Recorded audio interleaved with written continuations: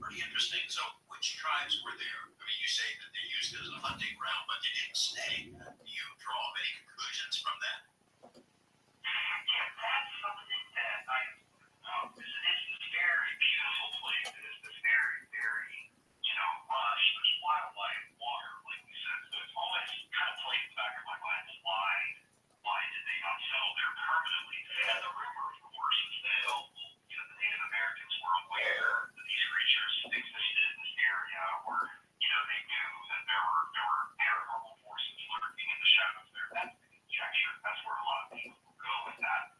But anytime we're talking about Native American societies and more, I think it's really important to make sure we don't extrapolate too much. Make sure we don't assume too much, because it's very easy to just say, "Oh, this is a Native American legend." So, but yeah, there does seem to be a history of, at the very least, Native Americans using this area.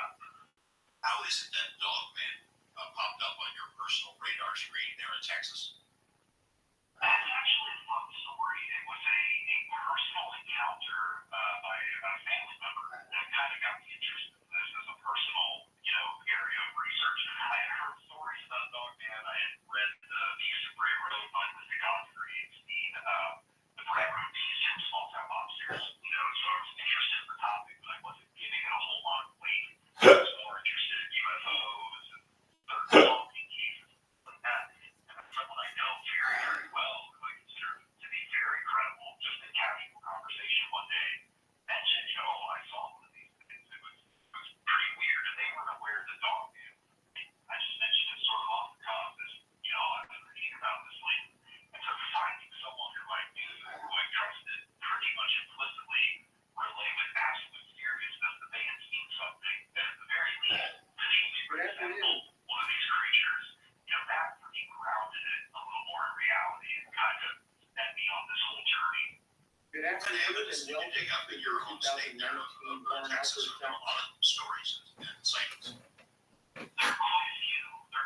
I looked at something, and the exact number always escapes me in interviews, but something like 23 individual stories in Texas, and some of those are going back a little over a century or more. They're folk tales or urban legends that have been floating around the hill country since the start of the 1900s.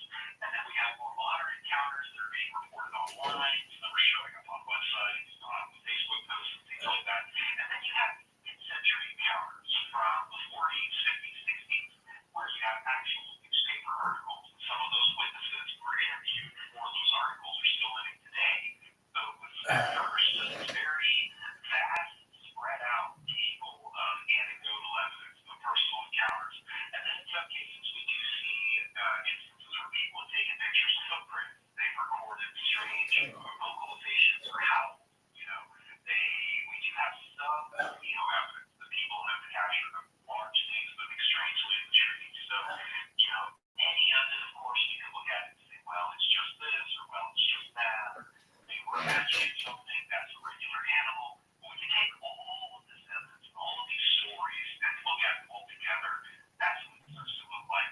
The whole point of relativity is to say there's no such thing as right now when you're far away. And that is doubly true for what's inside a black hole. You might think, well, the galaxy is very big. It's really not. It's some tens of thousands of light years across and billions of years old. So you don't need to move at a high fraction of the speed of light to fill the galaxy. The number of worlds is Very big. very, very, very big. Where do those worlds fit? Where do they go? The short answer is the worlds don't exist in space. Space exists separately in each world. The following is a conversation with Sean Carroll, his third time on this podcast. He is a theoretical physicist at Johns Hopkins, host of the Mindscape podcast that I personally love and highly recommend, and author of many books, including the most recent book series called the biggest ideas in the universe. The first book of which is titled Space, Time, and Motion, and it's on the topic of general relativity. And the second, coming out on May 14th, so you should definitely pre-order it, is titled Quanta and Fields, and that one is on the topic of quantum mechanics. Sean is a legit active theoretical physicist, and at the same time, is one of the greatest communicators of physics ever.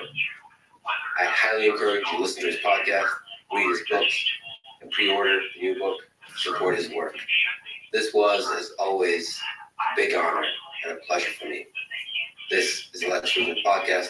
Support, please check out our sponsors in the description. And now, dear friends, here's Sean Carroll. In book one of the series, The Biggest Ideas in the Universe, called Space, Time, Motion, you take on classical mechanics, general relativity, by taking on the main equation of general relativity, making it accessible, easy to understand. So maybe at a high level, what is general relativity? What's a good way to start to try to explain it? Probably the best way to start to try to explain it is special relativity, which came first, 1905. It was the culmination, right, many decades of people putting things together, but it was Einstein in 1905. In fact, it wasn't even Einstein. I should give more credit to Minkowski in 1907. So Einstein in 1905 figured out that you could get rid of the ether, the idea of a rest frame for the universe, and all the equations of physics would make sense, with the speed of light being a maximum. But then it was Minkowski, who used to be Einstein's professor in 1907, who realized the most elegant way of thinking about this idea of Einstein's was to blend space and time together into space-time, to really imagine that there is no hard and fast division of the four-dimensional world in which we live into space and time separately. Einstein was at first dismissive of this. He thought it was just like, oh, the mathematicians are over-formalizing again. But then he later realized that if space-time is a thing, it can have properties. And in particular, it can have a geometry. It can be curved from place to place. And that was what let him solve the problem of gravity. He had previously been trying to fit in what we knew about gravity from Newtonian mechanics, the inverse square law of gravity, to his new relativistic theory. It didn't work. So the final leap was to say gravity is the curvature of space-time. And that statement is basically general relativity. And the tension with Minkowski was, he was a mathematician. Yes. So it's the tension between physics and mathematics. In fact, in your lecture about this equation, one of them, you say that Einstein is a better physicist than he gets credit for. I know that's hard. It's a little bit of a joke there, right? Yeah. Because we all give Einstein a lot of credit, but then we also, partly based on fact, but partly to make ourselves feel better, tell ourselves a story about how later in life Einstein couldn't keep up. There were younger people doing quantum mechanics and quantum field theory and particle physics, and he was just sort of unable to really philosophically get over his objections to that. And I think that story about the latter part is completely wrong, like almost 180 degrees wrong. I think that Einstein understood quantum mechanics as well as anyone, at least up to the 1930s. I think that his philosophical objections to it are correct, so he should actually have been taken much more seriously about that. And what he did, what he achieved in trying to think these problems through, is to really basically understand the idea of quantum entanglement, which is kind of important these days when it comes to understanding quantum mechanics. Now, it's true that in the 40s and 50s, he placed his efforts in hopes for unifying electricity and magnetism with gravity that didn't really work out very well. All of us, try things that don't work out. I don't hold that against it. But in terms of IQ points, in terms of trying to be a clear-thinking physicist, he was really, really great. What does greatness look like for a physicist? So how difficult is it to take the leap from special relativity to general relativity? How difficult is it to imagine that, to consider space-time together, and to imagine that there's a curvature to this whole thing? Yeah, that's a great question. I think that if you want to make the case, He's for Einstein's greatness, which is not hard to do. There's two things you point out.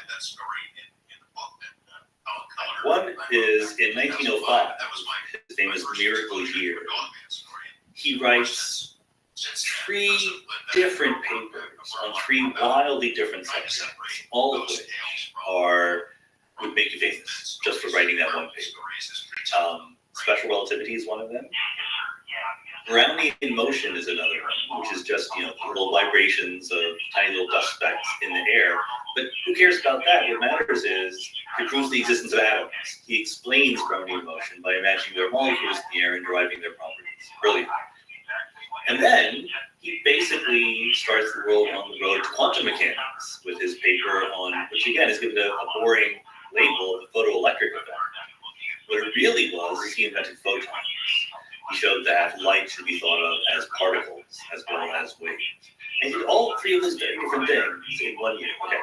But the other thing that gets him genius status is, like you say, general relativity. So this takes 10 years, from 1905 to 1915. He wasn't only doing general relativity. He was working on other things. He invented a refrigerator. He did various interesting things.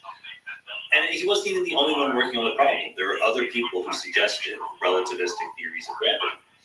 But he really applied himself to it, and I think as your question suggests, the solution was not a matter of turning a crank.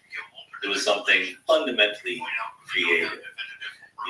In his own telling of the story, his greatest moment, his happiest moment, was when he realized that the way that we would say it in modern terms is you were in a rocket ship, accelerating at 1g and 1 acceleration due to gravity. If the rocket ship were very quiet, you wouldn't be able to know the difference between being in a rocket ship and being on the surface of the Earth. Gravity is sort of not detectable, or at least not distinguishable from acceleration. So number one, that's a pretty clever thing to do. But number two, if you or I had that thought, we would have gone, we're pretty clever. He reasons from there to say, okay, if gravity is not detectable, then it can't be like an ordinary force, right? The electromagnetic force is detectable. We can put charged particles around. Positively charged particles and negatively charged particles respond differently to an electric field or to a magnetic field. He realizes that what his thought experiment showed, or at least suggested, is that gravity isn't like that. Everything responds in the same way to gravity. How could that be the case? And then this other leap he makes is, this is the curvature of space-time, right? It's a feature of space-time. It's not a force on top of it. And the feature that it is curvature. And then finally, he says, okay, clearly I'm going to need the mathematical tools necessary to describe curvature. I don't know that, so I will learn that. And they didn't have MOOCs or AI helpers back in those days. He had to sit down and read the math papers and taught himself differential geometry and invented general relativity. What about the step of including time as just another dimension? So combining space and time. Is that a simple mathematical leap, as Minkowski suggested? It's certainly not simple, actually. It's a profound insight. That's why I said I think we should give Minkowski more credit than we do. He's the one who really put the finishing touches on special relativity. Again, many people had talked about how things change when you move close to the speed of light, what Maxwell's equations of electromagnetism predict and so forth, what their symmetries are. So people like Lorentz and Fitzgerald and Poincaré, there's a story that goes there. And in the usual telling, Einstein sort of puts the capstone on it. He's the one who says, all this makes much more sense if there just is no ether. It is undetectable. We don't know how fast. Everything is relative, thus the name relativity.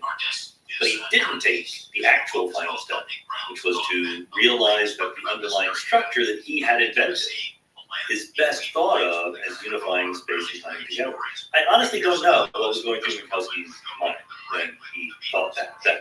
I'm not sure if he was, so mathematically adept that it was just clear to him, or he was really struggling it in the trial and error. I'm not sure. Do you, for him, or for Einstein, visualize the four-dimensional space, trying to play with the idea of time as just another dimension? Oh yeah, all the time. I mean, we of course make our lives easy by ignoring two of the dimensions of space. So instead of four-dimensional space-time, we just draw pictures of one dimension of space, one dimension of time, the so-called space-time diagram. But, maybe this is lurking underneath your question, but even the best physicists will draw a vertical axis and a horizontal axis. Space, time. But deep down, that's wrong, because you're sort of preferring one direction of space and one direction of time, and it's really the whole two-dimensional thing that is space-time. The more legitimate thing to draw on that picture are rays of light, or light from every point. There's a fixed direction at which the speed of light would represent. And that is actually inherent in the structure. The division into space and time is something that is easy for us human beings. What is the difference between space and time from the perspective of general relativity? It's the difference between x and y when you draw axes on a piece of paper. So there's really no difference.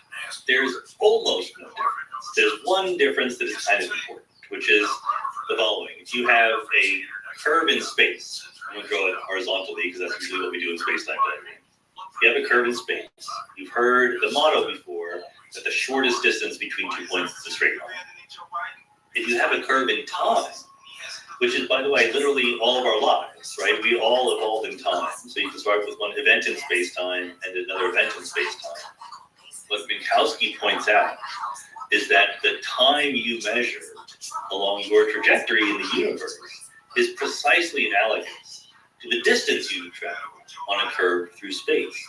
And by precisely, I mean, it is also true that the actual distance you travel through depends on your path, right? So a straight line, shortest distance, and curvy line would be longer. The time you measure in space-time, the literal time that takes off on your clock, also depends on your path. But it depends on it the other way. So that the longest time between 2 points is a straight line. And if you zig back and forth in space-time, you take less and less time to go from point A to point B. I don't make sense of that. The difference between the observed reality and the objective reality underneath it, or is objective reality a silly notion, given general relativity? I'm a huge believer in objective reality. I think that objective reality, is real. Yeah.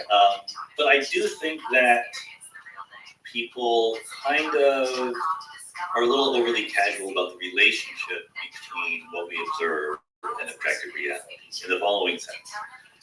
Of course, in order to explain the world, our starting point and our ending point is observations, our experimental input, the phenomena we experience and see around us in the world. But in between, there's a theory. There's a mathematical formalization of our ideas about what is going on. And if a theory fits the data and is very simple and makes sense in its own terms, then we say that the theory is right. And that means that we should attribute some reality to the entities that play an important role in that theory, at least provisionally until we come up with a better theory down the road. I think a nice way to test the difference between objective reality and the observed reality is what happens at the edge of the horizon of a black hole. So technically, as you get closer to that horizon, time stands still. Yes and no. It depends on exactly how careful you're being. So here is a bunch of things I think are correct. If you imagine there is a black hole space-time, so like the whole solution of Einstein's equation, and you treat you and me as what we call test particles. So we don't have any gravitational fields ourselves. We just move around in the gravitational field. That's obviously an approximation, okay? But let's imagine that. And you stand outside the black hole, and I fall in. And as I'm falling in, I'm waving to you, going into the black hole, you will see me move more and more slowly. And also the light from me is redshifted. So I'm a little embarrassed because I'm falling into a black hole. And there is a limit. There's a last moment that light will be emitted from me, from your perspective, forever, okay? And you don't literally see it because I'm emitting photons more and more slowly, right? Because from your point of view. So it's not like I'm equally bright. I basically see a view in that picture. Okay, so that's one approximation. The other approximation is I do have gravitational field of my own, and therefore, as I approach the black hole doesn't just sit there and let me pass through. It kind of moves out to eat me up because its net energy mass is going to be mine plus it. But roughly speaking, yes, I think so. I don't like to go to the dramatic extremes because that's where the approximations break down. But if you see something falling into a black hole, you see its clock ticking more and more. How do we know the time?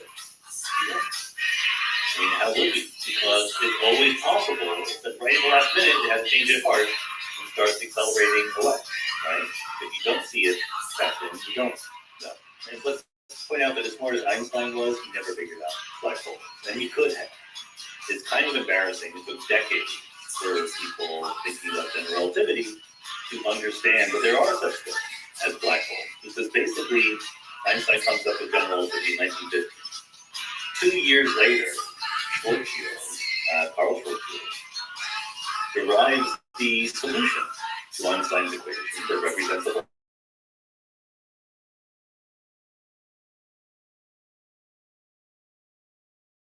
And that's just one of these examples of physicists not being as clever as they could be.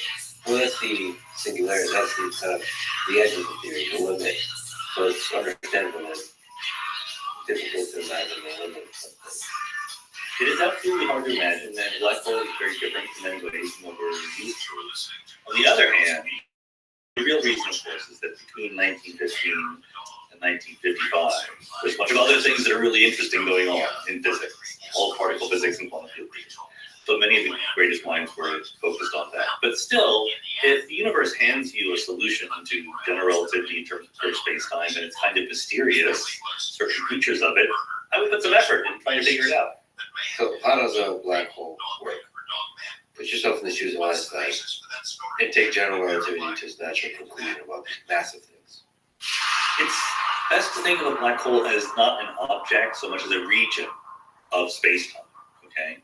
It's a region with the property, at least in classical general relativity. Quantum mechanics makes everything harder, but let's imagine we're being classical for the moment. It's a region of space-time with the property that if you enter, you can't leave. Literally, the equivalent of escaping a black hole would be moving faster than the speed of light. They're both precisely equally difficult. You would have to move faster than the speed of light to escape from the black hole. So once you're in, that's fine. In principle, you don't even notice when you cross the event horizon, as we call it. The event horizon is that point of no return, where once you're inside, you can't leave. But meanwhile, the space-time is sort of collapsing around you to ultimately a singularity in your future, which means that gravitational forces are so strong they tear your body apart, and you will die in a finite amount of time. The time it takes, if the black hole is about the mass of the sun, to go from the event horizon to the singularity takes about 1/millionth of a second.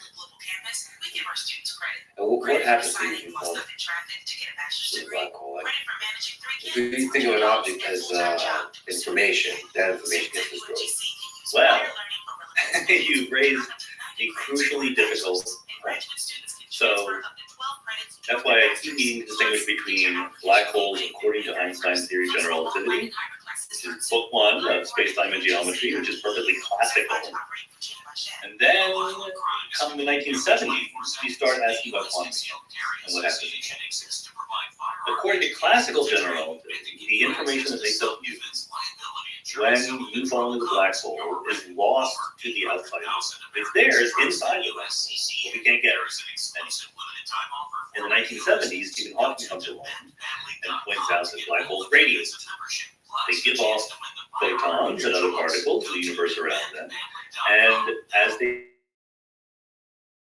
evaporate, they disappear. So once that happens, I can no longer say the information about you or a book that I threw in a black hole or whatever is still there sitting behind the black hole. The black hole has gone away. So either information is destroyed, like you said, or it is somehow transferred to the radiation that is coming out, to the Hawking radiation.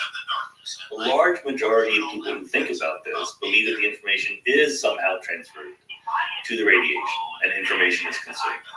That is the feature, both the general relativity by itself and the quantum mechanics by itself. So if you put them together, that should still be a feature. We don't know that for sure. There are people who have doubted it, including Stephen Hawking for a long time. But that's what most people think. And so what we're trying to do now in a topic which has generated many, many hundreds of papers called the Black Hole Information Loss Puzzle is figure out how to get the information when you or the book into the radiation that is escaping the black hole. Is there any way to observe Hawking radiation to a degree where you can start getting insight, or is this all just in the space of theory? Right now, we are nowhere close to observing Hawking radiation.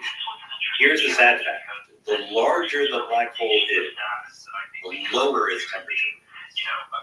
So, a small black hole, like a microscopically small black hole, might be very visible. It's giving off light. But something like the black hole at the center of our galaxy, 3 million times the mass of the sun or something like that, Sagittarius A star, that is so cold and low temperature that its radiation will never be observed. Black holes are hard to make.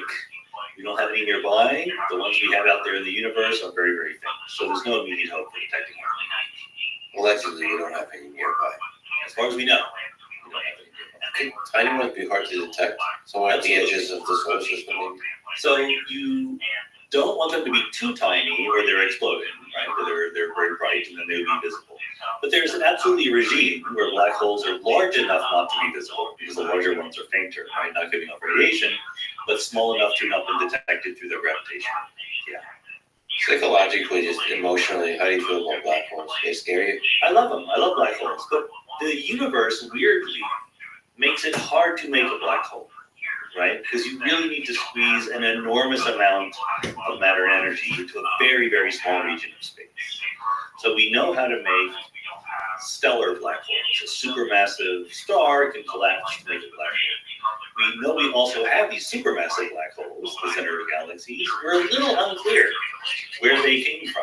I mean, maybe stellar black holes that got together and combined, but that's, one of the exciting things about new data from the James Webb Space Telescope is that quite large black holes seem to exist relatively early in the history of the universe. So it was already difficult to figure out where they came from. Now it's an even tougher puzzle. So these supermassive black holes were formed somewhere early on in the universe. I mean, that's a feature, not a bug, right? That we don't have too many of them. Otherwise, we wouldn't have the time or the space to form the little pockets of complexity that we call humans. I think that's fair, yeah. It's always interesting when something is difficult but happens anyway, right? I mean, probably making a black hole could have been 0. It could have been 1. But it's this interesting number, which is kind of fun. Are there more intelligent alien civilization than there are supermassive black holes? Yeah, I have no idea. But I think your intuition is right that it would have been easy for there to be lots of civilizations, and then we would have noticed them already. And we haven't. So absolutely the simplest explanation for why we haven't is that they're not there. Yeah, I just think it's so easy to make them. So there must be, I understand that's the simplest explanation. But also, how easy is it to make life? Or you carry out life, or multicellular? It seems like life finds a way. Intelligent alien civilizations, sure, maybe there is somewhere along that chain, a really, really hard leap. But once you start life, once you get the origin in life, it seems like life just finds a way everywhere, in every condition. It just figures it out. I mean, I get it. I get exactly what you're thinking. I think it's a perfectly reasonable attitude to have before you confront the data. I would not have expected it to be special in any way. I would have expected there to be plenty of very noticeable extraterrestrial civilizations out there. But even if life finds a way, even if we apply everything you say, how long does it take for life to find a way? What if it typically takes 100 billion years? Then we'd be alone. It's a time thing. But do you really, there's most likely there's no alien civilizations out there. I can't see it. I believe there's a ton of them and there's another explanation why we can't see them. I don't believe that very strongly. Look, I'm not going to place a lot of bets here. I would not I'm both pretty up in the air about whether or not life itself is all over the place. It's possible when we visit other worlds, other solar systems, there's very tiny microscopic life ubiquitous, but none of it has reached some complex form. It's also possible there isn't any. It's also possible that there are intelligent civilizations that have better things to do than knock on our doors. So I think we should be very humble about these things. And it's also possible there's a great filter where there's something fundamental about once a civilization develops complex enough technology, that technology is more statistically likely to destroy everybody versus to continue being creative. That is absolutely possible. I'm actually putting less credence on that one just because you need to happen every single time, right? If even one, this goes back to von Neumann. John von Neumann pointed out that you don't need to send the aliens around the galaxy. You can build self-reproducing probes and send them around the galaxy. And you might think, well, the galaxy is very big. It's really not. It's some tens of thousands of light years across and billions of years old. So you don't need to move at a high fraction of the speed of light to fill the galaxy. So if you were in an intelligent alien civilization, the dictator of one, you would send out a lot of probes, self-replicating probes. 100%. And to spread out. Yes, and what you should do, so if you want the optimistic spin, here's the optimistic spin. People looking for intelligent life elsewhere often tune in with their radio telescopes, right? At least we did before Arecibo was decommissioned. That's not a very promising route to find intelligent life elsewhere, because why in the world would a super intelligent alien civilization waste all this energy by beaming it in random directions into the sky? For one thing, it just passes you by, right? So if we're here on Earth, we've only been listening to radio waves for a couple hundred years, okay? So if an intelligent alien civilization exists for a billion years, they have to pinpoint exactly the right time to send us this signal. It is much, much more efficient to send probes and to park, to go to the other solar systems, just sit there and wait for an intelligent civilization to arise in that solar system. This is kind of the 2001 monolith hypothesis, right? I would be less surprised to find a sort of quiescent alien artifact in our solar system than I would to catch a radio signal from an intelligent civilization. So you're a sucker for in-person conversations versus remote. I just want to integrate over time. A probe can just sit there and wait, whereas a radio wave goes right by you. How hard is it for an alien civilization getting at the dictator to figure out a probe that is most likely to find a common language with whatever it finds? Would that be like the elected leader? Elected leader of a democratic alien civilization, yes. I think we would figure out that language thing pretty quickly. Maybe not as quickly as we do when different human tribes find each other, because obviously there's a lot of commonalities in humanity, but there is logic in math, and there is the physical world. You can point to a rock and go rock, right? I don't think it would take that long. I know that a rock, based on a Ted Chiang story, suggested that the way that aliens communicate is going to be fundamentally different. But also they had recognition and other things I don't believe in. So I think that if we actually find aliens, that will not be our long. So there's a folks, one of the places you're familiar with is Santa Fe, and they approach the question of complexity in many different ways and ask the question in many different ways of what is life, thinking broadly. But you will be able to find it. You'll think you show up, probe shows up to the planet, you'll see a thing and be like, yeah, that's a living thing. Well, again, if it's intelligent and technologically advanced, the more short-term question of if we get some spectroscopic data from an exoplanet, so we know a little bit about what is in its atmosphere, how can we judge whether or not that atmosphere is giving us a signature of life existing? That's a very hard question that people are debating.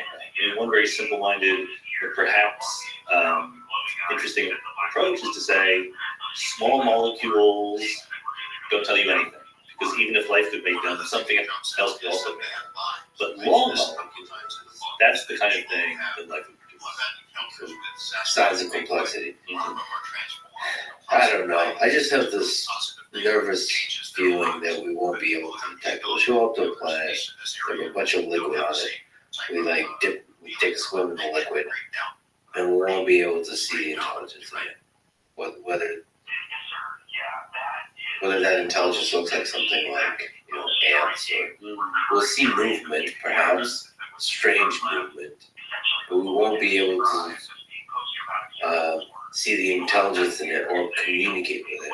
I guess if we have a nearly infinite amount of time to play with different ideas, we might be able to. I'm in favor of this kind of humility, this intellectual humility that we won't know, because we should be prepared for surprises. But I do always keep coming back to the idea that we all live in the same physical universe. And let's put it this way. The development of our intelligence has certainly been connected to our ability to manipulate the physical world around us. And so I would guess, without 100% credence by any means, but my guess would be that any advanced kind of life would also have that capability. Both dolphins and octopuses are potential counterexamples to that, but I think in the details there would be enough similarities. I don't know how we got on this topic, but I think it was from supermassive black holes. So if you return to black holes and talk about the holographic principle more broadly, you have a recent paper on the topic. I've been thinking about the topic in terms of rigorous research perspective and just as a popular book writer. But what is the holographic principle? Well, it goes back to this question that we were talking about with the information and how it gets out. In quantum mechanics, certainly, arguably even before quantum mechanics comes along in classical statistical mechanics, there's a relationship between information and entropy. Entropy is my favorite thing to talk about. I've written books about, I've written great books about. So Hawking tells us that black holes have entropy. And it's a finite amount of entropy. It's not an infinite amount. But the belief is, and now we're already getting quite speculative, the belief is that the entropy of a black hole is the largest amount of entropy that you can have in a region of space-time. It's sort of the most densely packed that entropy can be. And what that means is there's sort of a maximum amount of information that you can fit into that region of space, and you call it a black hole. And interestingly, you might expect, if I have a box, and I'm going to put information in, and I don't tell you how I'm going to put the information in, but I ask, how does the information I can put in scale with the size of the box? You might think, well, it goes as the volume of the box, because the information takes up some volume, and I can only fit in a certain amount. And that is what you might guess for the black hole, but it's not what the answer is. The answer is that the maximum information, as reflected in the black hole entropy, scales as the area of the black hole's eventualizing, not the volume itself. So people thought about that in both deep and superficial ways for a long time, and they proposed what we now call the holographic principle, that the way that space, time, and quantum gravity convey information or hold information is not different bits or qubits for quantum information at every point in space-time. It is something holographic, which means it's sort of embedded in or located in or can be thought of as pertaining to one dimension less of the three dimensions of space that we live in. So in the case of the black hole, the event horizon is two-dimensional, then in a three-dimensional universe. And the holographic principle would say all of the information contained in the black hole can be thought of as living on the event horizon rather than in the interior of the black hole. I need to say one more thing about that, which is that this was an idea. What the idea I just told you was the original holographic principle put forward by people like Gerard and Tufte and Leonard Susskind, the super famous physicist. Leonard Susskind was on my podcast and gave a great talk. He's very, very good at explaining these things. Landscape podcast. That's right. Yes. And you don't just have physicists on. I don't. I love landscape. Oh, thank you very much. Curiosity driven. Yeah, I do. Inspirational It's ideas. for people, yeah. But anyway, what I was trying to get at is Susskind and also Took were a little vague. They were a little hand-wavy about holography and what it meant. Where holography, the idea that information is sort of encoded on a boundary, really came into its own was with Juan Maldacena in the 1990s and the ADS CFD cardinal. So we don't have to get into that into detail, but it's a whole full-blown theory. It's two different theories. One theory in n dimensions of space-time without gravity, and another theory in n+1 dimensions of space-time with gravity. And the idea is that this n-dimensional theory is, casting a hologram into the n+1 dimensional universe to make it look like it has gravity.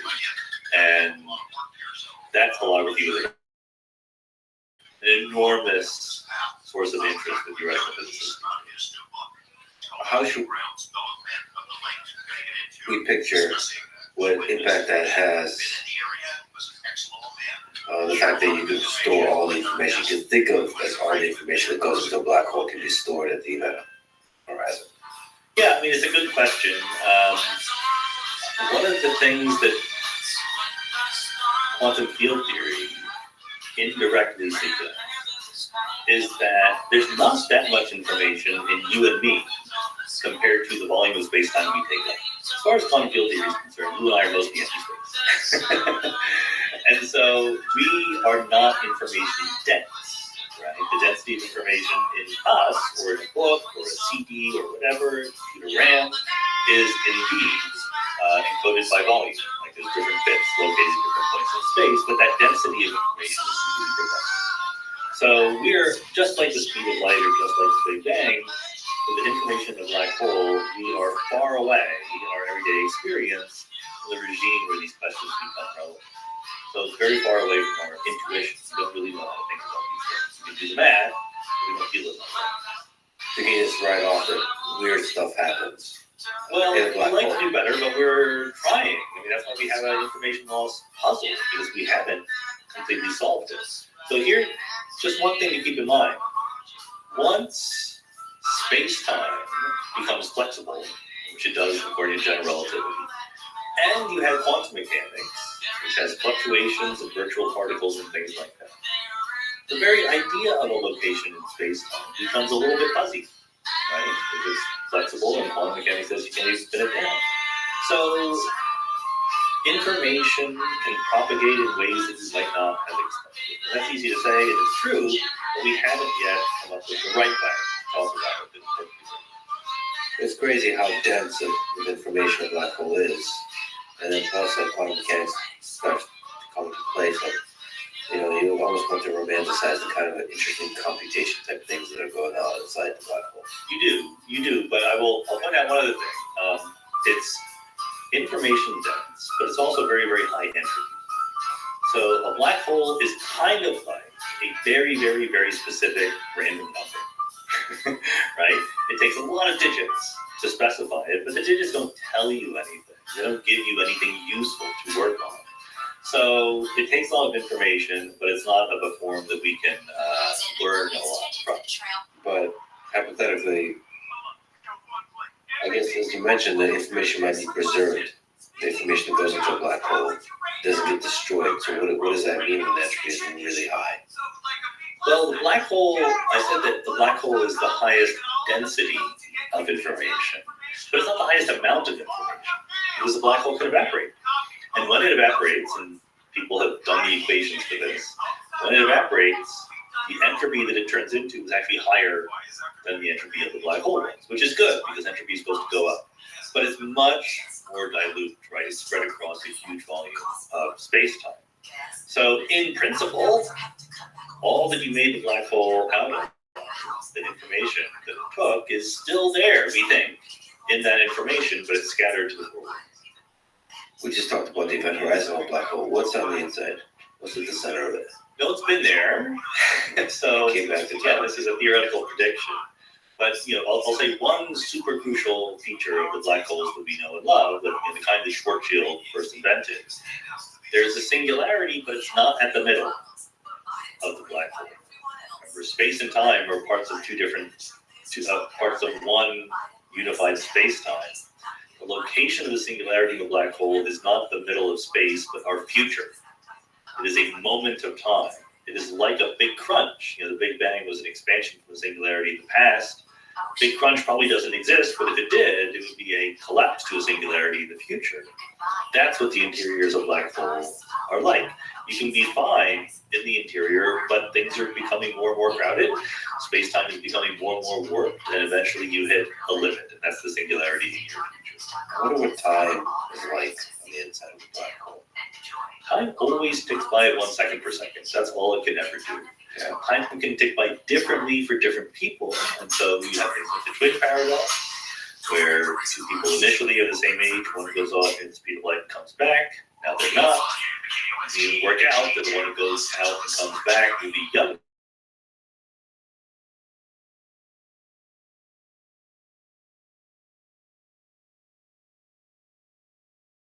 Time is not funny. Time is your neurological signals in your brain and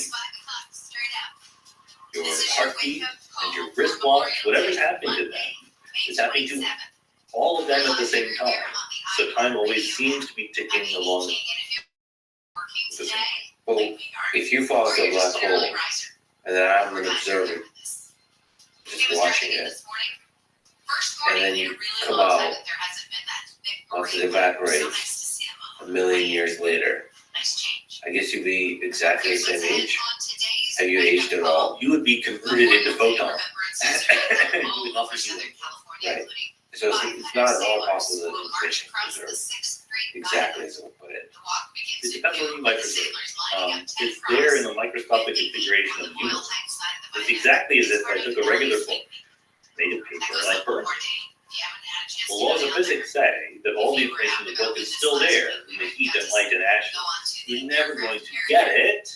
Matter of practice, but it's still there. But what about the age of things from the observer perspective, from outside the black hole? Outside the black hole doesn't matter because they're inside the black hole. No, so but is there okay? There's no way to escape the black hole except But also, by the way, just in relativity, special relativity, forget about general relativity, it's enormously tempting to say, okay, here's what's happening to me right now. I want to know what's happening far away right now. The whole point of relativity is to say there's no such thing as right now when you're far away. And that is doubly true for what's inside a black hole. So you're tempted to say, well, how fast is their clock ticking? Or how old are they now? Not allowed to say that, according to because they're treated the same. So what happens to time in the holographic? As far as we know, nothing dramatic.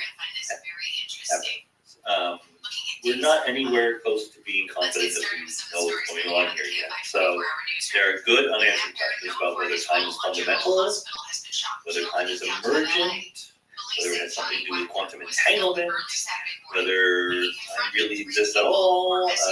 Different theories, different proponents of different things.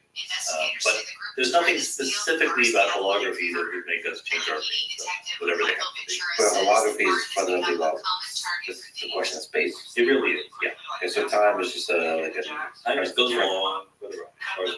So all the questions about time is just going to separate questions, whether it's emergent and all that. Yeah, I mean, that might be a reflection of our ignorance right now, but yes. If we figure out a lot, millions of years from now about black holes, how surprised would you be if they traveled back in time and told you everything you want to know about black holes? How much do you think there is still to know? And how mind-blowing would it be? It does depend on what they would say. I think that there are colleagues in mine who think that we're pretty close to figuring out how information gets out of black holes, how to quantize gravity, things like that. I'm more skeptical that we are pretty close. I think that there's room for a bunch of surprises to come. So in that sense, I suspect I would be surprised. The biggest and most interesting surprise to me would be if quantum mechanics itself were somehow superseded by something better. As far as I know, There's no empirical evidence-based reason to think quantum mechanics is not but it might not be. That's always possible. So, and there are, again, respectable friends of mine who speculate about it. So that's something first thing I'd want to know. Oh, so like the black hole would be the most clear illustration. Yeah, that's If there was something we would show up there. I mean, maybe. The point is that black holes are mysterious for various reasons.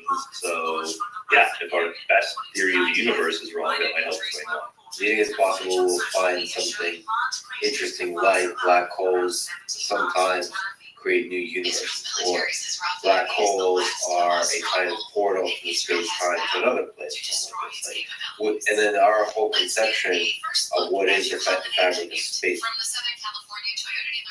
time changes completely because black holes, it's like Swiss cheese type of situation. Yeah, that would be less surprising for me because I've already written papers about that. We don't have, again, strong reason to think that the interior of black hole leads to another universe. But it is possible, and it's also very possible that that's true for some black holes and not others. This is stuff we don't know. It's easy to ask questions we don't know the answer to. The problem is, the questions that are easy to ask but we don't know the answer to are super hard to answer. Because these objects are very difficult to test into. Or regimes are just very far. So either literally far away in space, but also in energy or mass or time. You published a paper on the holographic principle, or that involves the holographic principle. What can you explain the details of that? Yeah, I'm always interested in, since my first published paper, taking these wild speculative ideas and trying to test them against data. And the problem is, when you're dealing with wild speculative ideas, they're well defined enough to make a prediction, right? Like, it's kind of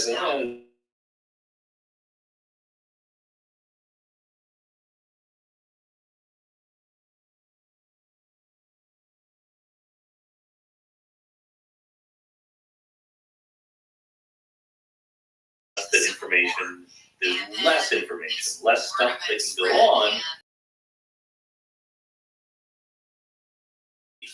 to predict using quantum field theory. Quantum field theories are best theory of fundamental physics right now. Unlike this holographic black hole stuff, quantum field theory is entirely local. In every point of space, something can go on, and you add up all different points in space. Okay, not holographic at all. There's a mismatch between expectations for what is happening, even in empty space, in quantum field theory, versus what the holographic principle would predict. How do you reconcile these two things? So there's one way of doing it that has been suggested previously, which is to say that in the quantum field theory way of talking, it implies there's a whole bunch more states, a whole bunch more ways the system could be than there really are. And the answer, and just I'll do a little bit of math, just because there might be some people in the audience who like math. If I draw two axes on a two-dimensional geometry, like the surface of the table, right? You know that the whole point of it being two-dimensional is I can draw two vectors that are perpendicular to each other. I can't draw three vectors that are all perpendicular to each other, right? They need to overlap a little bit. That's true for any numbers of dimensions. But I can ask, okay, how much do they have to overlap? If I try to put more vectors into a vector space than the dimensionality of the vector space, and I make them almost perpendicular. And the mathematical answer is, as the number of dimensions gets very, very large, you can fit a huge extra number of vectors in. It's almost perpendicular. So, in this case, what we're suggesting is the number of things that can happen in a region of space is correctly described by holography. It is somewhat overcounted by quantum field theory, but that's because the quantum field theory states are not exactly perpendicular to each other. I should have mentioned that in quantum mechanics, states are given by vectors in some huge dimensional, very, very, very, very large dimensional vectors. So maybe the quantum field theory states are not quite perpendicular to each other. If that is true, that's a speculation already, but if that's true, how would you know? What is the experimental deviation. And it would have been completely respectable if we'd gone through, made some guesses, and found that there is no noticeable experimental difference because, again, these things are in regimes very, very far away. We stuck our necks out. We made some very, very specific guesses as to how this weird overlap of states would show up in the equations of motion for particles like neutrinos. And then we made predictions on how the neutrinos would behave on the basis of those wild guesses. And then we compared them with data. And what we found is we're pretty close, but haven't yet reached the detectability of the effect that we are predicting. In other words, well, basically one way of saying what we predicted is if a neutrino, and there's a reason why it's neutrinos, we'll get into one, but it's not that interesting. The neutrino comes to us from across the universe, from some galaxy very, very far away.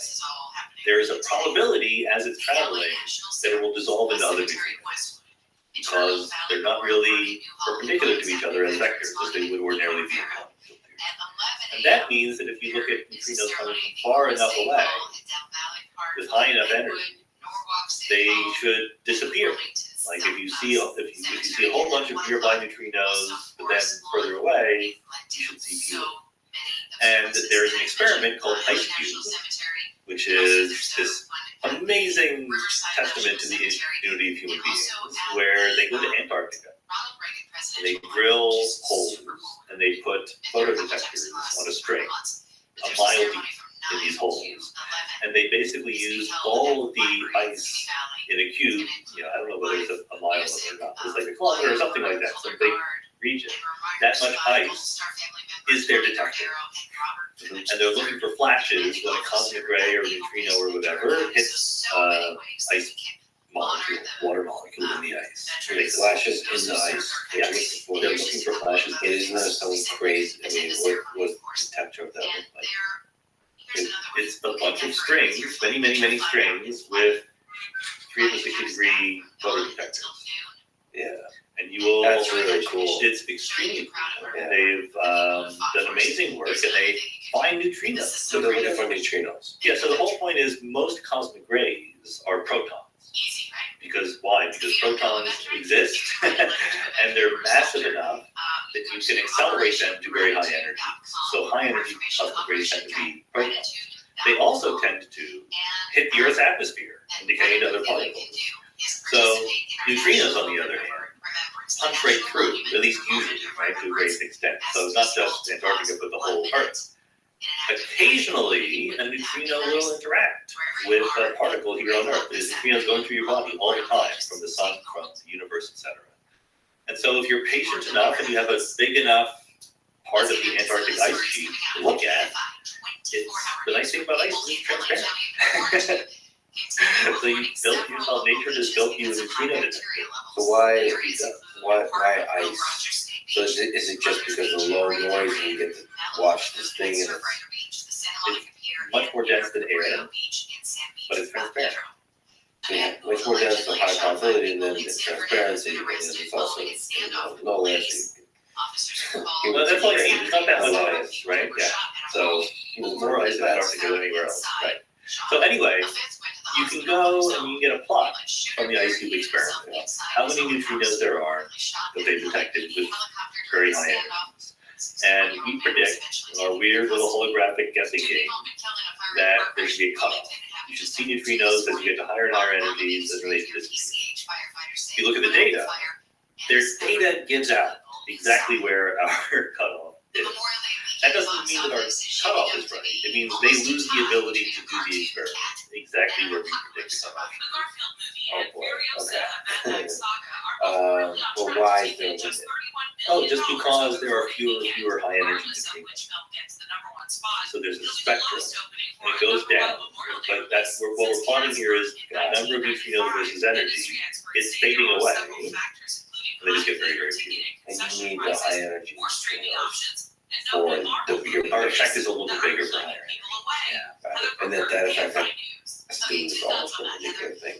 And let me just mention the name of Oliver Friedrich, who's postdoc who led this. He deserves the credit. That was A co-author and a collaborator, I did some work, but he really gets it. Thank you, Oliver. Thank you for pushing this wild science forward.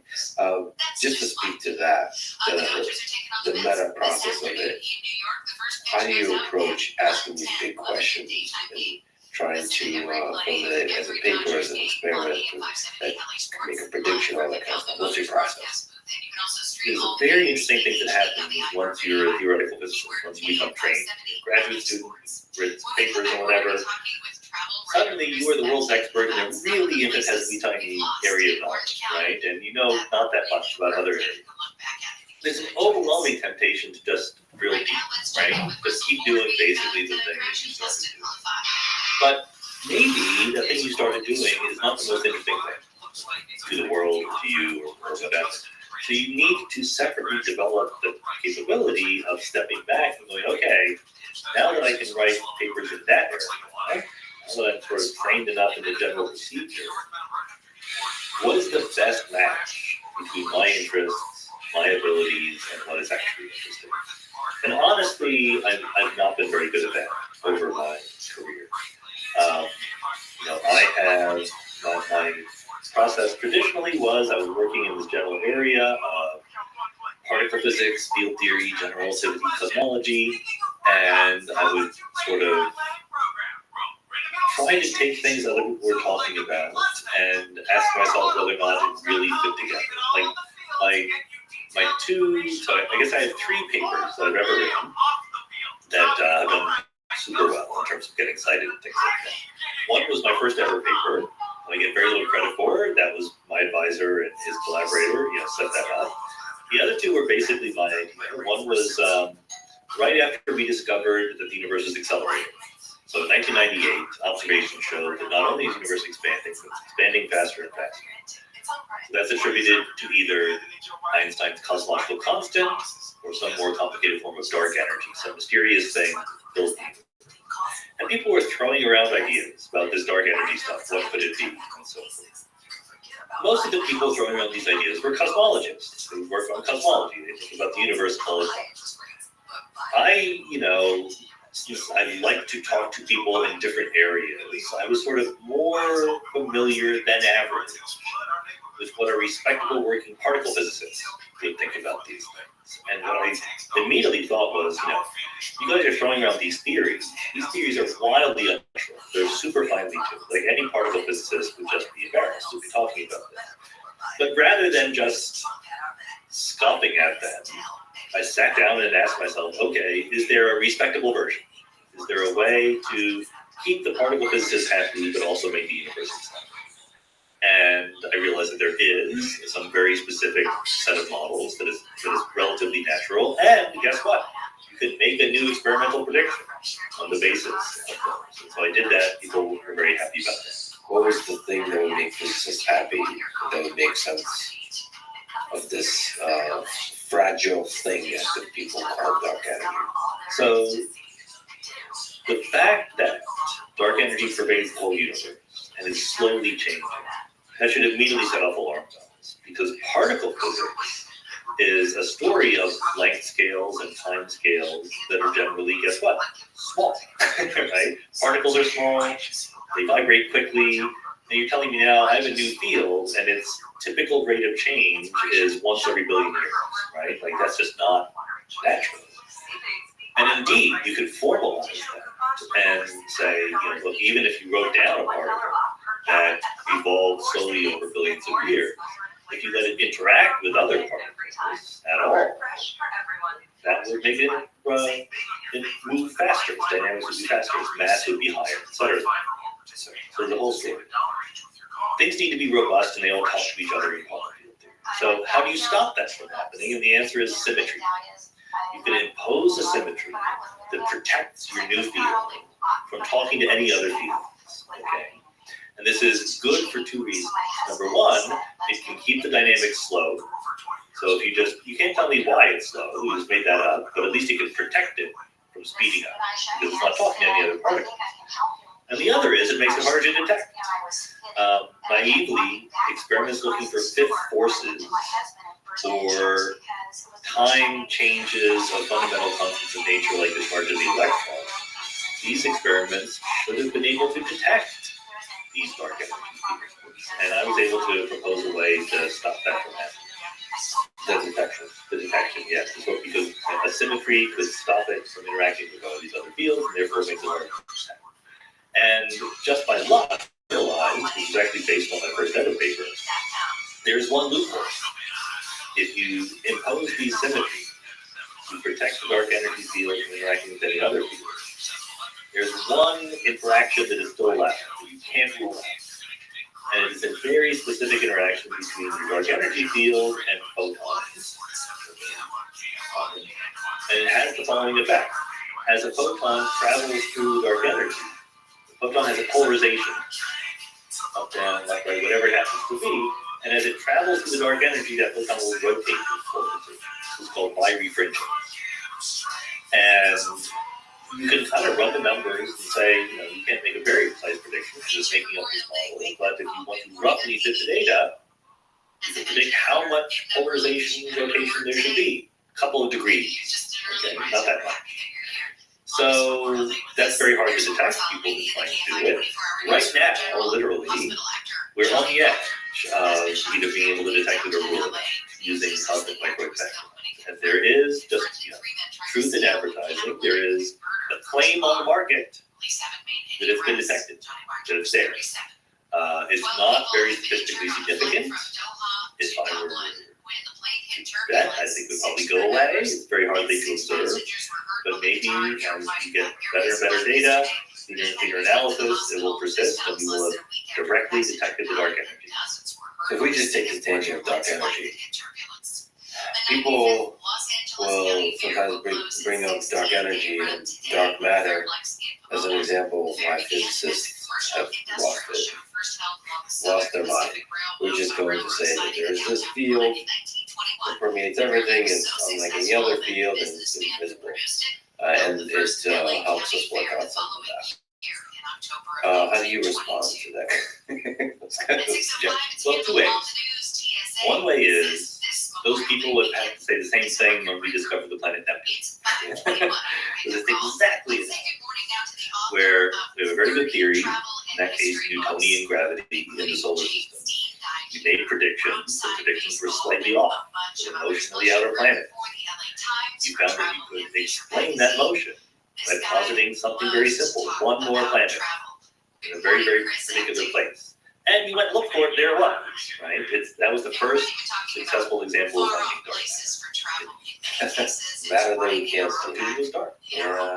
There's a difference between dark matter and dark energy, right? Dark matter, as far as we are hypothesizing, is a particle.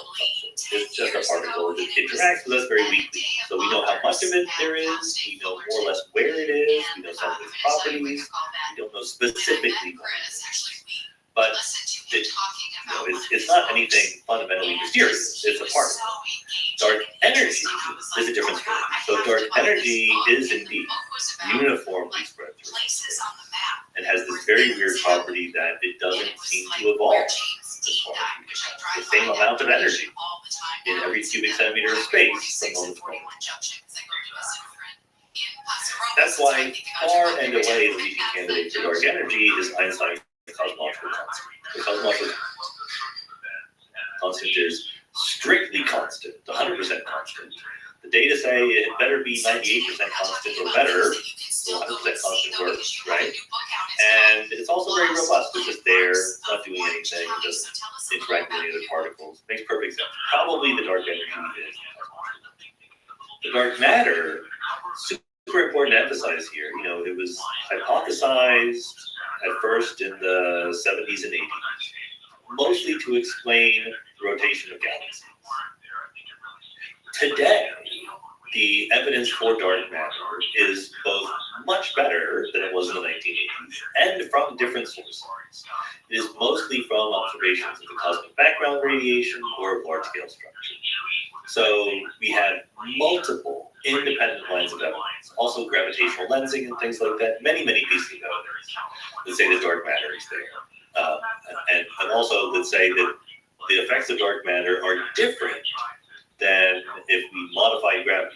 So that was my first answer to your question is, dark matter, we have a lot of evidence for. But the other one is, of course, we would love it if it weren't dark matter. Our vested interest is 100% aligned with it being something more cool and interesting than dark matter, because dark matter is just a particle. That's the most boring thing in the world. And it's non-uniformly distributed to space, dark matter. Absolutely, yeah. So this You can even see maps of it, so we constructed gravitational lens. some verifiable sort of clumps of dark matter in the galaxy that explains stuff. Bigger than the galaxy, sadly. Like, we think that in the galaxy, dark matter is lumpy, but it's weaker, its effects are weaker. But on the scale of large-scale structure and clusters of galaxies and things like that, yes, we can show you where the dark matter is. So to be a super cool explanation for dark matter that would be interesting as opposed to just another particle that sits there in clumps. The super cool explanation would be modifying gravity rather than inventing a new particle. Sadly, that doesn't really work.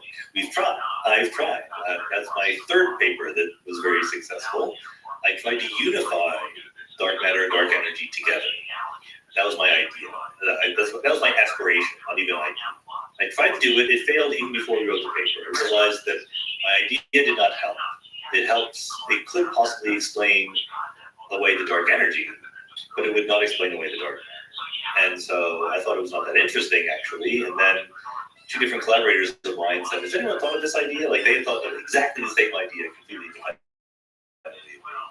I said, well, if three different people found the same idea, maybe it is interesting. And so we wrote the paper.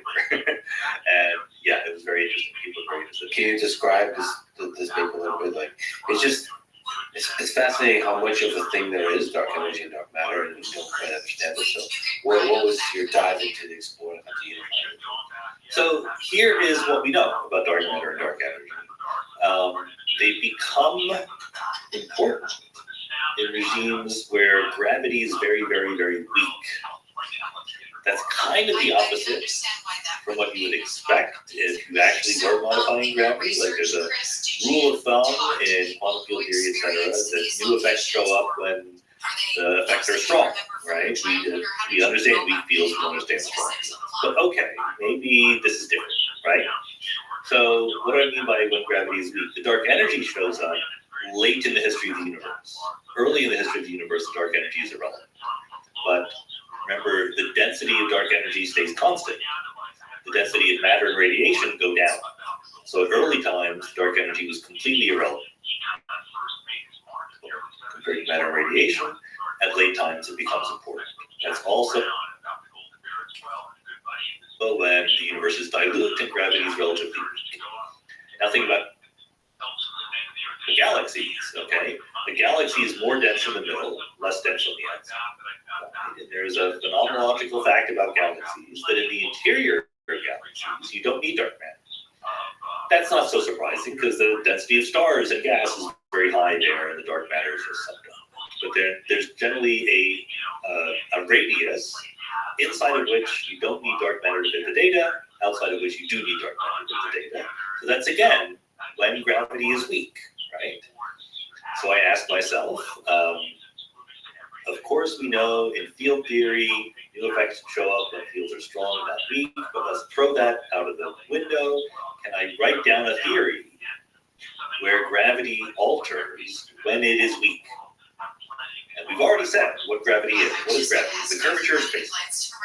So there are mathematical quantities that measure the curvature of space. And generally, you would say, like, understanding Einstein's equation, which I explained to the readers in the book, relates the curvature of space-time to matter and energy. The more matter and energy, the more curvature. So I'm saying, what if you add a new term in there that says the less matter and energy, the more curvature? No reason to do that, except just the data, right? So I try to unify the need for dark matter and the need for dark matter. That would be really cool if that was the case. Like, Super cool, right? It'd be the best. It'd be great. but it didn't work.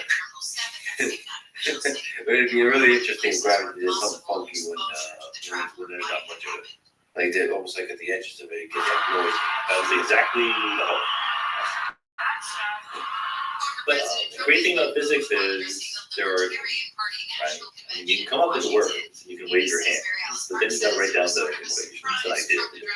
And I figured out that it could help with the dark energy deceleration universe. It doesn't help with the dark energy. It just sucks that the scale of galaxies, the scale of solar systems, It does. I agree. And again, that's why it is a little bit, they tear my hair out when people who are not physicists think, accuse physicists, like you say, of losing the plot because they need dark matter and dark energy. I don't want dark matter and dark energy. I want something much cooler than that. I try. But you gotta listen to the equations and to the data. You mentioned 3 papers.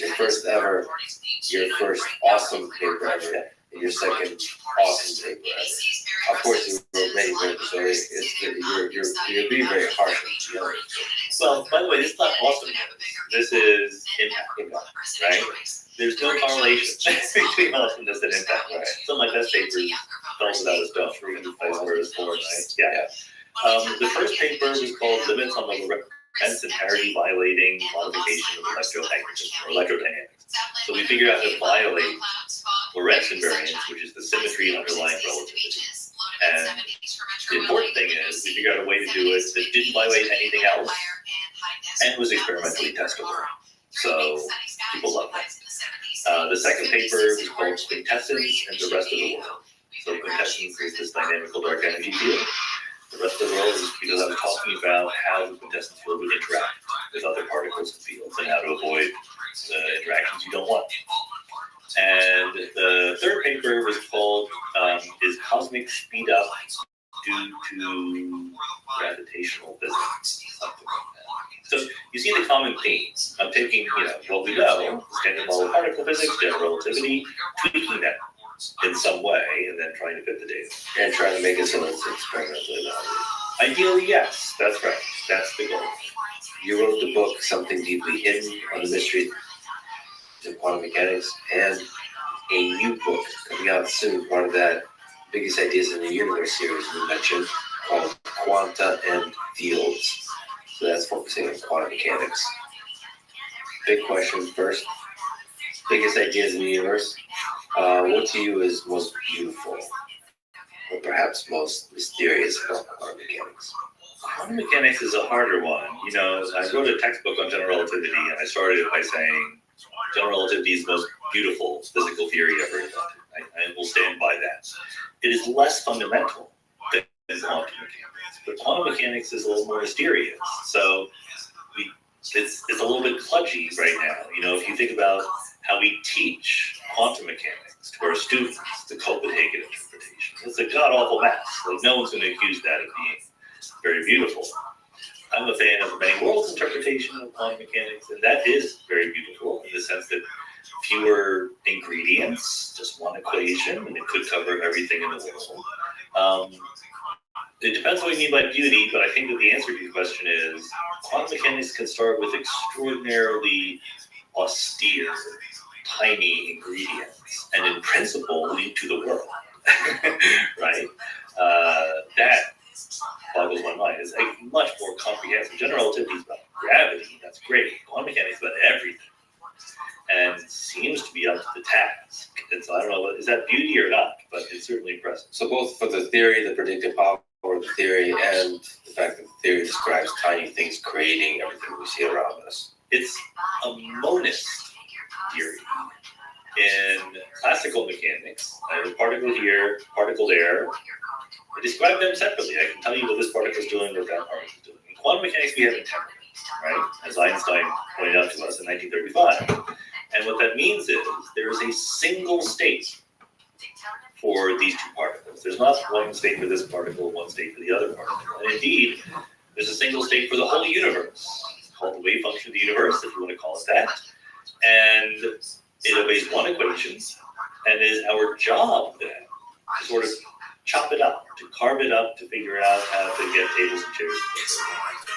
You mentioned many worlds interpretation, and it is in fact beautiful. But one of your more controversial things you stand behind. Yeah, You've probably gotten a bunch of flack for it. I'm a big boy. I can take it. Well, can you first explain it, and then maybe speak to the flack you may have got? the classic experiment to explain quantum mechanics to people is called the Stern-Gerlach experiment. You're measuring the spin of a particle. Okay. And in quantum mechanics, the spin is, is just a spin. It's the rate at which something is rotating around in a very down-to-earth sense. The difference being is that it's quantum. So for something like a single electron or a single neutron, it's either spinning clockwise or counterclockwise. Those are the only two, let's put it this way, those are the only two measurement outcomes we'll ever get. There's no it's spinning faster or slower, it's either spinning one direction or the other, that's two choices, okay? According to the rules of quantum mechanics, I can set up an electron, let's say, in a state where it is neither purely clockwise or counterclockwise, but a superposition of both. And that's not just because we don't know the answer, it's because it truly is both until we measure. And then when we measure it, we see one or the other. So this is the fundamental mystery of quantum mechanics, is that how we describe the system, and we're not looking at it as different from what we see when we look at it. So we teach our students in the Copenhagen way of thinking, is that the act of measuring the spin of the electron causes a radical change in the physical state. It spontaneously collapses from being a superposition of clockwise and counterclockwise, being one or the other, and you can tell me the probability that that happens, but that's all you can know. And I can't be very specific about when it happened,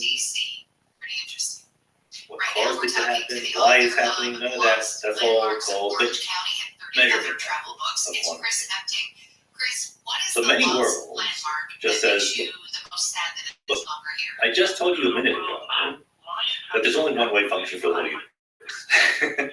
And that means that you can't take too seriously just describing the electron. You have to include everything else in the universe. In particular, you clearly have to interact with the electron in order to measure it. So whatever is interacting with the electron should be included in the wave function that you're describing. And look, maybe it's just you. Maybe your eyeballs are able to perceive it, but okay, I'm going to include you in the wave function. And if you do that, let's be, since you're a very sophisticated listenership, I'll be a little bit more careful than average. What does it mean to measure the spin of the electron? We don't need to go into details, but we want the following thing to be true. If the electron were in a state that was 100% spinning clockwise, then we want the measurement to tell us it was spinning clockwise. We want your brain to go, yes, the electron was spinning clockwise, right? Likewise, if it was 100% counterclockwise, we want to see that, to measure that. The rules of quantum mechanics, the Schrodinger equation, is 100% clear. That if you want to measure it clockwise when it's clockwise, and measure it counterclockwise when it's counterclockwise, then when it starts out in a superposition, what will happen is that you and the electron will entangle with each other.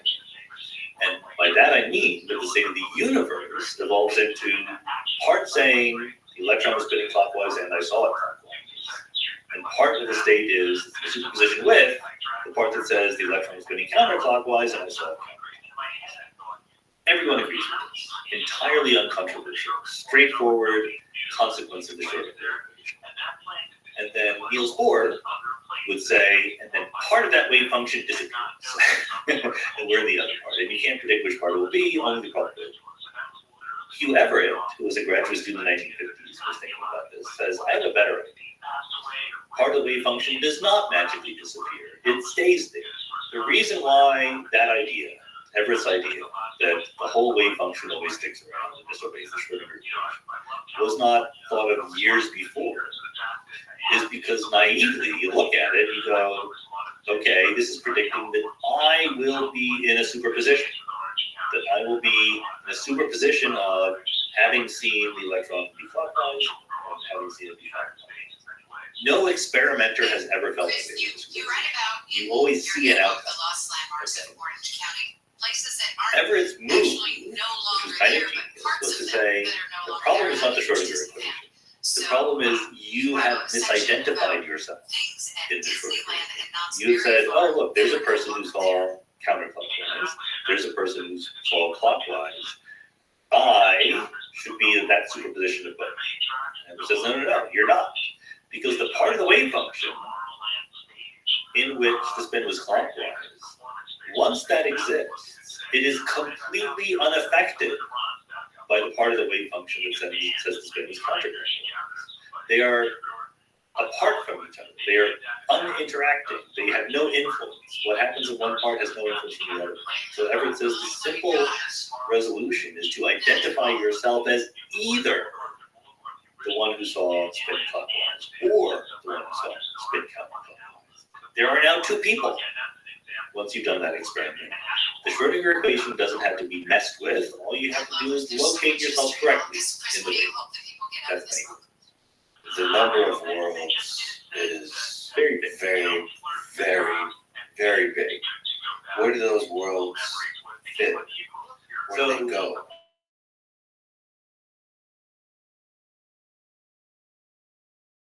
Space. Space exists separately in each world.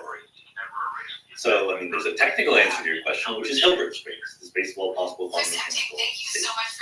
But physically, we want to put these worlds somewhere. That's just a wrong intuition that we had. There is no the physical spatial location of the world. The space is inside the world. One of the properties of this interpretation is that you can't travel from one world to the other, Right?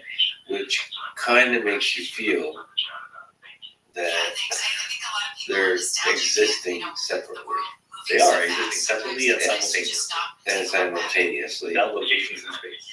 without locations in space. How is it possible to visualize them existing without locations? The real answer to that, the honest answer, is the equations predict it. If you can't visualize it, so much worse for you. The equations are crystal clear about what they're predicting. Is there a way to get to closer to understanding and visualizing the weirdness of the implications of this? I don't think that wasn't that hard for me. I don't mind the idea that when I make a quantum mechanical measurement, there is later on in the universe multiple descendants of my present self who got different answers to that measurement. I can't interact with that. Hilbert space, the space of quantum wave functions, was always big enough to include all of them. I'm going to worry about the parts of the universe I can observe. So let's put it this way. Many worlds come about by taking the Schrödinger equation. The Schrödinger equation was invented to fit the data, to fit the spectrum of different atoms and different emission absorption.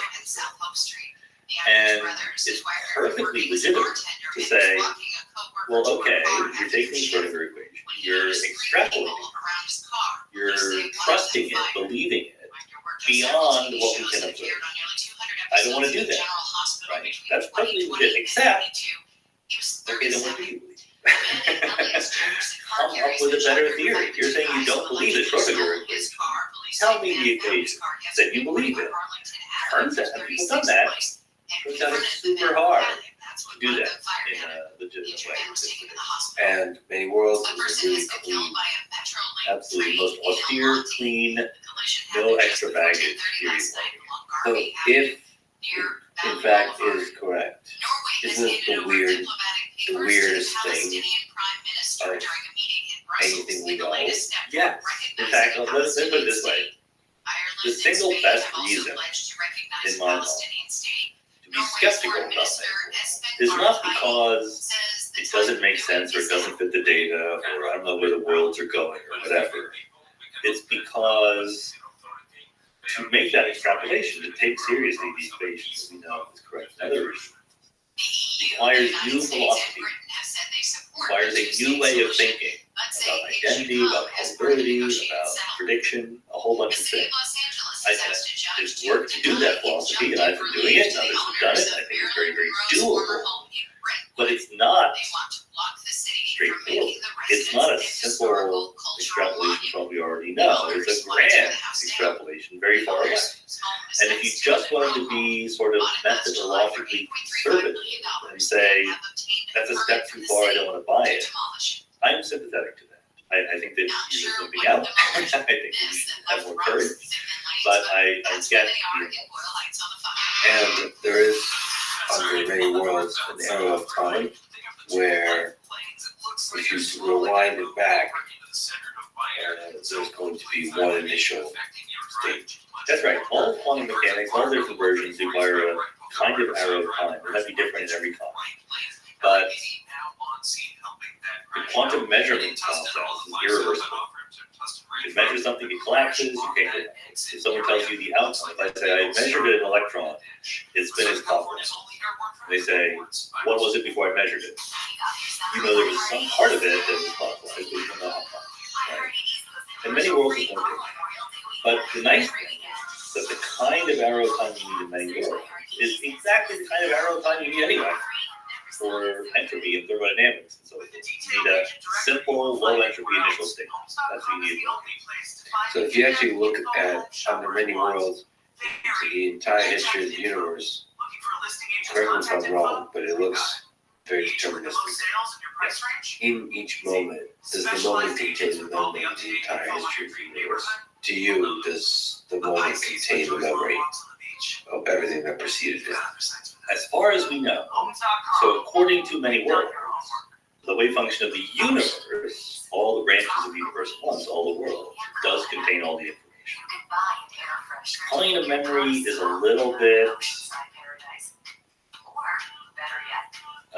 dangerous. It's not the same kind of memory that you and I have in our brains, because our memories rely on the arrow of time.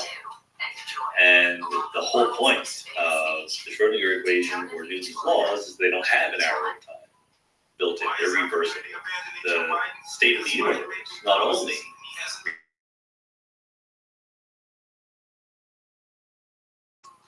But our memories we can do replay.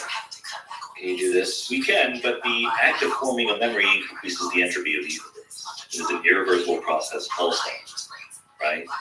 You can walk on a beach, leave your footprints there. That's a record of your passing.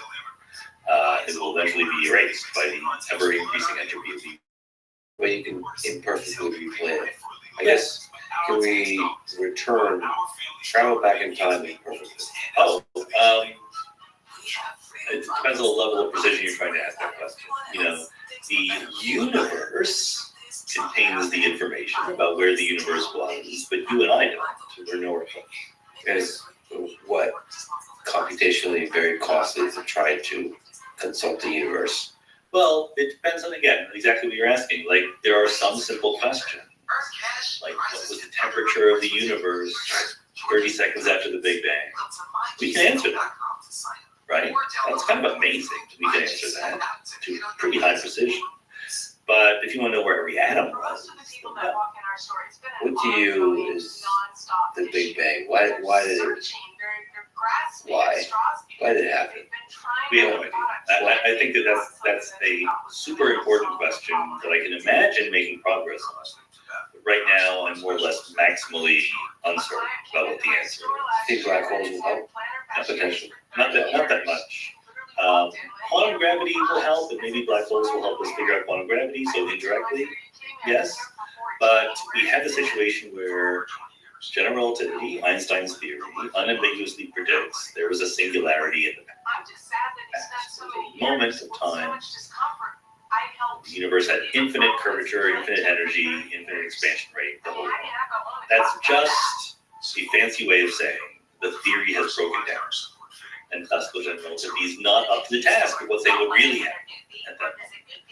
So it is completely possible there was, in some sense, a moment of time before which there were no other moments.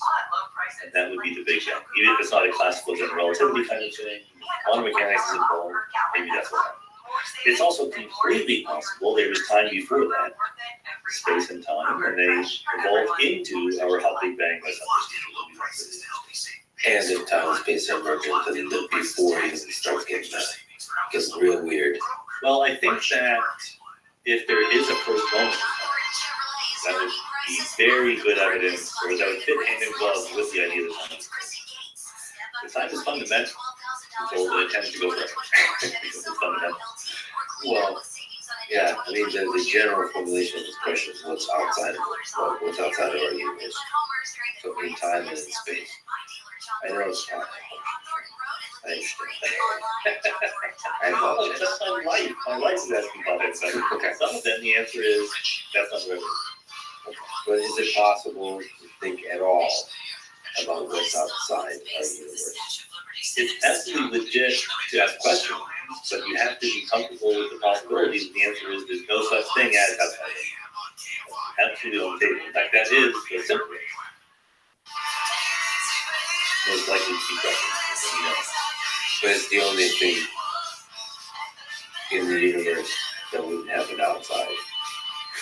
The universe is the totality of everything. It's not have an outside. It's so weird to think there's not an outside. We want there to be. We want there to be sort of a creator, a creative force that led to this. And outside, like this is our town, and then there's a bigger world, and there's always a bigger world. And Because that is our experience. That's the world we grew up in. Is this real? The universe. Hell yeah, it's real, baby. How are you? Such a weird thing. When I was a kid, that used to keep me up at night. Like, what if the universe had not existed? Right. And Yo, it dog. feels like a lot of pressure that this is the universe. Yo, This is the how are only you? universe. And we're here, one of the few How's life? civilizations, maybe the I only. hope you're well. The old theories that we're the center of everything, it just feels suspicious. That's why many worlds is kind of exciting to me because it like I'm doing well. Thank you. it's humbling in all the right kind of ways. How did you hear about me? Infinity is the way this Hey bro, how you doing? Living the dream, There's baby. one How'd you hear about me? pitfall that I'll just mention, because there's a move that is made in these theoretical edges of cosmology, that I also put in statement, which is to say, I'm going to think about the universe on the basis of imagining that I am a typical observer. Hell yeah. This is called the principle of typicality or the principle Ah, of watching mediocrity. this It's a Republican principle. Nothing special about me. I'm just typical. Yeah, I stream my life But 24/7. then you draw So what does that mean? I have more content on my than any person ever. Is you And hilarious because I have so much content, because by saying I'm a typical observer of the universe, if you saying knew it, typical observer of the universe are like the me. Times Magazine stated in And that is 2018 that completely unjustified by anything. data was its number So, one I'm not resource. telling you it's the right way to And do you it. can take It's what but Bill these kinds Gates of questions that are not Or quite phrase it, grounded Bill Gates in coined in the experimental 1990s. verification Content is king. or Well, if that's true, then one, I so you have might to be be very king someday, careful. baby. That to me I is stream one my of life the most 24/7 interesting for world questions. peace. I don't want war anymore. It's a I different way to approach it. have Like, what's my life outside of on this? How did the 8 different best channels right start? now. How do we get on something from YouTube. nothing? That's And always the thing you're we seeing. stream my life for world peace. When you're studying I hope all you of like these it. questions, you're always sneaking. That's where the black hole and the unifying, getting quantum gravity, all this kind of stuff. You're always sneaking up to that question. Yeah, it's a real thing. So if you heard about me from So yeah, Tick, I think that's probably. you might have learned about my bots that I've got going. They're spamming the hell out of everybody. And It that's doesn't kind have of to. cool. Do you think there could be a Everyone turtle? hates it. Not really. A lot of most people hate it. I would too. Yes. So I think I that, empathize with them, but I personally feel specifically that the it's a question really why good way to there's something rather communicate. than And so I've created some does not robots have that automatically an post answer for me. to ordinarily spam for me. why question. And perhaps that's how you heard of me. Because typical why questions are embedded in the universe. And when we answer them, we take advantage of the features of the I'm glad universe. you're here. Yes, So the universe itself, as far as we know, is not embedded in anything. I'm always right. Bigger or stronger, and therefore you can just be. Do you think it's possible that this whole place is simulated? Share the He's beat. building. It's a Set. really Face interesting, green dark, smiling. twisted video game. Face green smiling. You know, my own podcast listeners, Mindscape listeners, tease me because they know from my AMA episodes Hey, that if you've I haven't heard the ever bathroom, but I'll be start back. a question by They're asking, like, do you think it's "What possible that? The answer is going to be yes. You wouldn't even know it. I can tell you. That might not be the answer that you care about, but it's possible, sure, as long as you're not, adding two even numbers together and getting an odd number. When you say it's possible, there's a mathematical yes, and then there's more of like intuitive. You want to know what is plausible. You want to know is there a reasonable non-zero credence to attach to this. I don't think that there's any Set. ALR. philosophical knockout objection to the simulation hypothesis. I also think there's absolutely no reason to take it seriously. Do you think humans will try to create one?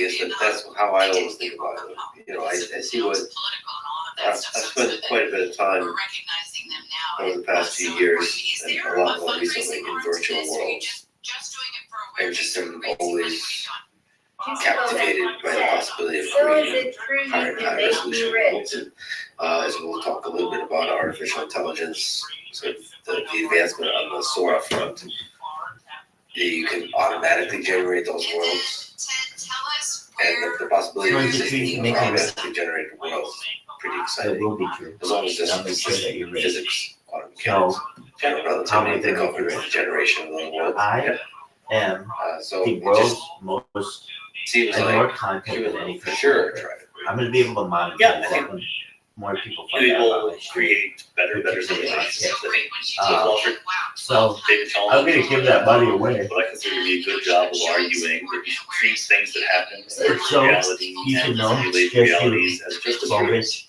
as the just reality of the Bogus. experience.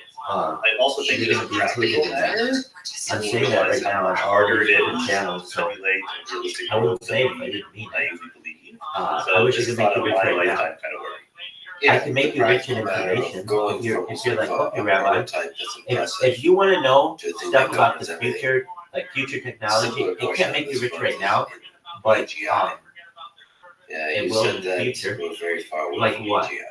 like I want to stasis eliminate fields the and phrase Dyson spheres and Basically, space you're elevators, analyzing like our really business model, interesting seeing shit. If you how want to learn about that, whatever say, yeah, I want to know AGI about that technology. If not, notions I understand. that we Because see, you're like, not I as came here close to as get rich.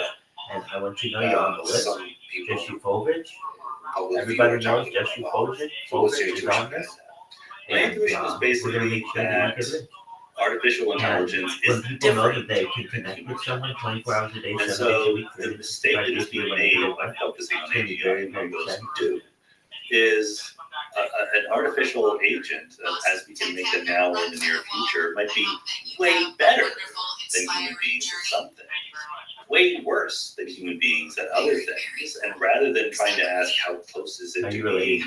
human, like We're all we related. should appreciate it for what Are its you capabilities related are. to Jacob That will Rothschild? both be more accurate and help us put it to work and protect us from dangers better, rather than always answer for more of us. I hope you become I think now they're lying. I do I too, was dog. there And we're gonna do our best to do it. And to help bring world peace are as best as possible. extremely impressive. It really, the world needs it. That's not a precise statement. A lot of No, I get that. I completely agree. And then down the line question, So, where there's a lot of debate is yeah, how impressive yeah. is it?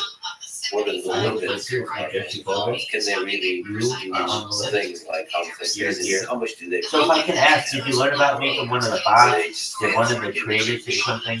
How did you find out? And Like, did you see a bot that said share to be a trillionaire? to the limits of large language models. I don't think that there are many limits in principle. I'm a physicalist about consciousness and awareness and things like that. I see no obstacle to, in principle, building an artificial machine that is indistinguishable in thought and cognition from a human being.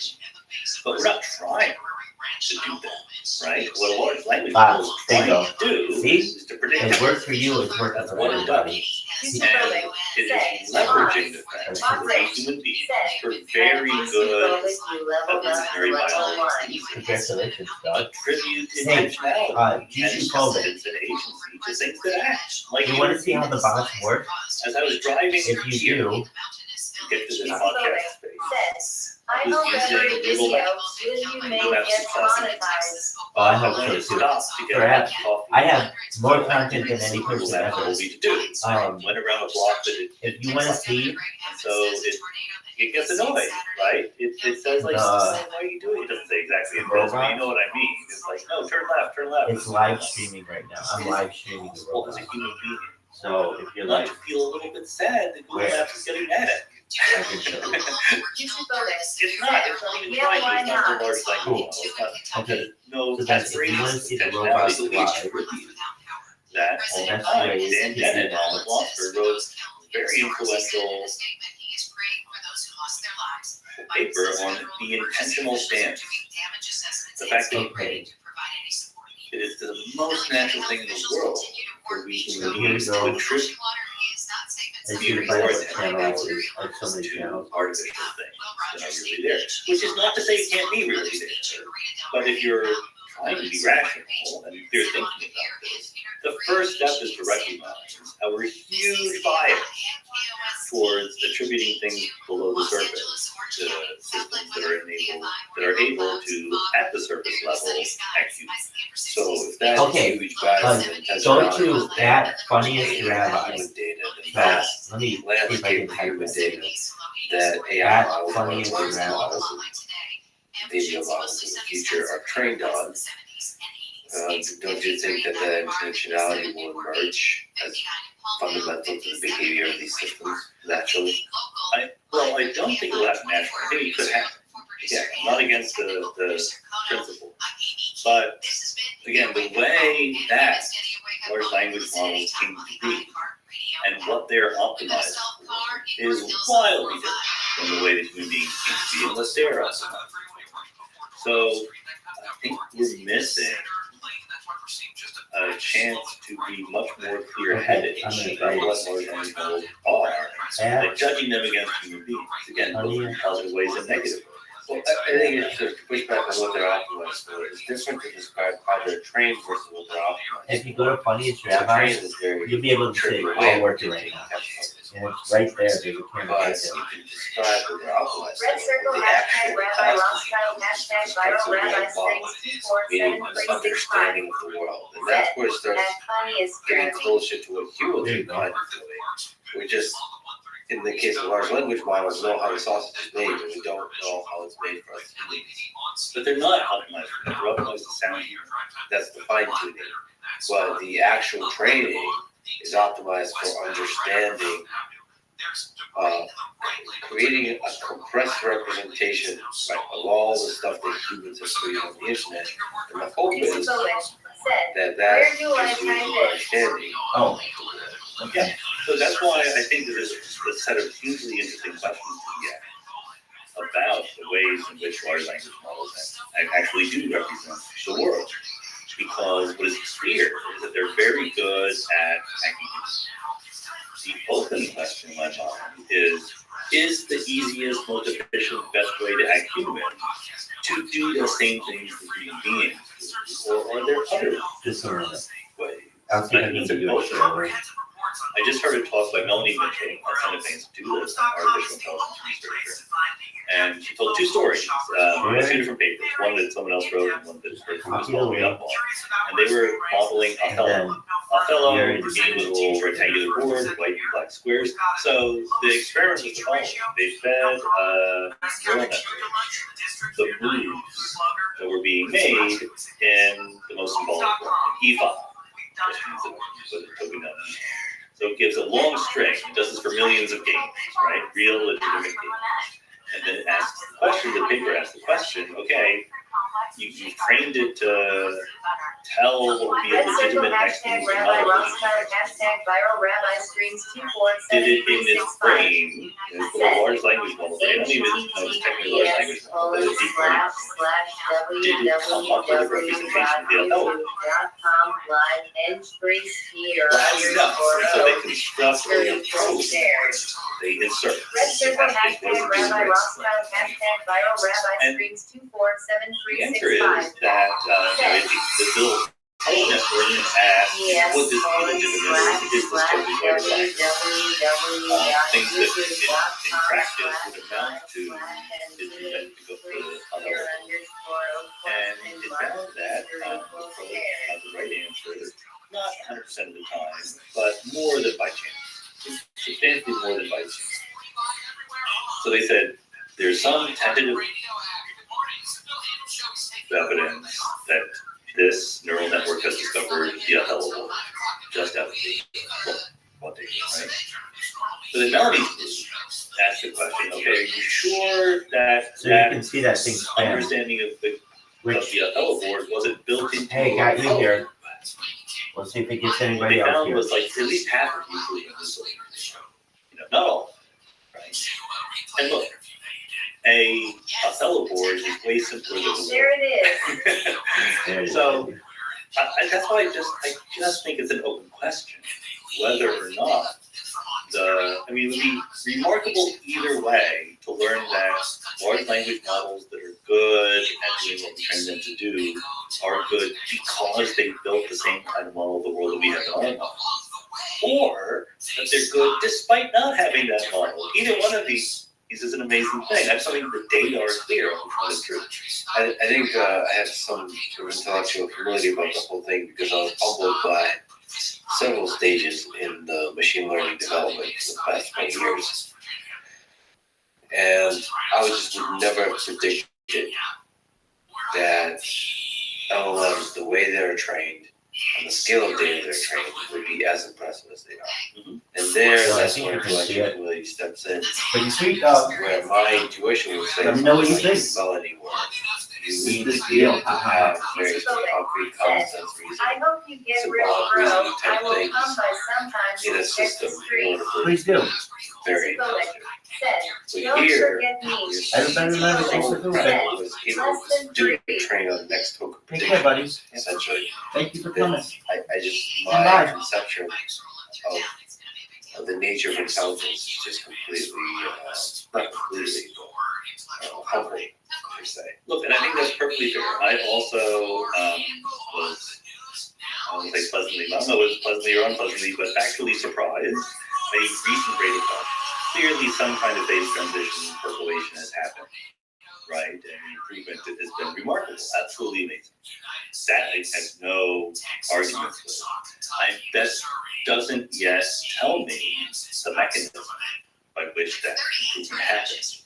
Constructing a model much like a human being would have is clearly one possible mechanism, but part of intellectual humility is to say maybe there are others. I was chatting with the CEO of Anthropic, Dario Amodei, so behind Claude, and that company, but a lot of the AI companies are really focused on expanding the scale of compute. So if we assume that AI is not data limited, but is compute limited, you can make the system much more intelligent by using more compute. So let me ask you, I'm almost on the physics level. Do you think physics can help expand the scale of compute and maybe the scale of energy required to make that compute happen? Yeah, 100%. I think this is like one of the biggest things that physics can help with, and it's an obvious kind of low-hanging fruit situation where the heat generation, the inefficiency, the waste of existing high-level computers is nowhere near the efficiency of our brains. It's hilariously worse. And we kind of haven't tried to optimize that hard on that frontier. I mean, your laptop heats up when you're sitting on your lap, right? It doesn't need to, your brain doesn't heat up like that. So clearly, there exists in the world of physics the capability of doing these computations with much less waste heat being generated, and I look forward to people doing that, yeah. Are you excited for the possibility of nuclear fusion? I am cautiously optimistic, excited to be too strong, I mean, it'd be great. But if we really tried solar power, it would also be great. I think it really discovers that the future of humanity on Earth will be just the entire surface of Earth is covered in solar panels and data centers. Why would you waste the surface of the Earth with solar panels? Put them in space. Sure, you can go to Space, yeah. Space is bigger than Earth. Yeah, just solar panels everywhere. Yeah. I like it. Sorry. We have fusion. It's called the sun. Yeah, that's right. And there's probably more and more efficient ways of catching that energy. Setting it down is the hard part, absolutely. But that's an engineering problem. Yeah. So I just wonder where data centers, the compute centers, can expand to without the future. If AI is as effective as it possibly could be, then the scale of computation will keep increasing. That's the race between efficiency and scale. There are constraints, right? You know, there's a certain amount of energy, a certain amount of damage you can do to the environment before it's not worth it anymore. So, yeah, I think that's a new question. In fact, it's kind of frustrating because we get better and better at doing things efficiently, but we invent more things we want to do faster than we get good at doing them efficiently. So we're continuing to make things worse in various ways.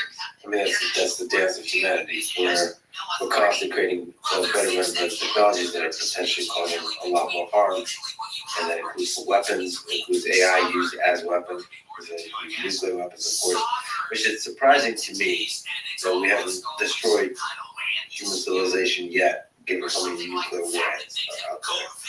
Well, I'm with you.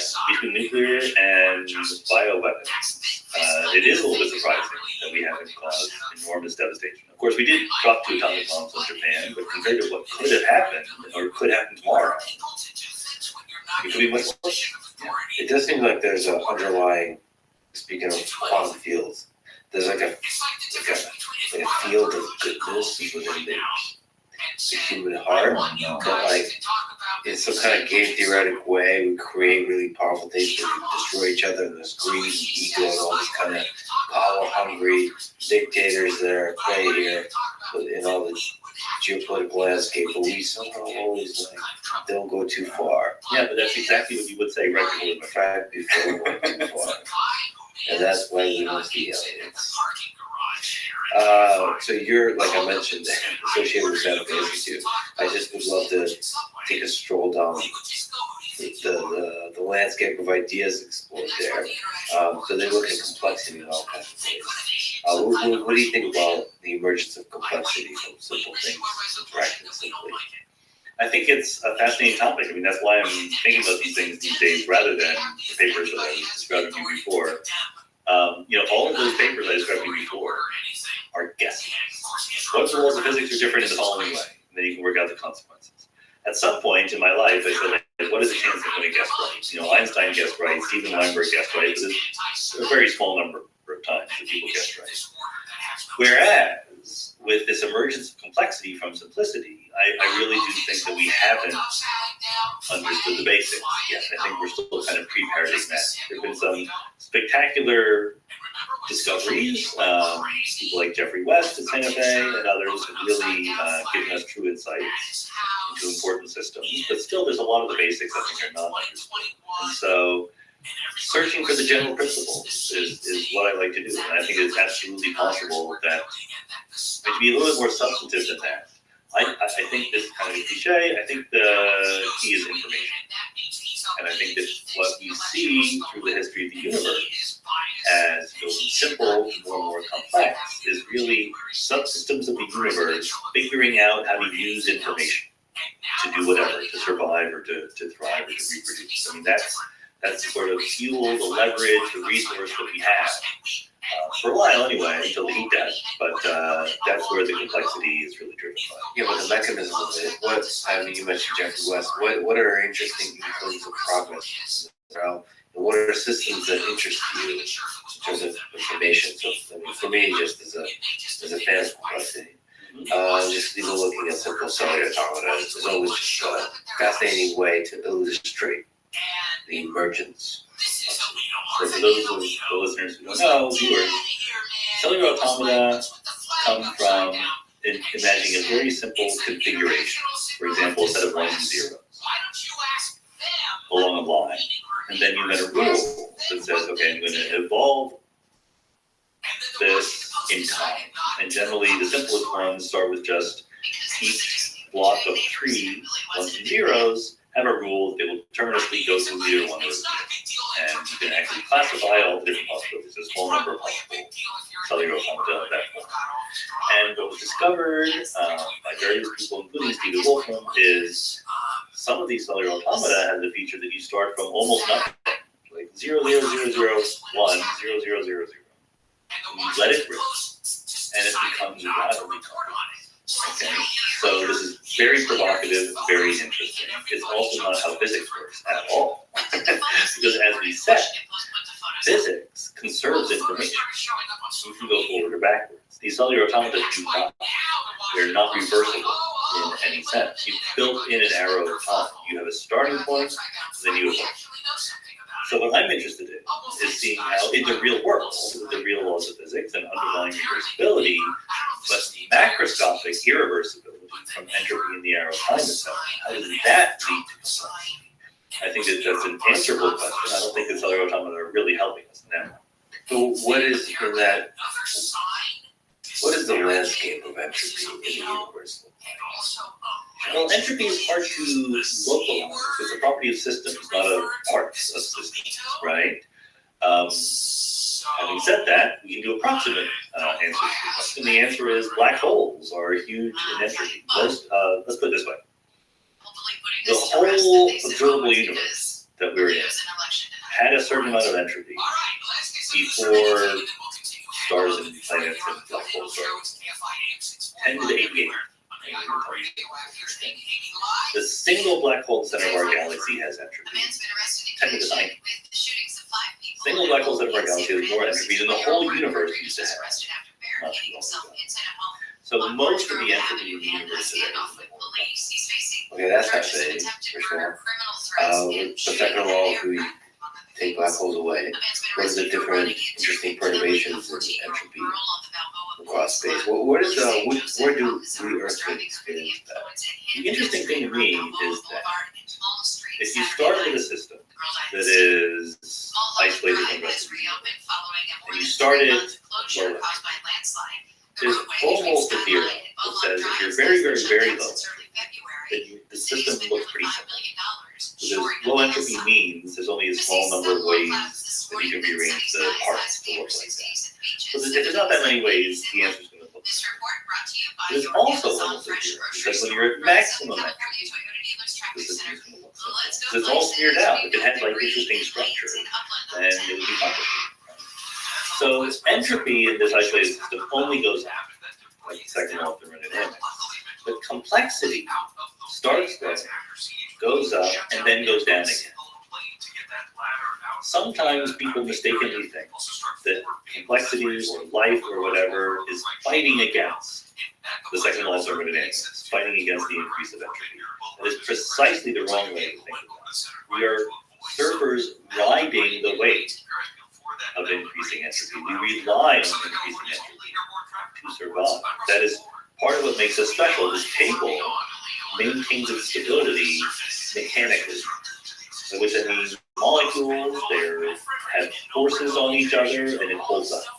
You and I we maintain our stability dynamically by ingesting food, fuels, right? Food and water and air and so forth.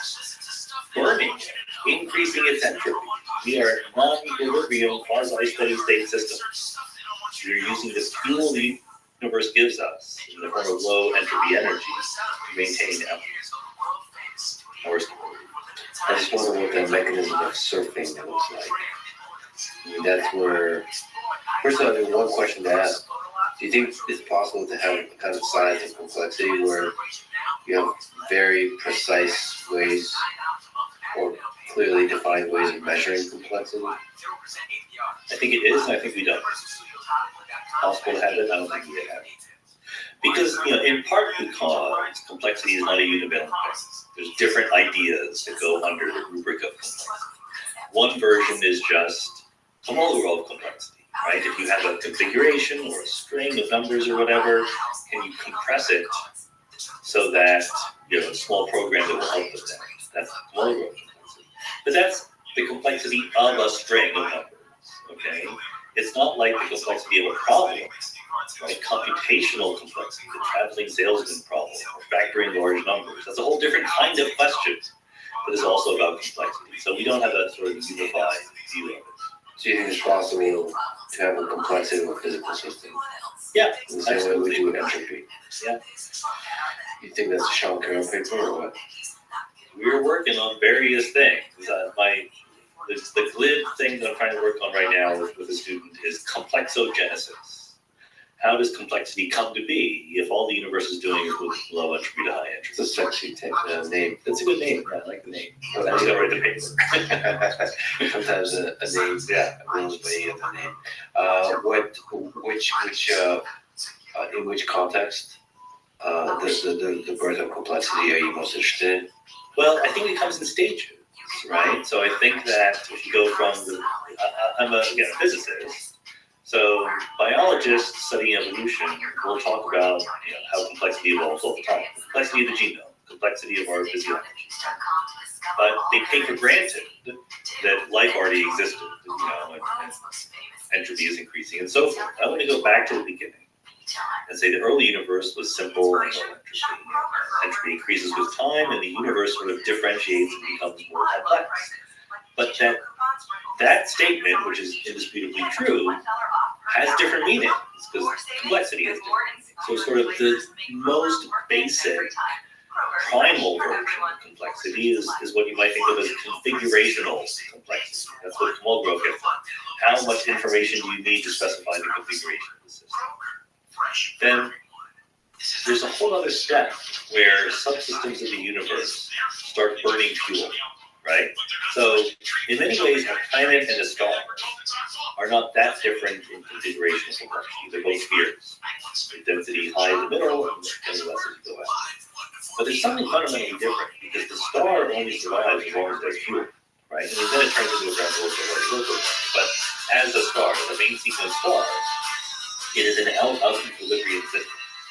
But it's more or less static, right? Like if I spill the coffee mug in a bowl, in the process of boiling, it's out of equilibrium, but it's also changing.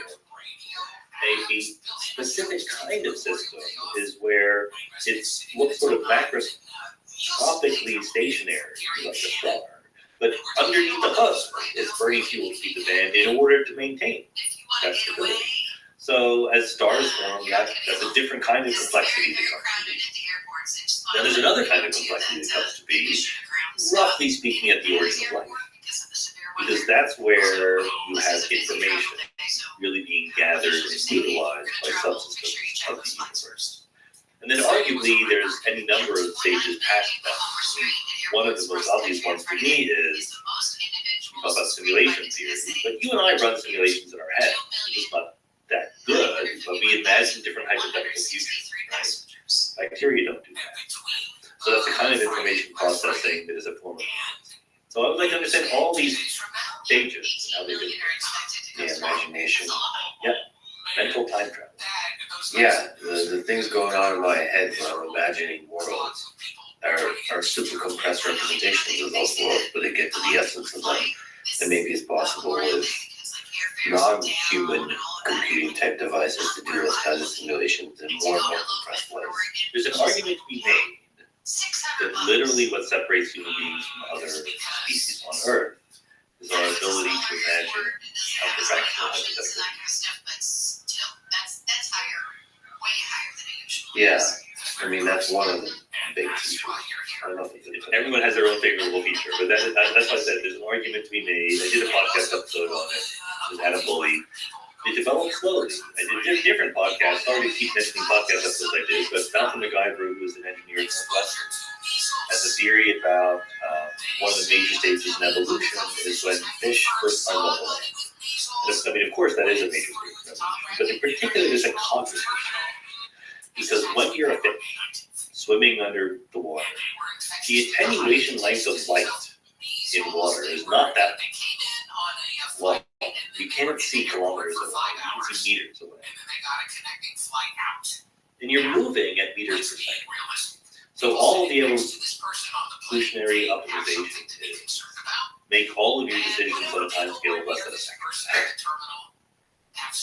When you see something new, it's like a rapid fire decision what to do about it. As soon as you climb on land, you can essentially see forever, right? You can see stars in the sky. So now a whole new mode of reasoning opens up, where you see something far away. Rather than saying, lookup table, I see this, I react. You can say, okay, I see that thing. What if I did this? What if I did that? What if I did something different? And that's the birth of imagination. You've been critical on 10 seconds. Yes, you've noticed that, right? Can you make the case for panpsychism and against it? Panpsychism is the idea that consciousness permeates all matter. Maybe it's a fundamental force or physics of the way of the fabric of the universe. Panpsychism thoughts everything, consciousness everything, right? It's the point of entertainment, and the idea of frustration. Which so as a fan is wonderful to watch. You've had great episodes with panpsychists. There's a podcast where you go at it. I had David Chalmers, who's one of the world's great philosophers, and He is panpsychism curious. You know, he doesn't commit to anything, but he's certainly really entertained. Philip Goff, who's a great guy, but he is devoted to panpsychism. In fact, he is almost single-handedly responsible for the upsurge of interest in panpsychism in the popular imagination. And the argument for it is supposed to be that there is something fundamentally uncapturable about conscious awareness by physical behavior of atoms. The panpsychist will say, look, you can tell me maybe someday through advances of neuroscience and what have you, exactly what happens in your brain and how that translates into thought and speech and action. What you can't tell me is what it is like to be me. You can't tell me what I am experiencing when I see something that is red or that I taste something that is sweet. You can tell me what neurons fire, but you can't tell me what I'm experiencing. That first-person inner subjective experience is simply not capturable by physics. And therefore, this is an old argument, but then therefore it's supposed to be, I need something that is not contained within physics to account for that. And I'm just going to call it mind. We don't know what it is yet. We're going to call it mind. And it has to be separate from physics. And then there's two ways to go. If you buy that much, you can either say, okay, I'm going to be a dualist. I'm going to believe that there's matter and mind and they are separate from each other and they are interacting somehow. Or that's a little bit complicated and sketchy as far as physics is going to go. So I'm going to believe in mind, but I'm going to put it prior to matter. I'm going to believe that mind comes first. And the consciousness is the fundamental aspect of reality, and everything else, including matter and physics, comes from it. That would be at least as simple as physics comes first, right? Now, the physicalist, such as myself, will say, I don't have any problem explaining what it's like to be you or what you experience when you see red. It's a certain way of talking about the atoms that make up you. Just like the hardness or the brownness of this table, these are words that we attach to certain underlying configurations of ordinary physical matter. Likewise, sadness and redness or whatever are words to be attached to you to describe what you're doing. And when it comes to consciousness in general, I'm very quick to say I do not claim to have any special insights on how consciousness works, other than I see no reason to change laws of physics to account for it. If you don't have to change the laws of physics, where do you think everybody is from? Is consciousness an illusion? Or is almost like a shorthand that we humans use to describe a certain kind of feeling we have when interacting with the world? Or is there some big leap that happens at some stage? I almost never use the word illusion. Illusion means that there's something that you think you're perceiving that is actually not there, like an oasis in the desert. It has no causal efficacy. You walk up to where the oasis is supposed to be, and say you were wrong about it being. That's different than something being emergent or non-fundamental, but also real. Like this table is real, even though I know it's made of atoms. That doesn't remove the realness from the table. I think that consciousness and free will and things like that are just as real as they are. Oasis in the desert does have causal efficacy. In your first well, at least to draw incorrect conclusions about the world. Sure, but imagining a thing can sometimes bring it to reality, as we've seen, and that has a kind of a causal efficacy. Sure, but your understanding of the world in a way that gives you power over it and influence over it is decreased rather than increased by believing in that oasis. That is not true about consciousness or this table. You don't think it can increase the chance of the thing existing by imagining it existing?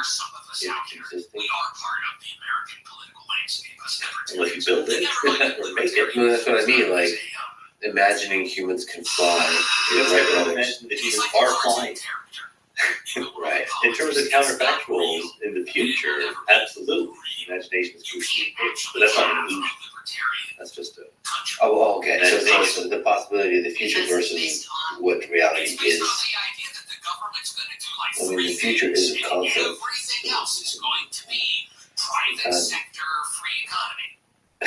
Time is just a concept, so you can play with that. Your fire But yes, departments, reality. your neighborhood will hire a police officer. So to you, so for example, I'll ask you this. So Donald Trump thinks that the entirety of the conversation we've been having about space-time is a reason. Is it possible for you to still have a case for that? You make the case for and against reality, as I think he writes, that the laws of physics as we know them in space-time is a kind of interface to a much deeper thing that we don't at all understand. And then we're fooling ourselves by constructing. Well, I think there's like part of that idea that is perfectly respectable, part of it that is perfectly nonsensical. And I'm not even going to try to steal the nonsensical part. The real part, to me, is what is called structural realism. So we don't know what the world is at a deep fundamental level, right? So let's put ourselves in the minds of people living 200 years ago.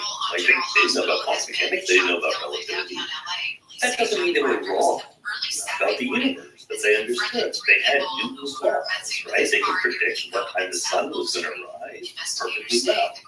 In the progress of science, the words that would be used to give the most fundamental description of how you were predicting the sun would rise changed. Because now you have curved space-time and things like that, right? And you didn't have any of those words 200 years ago. But the prediction is the same.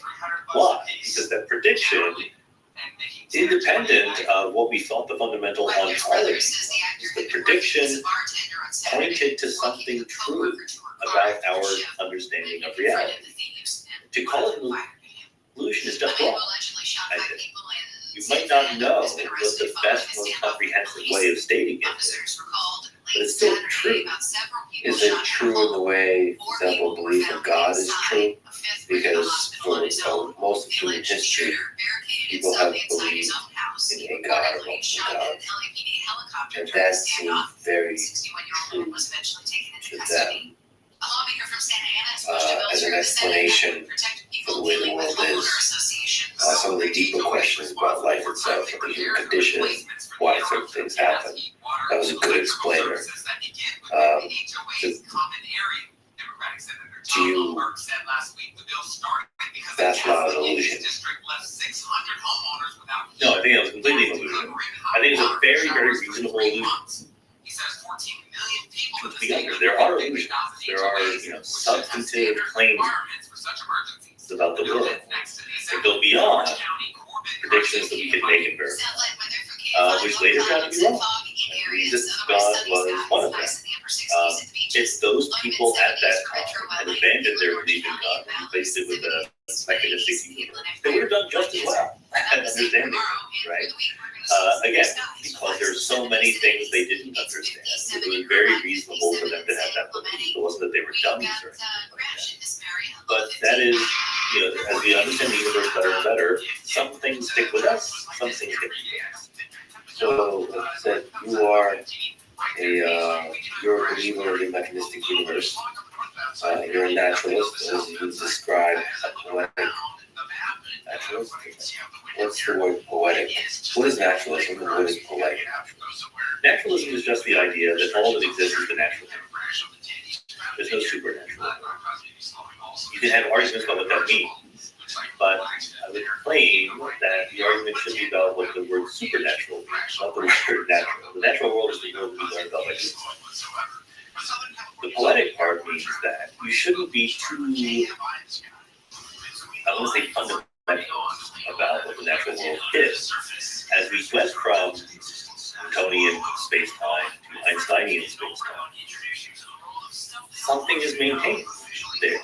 There's a different story that we can tell about the world. And that story in the Newtonian regime, if you want to fly a rocket to the moon, you don't use that at all. You use Newtonian again. That story works perfectly well. The poetic aspect of the story is that there are many ways of talking about the natural world. And as long as those ways latch on to something real and causally efficacious about the functioning of the world, then we attribute some reality to it. So the poetic really looks at the let's say the pothead questions at the edge of science. It's more open to them. It's doing double duty a little bit, so that's why the more obvious respectable duty it's doing is that tables are real. Even though you know that it's really a quantum field theory wave function, right? Tables are still real. They're a different way of talking about the underlying deeper reality of it. The other duty it's doing is that you move beyond purely descriptive vocabularies for discussing the universe onto normative and prescriptive and judgmental. This painting is beautiful, that one is ugly. This action is morally right, that one is morally wrong. These are also ways of talking about the universe. They are not fixed by the phenomenon.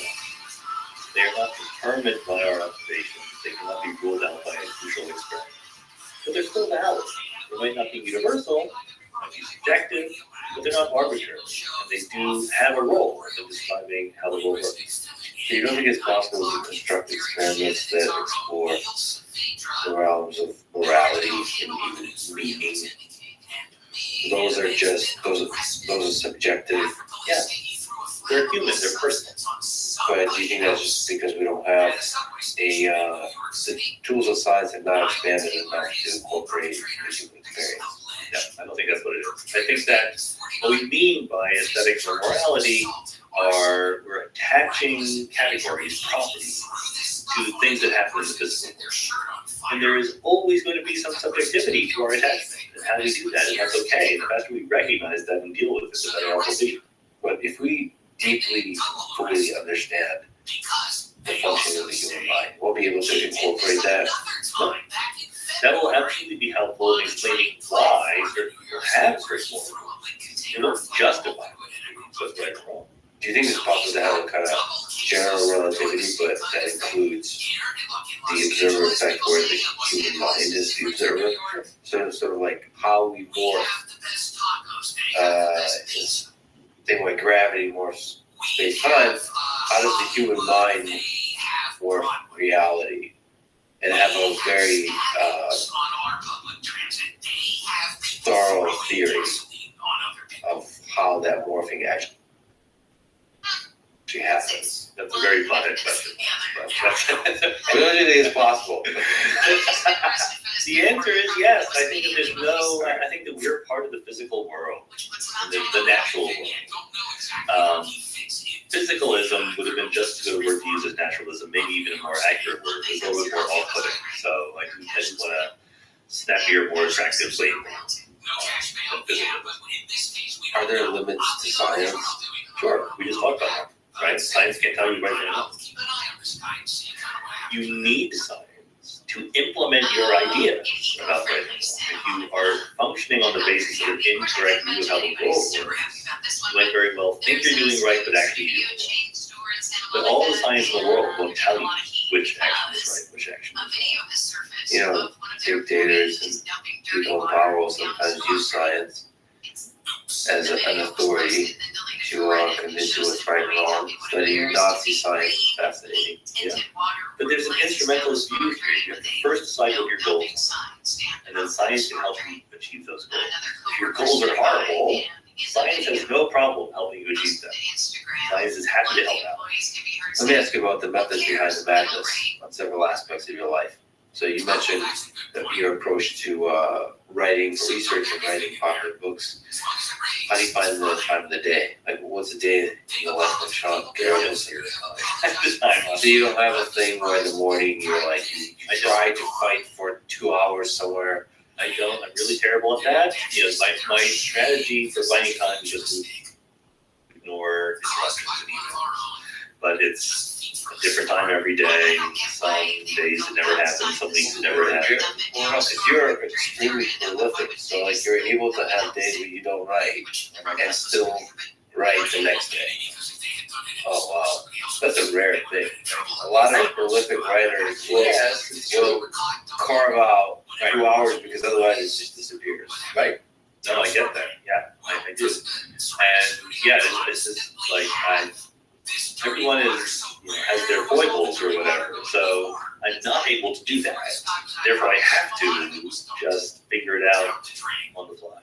What's the actual process look like when you're writing popular stuff? You get behind a computer. Yeah, get behind a computer, and my way of doing it. So my wife Jennifer is a science writer, but it's interesting because our techniques are entirely. She will think about something, but then she will pre-write. She'll just sit at the computer and write. Like, I think this, and then that will be vastly compressed, edited, rewritten, or whatever, until the final thing happens. I will just sit there silently think for a very long time, and then I'll write what is almost. So a lot of it happens. There might be some scribbles for an outline or something like that, but a lot of it is in my brain before starting as well. So that's the case for the biggest ideas in the universe, the quantum book and the space-time motion book. Yeah, quanta and fields, which is actually mostly about field theory and particle physics. That's coming out in May, and that is I'm letting people in on things that no other book lets them in. So I hope it's worth it. It's a challenge because I love equations. I mean, you did the same thing with space-time motion. You did something quite interesting, which is you made the equation the centerpiece of the book. Right, there's a lot of equations. Book 2 is goes further in those directions than book 1 did. So it's more cool stuff. It's also more line-based. Book 3 that I'm writing right now is called Complexity and Emergence. Oh, wow. And that'll be the final part of the trilogy. Oh, that's fascinating. So there's a lot of probably ideas there. I mean, that's a real cutting edge. Well, but I'm not trying to be cutting edge. In other words, I'm not trying to speculate in these books. Obviously, in other books, I've been very free about speculating, but the point of these books is to say things that 500 years from now will still be true. And so there are some things we know about the versions. I will mention, I'm happy to say, this is something that needs to be speculated about, but I won't pretend to be telling you. You somehow found the balance between the rigor of mathematics and still accessible. It's interesting.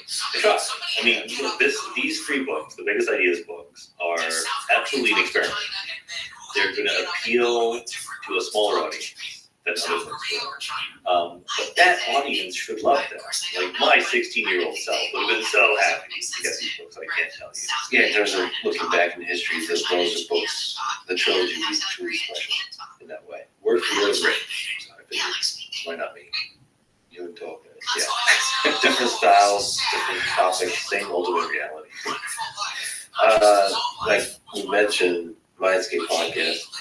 I love it. You interview a huge variety of experts on all kinds of fields. So, just several questions I want to ask. How do you prepare?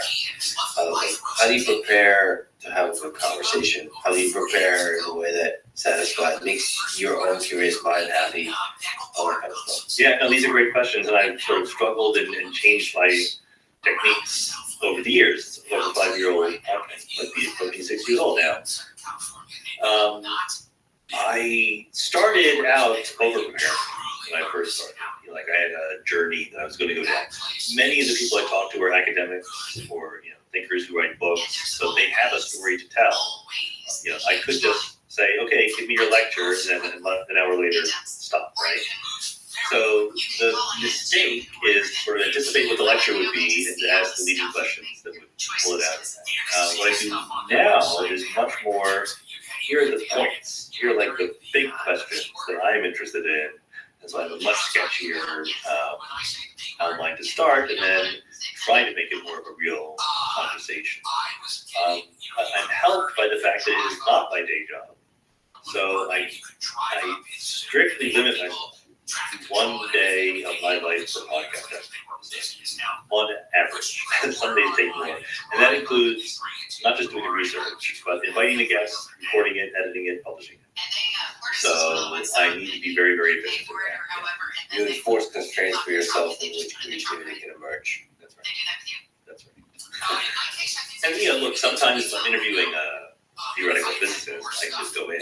And we're interviewing an economist or a historian. Do you ever find yourself getting lost in rabbit holes that serve no purpose except satisfying your own curiosity, and then potentially expanding the range of things you know that can help your actual work and research and writing. Yes, on both counts. I do. Some people have so many things to talk about that you don't know where to start or finish, right? Others have a message. And one thing I discovered over the course of these years is the correlation with age. Like, there are brilliant people, and I tried very hard on the podcast to sort of get all sorts of people, right? Different ages and things like that. And bless their hearts, the most brilliant young people are not as precious at wandering past their literal research, right? They have less mastery over the field as a whole, much less how to talk about it. Whereas certain older people just like have their pat answers, and that's kind of cool, right? So you want somewhere in between, the ideal person who has a broad enough a scope so they can wander outside their specific papers they've written, but they're not overly practiced, so they just get to use their handing.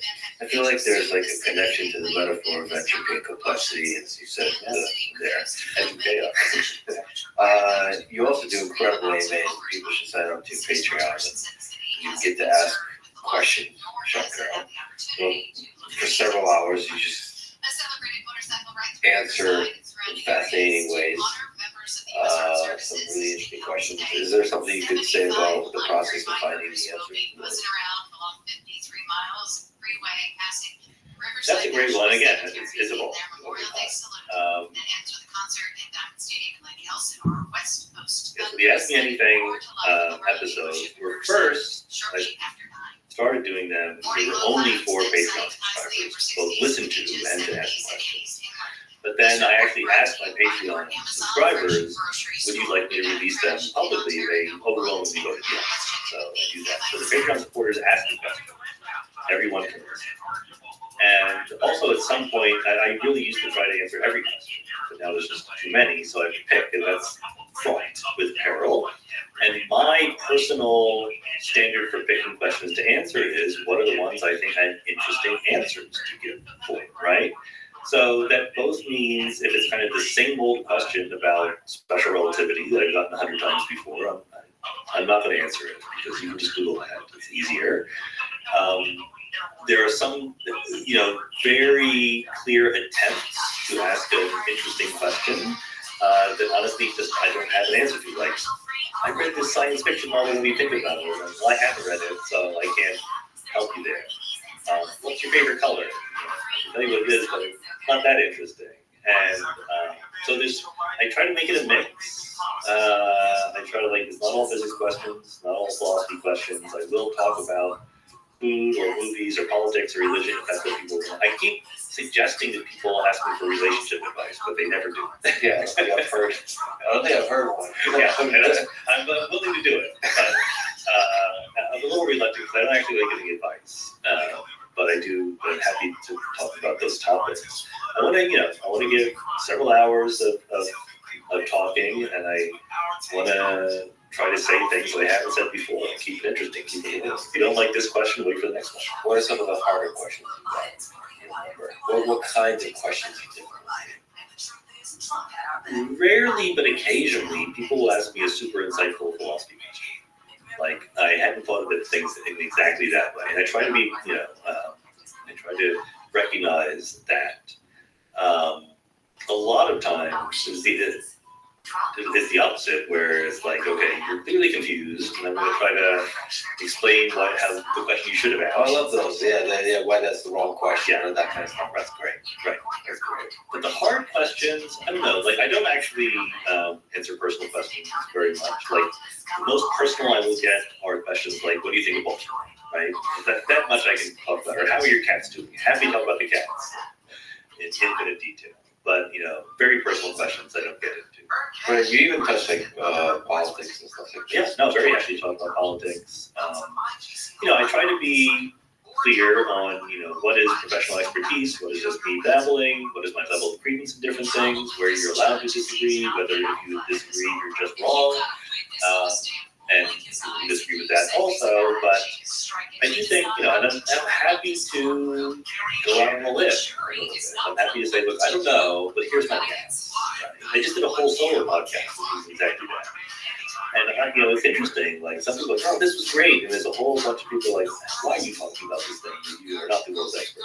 So, well, I love the actual dance between humility and having a strong opinion on stuff. It's a fascinating dance to pull off. And I guess the way to do that is to just expand into all kinds of topics and play with ideas and change your mind and all that kind of stuff. Yeah, it's interesting because when people react against you by saying you are being arrogant about this, 99.999% of the time, all they mean is I disagree. That's all they really mean, right? Like at a very basic level, but people will accuse atheists of being arrogant.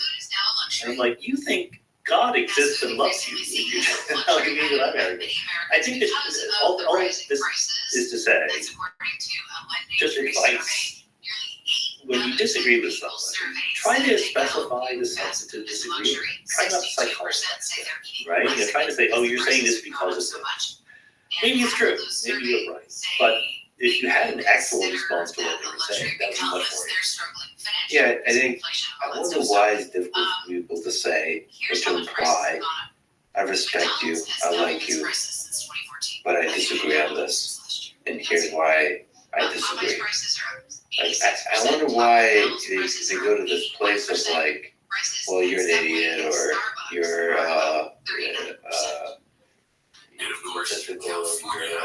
confused, or you're naive, or you're all kinds of words. As opposed to like, I respect you as a fellow human being exploring the world of mysteries all around us, and I disagree. I will complicate the question even more because there's some people I don't respect or like. And I once wrote a blog post, I think it was called The Grid of Disputation. And I had a 2x2 grid, and it's, are you someone I agree with or disagree with? Are you someone who I respect or don't, right?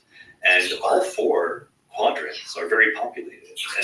And so what that means is, there are people who I like, and I disagree with, and there are people who agree with me, and I have no respect for at all. The embarrassing allies quadrant, that was everyone's favorite.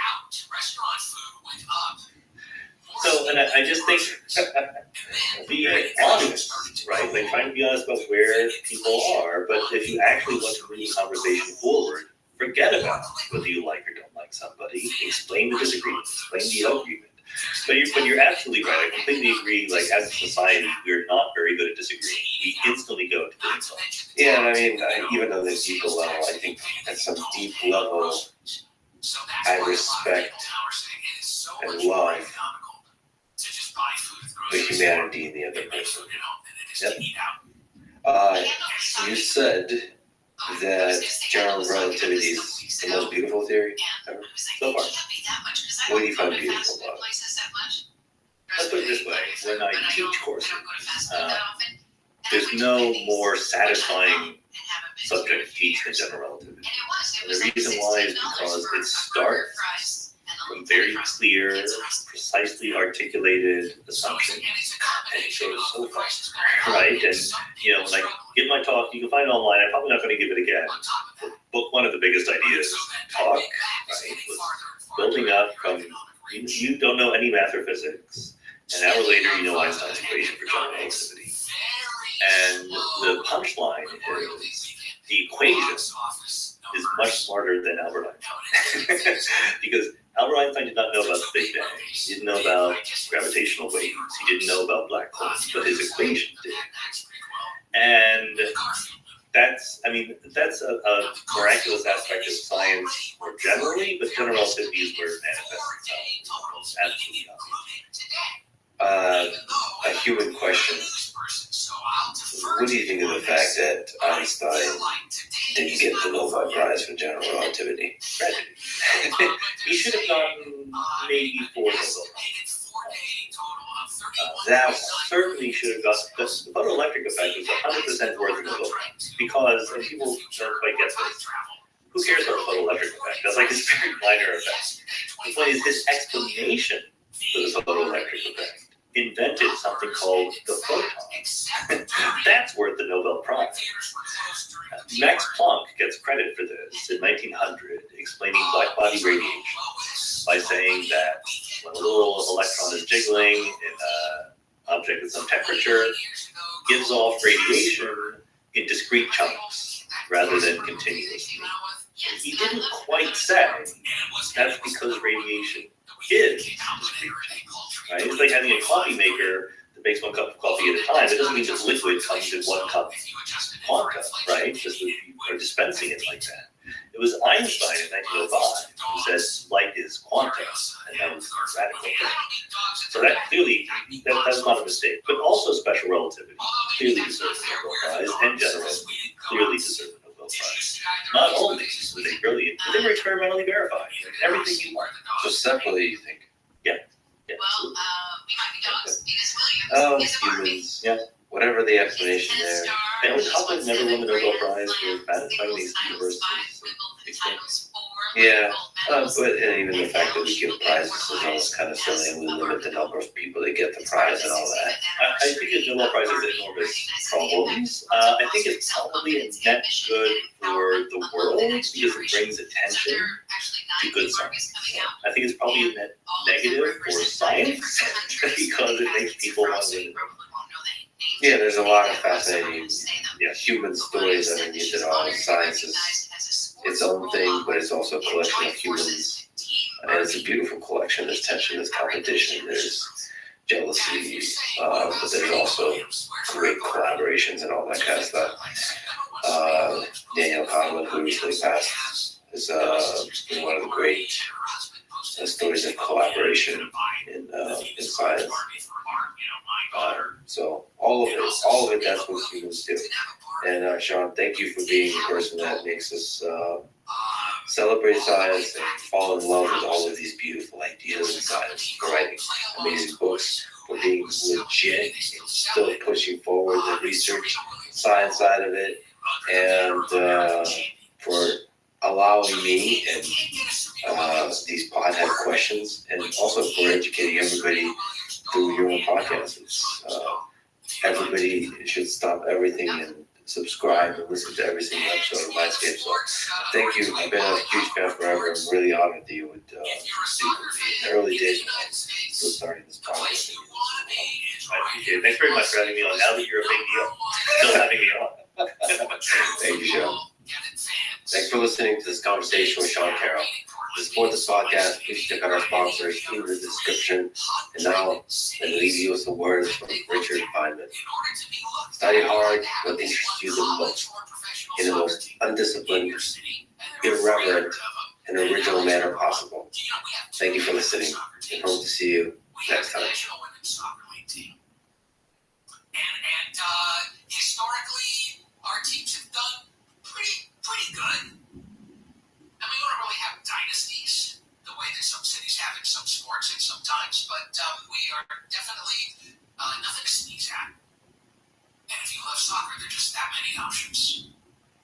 All right, that is Handle on the News. When we come back, wouldn't you like it? The following is a conversation with Avi, an astrophysicist, astronomer, and cosmologist at Harvard.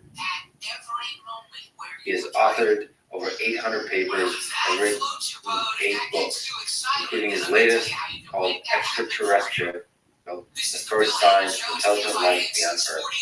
It'll be released in a couple of weeks, so go pre-order it now to show support what I think is truly an important book, and that it serves as a strong example of a scientist being both rigorous and open-minded about the question of intelligent alien civilizations in our universe.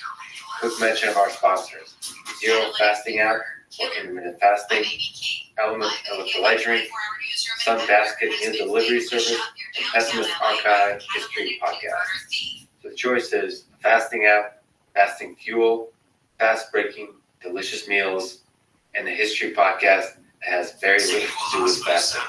Choose wisely, my friends. If you wish, click the sponsor links below to get a discount to support this podcast. As a side note, let me say a bit more about why Avi's work is so exciting to me and I think to a lot of people. In 2017, a strange interstellar object, now named Oumuamua, was detected traveling through our solar system. Based on the evidence we have, it has strange characteristics which made it not like any asteroid or comet that we've seen before.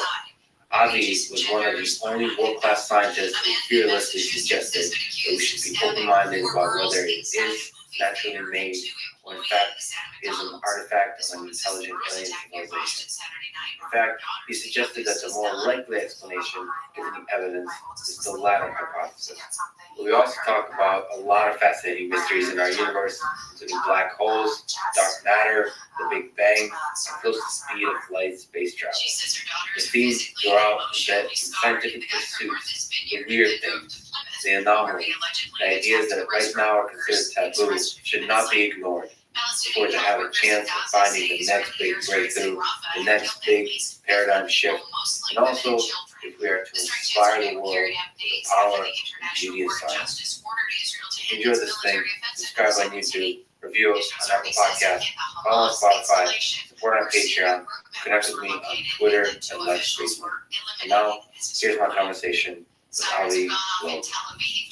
In the introduction to your new book, Extraterrestrial, you write, this book confronts one of the universe's most profound questions. Are we alone? Over time, this question has been framed in different ways. Is life here on Earth the only life in the universe?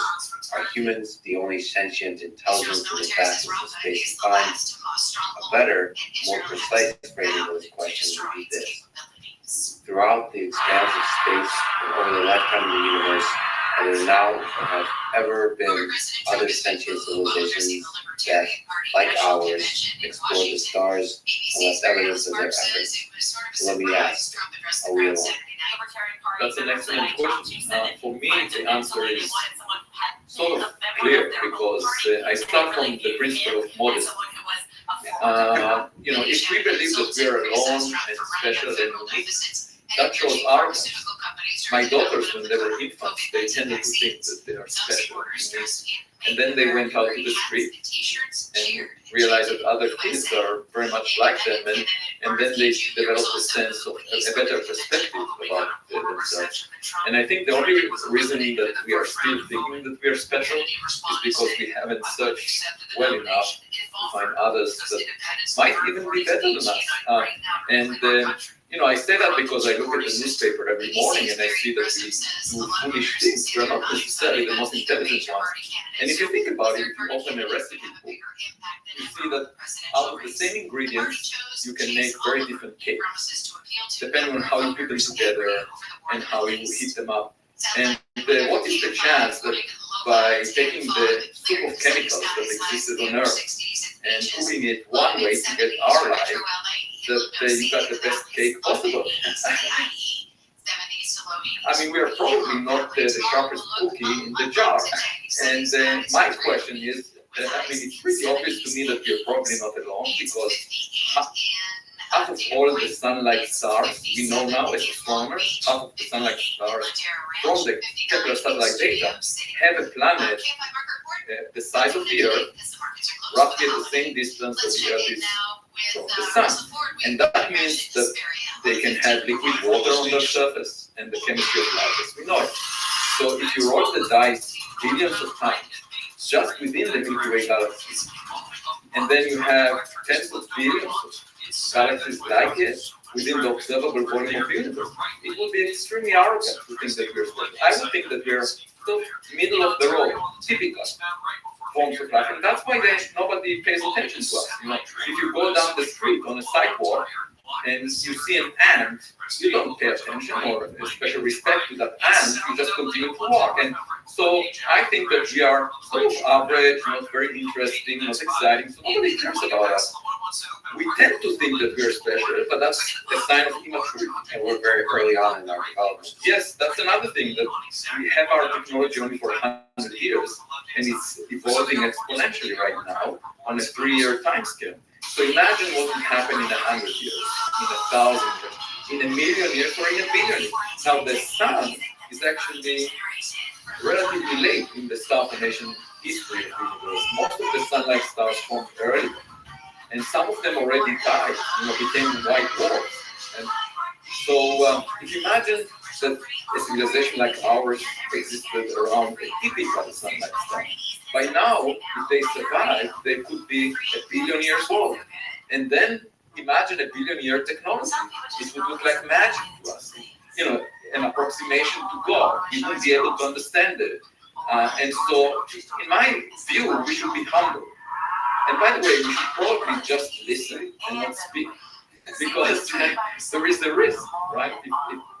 If you are inferior, there is a risk. If you speak too loudly, something bad may happen to you. You mentioned we should be humble also in the sense, the analogy to ants, that they might be better than us. So there's a kind of scale that we're talking about, and in the question, you mentioned the word sentience. So sentience, or maybe the more basic formulation of that consciousness. Do you think that this thing within us humans, in terms of this typical life form of consciousness, is the essential element that permeates other, if there's other alien civilizations out there, that they have something like consciousness as well? Or is this, I guess I'm asking, can you try to untangle the word sentient?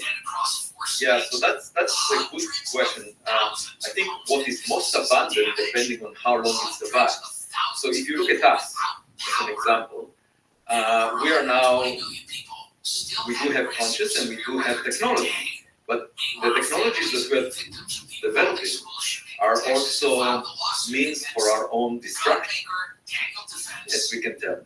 We can change the climate if we are not kept careful enough. We can go into nuclear war. So we're developing means for our own destruction through self-inflicted wounds. And it might well be that creatures like us are not long-lived, that crocodiles on other planets live for billions of years.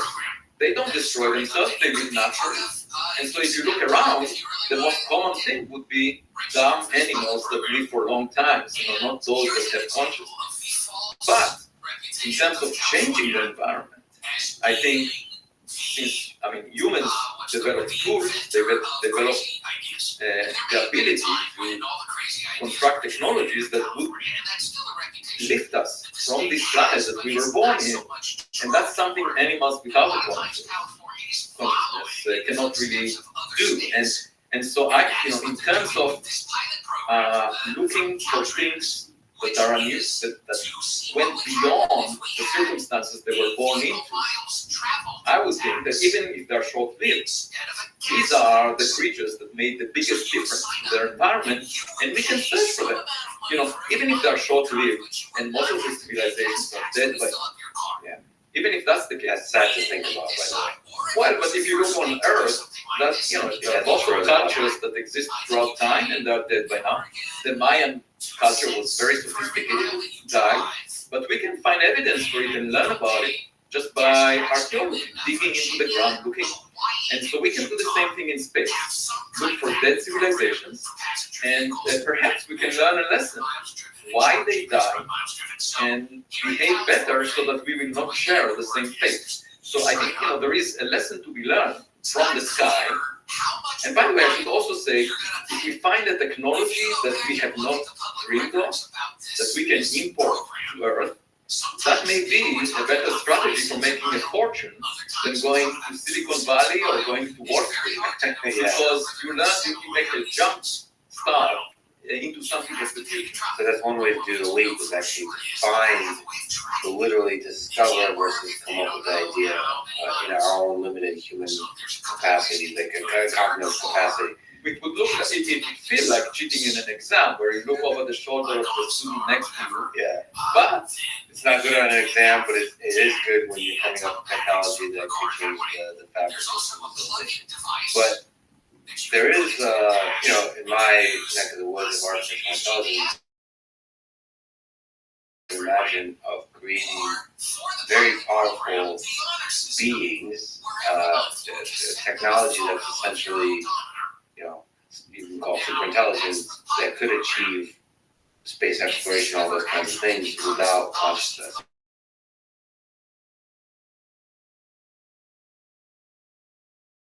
There is a sad feeling I have that consciousness too, in terms of us being humble, is a thing we humans take too seriously. That is, we think it's special just because we have it. But it could be a thing that's actually holding us back in some kind of way. It would be. I should say something about AI because I do think it offers a very important step into the future.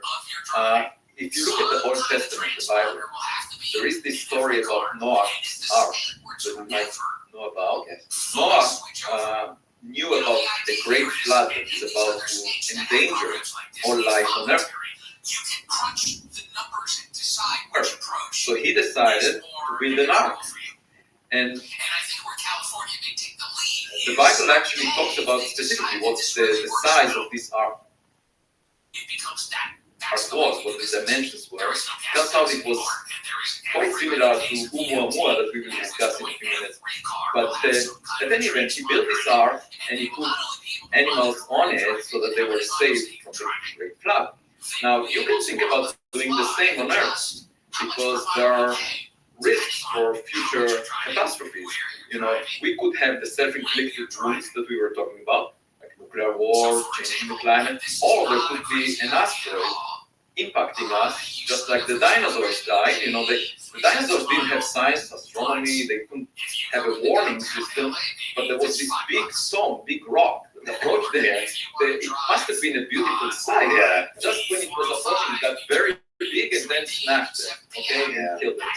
So you could have a catastrophe like that, or in a billion years, the sun will basically boil off all the oceans on Earth. And then currently, all our eggs are in one basket, but we can spread them. It's almost like the printing press, if you think about it. The revolution that Gutenberg wrote is there were very few copies of the Bible at the time, and each of them was precious because it was handwritten. But once the printing press produced multiple copies, you know, if something bad happened to one of the copies, it wasn't a catastrophe, you know, it wasn't disaster because you had many more copies. And so if we have copies of life here on Earth elsewhere, then we avoid the risk of it being eliminated by a single point breakdown, catastrophe.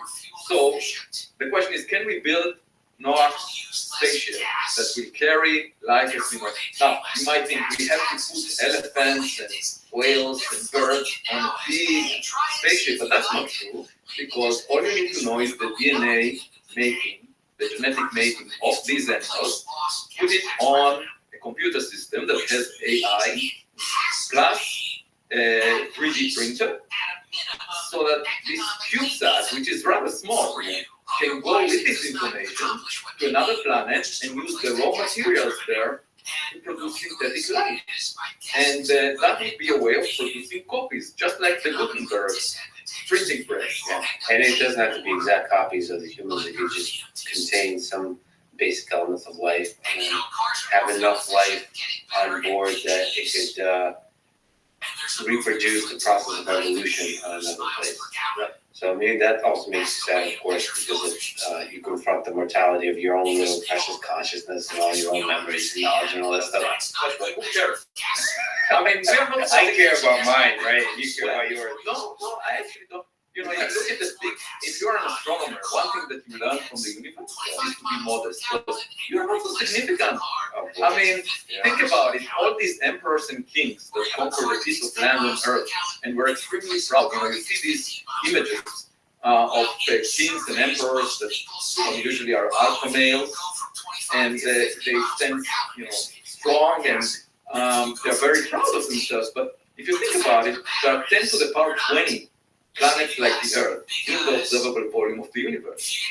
And this view of conquering a piece of land, even conquering all of Earth, is just like an ant hugging a single grain of sand on the landscape of a huge beach. That's not very impressive. So you can't be arrogant. If you see the big picture, you have to be humble. You know, also we are short-lived. You know, within 100 years, that's it, right? So what does it mean? First, to be humble, modest, You never had significant powers relative to the big scheme of things. And second, you should appreciate every day that you live and learn about the world. Humble and still grateful. Yeah, exactly.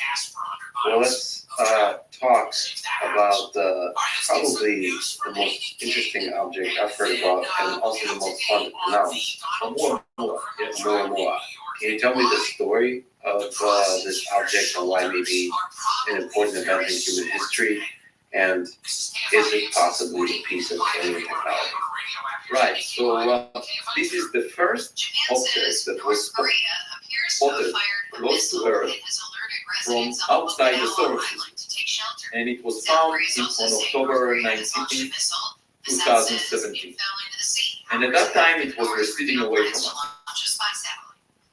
And at first, astronomers thought it must be a piece of rock, just like all the asteroids and comets that we have seen from within the solar system. And it just came from another star. I should say that the actual discovery of this object was surprising to me because a decade earlier, I wrote the first paper together with Ed Turner and Amaya Moro Martin that tried to predict whether the same telescope that was surveying the sky, Pan-STARRS from Hawaii, would find anything from interstellar space, given what we know about the solar system. So if you assume that other planetary systems have similar abundance of rocks and you just calculate how many should be ejected into interstellar space, the conclusion is no, we shouldn't find anything with Pan-STARRS. To me, I apologize for probably revealing my stupidity, but it was surprising to me that so few interstellar objects from outside the solar system have ever been detected. None has been. You do maybe talk about it, that there has been one or two rocks since then. Well, since then there was one called the Borisov. It was discovered by an amateur Russian astronomer, Gennady Borisov, and that one looked like a comet. Yeah. And just like a comet from within the solar system. But this is a really important point. I'm sorry to interrupt it. You showed that it's unlikely that a rock from another solar system would arrive. Right. And so the actual detection of this one was surprising by itself to me. But then, so at first they thought maybe that it's a comet or an asteroid, but then it didn't look like anything we've seen before. Borisov did look like a comet. So people asked me afterwards and said, doesn't this convince you that if Borisov looks like a comet, doesn't this convince you that Oumuamua is also natural? And I said, when I went on the first date with my wife, she looked special to me, and since then I met many women. That didn't change my opinion with my wife. So that's not an argument. But anyway, so why did the Oumuamua look weird? Let me explain. So first of all, astronomers monitored the amount of light, sunlight that it reflects, and it was tumbling, spinning every 8 hours. And as it was spinning, the brightness that we saw from that direction, we couldn't resolve it because it's tiny. It's about 100 meters, a few hundred feet, size of a football field. And we cannot, from Earth, with existing telescopes, we cannot resolve it. The only way to actually get a photograph of it is to send the camera close to it. And that was not possible at the time that Oumuamua was discovered because it was already moving away from us faster than any rocket we can send. It's not like a guest that appeared for dinner, and then by the time we realize that it's weird, the guest is already out the front door into the dark street. What we would like to find is an object like it approaching us, because then you can send the camera irrespective of how fast it moves. And if we were to find it in July 2017, that would have been possible because it was approaching us at that time. Actually, I was visiting Mount Haleakala in Maui, Hawaii, with my family for vacation at that time in July 2017. But nobody knew at the observatory that Oumuamua is very close. That's sad to think about that we had the opportunity that to send up a camera. Oh, don't worry. I mean, there will be more. There will be more because, I operate by the Copernican principle, which says we don't live at a special place. and we don't live at a special time. And that means, if we surveyed the sky for a few years and we had sensitivity to this region between us and the sun, and we found this object with fun stuff, we don't see many more that we will find in the future with surveys that might be even better. And actually, in 3 years' time scale, there would be the so-called LSST, that's a survey of the Vera Rubin Observatory, that would be much more sensitive and could potentially find a more-like object every month. Okay, so I'm just waiting for that. And the main reason for me to alert everyone to the unusual properties of Oumuamua is with the hope that next time around, when we see something as unusual, we would take a photograph or we would get as much evidence as possible. Because science is based on evidence, not on prejudice. And we will get back to that theme. So anyway, let me point out what the properties actually. Yeah, yes. The elongated nature, all right. So the light curve, the amount of sunlight that was reflected from it was changing over 8 hours by a factor of 10, meaning that the area of this object, even though we can't resolve it, the area on the sky that reflects sunlight was bigger by a factor of 10 in some phases as it was tumbling around than in other phases. So even if you take a piece of paper that is razor thin, there is a very small likelihood that it's exactly edge on. And getting a factor of 10 change in the area that you see on the sky is huge. It's much more than any other. It means that the object has an unusual geometry. It's at least a factor of a few more than any of the comets or asteroids that we have seen before. You mentioned reflectivity, so it's not just the geometry, but the properties of the surface of that thing. Well, Or not. if you assume the reflectivity is the same, then it's just geometry. If you assume the reflectivity may change, then it could be a combination of the area that you see and the reflectivity, because different directions may reflect differently. But the point is that it's very extreme. And actually the best fit to the light curve that we saw was of a flat object. Unlike all the cartoons that you have seen of a cigar shape, a flat object at the 90% confidence gives a better model for the way that the light varies. And it's like flat, meaning like a pancake. like a pancake, exactly. So that's the very first unusual property. But to me, it was not unusual enough to think that it might be artificial. It was not significant enough. Then there was no cometary tape. No dust, no gas around this object, and the Spitzer Space Telescope really searched very deeply for carbon-based molecules. There was nothing. So it's definitely not a comet, the way people expected it to be. Can you maybe briefly mention what properties a comet that you're referring to usually has? Right. So a comet is a rock that has some water ice on the surface. So you can think of it as an icy rock. Actually, comets were discovered a long time ago, but the first model that was developed for them was by Fred Whipple, who was at Harvard. And I think the legend goes that he got the idea from walking through Harvard Square and seeing, during a winter day, and seeing these icy rocks. So a comet is icy, and icy an asteroid is it's just a rock. It's just a rock. Yes. So when you have ice on the surface, when the rock gets close to the sunlight warms it up, and the ice sublimates, evaporates. Because the one thing about ice, water ice, is it doesn't become liquid if you warm it up in vacuum, without an external pressure. It just goes straight into gas. And that's what you see as the tail of a comet. The only way to get liquid water is to have an atmosphere like on Earth that has an external pressure. Only then you get liquid.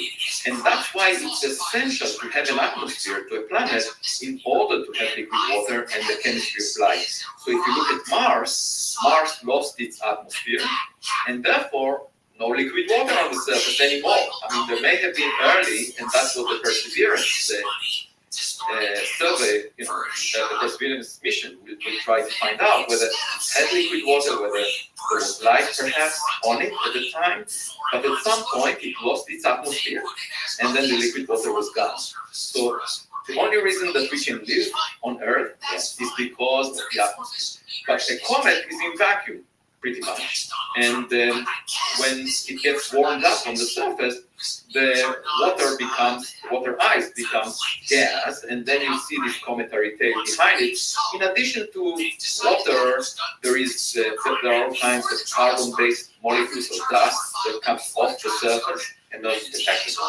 Yeah, it's easy to detect. It's very prominent. You see these cometary tails look very prominent because they reflect sunlight, and you can see them. In fact, it's sometimes difficult to see the nucleus of the comet because it's surrounded and shrouded with. And in this case, there was no trace of anything. Now, you might say, okay, it's not a comet. So that's what the community said. Okay, it's not a problem. It's still a rock. It's not a comet, but it's just a rock. Bare rock. Okay, no problem. Then, and that's the thing that convinced me to write about it. And then in June 2018, significantly later, there was a report that in fact the object exhibited an excess push in addition to the force of gravity. So the sun acts on it by gravity, but then there was an extra push on this object that was figured out from the orbit that you can trace. And the question was, what is this excess push? So for comets, you get the rocket effect. When you evaporate gas, it's just like a jet engine on an airplane. A jet engine is very simple. You throw the gas back, and it pushes the airplane forward. That's all. That's how it is. So in the case of a comet, you throw gas in the direction of the sun, and then you get a push.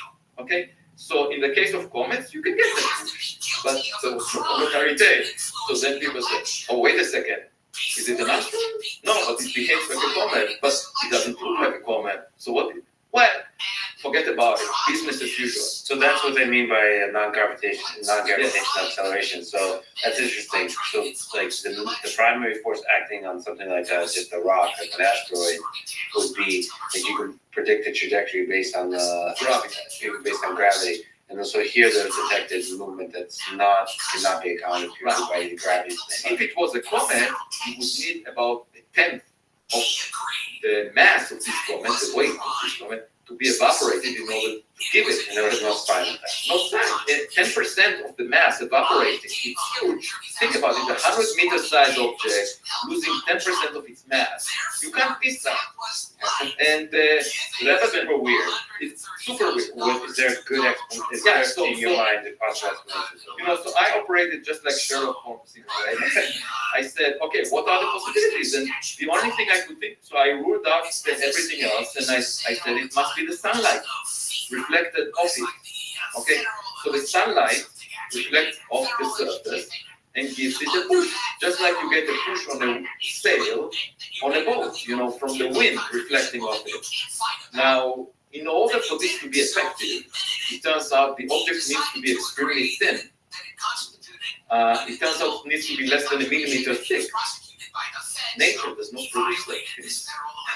So, but we produce it because it's called the technology of a light sail. So we are for space exploration. We are exploring this technology because it has the benefit of not needing to carry the fuel with the spacecraft. So you don't have the fuel, you just have a sail, and it's being pushed either by sunlight or by laser beam or whatever. So perhaps this is the light sail. So this is actually the same technology as the Starship project. Yes. So people afterwards say, okay, you work on this project, you imagine it. No, that's a pretty good explanation, right? Obviously, my imagination is limited by what I know.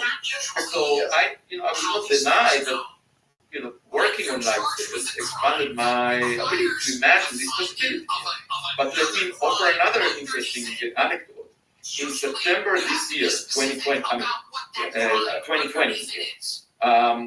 there was another object found and it was given the name 2020 SO by the Minor Planet Center. This is an organization actually in Cambridge, Massachusetts, that gives names to objects, astronomical objects found in the solar system. And they gave it that name 2020 SO because it looked like an object in the solar system, and it moved in an orbit that is similar to the orbit of the Earth, but not the same exactly. And therefore it was bound to the sun, but it also exhibited a deviation from what you expect based on gravity. So the astronomers that found it extrapolated back in time and found that in 1966 it intercepted the Earth. And then they realized, they went to the history books and they realized, there was a mission called Lunar Lander Surveyor 2, that had a rocket booster. It was a failed mission, but there was a rocket booster that was kicked into space. And presumably this is the rocket booster that we're seeing. Now, this rocket booster was hollow and thin for us to recognize that it's pushed by sunlight. So here is my point. We can tell from the orbit of an object, obviously this object didn't have any cometary tail. It was artificially made. We know that it was made by us, and it did deviate from an orbit of a rock. So just by seeing something that doesn't have cometary tail and deviates from an orbit shaped by gravity, we can tell that it's artificial. In the case of Oumuamua, it couldn't have been sent by humans because it just passed near us for a few months. We know exactly what we were doing at that time. And also it was moving faster than any object that we can know. And so obviously it came from outside the solar system. And the question is, who produced it? Now, I should say that when I walk on vacation on the beach, I often see natural objects like seashells that are beautiful, and I look at them. And every now and then I stumble on a plastic bottle, and that was artificially produced. And my point is that maybe Oumuamua was a message in a bottle, and we should see this is simply another window into searching for artifacts from other civilizations. Where do you think it could have come from? And if it's so, from a scientific perspective, the narrow-minded view, as we'll probably talk about throughout, is, you kind of want to stick to the things that the naturally originating objects, like asteroids and comets. Okay, that's the space across the hypothesis. And then if we expand beyond that, you start to think, okay, these are artificially constructed, like you just said, it could be by humans. It could be by whatever that means, by some kind of extraterrestrial alien civilization. If it's the alien civilization variety, what is this object that we look at? An excellent question. And let me lay out, we don't have enough evidence to tell. If we had a photograph, perhaps we would have more information. But there is one other peculiar fact about Oumuamua.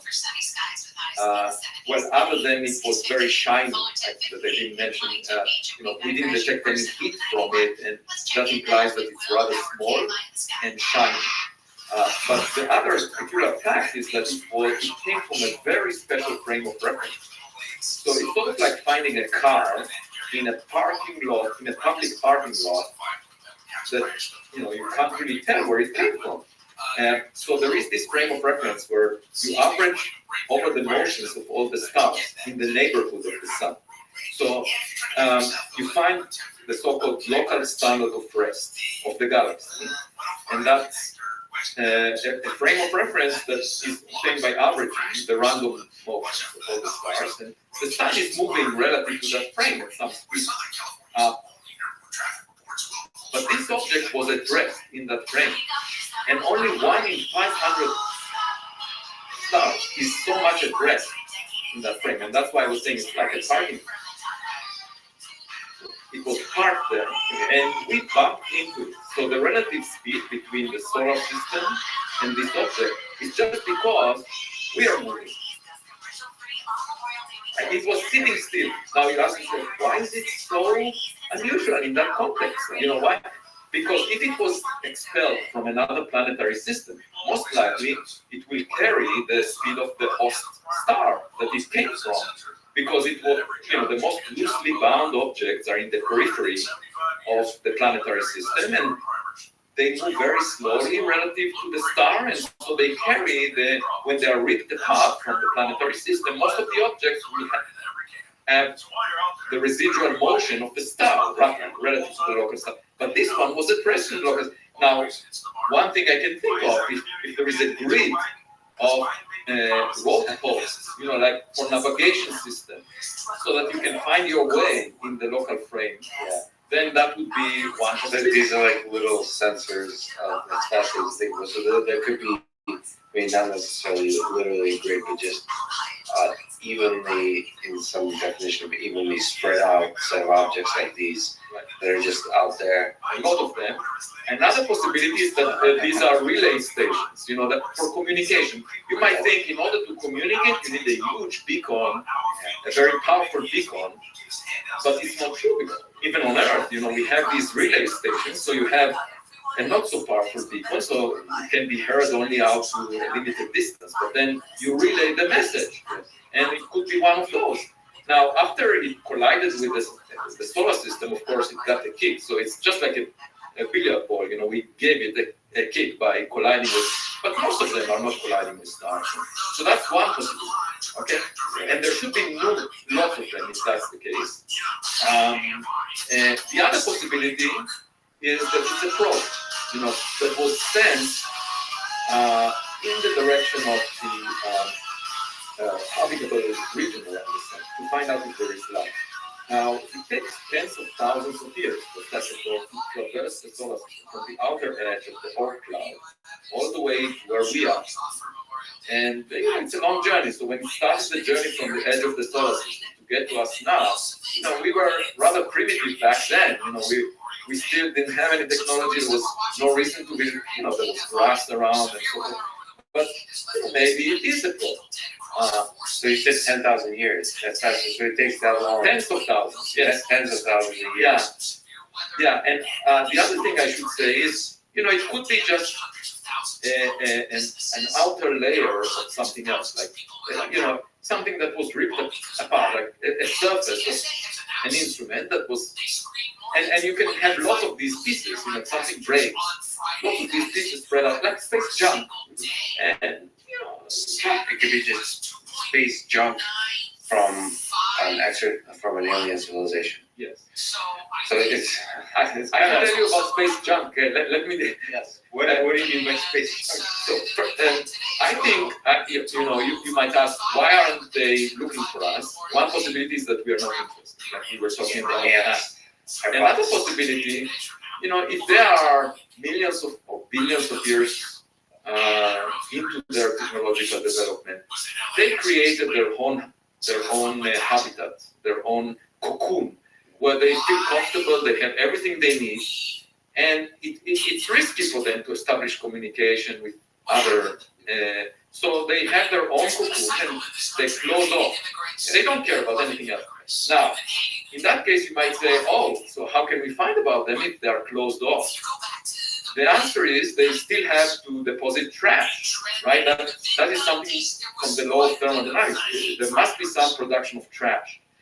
And, we can still find about them, just like investigative journalists going through the trash cans of celebrities in Hollywood. You can learn about the private lives of those celebrities by looking at the trash. It's fascinating to think, if we're the ants in this picture, if this thing is a water bottle, or if it's like a smartphone, like where on the spectrum of possible objects of space, because there's a lot of interesting trash.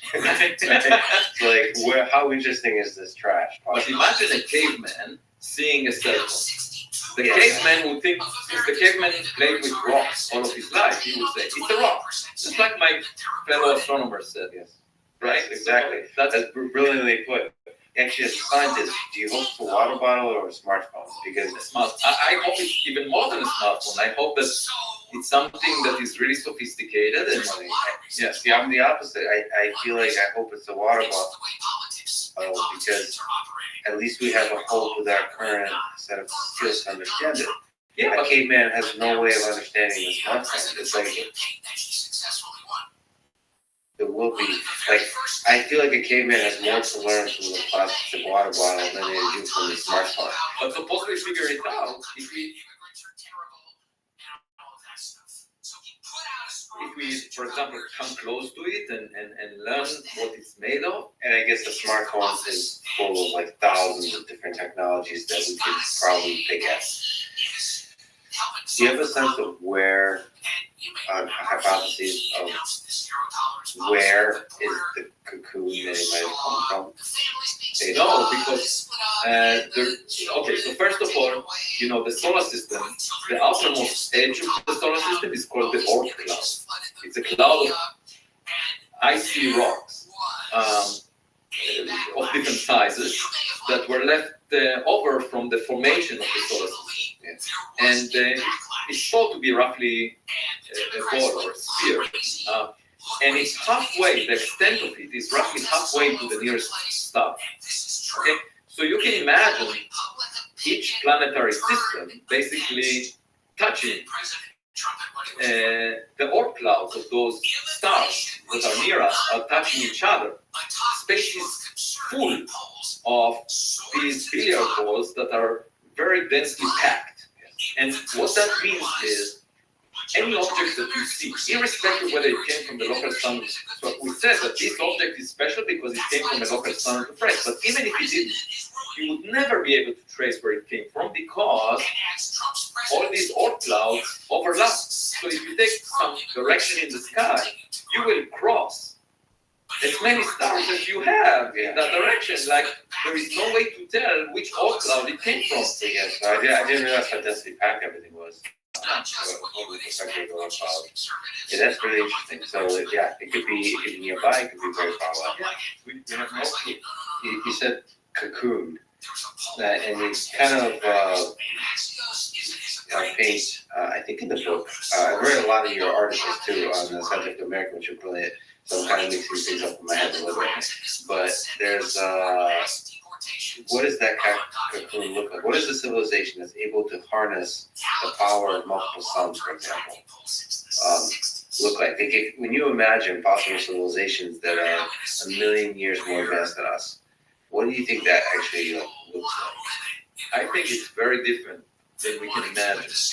By the way, I should start from the point that even biological life, just without technology getting into the game, could look like something we've never seen before. Take, for example, the nearest star, which is Proxima Centauri. It's 4.25 light years away, so they will know about the results of the 2016 elections only next month, in February 2021. It's very far away. But if you think about it, this star is a dwarf star, and it's much cooler than it's twice as cold as the sun. Okay, and it emits mostly infrared radiation. So if there are any creatures on the planet close to it that is habitable, which is called Proxima b, there is a planet in the habitable zone, the zone just at the right distance where, in principle, liquid water can be on the surface. If there are any animals there, they have infrared eyes because our eyes was designed to be sensitive to where most of the sunlight is in the visible range. But Proxima Centauri emits mostly infrared, so the nearest to see each other. In the nearest star system, these animals would be quite strange. They would have eyes that are the sectors of infrared, very different from ours. Moreover, this planet, Proxima b, faces the star always with the same side. So it has a permanent day side and a permanent night side. And obviously the creatures that would evolve on the permanent day side, which is much warmer, would be quite different than those on the permanent night side. Between them, there would be a permanent sunset strip. And my daughters said that that's the best opportunity for high-value real estate, because you will see the sunset throughout your life, right? The sun never sets on this strip. And so these worlds are our imagination. Just even the individual creatures, the sensor suite that they're operating with might be very different. So I think when we see something like that, we would be shocked. Not to speak about seeing technology now. So I don't even dare to imagine, and I think, obviously we can bury our head in the sand and say it's never aliens, like many of my colleagues say, and it's a self-fulfilling prophecy. If you never look, you will never find. If you're not ready to find wonderful things, you will never discover them. And the other thing I would like to say is, reality doesn't care whether you ignore it or not. You can ignore reality, but it's still there. So we can all agree, based on Twitter, that aliens don't exist. That Oumuamua was a rock. So we can all agree, and you will get a lot of likes, you will have a big crowd of supporters, and everyone will be happy and give each other awards and honors and so forth. But might still be an alien artifact. Who cares what humans agree on? Yeah. There is a reality out there, and we have to be modest enough to recognize that we should make our statements based on evidence. Science is not about ourselves. It's not about glorifying our image. It's not about getting honors, prizes. A lot of the scientific, a lot of the academic activity is geared towards creating your echo chamber where you have students, postdocs repeating your mantras so that your voice is heard loudly, so that you can get more honors, prizes, recognition. That's not the purpose of science. The purpose is to figure out what nature is, right? And in the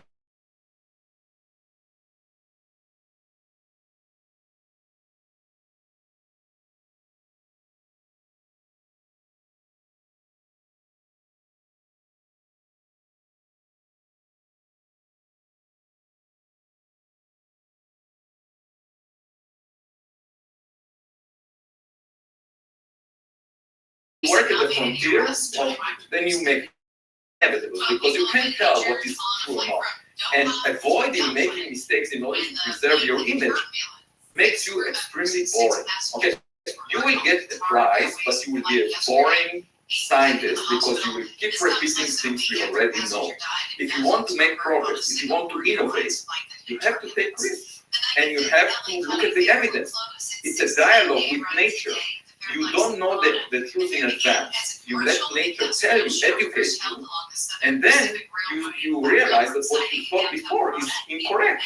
And a lot of my colleagues prefer to be in a state where they have a monologue. If you look at these people that work on string theory, they have a monologue.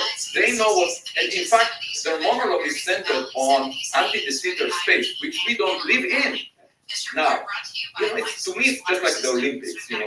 You define 100 meters, and you say whoever runs this 100 meters is the best athlete. Is the fastest, And it's completely arbitrary. You could have decided it would be 50 meters or 20 meters. Who cares? You just measure the ability of people this way. So you define anti-de Sitter space as a space where you do your mathematical gymnastics, and then you find who can do it the best, and you give jobs based on that. You give prizes based.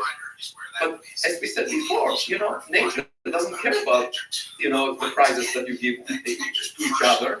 It cares, it has its own reality, and we should figure it out. And it's not about us. The scientific activity is about figuring out nature. And sometimes we may be wrong. Our image will not be preserved, but that's the fun, kids explore the world out of curiosity, and I always want to maintain my childhood curiosity, and I don't care about the labels that I have. In fact, having tenure is exactly the opportunity to behave like a child, because you can make mistakes. And I was asked by the Harvard Gazette, the Pravda of Harvard, what is the one thing that you would like to change about the world? And I said, I would like my colleagues to behave more like kids. That's the one thing I would like them to do. Because something bad happens to these kids when they become tenured professors. They start to worry about their ego and about themselves more than about the purpose of science, which is just curiosity-driven, figuring out from evidence. Evidence is the key. So when an object shows anomalies, like what's the problem discussing, whether it's artificial or not? So there was a mainstream paper in Nature published saying it must be natural. That's it. It's unusual, but it must be natural, period. And then at the same time, that some other mainstream scientists tried to explain the properties. And they came up with interpretations like it's a dust bunny, the kind that you find in a household, a collection of dust particles pushed by sunlight. Something we've never seen before. Or it's a hydrogen iceberg. It actually evaporates like a comet, but hydrogen is transparent, you don't see it, and that's why we don't see the cometary days. Again, we have never seen something like that. In both cases, the objects would not survive the long journey. We discussed it in a paper that I wrote afterwards.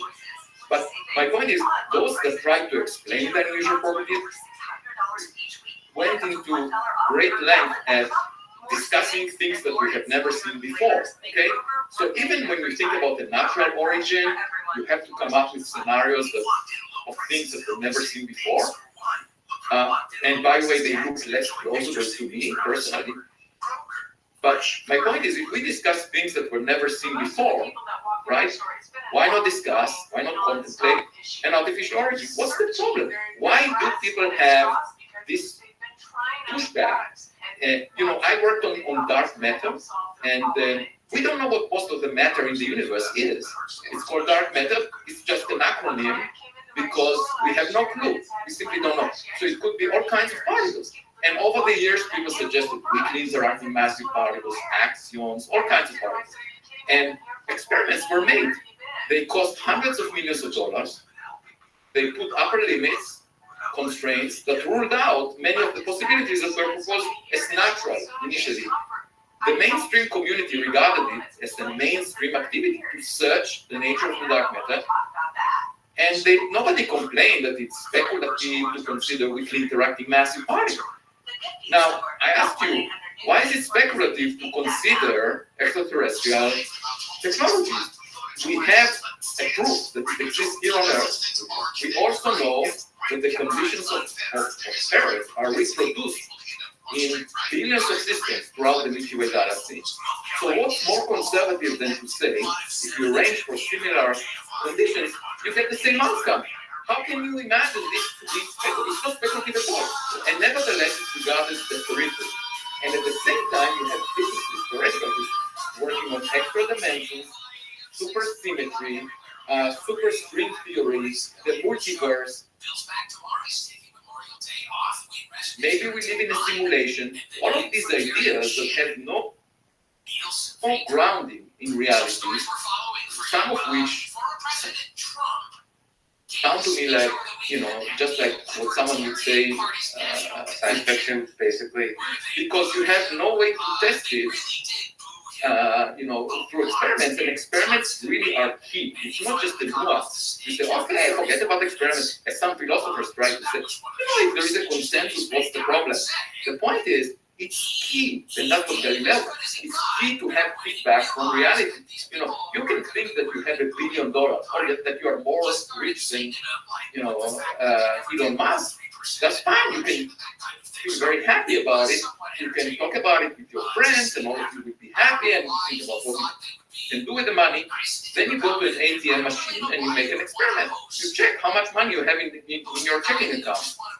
And if it turns out that you don't have much, you can't materialize your dreams. Okay, so you realize you have a reality check. And my point is, without experiments giving you a reality check, without the ATM machine showing you whether your ideas are bankrupt or not, without putting skin in the game, and by skin in the game I mean, don't just talk about theoretical ideas, make them testable.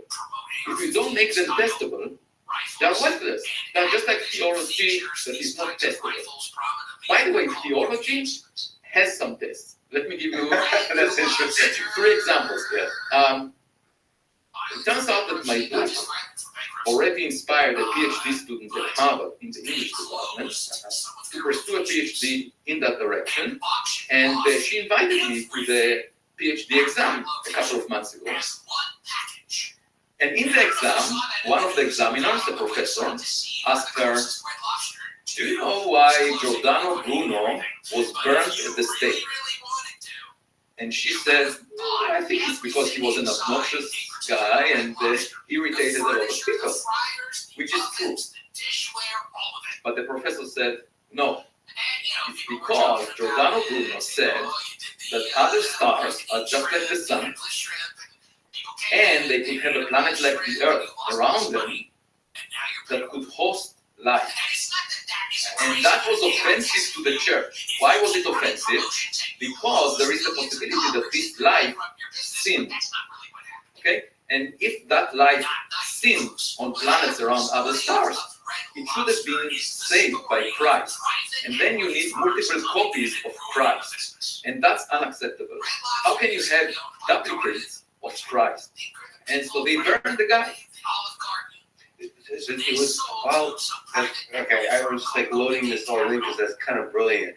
So he was actually already, his message about the stars is debating that there could be other life forms. Yeah. Like why, if this star, if there's other stars, why would it be special? Why would our star be special? He was making the right argument. And if you would just follow that all along to say that there should be other Earth-like places, there should be other life forms. And then that was offensive. Copies of Christ. Yeah, so that was offensive. So I said to that professor, I said, great, I wanted to introduce some scientific tone to the discussion. And I said, this is great because now you basically laid the foundation for an experimental test of this theology. What is the test? We now know that other stars are like the sun. And we know they have planets like the Earth around them. So suppose we find life there and we figure out that they sinned. Then we ask them, did you witness Christ? And if they say no, it means that this theology is ruled out. So there is an experimental test. So this is experimental test number one. Another experimental test, in the Bible, in the Old Testament, Abraham heard the voice of God to sacrifice his son, right? On his son. And that's what the story says. Now suppose Abraham, my name by the way, had a voice memo up on his cell phone. He could have pressed this up and recorded the voice of God. And that would have been experimental evidence that God exists, right? Fortunately, he didn't. But it's an experimental test, right? There is a third example I should tell, and that is Elie Wiesel attributed this story to Martin Buber, but it's not clear whether it's true or not. At any event, the story goes that Martin Buber, he was a philosopher, and he said, the Christians argue that Jesus, the Messiah, arrived already and will come back again in the future. The Jews argue the Messiah never came and will arrive in the future. So he said, why aren't both sides agree that the Messiah will arrive in the future? When the Messiah arrives, we can ask whether he or she came before, visited us, and then figure it out. And one side, so again, experimental test of a theology. So even theology, if it puts a skin in the game, if it makes a prediction, could be tested, right? So why can't string theories test themselves? Or why can't, even cosmic inflation, that's another model that one of the inventors from MIT, Alan Guth, argues that it's not falsifiable. My point is, a theory that cannot be falsified is not helpful, because it means that you can't make progress. You cannot improve your understanding of nature. The only way for us to learn about nature is by making hypotheses that are testable, doing the experiments and learning whether we are correct or not. And couple that with a curiosity and open-mindedness that allows us to explore all kinds of possible hypotheses, but always the pursuit of those, the scientific rigor around those hypotheses is ultimately get evidence. Knowledge is, of what nature is should be a dialogue with nature rather than a monologue. Can we talk a little bit about the Drake equation? There's another framework from which to have this kind of discussion about possible civilizations out there. So let me ask, within the context of the Drake equation, or maybe bigger, how many alien civilizations do you think are out there? Well, it's hard to tell because the Drake equation is again quantifying our ignorance. It's just a set of factors. The only one that we know, or actually two that we know quite well, is the rate of star formation in the Milky Way galaxy, which we measured by now, and the frequency of planets like the Earth around stars, and at the right distance to have life. But other than that, there are lots of implicit assumptions about all the other factors that would enable us to detect a signal. Now, I should say the Drake equation has a very limited validity just for signals from civilizations that are transmitting at the time that you're observing them. However, we can do much better than that. We can look for artifacts that they left behind. Even if they're dead, you can look for industrial pollution in the atmospheres of planets. Why do I bring this up? Again, to show you the conservatism of the mainstream in astronomy. And by the way, I have leadership positions. I was chair of the astronomy department for 9 years, the longest serving chair at Harvard. And I'm the chair of the board on physics and astronomy of the National Academy of University, the primary board. And I'm director of 2 centers at Harvard and so forth. So I do represent the community in various ways, but at the same time, I'm a little bit disappointed by the conservatism that people have. And so let me give you an illustration of that. So the astronomy community actually is going right now through the process of defining its goals for the next decade. And there are proposals for telescopes that will cost billions of dollars, and whose goal is to find evidence for oxygen in the atmosphere of planets around other stars, with the idea that this would be a marker, a signature of life. Now, the problem with that is Earth didn't have much oxygen in its atmosphere for the first 2 billion years. Roughly half of its life didn't have much oxygen, but it had life. It had microbial life. It's not clear yet, as of yet, what the origin is for the rise in the oxygen level after 2 billion years, about 2.4 billion years ago. But we know that a planet can have life without oxygen in the atmosphere, because Earth did it. The second problem with this approach is that you can have oxygen from natural processes. You can break water molecules and make oxygen. So even if you find it, it will never tell you that for sure life exists. And so even with these billions of dollars, the mainstream community will never be confident whether there is life. Now, how can it be confident? There is actually a way. If instead of looking with the same instrument, if you look for molecules that indicate industrial pollution, for example, CFCs, that are produced by refrigerating systems, so industries here on Earth, that they use the ozone layer, you can search for that. And I wrote a paper 5 years ago suggesting that. Now, what's the problem? You can just tell NASA, I want to build this telescope to search for oxygen, but also for industrial pollution. Nobody would say that, because it sounds like, on the periphery of the field. And I ask you, why would hilarious? Because that's exactly, what you're saying is quite brilliant. It's a really strong signal. And if there's any civilizations out there, then there are probably going to be many of them, and they're probably going to be more advanced than us, and they're probably going to have something like industrial pollution, which would be a much stronger signal than some basic gas, which could have a lot of different explanations. So like something like oxygen, or we talk about signs of life on Guinness and so on. But like, if you want a strong signal, I love how garbage is. No, but the pollution, you have to understand, we think of pollution as a problem, but on a planet that was too cold, for example, to have a comfortable life on it, you can imagine terraforming it and putting a blanket of polluting gases such that it would be warmer, and that would be a positive change. So if an industrial or a technological civilization wants to terraform a planet that otherwise is too cold for them, they will do it. So what's the problem of defining it as a search goal using the same technology? The problem is that there is a taboo. We're not supposed to discuss extraterrestrial intelligence. There is no funding for this subject, not much, very little.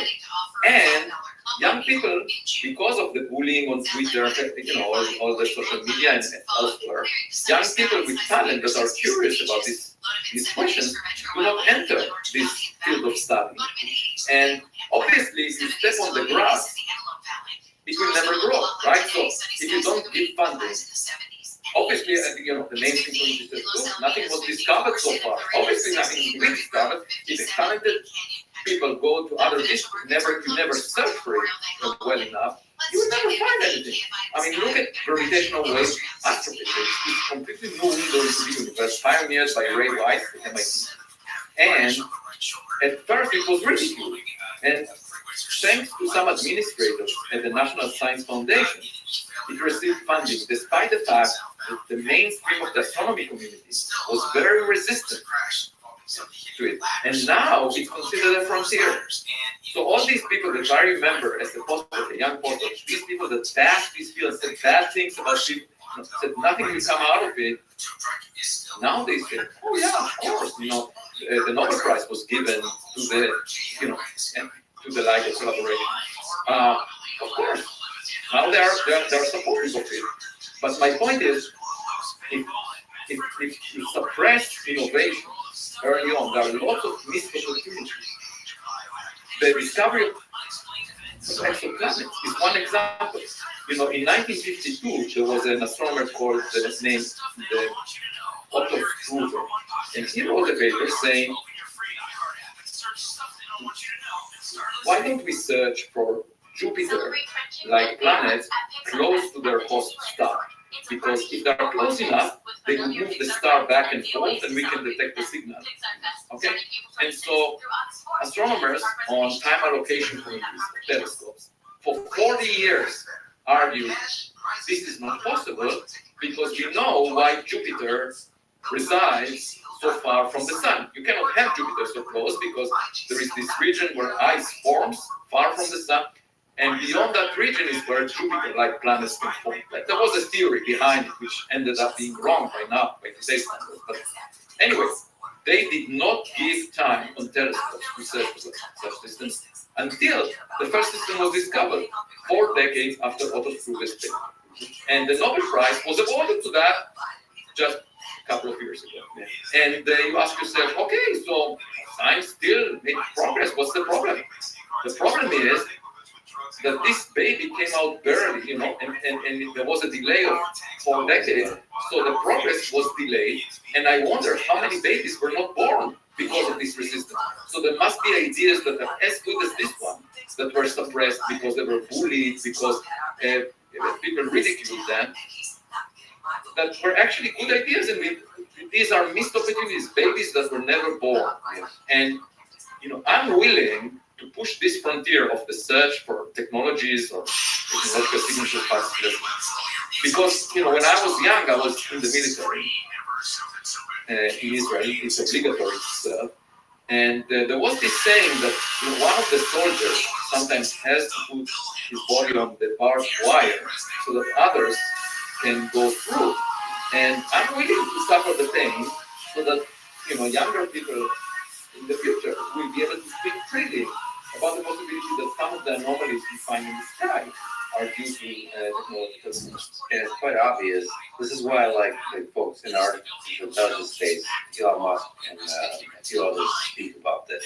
When they look at the long arc, they say what, this kind of, you can call it like first principles thinking, or you can call it anything really. It's like, if we just zoom out from our current bickering and our current like discussions and what science is doing, look at the long arc of the trajectory we're headed at. Which questions are obviously fundamental to science, and it should be asked, and which is the space of hypothesis that should be explored. And like exoplanets is a really good example of one that was like an obvious one. I recently talked to Sarah Seeger, and it was very taboo when she was starting out to work on an exoplanet, and that was even in the 90s. And like, it's obvious should not be a taboo subject. To me, I mean, I'm probably ignorant, but to me, exoplanets seems like it's ridiculous that would ever be a taboo subject, to not fund, to not explore. That's very, but even for her, it's not a taboo to say, like, what, to look for industrial pollution. Right? I find that ridiculous. I'll tell you why you take the next step. It's ridiculous for another reason. Not because of just the scientific benefits that we might have by exploring it, but because the public cares about these questions. Yes. And the public funds science. So how dare the scientists shy away from addressing these questions if they have the technology to do it? It's like saying, I don't want to look through Galileo's telescope. It's exactly the same. You have the technology to explore these questions, to find evidence, and you shy away from it. You might ask, why do people shy away from it? And perhaps it's because of the fact that there is science fiction. I'm not a fan of science fiction because it has an element to it that violates the laws of physics in many of the books and films. And I cannot enjoy these things when I see the laws of physics violated. But who cares that the fact that there is science fiction? I mean, if you have the scientific methodology to address the same subject, I don't care that other people spoke nonsense about this subject or said things that make no sense. Who cares? You do your scientific work, just like you explore the dark matter. You explore the possibility that Oumuamua is an artifact. You just look for evidence and try to deduce what it means. And I have no problem with doing that. To me, it sounds like any other scientific question that we have. And given the public's interest, we have an obligation to do that. By the way, science to me is not an occupation of the elite. It doesn't allow me to feel superior to other humans that are unable to understand the math. To me, it's a way of life. If there is a problem in the faucet or in the pipe at home, I try to figure out what the problem is, and with a plumber, we figure it out, and we look at the clues, and it's the same thing in science. You look at the evidence, try to figure out what it means. It's common sense in a way, and it shouldn't be regarded as something removed from the public. It should be a reflection of the public's interest. And I think it's actually a crime to resist the public. If the public says, I care about this, and you say, no, that's not sophisticated enough for me. I want to do intellectual gymnastics on anti-deceiver space. To me, that's a crime. Yes, I 100% agree. So it's hilarious that not hilarious, it's sad that people who are trained in the scientific community to have the tools to explore this world, to be children, to be the most effective at being children, are the ones that resist being children the most. But there is a large number of people that embrace the childlike wander about the world and may not necessarily have the tools to do it. That's the more general public. And so, I wonder if I could ask you and talk to you a little bit about, UFO sightings. That there's people, quote unquote believers. There's hundreds of thousands of UFO sightings, and I've consumed some of the things that people have said about it, and one thing I really like about it is how excited they are by the possibility. It's almost like this childlike wonder about the world out there. It's not a fear, it's an excitement. Do you think, because we're talking about this possibly extraterrestrial object that visited, flew by Earth, do you think it's possible that out of those hundreds of thousands of UFO sightings, one or some number is an actual sighting of a non-human, some alien technology. And then we're too closed-minded to look and to see. I think to answer this question, we need better evidence. My starting point, as I said, out of modesty, is that we are not particularly interested. And therefore, I would be hard-pressed to imagine that someone wants to really spy on us. So I would think, as a starting point, that we don't deserve attention and we should expect someone. But who knows? Now, the problem that I have with UFO sighting reports is that 50 years ago there were some reports of fuzzy images, saucer-like things. By now, our technologies are much better. Our cameras are much more sensitive. These fuzzy images should have turned into crisp, clear images of things that we are confident about. And they haven't turned that way. It's always on the borderline of believability.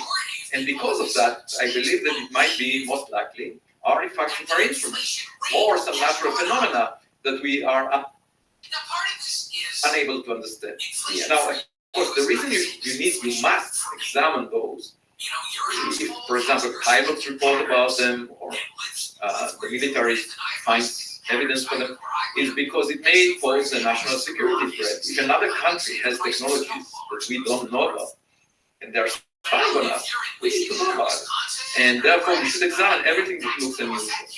But to associate it with an alien life is a little too far for me until we have evidence that stands up to the level of scientific credence. That we are 100% sure that from multiple detectors and through a scientific process.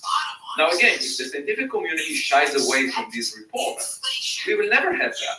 It's like saying, I don't want to take photographs of something because I know what it is, then you will never know what it is.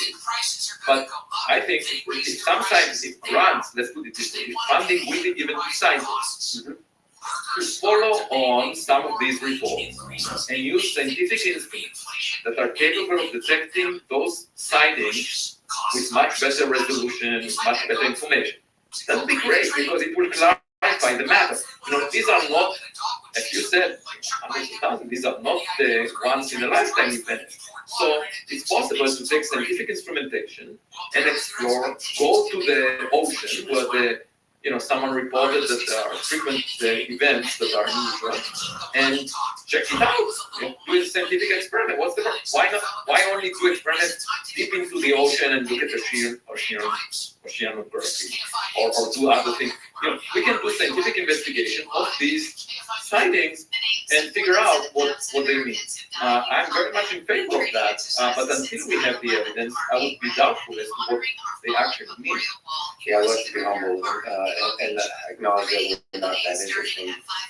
It's kind of, you makes me realize that because it's so taboo, the people that have the equipment, meaning, we're not just talking, everybody has cameras, but to have a large scale, sensor network that collects data, that regularly collects, just like we look at the weather, so collecting information, and we can then access that information when there is reports, and have it not be a taboo thing, where there's millions and billions of dollars funding this effort, that, by the way, inspires millions of people. This is exactly what you're talking about.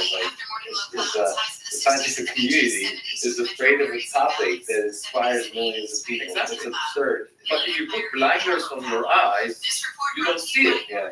Right. I should say that we do have meteors that we see.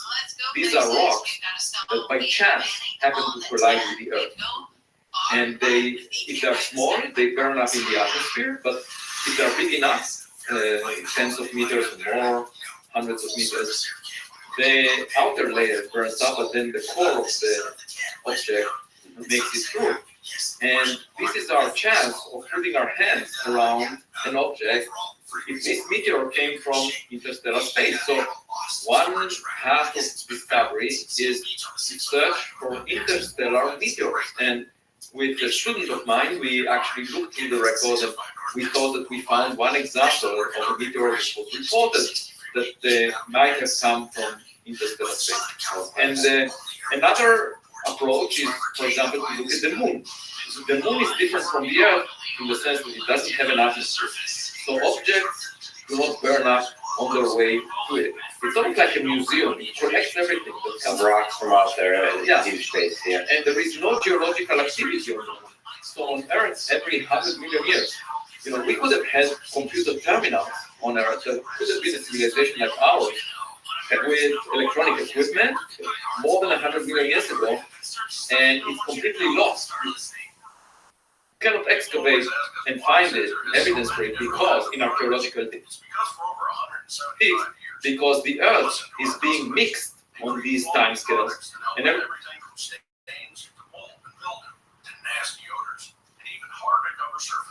that was on the surface more than 100 million years ago is buried deep inside the Earth right now because of geological activity. That's how you think about it, by the way, yeah. But on the moon, this doesn't happen. The only thing that happens on the moon is you have objects impacting the moon and they go 10 meters deep, so they produce some dust.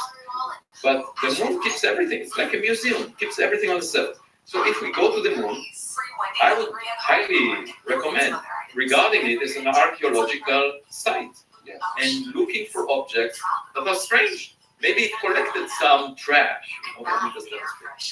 If we could just linger on the Drake equation for a little bit, we kind of talked about there's a lot of uncertainty in the parameters, and the Drake equation itself is very limited. But I think the parameters are interesting in themselves, even if it's limited, because I think each one is within the reach of science, right? To get the evidence for it. I mean, a few I find really interesting to get your comment on. So one of the most varying, I would say, from my perspective, is the length that civilizations last, however you define it. And the Drake equation is the length of how long you're communicating, just like transmitting, just like you said, that's the wrong way to think about it because you're detecting some other output from the civilization itself. But just if we just define broadly how long that civilizations last, do you have a sense of how long that might last? Like what are the great filters that might destroy civilizations that we should be thinking about?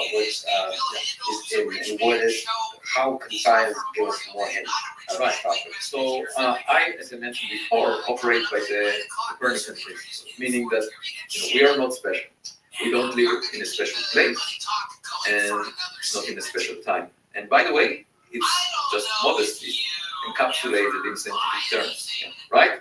You're saying, I'm not special, I find conditions here, they exist everywhere. So if you adopt the Copernican principle, you basically say, our civilization transmitted radio signals for 100 years, roughly. So probably it would last another 100 or a few hundred, and that's it. Because we don't live at a special time. So that's, well, of course, if we get our act together and we somehow start to cooperate rather than fighting each other, killing each other, wasting a lot of resources on things that will destroy our planet, maybe we can lengthen that period if we get smarter. But the most natural assumption is to say that we will live into the future as much as we live from the time that we started to develop the means for our own destruction, the technologies we have, which is quite pessimistic, I would say. So several centuries, that's what I would give, not unless we get our act, unless we become more intelligent than the newspapers report every day. Okay, point number one. Second, and by the way, this is relevant, I should say, because there was a report about perhaps a radio signal detected from Proxima Centauri. What do you make of that signal? Oh, I think it's some Australian guy with a cell phone next to the observatory or something like that. Because it was the Parkes telescope in Australia. Okay, I was like, why is Australia? Yeah, okay. So it's not human-created noise. Yeah, which is always the worry, because actually the same observatory, the Parkes observatory, detected a couple of years ago some signals, and then they realized that it comes back at lunchtime. And they said, okay, what could it be? And then they figured out that it must be the microwave oven in the observatory because someone was opening it before it's finished, and it was creating these radio signals that they detected with the telescope every lunchtime. So just a cautionary remark, but the reason I think it's human-made, without getting into the deep technical details, is because of this very short window by which we were transmitting radio signals out of the lifetime of the Earth. You know, as I said, 100 years out of 4.5 billion years that the Earth existed. So what's the chance that another civilization, a twin civilization of ours, is transmitting radio signals exactly at the time that we're looking with our radio telescopes? 10 to the minus 7, you know. So, and the other argument I have is that they detected it in a very narrow band of frequencies, and that makes it cannot be through natural processes, a very narrow band. Just like some radio transmissions that we produce. But if it were to come from the habitable zone, from a transmitter on the surface of Proxima b, this is the planet that orbits Proxima Centauri, then I calculated that the frequency would drift through the Doppler effect. You know, just like when you hear a siren on the street, you know, when the car approaches you, it has a different pitch than when it recedes away from you. That's the Doppler effect. And when the planet orbits the star, Proxima Centauri, you would see or detect a different frequency when the planet approaches us as compared to when it recedes. So there should be a frequency drift just because of the motion of the planet. And I calculated that it must be much bigger than observed. So it cannot just be a transmitter sitting on the planet and sending in our direction the radio signal, unless they want to cancel the Doppler effect, but then they need to know about us, because in a different direction it will not be cancelled. Only in our direction they can cancel it perfectly. So there is this direction of Proxima Centauri, but I have a problem imagining a transmitter on the surface of a planet in the habitable zone emitting it. But my main issue is really with the likelihood, given what we know about ourselves. Right. In terms of the duration of this The Copernican principle. So nevertheless, this particular signal is likely to be human interference, perhaps. But do you find the Proxima be interesting? The more general question is, do you think we humans will venture out into outside our solar system and potentially colonize other habitable planets? Actually, I am involved in a project whose goal is to develop the technology that would allow us to leave the solar system and visit the nearest stars. And that is called the Star Shuttle. In 2015, May 2015, an entrepreneur from Silicon Valley, Yuri Milner, came to my office at Harvard and said, would you be interested in leading a project that would do that in our lifetime? Because as we discussed before, to traverse those distances, with existing rockets would take tens of thousands of years. And that's too long. For example, to get to Proxima Centauri with the kind of spacecraft that we already sent, like New Horizons or Voyager 1, Voyager 2, you needed to send them when the first humans left Africa, so that they would arrive there now, and that's a long time to wait. So Yuri wanted to do it within our lifetime, 10, 20 years, meaning it has to move at a fraction of the speed of light. So can we send a spacecraft that would be moving at a fraction of the speed of light? And I said, let me look into that for 6 months. And with my students and postdocs, we arrived to the conclusion that the only technology that can do that is the light sail technology, where you basically produce a very powerful laser beam on Earth. So you can collect sunlight with photovoltaic cells or whatever, and convert it into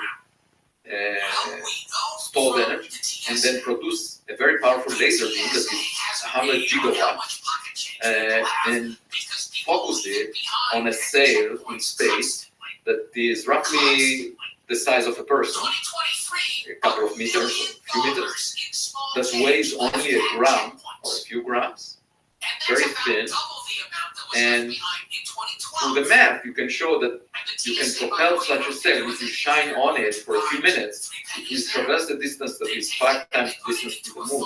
It will get to a fifth of the speed of light.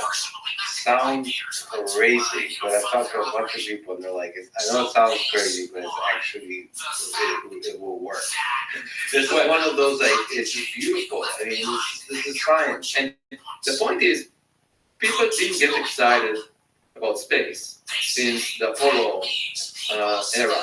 And it's about time, for us to go into space. A couple of months ago, I was asked to participate in a debate organized by IBM and the Bloomberg News, and the discussion centered on the question, is the space race between the US and China good for humanity? And all the other debaters were worried about the military threats. And I just didn't understand what they're talking about, because military threats come from hovering above the surface of the Earth, right? And we live on a two-dimensional surface. We live on the surface of the Earth. But space is all about the third dimension, getting far from Earth. So if you go to Mars or you go to a star, another star, there is no military threat. What are we talking about? Space is all about feeling that we are one civilization, in fact, not fighting each other, just going far and having aspirations for something that goes beyond military threat. Yeah. So why would we be worried that the space race will lead? That's actually brilliant. I didn't, there's something in our discourse about it, the space race is sometimes synonymous with like the Cold War or something like that, right? Or the wars, but really, yeah, there was a lot of ego tied up in that. I remember, still to this day, there's a lot of pride that Russian Soviet Union was the first to space, and there's a lot of pride in the American side that was the first on the moon. But yeah, you're exactly right. There's no aggression, there's no wars. And beyond that, if you think about the global economy right now, there is a commercial interest. That's why Jeff Bezos and Elon Musk are interested about Mars and so on. There is a commercial interest which is international. It's driven by money, not by nature, by pride. And nations can sign treaties. First of all, there are lots of treaties that were signed even before the First World War, the Second World War, and the World War. So who cares? Humans, treaties do not safeguard anything. But beyond that, even if nations sign treaties about space exploration, you might still find commercial entities that will find a way to get their launches. And so I think we should rethink space. It has nothing to do with national pride. Once again, nothing to do with our egos. It's about exploration. And the biggest problem, I think, in human history is that humans tend to think about egos and about their own personal image, rather than look at the big picture. We will not be around for long. We are just occupying a small space right now. Let's move out of this. The way that Oscar Wilde said, I think, is the best. He said, all of us are in the gutters, but some of us are looking at the stars. Yeah, and the more of us are looking at the stars, the likelier we are to for this little experiment we have going on to last a while, as opposed to end too quickly. It's not just about science and being humble. It's about the survival of the human species. It's being humble. To me, it's incredibly inspiring, the Starshot project. There's something magical about being able to go to another habitable planet and take a picture. Within our lifetime, that with crazy technology too. I should tell you how it was conceived. So I was at the time, so after 6 months passed, after the visit of your Miller, usually I go in December during the winter break, I go to Israel. I used to go to see my family, and I get a phone call. Just before the weekend started, I get a phone call. Yuri would like to present your concept in 2 weeks. at his home. And I said, well, thank you for letting me know, because I'm actually out of the door of the hotel to go to a goat farm in the Negev, in the southern part of Israel, because my wife wanted to have to go to a place that is removed from civilization. So we went to that goat farm, and I need to make the presentation, and there was no internet connectivity except in the office of the goat farm. So the following morning at 6 a.m., I sit with my back to the office of that goat farm, looking at goats that were newly born, and typing into my laptop the presentation, the PowerPoint presentation about, our ambitions for visiting the nearest star. And that was very surreal to me, that it's like our origins in many ways is very primitive origin, and our dreams. I hope you came out that well. So that's incredibly inspiring to me, but it's also inspiring of putting humans onto other moons or planets. I still find going to the moon really exciting. I don't know, maybe I'm just a sucker for it, but it's really exciting. And Mars, which is a new place, a new planet, another planet that might have life. I mean, there's something magical to that, or some traces of previous life. You might think that humans cannot really survive, and there are risks by going there. But my point is, we started from Africa, and we got to apartment buildings in Manhattan, right? It's a very different environment, from the jungles to live in an apartment building, a small cubicle. And, it took tens of thousands of years, but humans adapted, right? So why couldn't humans also make the leap and adapt to a habitat in space? That. Now, you can build a platform that would look like an apartment building in the Bronx or somewhere, but have inside of it everything that humans need. And it's just like the space station, but bigger, and it will be a platform in space. And the advantage of that is, if something bad happens on Earth, you have that complex where humans live, and you can also move it back and forth depending on how bright the sun gets, because within a billion years, the sun would be too hot, and it will boil off all the oceans on Earth. So we cannot stay here for more than a billion years, that's for sure. So that's a billion years from now. I prefer shorter term deadlines. And so and that's, there's a lot of stress that we're facing currently. Do you find it exciting, the possibility of, landing on Mars and starting little building a Manhattan-style apartment building on Mars and humans occupying it? Do you think, from a scientific, from an engineering perspective, that's a worthy pursuit? I think it's worthy, but the real issue that is often underplayed is the risk to the human body from cosmic rays. These are energetic particles, and we are protected from them by the magnetic field around the Earth that blocks them. But if you go to Mars, where there is no such magnetic field to block them, then a significant fraction of the brain cells in your head will be damaged within a year, and the consequences of that are not clear. It's quite possible that humans cannot really survive on the surface. Now, it may mean that we need to dig tunnels, go underground, or create some protection. This is something that can be engineered. And we can start from the moon and then move to Mars. That would be a natural progression. But it's a big issue that needs to be dealt with. I don't think it's a showstopper. I think we can overcome it. But it's just like anything in science and technology. You have to work on it for a while, figure out solutions. But it's not as rosy as Elon Musk talks about. Elon Musk can obviously be optimistic. I think eventually it will boil down to figuring out how to cope with this risk, the health risk. Yeah, in defense of optimism, I find that at least a correlation, if not their best friends, is optimism and open-mindedness. It's a necessary precondition to try crazy things.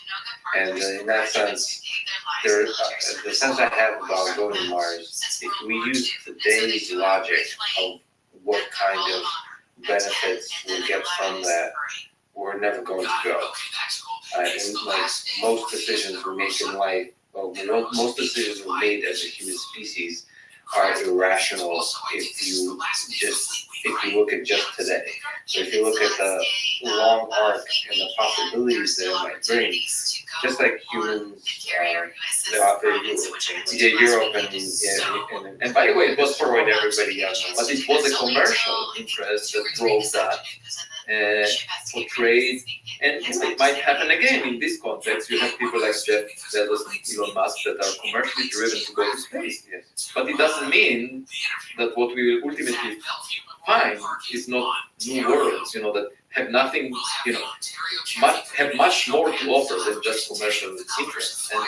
And as a side effect almost, right? Yeah, and then that's why I think, we should be open-minded and explore. And however, at the same time, because of the reasons you pointed out, I'm not optimistic that we will survive more than a few centuries into the future. Because people do not think long term, and that means that we will only survive for the short term. I don't know if you have thoughts about this, but what are the things that worry you the most about? From that great perspective of the universe, which is the great filters that destroys intelligent civilization, but for our own species here, what are the things that worry you the most? The thing that worries me the most is that people pay attention to how many likes they have on Twitter. And rather than, basketball coaches tell the team players, keep your eyes on the ball, not on the audience. The problem is we keep our eyes on the audience most of the time. Let's keep our eyes on the ball. And what does that mean? First of all, in the context of science, it means pay attention to the evidence. When the evidence looks strange, then you should figure it out. I went to a seminar about Oumuamua at Harvard, and a colleague of mine that is mainstream, conservative, would never say anything that would deviate from what everyone else is thinking. Said to me after the seminar, I wish this object never existed. Now, to me, I just hear that. What do you mean? Nature is whatever it is. You have to pay attention to it. You cannot say, you cannot bury your head in this. You should bless nature for giving clues about things that you haven't expected. And I think that's the biggest fault, that we are looking for confirmations of things we already know, so that we can maintain our pride that we already knew it, and maintain our image, not make mistakes, because we already knew it, therefore we expected the right thing. But science is a learning experience, and sometimes you're wrong. And let's learn from those mistakes. And what's the problem about that? Why do we have to get prizes, and why do we get to be honored and maintain our image, when the actual objective of science is learning about nature? And like you've talked about, anomalies in this case are actually not things that are unfortunate and to be ignored, are in fact gifts and should be the focus of science. Exactly, because that's the way for us to improve our understanding. If you look at quantum mechanics, nobody dreamed about it, and it was revolutionary, and we still don't fully understand it. It's a pain for us to figure out. So I understand from the perspective that's holding our science back. Why do you have a sense that that's also something that might be a problem for us in terms of the survival of human civilization?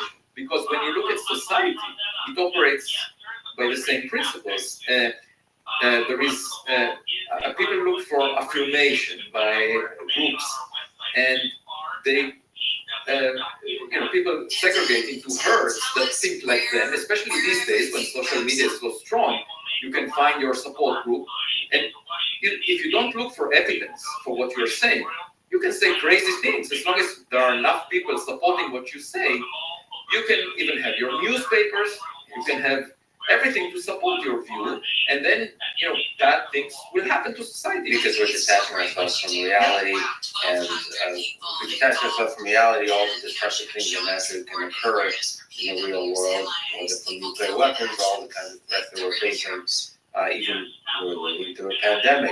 It was supposed, a much worse pandemic could happen, and then we could, sadly, like we did this one, politicize it in some kind of way and have bickering in the space of Twitter and politics, as opposed to there's an actual thing that can destroy the human species. Exactly. So the only way for us to maintain, to stay modest and learn about what really happens is by looking for evidence. Again, I'm saying it's not about ourselves, It's about figuring out what's around us. And if you close yourself by surrounding yourself with people that are like-minded, that refuse to look at the evidence, you can do bad things. And throughout human history, that's the origin of all the bad things that happen. Yes. And I think it's a key. It's a key to be modest and to look at evidence. And it's not a nuance. Now, you might say, oh, okay, the uneducated person might operate. No, it's the scientific community operates this way. My problem is not with the people that don't have an academic pedigree, it's everywhere in society.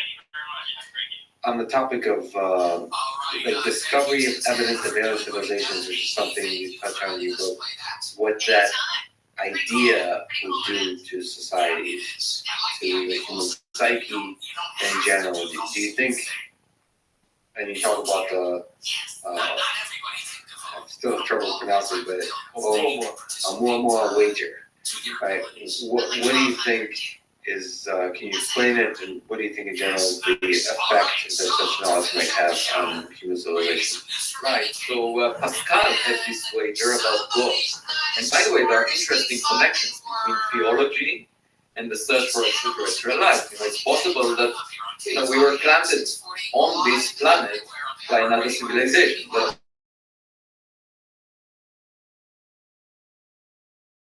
Civilization. But putting that aside, Pascal basically said, there are two possibilities: either God exists or not, right? And if God exists, the consequences are quite significant, and therefore, we should consider that possibility differently than equal weight to God possess. And I suggest that we do the same with Oumuamua or other technological signatures, that we keep in mind the consequences and therefore pay more attention to that possibility. Now, some people say extraordinary claims require extraordinary evidence. My point is that the term extraordinary is really subjective. For one person, a black hole is extraordinary. For another, it's just a consequence of Einstein's theory of gravity. It's nothing extraordinary. The same about the type of dark matter or anything. So we should leave the extraordinary part of that sentence. Just keep evidence, okay? So let's be guided by evidence. And even if we have extraordinary claims, let's not dismiss them because the evidence is not extraordinary enough. Because we have an image of something and it looks really strange, and we say, oh, the image is not sufficiently sharp, therefore we should not even pay attention to this image or not even consider it. I think that's a mistake. What we should do is say, look, there is some evidence for something unusual. Let's try and build instruments that will give us a better image. And if you just dismiss extraordinary claims, because you consider them extraordinary, you avoid discovering things that you haven't expected. And so I believe that along the history of astronomy, there are many missed opportunities. And I speak about astronomy, but I'm sure in other fields it's also true. I mean, this is my expertise. For example, the Astrophysical Journal, which is the main primary publication in astrophysics. If you go beyond before the 1980s, there are images that were posted in the Astrophysical Journal of giant arcs, arcs of light surrounding clusters of galaxies, and you can find it in printed versions of the Astrophysical Journal. People just ignore. They put the image, they see the arc, they say, just ignore it. And then in the 1980s, the subject of gravitational lensing became popular. And the idea is that you can deflect light by the force of gravity. And said, then you can put a source behind the cluster of galaxies, and then you will get these arcs. And actually, Einstein predicted it in 1940. And so these things were expected, but people just had them in the images, didn't pay attention. So I'm sure there are lots of opportunities sometimes. Even in existing data, you have things that are unusual and exceptional, and are not being addressed. Yeah, you actually, I think you have an article, the data is not enough from quite a few years ago. So I think we talked with, we can go back to the 70s and 80s, but we can go also to the Mayan civilization. Right, the Mayan civilization basically believed in astrology, that you can forecast the outcome of the war, or based on the position of the planets. Yes. And they had, astronomers in their culture had the highest social status. They were priests, they were elevated. And the reason was that they helped politicians decide when to go to war. Because they would tell the politicians, the planets would be in this configuration, it's a better chance for you to win the war, go to war. And in retrospect, they collected wonderful data, but misinterpreted it. Because we now know that the position of Venus, or Jupiter, or whatever, has nothing to do with the outcome of World War I. It has nothing to do. And so we can have a prejudice and collect data without actually doing the right thing with it. That's such a Pisces thing to say. I looked up what your astrological sign is. So you mentioned Einstein predicted that black holes don't exist, or Don't exist in nature. Don't exist. When Einstein came up with his theory of gravity in 1915, November 1915, a few months later, another physicist, Karl Schwarzschild, he was the director of the Potsdam Observatory, but he was a patriot, a German patriot. So he went into the First World War fighting for Germany. But while he was at the front, he sent a postcard to Einstein saying, a few months after the theory was developed, saying, actually, I found a solution to your equations, and that was the black hole solution. And then he died a few months later. And Einstein was a pacifist, and he survived. So the lesson from this story is that if you want to work out the consequences of the theory, you better be a pacifist. But the point is that this solution was known shortly after Einstein came up with this theory. But in 1939, Einstein wrote a paper in the Annals of Mathematics saying, even though the solution exists, I don't think it's realized in nature. And his argument was, if you imagine a star collapsing, stars often spin, and the spin will prevent them from making a black hole, collapsing to a point. So can you maybe, one of the many things you have work on, you're an expert in, black holes. Can you first say what are black holes, and second, how do we know that they exist? Right, so black holes are the ultimate prison. You can check in, but you can never check out. Even light cannot escape from them. So there are extreme structures of space and time. And there is this so-called Rothschild radius, or the event horizon of the black hole. Once you enter into it with a space field, you would never be able to give back to your friends and tell them. By the way, I asked the students in my class, freshman seminar at Harvard, I said, let me give you two possible journeys that you can take. I said, suppose aliens come to Earth and suggest that you would board their spaceship. Would you do it? And the second is, suppose you could board a spaceship that will take you into a black hole. Would you do it? So all of them said to the first question, yes, under one condition, that I'll be able to maintain my social media contacts and report back, share the experience with them. I feel that personally, I have no footprint on social media. Yeah, as a matter of principle. Yeah, my wife asked me when we got married, and I honor that.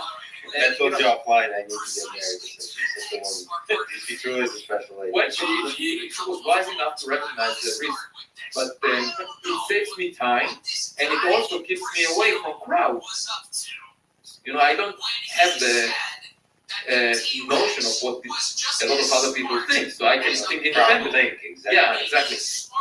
But so I was surprised to hear that for students, it's extremely important to share experiences. Even if they go on a spaceship with aliens, they still want to brag about it rather than look around and see what's going on. This is not an option when you go to black hole.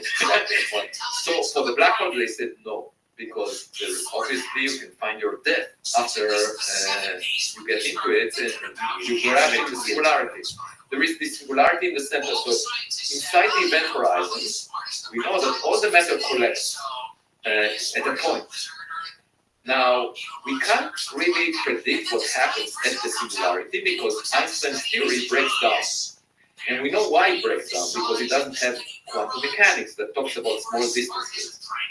We don't have a theory that unifies quantum mechanics and gravity so that it will predict what happens in near a singularity. And in fact, I once, a couple of years ago, I had a flood in my basement. And I invited the plumber to come over and figure out, and we found that the sewer was clogged because of 3 roots that got into it. And we solved the problem. But then I thought to myself, well, isn't that what happens at the singularity of a black hole? Because the question is, where does the matter go? In the case of a home, I never thought about it, but the water, all the water that we use, goes in, through the sewer to some reservoir somewhere. And the question is, what happens inside a black hole? And one possibility is that there is an object in the middle, just like a star, and everything collects there. And the object has the maximum density that we can imagine, like Planck density. It's the ultimate density that you can have, where gravity is as strong as all the other forces. So you can imagine this object, very dense object at the center that collects all the matter. Another possibility is that there is some tunnel that's just like the sewer. It takes the matter into another place. And we don't know the answer, but I wrote a scientific American essay about it, admitting our ignorance. So it's a fascinating question. What happens to the matter that goes into a black hole? I actually recommended to some of my colleagues that work on string theory, at the closing of a conference, I'm the founding director of the Black Hole Initiative at Harvard, which brings together astronomers, physicists, philosophers, and mathematicians. And we have a conference once a year. And at the end of one of them, since I'm the director, I had to summarize, and I said that I wish we could go on a field trip to a black hole nearby. And I highly recommend to my colleagues that work on string theory to enter into that black hole, because then they can test that theory when they get inside. But one of the string theorists in the audience, Nimar Kani-Hamed, immediately raised his voice and said, "You have an ulterior motive for sending us into a black hole." Which I didn't deny, but yeah, that's true. That's true. Can you say why we know that black holes exist? Right. So it's an interesting question, because black holes were considered a theoretical construct, and Einstein even denied their existence in 1939. But then, in the mid-1960s, quasars were discovered. These are very bright sources of light, 100 times brighter than their host galaxy, which are point-like at the center of galaxies. And it was immediately suggested by Ed Peter in the west and by Yakov Zadovich in the east, that these are black holes that accrete gas, collect gas from their host galaxy, that are being fed with gas. And they shine very brightly because as the gas falls towards the black holes, just like water running down the sink, the gas swirls and then rubs against itself and heats up and shines very brightly because it's very hot close to the black hole by viscosity. It speeds up. And in the case of black holes, it's the turbulent viscosity that causes it to speed up. So we get these very bright sources of light just from black holes that are supposed to be dark. Nothing escapes from them, but they create a violent environment where gas moves close to the speed of light and therefore shines very bright, much more than any other source in the sky. And we can see these quasars all the way to the edge of the universe. So we have evidence now that when the universe was, about 7% of its present age, infant. Already back then, you had black holes of 1 billion times the mass of the sun, which is quite remarkable. It's like finding giant babies in a nursery. How can these black holes grow so fast? Less than 1 billion years after the Big Bang, you already have 1 billion times the mass of the sun in these black holes. And the answer is presumably there are very quick processes that build them up. Very quickly, and so we see those black holes, and that was found in the mid-1960s. But in 2015, exactly 100 years after Einstein came up with his theory of gravity, the LIGO Observatory detected gravitational waves, and these are just ripples in space and time. So according to Einstein's theory, the ingenuity of Einstein's theory of gravity that was formulated in November 1915 was to say that space and time are not rigid. They respond to matter. So, for example, if you have two black holes and they collide, it's just like a stone being thrown on the surface of the pond. They generate waves, disturbances in space and time that propagate out at the speed of light. These are gravitational waves. They create a space-time storm around them, and then the waves go all the way through the universe and reach us. And if you have a sensitive enough detector like LIGO, you can detect these waves. And so it was not just the message that we received for the first time, gravitational waves, but it was the messenger. So there are two aspects to it. One is the messenger, which is gravitational waves, for the first time were detected directly. And the second was the message, which was a collision of two black holes, because we could see the pattern of the ripples in space and time, and it was fully consistent with the prediction that Schwarzschild made of how the space-time around the black hole is, because when two black holes collide, you can sort of map. From the message that you get, you can reconstruct what really happened, and it's fully consistent. And in 2017 and 2020, there's 2 Nobel Prizes, right, that had to do with the black holes. Can you maybe describe the same masterful way that you've already been doing what those Nobel Prizes were given for? Yeah, so the 2017 was given for the LIGO collaboration for discovering gravitational waves from collisions of black holes. And the 2020 Nobel Prize in Physics was given for 2 things. One was theoretical work that was done by Roger Penrose in the 1960s, demonstrating that black holes are inevitable when stars collapse. And it was mostly mathematical work, and actually Stephen Hawking also contributed significantly to that frontier, and unfortunately he is not alive, so he could not be honored. So Penrose received it on his own. And then 2 other astronomers received it as well, Andrea Ghez and Reinhard Genzel, and they provided conclusive evidence that there is a black hole at the center of the Milky Way galaxy that weighs about 4 million times the mass of the sun. And they found the evidence from the motion of stars very close to the black hole. Just like we see the planets moving around the sun, there are stars close to the center of the galaxy, and they are orbiting at very high speeds of over thousands of kilometers per second, thousands of miles per second. Think about it. Which can only be induced at those distances if there is 4 million Brother Ivy solar mass said, before object you, that is you tell me the extremely story. compact. I heard And that you the only invest thing a lot that of is money. compatible with the constraints is a black I don't possess a lot of and money, uh, but I will one they day. I actually have more made data a movie online than of any the person motion ever. stars around the center. One of them I live surrounds stream the my life center 24 for a hours a decade. day, 7 days a week, 365 Over days time, a just year. a bigger monitor. And it was a breakthrough in a way. Content is king. Data is So the combining LIGO And when with people find out about this, the I'm gonna make a lot of people racist. in the Milky Way and in many other galaxies like quasars. Now I would say black hole research is both. It's very much in fashion.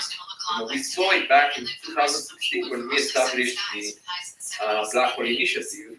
You kind of saw that there was this excitement about in breakthroughs and discoveries around black holes, which are probably one of the most fascinating objects in the universe. It's up there. They're both terrifying and beautiful, right? And they capture the entirety of the physics that we know about the universe. I should say there is, the question is where is the nearest black hole? Brother Ivy said, how much And live streams you I got? wrote a paper Brother Ivy with my said, undergraduate why don't students you at ask Garage, YouTube to monetize it? suggesting that 3 perhaps years worth? Yeah, if there is one in the solar system, YouTube won't monetize it. I don't know why.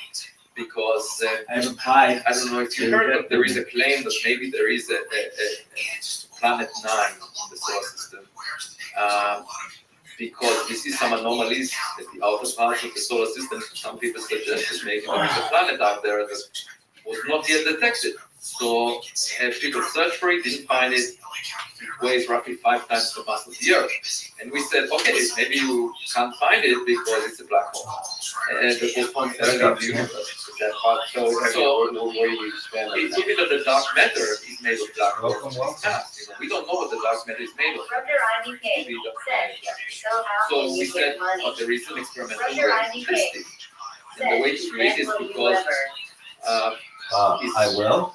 there is a Along with more this cloud post, icy rocks in the outer solar system. tell your friends about this. I have more data online than any person ever. That's a big deal. Every now and then a rock will pass close enough to the black hole to be disrupted by the very strong gravity close to the black hole, and that would produce a flare that you can observe. And we calculated how frequently these flares should occur, and with LSST on the Vera Rubin observatory, we found that we can actually Why test don't you this scream on hypothesis. kick? And I if got you kicked don't off the flare, kick then you can because confirm I the existence spammed of too black much. hole in the solar system. It would be extremely exciting if it was a black hole, if Planet 9 was a black hole, because we could visit it, and we can examine it. And it will not be a matter of, an object that is very remote. I have to go to the bathroom. Another thing I should say is, it's possible that the black hole affected life on Earth. The black hole at the center of the Milky Way. How? That black hole right now is dormant. It's very faint. But we know that it flares. When a star like the sun comes close to it, the star will be spaghettified. Basically, it becomes a stream of gas, like a spaghetti. And then the gas would fall into the black hole and there would be a flare. And this process happens once every 10,000 years. So we expect that these flares to occur every 10,000 years. But we also see evidence for the possibility that gas clouds were disrupted by the black hole, because the stars that are close to the black hole are residing in a single plane. And the only way you can get that is if they form out of a disk of gas, just like the planets in the solar system form. So there is evidence that gas fell into the black hole and powered possibly a flare. These flares produce X-rays. I'll send you money when I can. I can't. I don't have the money to send you now, dog. If the Earth was close enough to the center of the galaxy, where we are right But I now, can assure you, I have more data online than any person ever. but there And is that will be worth a a lot someday, and when it is, theoretical I'm argument going that to give says give that all the our money away. sun was closer to the galactic center early on, and then it migrated outwards. So maybe in the early stage of the solar system, the conditions, were affected, shaped by these flares of the black hole at the center of the galaxy, and that's why for the first 2 billion years there wasn't any oxygen in the atmosphere. Who knows? But it's just interesting to think that from a theoretical concept that Einstein resisted in 1939, it may well be that black holes have influence on our life, and that it's just like discovering that some stranger affected your family and in a way your life, and then if that happens to be the case, a second Nobel Prize should be given, not for just the discovery of this black hole at the center of the galaxy, but perhaps for the Nobel Prize in chemistry for the effect that it had on life. For the interplay that resulted in some kind of the chemical effect, biology, and all those kinds of things in terms of the emergence of life and the creation of a habitable environment. That's so fascinating. And then, of course, like you said, dark matter, like black holes. Roger IDK said, how will you get the money and how much if YouTube doesn't want to monetize it? Does it make you Well, I don't care sad? about So you have YouTube. interaction and perhaps YouTube can keep their money. with Stephen Hawking. When people find out about Does this, it make you sad this that one's you didn't sponsored know me. black? Roger IDK Altogether, I said, don't Where assign are you from? great The United States. prizes because And because of know that, Jean-Paul Sartre, like who I companies admired that as want to a sponsor me, teenager, I'll be able to give because away I a was lot of interested money. in philosophy. When I grew up on a farm in Israel, I used to collect eggs every afternoon, and I would drive the tractor to the hills of our village and just think about philosophy, read philosophy books. And Jean-Paul Sartre was one of my favorites. And he was honored with the Nobel Prize in Literature. He was a philosopher primarily, existentialist. And he said, the hell with it, why should I give special attention to this committee of people that get their self-importance from awarding me the prize? Like, why does that merit my attention? Yeah. So he gave up on the Nobel Prize. And there are two benefits to that. One, that you're not working your entire life in the direction that will satisfy the will of other people. That you work independently, you're not after these honors.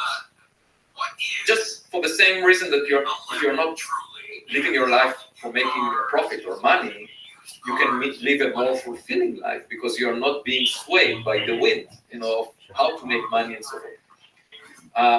The second aspect of it is, that very often, these prizes, they Roger IDK said, they First distort the way we do Rothschild science and because instead of said people willing that to take Roger risks IDK and leveled up instead to of having level 1. announcements only after a group of people converges with a definite result, the natural progression of science is based on trial and error, so reporting some results and perhaps they're wrong, but then other people find perhaps better evidence and then you figure out what's going on. And that's the natural way that science is, it's a learning experience. So if you give the public an image by which scientists are always right, and some of my colleagues say we must do that because otherwise the public will never believe us that global warming is really taking place. But that's not true because the public will really believe you if you show the evidence. Yeah. So the point is you should be sincere when the evidence is not absolutely clear or where there are disputes about the interpretation of the evidence. We should show ourselves. The king is naked, okay? There is no point in pretending that the king is dressed, saying that scientists are always right. Scientists are wrong frequently. And the only way to make progress is by evidence, giving us the support that we need to make airtight arguments. So when you say global warming is taking place, if the evidence is fully supported, there are no holes in the argument, then people will be convinced because you're not trying to fool them when the evidence was not complete. You also show them that the evidence is not complete. And when there's holes, you show that there's holes or here's the methodology we're using to try to close those holes. Exactly. Let's be sincere. Why pretend? So if there were no, in a world where there were no prizes, no honors, we would act like kids, as I said before. We would really be focusing on the ball and not on the audience. Yeah, the prizes get in the way. It's so powerful. Do you think, in some sense, a few people have turned down the prize made a much more powerful statement. I don't know if you're familiar with in the space of mathematics with Fields medal and Guerrero Pro, and yes, turned down the prize. So he, I've committed. One of the reasons I started this podcast is I'm going to definitely talk to Putin. I'm going to definitely talk to Pro, and people keep telling me it's impossible. I love hearing that because I'll talk to both. Anyway, but do you have a sense of why he turned down the prize? And is that a powerful statement to you? Well, what I read is that you're talking about the mathematician. The mathematician turned down. What I read is that he was disappointed by the response of the community, the mainstream community of mathematicians, to his earlier work, where they dismissed it. They didn't attend to the details and didn't treat him with proper respect because he was not considered one of them. Yeah. And I think that speaks volumes about the current scientific culture, which is based on groupthink and on social interaction rather than on the merit of the argument and on the evidence in the context of physics. So in mathematics, there is no empirical basis. You're exploring ideas that are logically consistent. But nevertheless, there is this groupthink. And I think he was so frustrated with his past experience that he didn't even bother to publish his papers. He just posted them on the archive. And in a way, saying, I know what the answer is. Go look at it. And then again, in the long arc of history, his work on archival, you remembered, and all the prizes. Most of the prizes will be forgotten. That's what people don't kind of think about. When you look at Roger Penrose, for example, is another fascinating figure. It's possible, and forgive me if I'm showing my ignorance, but he's also did some work on consciousness. He's been one of the only people who spoke about consciousness, which for the longest time is still arguably outside of the realm of sciences. It's still seen as a taboo subject. And he was brave enough to explore it from a physics perspective, from just a philosophical perspective, but with the rigor, like proposing different kind of hypotheses of how consciousness might be able to emerge in the brain. And it's possible that is the thing he's remembered for if you look 100 years from now, right? As opposed to the work in black holes, which fits into the kind of fits into what the current scientific community allows to be the space of what is inside. Yeah, it's really interesting to look at people that are innovators, where in some phases of their career, their ideas fit into the social structure that is around them, but in other phases, it doesn't. And when you look at them, they just operated the same way throughout. And it says more about their environment than about them. Well, yeah, I don't know if you know who Max Tegmark is. Yes. Just recently talked to him. I just recently talked to him again, and he was a little bit more explicit about saying, being aware. Something I also recommend is like being aware where the scientific community stands and doing enough to get move along into your career. And it's the necessary evil, I suppose. If you are one of those out of the box thinkers that just naturally have this childlike curiosity, which Max definitely is one of them, is sometimes you have to do some stuff that fits in, you publish, and you get tenure and all those things. But the tenure is a great privilege because it allows you to, in principle, explore things that are not accepted by others. And unfortunately, it's not being taken advantage of by most people. And it's a waste of very precious resource. Yes, absolutely. The space that you kind of touched on, that's full of theories and is perhaps detached from appreciation of empirical evidence or longing for empirical evidence or grounding in empirical evidence is the theoretical physics community and the interest in unifying the laws of physics and with the theory of everything. I'm not sure which direction to approach this question, but how far away are we from arriving at a theory of everything, do you think? And how important is it to try to arrive at it? At this kind of goal of this beautiful, simple theory that unlocks the very, fundamental basis of our nature as we know it, and what are the kinds of approaches you need to take to get there? Yeah, so in physics, the biggest challenge is to unify quantum mechanics with gravity. And I believe that once we have experimental evidence for how this happens in nature, in systems that have quantum mechanical effects, but also gravity is important, then the theory will fall into our lap, okay? But the mistake that is made by the community right now is to come up with the right theory from scratch.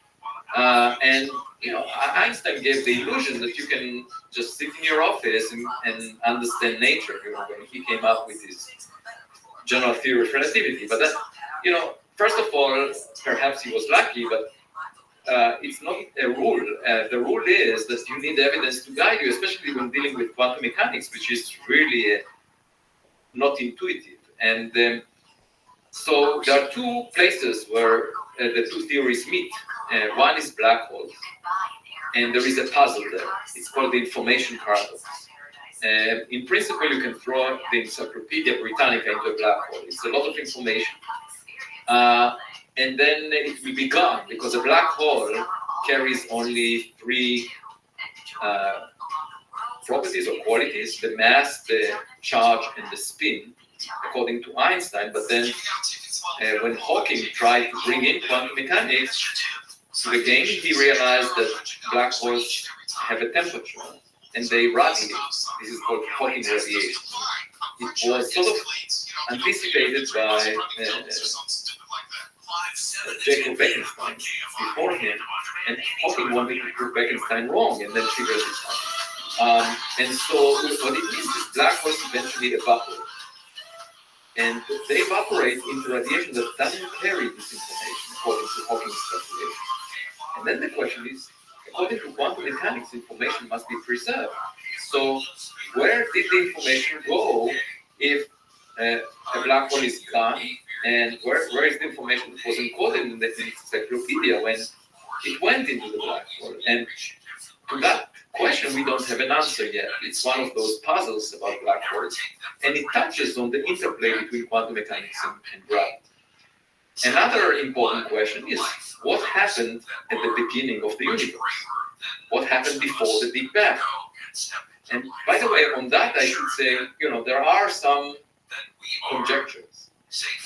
It's all, in principle, if we figure it out, if we have a theory of quantum gravity, it's possible to imagine that we will figure out how to create a universe in the laboratory. By irritating the vacuum, you might create a baby universe. And if we do that, it will offer a solution to what happened before the Big Bang. Perhaps the Big Bang emerged from the laboratory of another civilization. So it's like baby universes are being born out of laboratories, and inside the baby universe, you have a civilization that brings to existence a new baby universe. So just like humans, right? We have babies and they make babies. So in principle, that would solve the problem of why there was a Big Bang and also what happened before the Big Bang. So we came, our umbilical cord is connected to a laboratory of a civilization that produced our universe once it figured out quantum gravity. It's baby Big Bangs all the way down. Big Bangs all the way down. So if we collect data about how the universe started, we could potentially test theories, or it can educate us about how to unify quantum mechanics and gravity. If we get any information about what happens near the singularity of a black hole, if we get a sense of, somehow we learn what happens, that would educate. So there are places where we can search for evidence, but it's very challenging, I should say. And my point is, the string theorists, they decided that they know how to approach the problem, but they don't have a single theory. There is a multitude of theories, and it's not tightly constrained. And they cannot make predictions about black holes or about the beginning of the universe. So the moment I say we are at a loss, and the way I feel about this concept of the theory of everything, we should wait until we get enough evidence to guide us. And until then, there are many important problems that we can address. Why bang our head against the wall on a problem for which we have no guidance? We don't have a good dance partner in terms of evidence. There's not. Exactly. I mean, it'd be interesting, just like you said, the lab is one place to create universes or black holes, but it'd be fascinating if there's indeed a black hole in our solar system that you can interact with. So the problem with the origin of the universe is all you can do is collect data about it, right? You can't interact with it. Well, you can, for example, detect gravitational waves that emerged from that, and there is an effort to do that, and that could potentially tell us something. But it's a challenge, and that's why we're stuck. So I should say, despite what physicists portray, that we live through an exceptional growth in our understanding of the universe, we're actually pretty much stuck, I would say, because we don't know the nature of the dark matter, most of the matter in the universe. We don't know what it is, and we don't know how the universe started. We don't know what happens in the interior of a black hole. Because you've thought quite a bit about dark matter as well. Do you have any kind of interesting hypothesis? We already mentioned a few about what is dark matter and what are the possible paths that we could take to unlock the mystery of what is dark matter. Yeah, so what we need is some anomalies that would hint what the nature of the dark matter is, or to detect it in the laboratory. There are lots of laboratory experiments searching, but it's like searching for a needle in a haystack, because there are so many possibilities for the type of particle that it may be. But maybe at some point, we'll find either a particle or black holes as dark matter or something else. But can you also maybe, sorry to interrupt, comment about what is dark matter? Like it's just a name we're assigned to what? So most of the community believes that it's a particle that we haven't yet detected. It doesn't interact with light, so it's dark. But the question is, what does it interact with, and how can we find it? And for many years, physicists were guided by the idea that it's some extension of the standard model of particle physics. But then they said, we will find some clues from the Large Hadron Collider about its nature. Or maybe it's related to supersymmetry, which is a new symmetry that we haven't found any evidence for. In both cases, the Large Hadron Collider did not give us any clues. And other people searched for specific types of particles in the laboratory and didn't find any. A couple of years ago, actually around the time that I worked on Oumuamua, I also worked on the possibility that the dark matter particles may have a small electric charge, which is a speculation, but nobody complained about it, and it was published, and I regard it more as of a speculation than the artificial origin of Oumuamua. And to me, I apply, as far as I'm concerned, I apply the same scientific tools in both cases. There is an anomaly that led me to that discussion, which has to do with the hydrogen being cold in the early universe more than we expected. So we suggested maybe the dark matter particles have some small charge. But you deal with anomalies by exploring possibilities. That's the only way to do it, and then collect more data to check those. And searching for technological signatures is the same as any other part of our scientific endeavor. We make hypotheses and we collect data, and I don't see any reason for having a taboo. In your childlike, open-minded excitement and approach to science, I think, to anyone listening to this, truly inspiring. I mean, the question I think is useful to ask is by way of advice for young people. A lot of young people listen to this, whether from all over the world, and teenagers, undergraduate students, even graduate students, even young faculty, even older faculty. They're all young at heart. Like as many as young at heart. Do you have advice? Let's focus on the traditionally defined sort of young folks that kind of graduate. Do you have advice to give to young people like that today about life, maybe in general, maybe a life of curiosity in the sciences? definitely. Well, first I should confess that I enjoy working with young people much more than with senior. And the reason is they don't carry a baggage of prejudice. They're not so self-centered. They're open to exploration. My advice, one of the lessons that took me a while to learn, and I should say I lost important opportunities as a result of that, so that I would regard it as a mistake on my behalf, was to believe experts, so quote unquote. On a number of occasions, I would come up with an original idea and then suggest it to an expert, someone that works in the same field for a while, and the expert would dismiss it. Most of the time because it's new and was not explored, not because of the merit. And then what happened to me several times is that someone else would listen to the conversation or would hear me suggesting it, and I would give up because the expert said no. And then that someone else, would develop it so that it becomes the hottest thing in this field. And once it happened to me multiple times, I then realized the hell with the experts. They don't know what they're doing. They're just repeating the. Yes. They don't think creatively. They are being threatened by innovation. Okay, and it's the natural reaction of someone that cares about their ego more than about the matter that we are discussing. And so I said, I don't care how many likes I have on Twitter. I don't care whether the experts say one thing or another. I will basically exercise my judgment and do the best I can. Turns out that I'm wrong. I made a mistake. That's part of the scientific endeavor.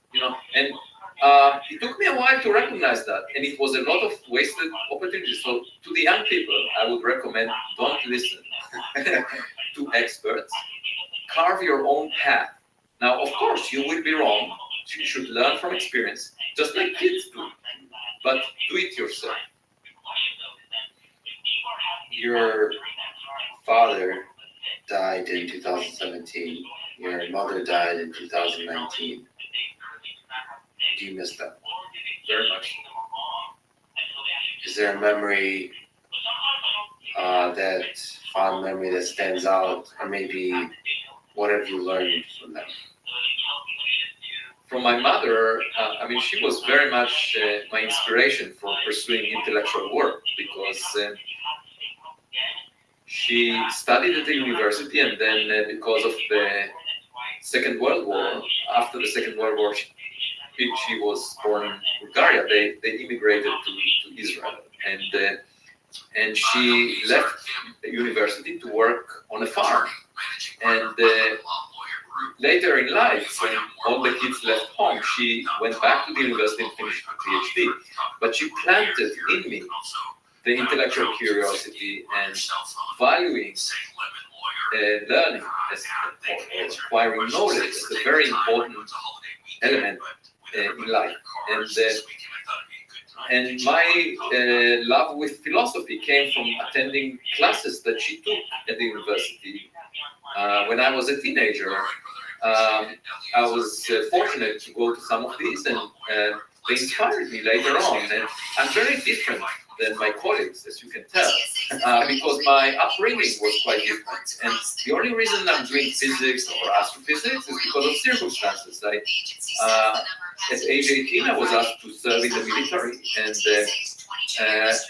the only way for me to pursue intellectual work was to work on physics, because that was the closest to philosophy. And I was good at physics, so they admitted me to an elite program called that allowed me to finish my PhD at age 24 and to actually propose the first international project that was funded by the Star Wars initiative, Ronald Reagan. And that brought me to the US to visit Washington, D.C., where we were funded from. And then on one of the visits, I went to the Institute for Advanced Study at Princeton and met John Bacall, that later offered me a 5-year fellowship there, under the condition that I'll switch to astrophysics. At which point, I said, okay, I cannot give up on this opportunity, I'll do it, switch to astrophysics. it felt like a forced marriage, kind of arranged marriage. And then I was offered the position at Harvard because nobody wanted that. They first selected someone else, and that someone said, I don't want to become the junior faculty at the Harvard Astronomy Department because the chance for being promoted are very small. So he took another job, and then I was second in line. They gave it to me. I didn't care much because I could go back to the farm any day. And after 3 years, I was tenured. And eventually, a decade later, became the chair of this department and served for 9 years as the chair of the astronomy department at Harvard. But at that point, it became clear to me that I'm actually married to the love of my life, even though it was an arranged marriage. There are many philosophical questions in astrophysics that we can address. But I'm still very different than my colleagues, that were focusing on technical skills in getting to this job. So my mother was really extremely instrumental in planting the seeds of thinking about the big picture in me. Then my father, he was working in the farm, and we didn't speak much because we sort of understood each other without speaking. But what he gave me is a sense of, that it's more important to do things than to talk about it. I love I have my apologies, but MIT Mind and Hand, I love that there's the root of philosophy that you gained from your mom, and the hand that actions all that ultimately in the end matters from your dad. That's really powerful. If we could take a small detour into philosophy, is there by chance any books, authors, whether philosophical or not, you mentioned that stand out for you that were formative and some small that perhaps you would recommend to others, maybe when you were very young or maybe later on in life? Well, actually, yeah, I read the number of existentialists that appealed to me because they were authentic. Sartre, he declined the Nobel Prize, as we discussed, but he also was mocking people that pretend to be something better than they are. He was living an authentic life that is sincere, and that's what appealed to me. And Albert Camus was another French philosopher that advocated existentialism. That really appealed to me. That's probably my favorite existentialist, Camus. Yeah. And he died at a young age in an accident. And then people like Nietzsche that broke conventions. And I noticed that Nietzsche is still extremely popular. That's quite surprising. He appeals to the young people of today. And people that it's the childlike wonder about the world, and he was unapologetic. It's like most philosophers have a very strict adherence to terminology and to the practices, academic philosophers. And Nietzsche was full of contradictions, and he just, he was just this big kid with opinions and thought deeply about this world. And people are really attracted to that. And surprisingly, there's not enough people like that throughout history of philosophy, and that's why I think this is still drawn to. Yeah, to me what stands out is his statement that the best way to corrupt the mind of young people is to tell them that they should agree with the common view, and it goes back to the thread that went through our discussion. You kind of suggested that we ought to be humble about our very own existence and our existence last only a short time. We talked about you losing your father and your mother. Do you think about your own mortality? Are you afraid of that? I'm not afraid. Epicurus was a very wise person. According to Lucretius, of course, didn't leave anything in writing, but he said that he's never afraid of death because as long as he's around, death is not around. And when death will be around, he will not be around. So he will never meet death. So why should you be worried about something you will never meet? And it's an interesting philosophy of life. You shouldn't be afraid of something that you will never encounter, right? But there's a finiteness to this experience. We live every day. I mean, I think if we're being honest, we live every day as if it's going to last forever. We often kind of don't contemplate the fact that it ends. You kind of have plans and goals, and you have these possibilities. You have a kind of lingering thought, especially as you get older and older and older, that this is like, especially when you lose friends, and then you start to realize, it doesn't. But I don't know if you really are cognizant of that. I mean, because but you have to be careful not to be depressed by it, because otherwise you lose the vitality, right? So I think the most important thing to draw from knowing that you are short-lived is a sense of appreciation that you're alive. That's the first thing. But more importantly, a sense of modesty, because how can anyone be arrogant if they kept at the same time this notion that they are short-lived? I mean, you cannot be arrogant, because anything that you advocate for, you will not be around to do that in 100 years. So people will just forget and move on. And if you keep that in mind, the Caesars in ancient Rome, they had a person next to them telling them, don't forget that you are mortal. There was a person with that duty, because the Caesars thought that they are all powerful, and they had, for a good reason, someone they hired to whisper in their ears, don't forget that you're mortal. Yeah. Well, you're one of the most respected, famous scientists in the world, sitting on the farm, gazing up at the stars. So you seem like an appropriate person to ask the completely inappropriate question of, what do you think is the meaning of life? What's the meaning of life? That's an excellent question, and if we ever find an alien that we can converse with, I would like to answer this. I would like to ask for an answer to this question, because would they have a different opinion, you think? Well, they might be wiser because they lived around for a while, but I'm afraid they will be silent. I'm afraid they will not have a good answer, and I think it's the process that you should get satisfied by, the process of learning. You should enjoy. Okay, so it's not so much that there is a meaning. In fact, there is, as far as I can tell, things just exist, and it's. I think it's inappropriate for us to assign a meaning for our existence, because, we, as a civilization, we will eventually perish, and nothing will be, just another planet on which life died, and if you look at the big scheme of things, who cares? Who cares?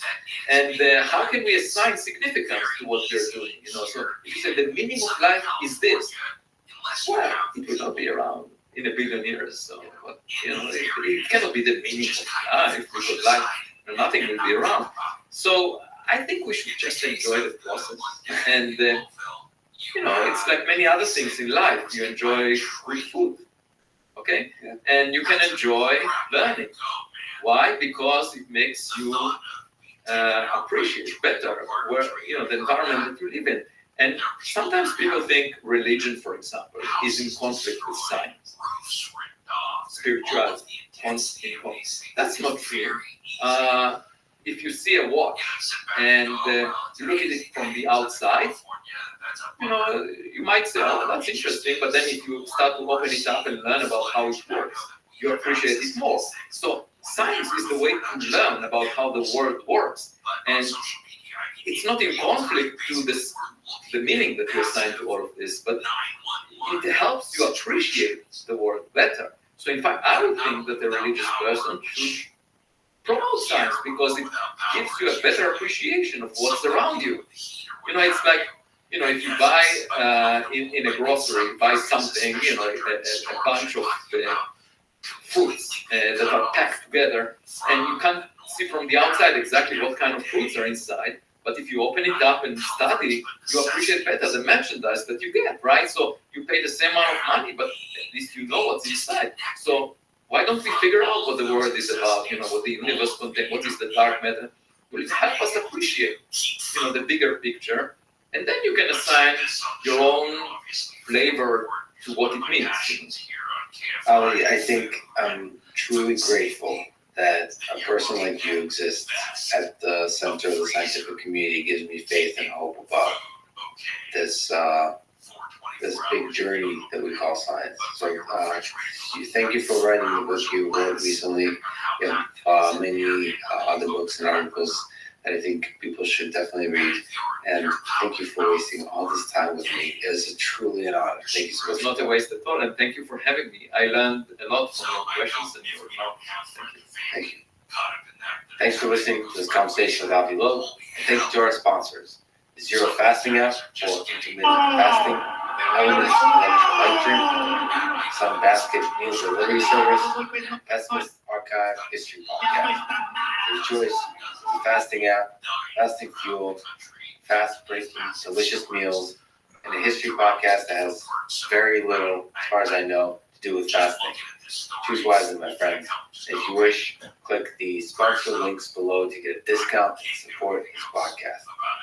And now, let me leave you with some words from Albert Einstein. The important thing is not to stop questioning. Curiosity has its own reasons for existence.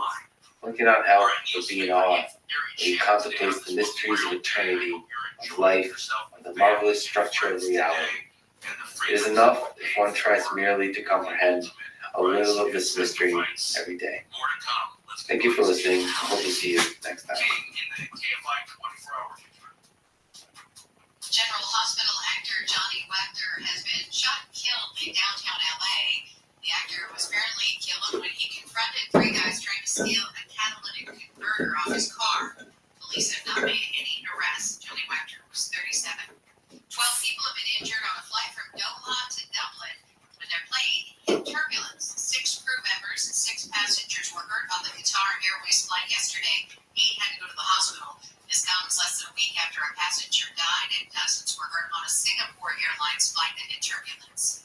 The 95th Los Angeles County Fair will close its 16-day run today at the Fairplex in Pomona. The fair begins as a commercial industrial show. It was on FaceTime before we made it to the locker room. Trump, sitting president, ex-president, watching all the fights, calling wants to talk about the fight. Valentina Shevchenko, every time she goes home, she meets the president. The list goes on and on and on.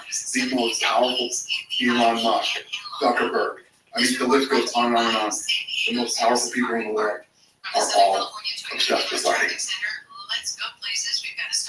The following is a conversation with Dana, the president of the UFC, a mixed martial arts organization that revolutionized the art, the sport, and the business of fighting. And Dana is truly the mastermind behind the UFC.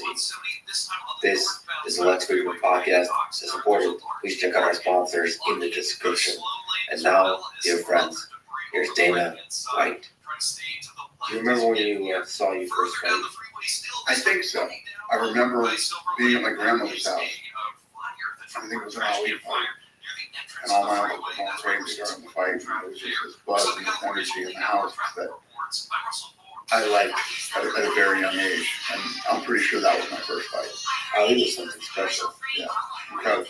I mean, when you look around, not just here in the office, but in the house, Ali and Tyson are everywhere. Would you put Ali as the greatest of all time boxer? Well, I would put Ali as the greatest of all time human being. I mean, when you, it's easy as a fight fan to focus on him as a fighter, but when you focus on him as a human, and you think about what he meant at that time and place, the things he said, the poems he came up with, just the overall brilliance of Muhammad Ali, the guts to have the strength, mentally, physically, and emotionally, to go against the grain at the time that he did it. It was a very dangerous time for him to be who he was. Yet, because of how smart he was, because of his personality, and how if you sat down with him, you could be the biggest racist on the planet. It's hard to get in the room with Ali and not like Ali. Yeah, he's all love, Yeah, humor, all of it, 100%. and had the guts in the ring and the guts to take a stand 100%. when it was hard. He might be one of the all-time greatest humans. You know what I mean? Just an impactful, powerful human being who happened to be a great boxer. And sometimes the right moment meets the great human being. That's important. I agree with you, and he was the right guy in the right place at the right time. And he's also a guy who used his platform for all the right things. So that might have been your first fight. But when did you fall in love with fighting? The art of it, the science of it. Yeah, I would say I really fell in love with it. So I was a senior. It was 1987, and Hagler Leonard happened. Yeah. And I watched that fight, and I taped it. And I watched that fight like a million times. I was a huge Hagler fan. And I like Sugar Ray Leonard too, but I was a huge Hagler fan. And, I just remember, I watched that fight a million times because I was pissed off and I felt like Hagler got robbed in the fight, you know what I mean? But that was really what made me start to love the battle with it. Like that. I was 17. And then after that, USA's Tuesday Night Fights came out on television. It was on every Tuesday night. Religiously, never missed Tuesday Night Fights. I was there, watched all those fights, and a lot of the things you see in the UFC, not necessarily just the production, but I would say the feel and the style and all those things are all things that I loved about boxing and things that I hated about boxing, right down to the commentary. You loved and hated the commentary. Certain things that I loved about boxing, I incorporated into the UFC. Things that I hated about boxing, I made sure that the UFC stayed far away from. I think I can't stand Larry Merchant. And I used to watch HBO Boxing and mute the commentary so that I didn't have to listen to them. Lampley too. You would spend this money for the pay-per-view to watch these people that you idolize, to hear these idiots rip them apart while the fight was happening. They were criticizing. Yeah, 100% apart. That's a freebie. I've gotten used to the UFC, so I'm trying to remember looking back. It was bad. It was bad. It was really bad. But the Sweet Science, the art of boxing was beautiful stuff. Like the stories. 100%. I want to do this with you right now. Hey, we bring your cell phone over here and pull up YouTube. I want to do this for you so that you can understand this and understand where I was coming from For the commentary. At this point in time. I have all good memories. You're going to ruin it for me. Yeah, no, there are nothing but great memories about boxing.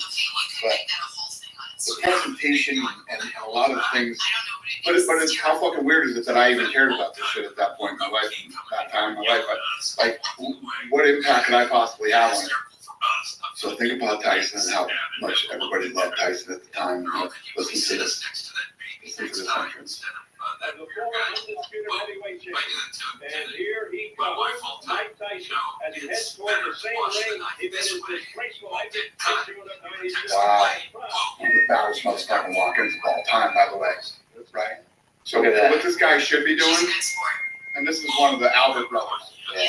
Shut the fuck up. Yeah. Stay out of the way. Yeah. Maybe build them up. Or that. Or don't say anything. Just let the fan. That's why. Yeah. That's why we paid our money. You don't need to say anything. Scary imposing music. Wembley was bustling. Football, Will he be able to intimidate motor racing, all these his things. opponent Well, there's tonight? this tiny town of I really thought there'd be more of an explosion by the crowd here, but very often. very mixed. Is that how you say that? Even with the win tonight, no matter how one-sided, he will still have his detractors. Well, they're stealing the show regardless with their famous cheese However, boy the race. fight Some places like Holyfield Cooper's has Hill stopped plummeted. The had fight is that kind of hard, line around feeling they were football. and in all quarters of the globe. Chase, a wheel of cheese. That is treacherous. What a dick. Now, You're right. I'm with I don't you. remember that. You're right. I'll chase a wheel of cheese down the hill. You're right. You paid your money to Yes. watch Mike Tyson, and you got to listen to these fucking jerk-offs talk shit about him the whole way to the right. First of all, one of the coolest walk-ins ever. You know, first time anybody had heard DMX, right? You know, he's walking into some scary, imposing music. Will it even matter? Will it? You know, it's just all that kind of stuff. I literally used to analyze every ounce of the production that would happen on television. And at a time when I didn't even know why I was doing it, but It was in there somewhere. Like you were thinking about it. right? So yeah, I hated HBO commentary. I thought, you know, at the time, HBO boxing was obviously the gold standard for, you know, but when you really think about boxing at that time, the production, the only thing that changed over 30 years is like HD. I mean, even the commentators were the same for 30 years. And then you have the time when Larry Merchant gets up and literally starts fighting with Floyd Mayweather during the interview and says, if I was 30 years younger, I'd kick your ass right now. Oh, yeah, I remember that. Yeah. I mean, these are the interviews that we have to listen to when we're trying to watch a boxing match. The level of boxing is good. Think about a fighter, right? Fighter has been gone for months, away from their families and away from everything, training, cutting weight, sparring. Then they go in and they have to fight that night, and then you have to, you know, if you watch your fight back, you got to listen to this bullshit from these guys, and then you get interviewed, and your interview is this. It's just, And it's not just about the pay-per-view money. It's about, like, these are legends of humanity. Like, we should celebrate the highest form of, like, accomplishment. These aren't like Mike Tyson. so you know who goes in there and interviews fighters? Joe Rogan, right? Who is trained and done everything and has the utmost respect for the sport and the athletes. Or you got like Daniel Cormier, who is a former world champion himself and has actually been through it, done it, knows. And those are the type of people that we put in the group, people that are actually experienced in it. Not these people who've never been in a fight in their fucking life, right? Yeah, but they're also both, DC and Rogan are like big kids. They love it. Well, everybody does. I mean, if you look at, it's the difference between our commentary and what I feel their commentary was. We don't hire paid talking heads. We hire people that have actually been in it, done it, love it, and are super passionate about the sport. And I would say that none of them that ever covered the sport back then were. I don't know if that was Marv Albert, what Albert brother that was, but he sounded like he's a fan of the sport, or anyway. You got me on this, and once I get on this, I lose my mind. Maybe we wouldn't have a UFC if they didn't fuck it up so bad for the Tyson. It would be different. You're not wrong. You're not wrong. It would be different. There's no doubt about it. All those experiences growing up being a boxing fan helped create what the UFC is today. You know, it's interesting because humans have been fighting for millennia. And it seems like with the UFC, the rate of innovation is just insane. In these last 3 decades, it seems like we've discovered how to do unarmed combat faster and better than at any time in human history. I agree with you 100%. The first UFC happened in 1993, right? Martial art versus martial art. And now, over the last 30 years, martial arts has evolved faster than, you know what I mean? And like you just said, combat sports, fighting, whatever you want to call it, martial arts, it has evolved so much in 30 years, more than the last 300 years. What did you think when you saw UFC 1? The boys? I remember everybody talking that this fight was going to happen and there's going to be no rules and all this other stuff. And we're like, there's bullshit. And we ended up at some guy's house that night in Boston and watching it, and it was happening, and it was fun, and it was exciting and everything else.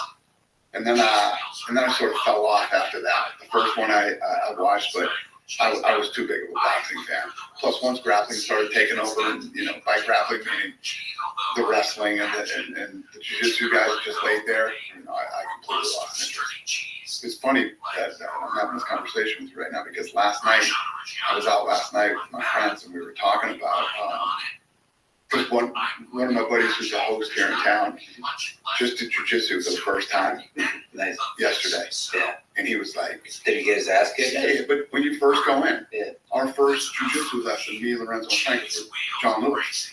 And I remember thinking, holy shit, I can't believe that I'm 28 years old. And this is the first time I'm experiencing this, that another human being could do this to me on the ground. It is such an eye-opening, mind-blowing experience when you do it for the first time. And then you become completely addicted to it. And, we were training 3-4 days a week, trying to kill each other, and me and the Fertitas.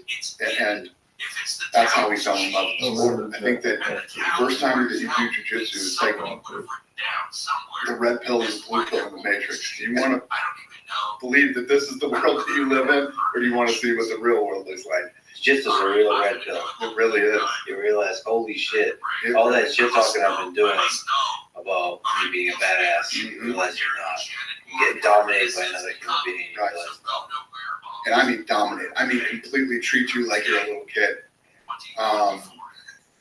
And then we had the opportunity to roll with a lot of different guys at the time because of whatever. And we don't have a good relationship at all. But I'll tell you this, Frank Shamrock came in one day. And Frank Shamrock had me in side control. The pressure that this guy put on my chest made me tap. Felt like there was a car on my chest. And with zero effort from him. It was absolutely effortless. And when you train with somebody that's at such a level when you're not, it is the most humbling, mind-blowing experience you can have, especially as a man, but as a human being. You remember, just for fun, do you remember like what your go-to submission was? Yeah, so when we first started doing it, I had a pretty good guillotine. So I catch a lot of people in guillotines. They were okay with being on the bottom? So like, yeah, I was okay with it. Yeah, I was okay with being on the bottom. I was comfortable with that. But you know what I never liked? I never liked the gi. Like we started fucking around with the gi in the beginning. That's how it started. And then once I took the gi off, I felt like I had no submissions because I couldn't grab onto anything. So after that, I went all no gi. I never went gi. And it's fascinating because no gi has become big now, and there's a lot of interesting gi. Like I train with Gordon Ryan, and like the level there is just fascinating. It's become like science, and it looks like fighting now. It looks more like fighting as opposed to gi. Sometimes it doesn't quite look like fighting. Right. And I feel like it's transferable to actual like MMA fighting, no gi stuff or street. Yeah. I mean, if you start off in your first year, you're in a gi, and you put all guys got like winter jackets on or something out in the street. In my opinion, I know all the jiu-jitsu fucking people are going to go crazy over this, but in my opinion, no gi is way better than gi. That's what I also do judo. So in the street scenario, you get comfortable on the feet, and you can clinch, and you can throw. Because most of us wear clothing, especially in Boston in the winter. Exactly. So if you're comfortable on the feet, you can still do well there. The problem with jiu-jitsu is most people are not comfortable on the feet. The sport jiu-jitsu, most people kind of want to get to the ground as quickly as possible. What did you think of Hoist at that time? It was an early, like what, because it blew a lot of people's minds that there's like more to this puzzle. 100%. And the fact that you had like these guys like Ken Shamrock that were jacked, right? And you had all these wrestlers or the big massive guys that they had in the different weight classes. And this skinny little dude like Hoyt was out there beating everybody. I mean, if you look at the way the Gracies played that, you couldn't have a better advertisement for Gracie Jiu-Jitsu at the time. But also like for MMA, because just a lot of surprising elements. A lot of people's prediction was wrong. They didn't think the skinny guy would win, and they're like, "Oh shit, there's more to this." What's the real beautiful thing about jiu-jitsu is like when you talk about if you wanted to get your daughter into a martial art, should I put my daughter into karate? Should I put her into this? you put your daughter into jiu-jitsu 100%, because it's not about size or strength, it's about technique. And you give your daughter a bunch of jiu-jitsu, a little bit of Muay Thai, you know, Yeah, it becomes dangerous. it's like the perfect combo. Yeah. Because you can put your son in that. Your son can get in some, you know, boys are going to learn how to fight and they're going to do whatever. The girls are different. And the other thing, I mean, this is the biggest selling point for jiu-jitsu for women. I mean, a woman, no matter how big, how small, can put a guy to sleep in 3.5 seconds. What's the origin story of the UFC as it is today, as you've created it? You and Lorenzo, with your brothers, built it. It started with John Lewis, you know, and seeing him. Frank and I were out one night at the Hard Rock, and John Lewis was there. He's like, oh, that's that Ultimate Fighting guy. And I was like, I know him. And Frank's like, I've always wanted to learn ground fighting. And I said, yeah, I'm interested in it too. So we went over, we talked to John Lewis, and we made an appointment to wrestle with him on Monday. Yeah. And we told Lorenzo, and Lorenzo came with us. And that was the beginning of the end. I mean, we started doing jiu-jitsu and started to meet a lot of the fighters. And we were like, you know, at the time there was a stigma attached to the sport. These guys were, you know, despicable, disgusting human beings, which was the first thing from the truth. These kids had all gone to college, had college degrees, most of them because they wrestled in college. And we started to meet them. We loved the different stories. You had Chuck Liddell, who, you know, had Mohawk, was like an axe murderer, and but graduated from Cal Poly, you know, with honors in accounting, you know. Then you had Matt Hughes, who was a farm boy, you know, literally lived on a farm. And so there were all these cool stories with all these good people that weren't what people thought they were. And Lorenzo and I always felt like there's something here. If this thing was done the right way, this could be big. And what was crazy was I was in a contract negotiation with Bob Meyerowitz, the old owner of the UFC, over Tito's contract, and Chuck Liddell. They didn't even want Chuck Liddell in the UFC. I was trying to get Chuck in the UFC, and they didn't even want him. And we got into this contract dispute over Tito's contract, and Bob Meyerowitz said, you know what? There is no more money, okay? I don't even know if I'll even be able to put on one more event. And he like flipped out. We hung up the phone. I totally picked up the phone and called Lorenzo, and I said, hey, I just got off the phone with Bob Meyerowitz owner of the UFC. I think they're in trouble, and I think we could buy it, and I think we should. We should reach out to them. So Lorenzo called Meyerowitz, and I don't know how, I don't remember the timeline, but within the next 2 months, we ended up on the UFC for $2 million. And you said that you fought a lot of battles in that time. In the early days of building this company and building the sport, it was the Wild Wild West, man. It was crazy back then. Yeah, I was literally at war every day with all different types of people. Plus, traditionally, there's bad people that are involved in fighting, man. Lots of bad people. And we had to sift our way through that for the first 7-8 years. In general, there's like corruption and people kind of steal money. They're thinking just about themselves, not the bigger business. Let me tell you about this. I want to say it was another one. I don't remember exactly where. It could have been Amsterdam. I mean, MMA promoters were like car bombing each other, and then the other guy shot up the other guy's house with machine guns, and that's the kind of shit that was going on. I'll tell you the story. So, Affliction. Do you remember Affliction? Yeah. So there was a guy. I want to say the name was Todd Beard or something like that. This guy used to text me every day when they started their MMA thing, telling me he was going to kill me. Like Legitimately going to kill me. You punk motherfucker. I'm going to fucking kill you. You don't understand who I am and what I've done. This and that. I think this guy would get drunk or do drugs every night or whatever his deal was. This guy would call me, text me, threaten my life every day. I used to go, fuck you. You said fuck you. Oh, I got it. Oh, yeah. But, yeah. But, I mean, this is the type of shit that went on in the early days. This guy was one of the owners of Affliction. You know, not a good human, let's put it that way. What about the business side of it? Tough to make money in this business. Yeah, we weren't making money, so, you know, trying to build this thing, corrupt, corrupt guys that worked for in-demand pay-per-view at the time were not good dudes, and that thing was a fucking total monopoly. God, I wish I could remember his name right now. He used to run in-demand, and he was a fucking bad guy.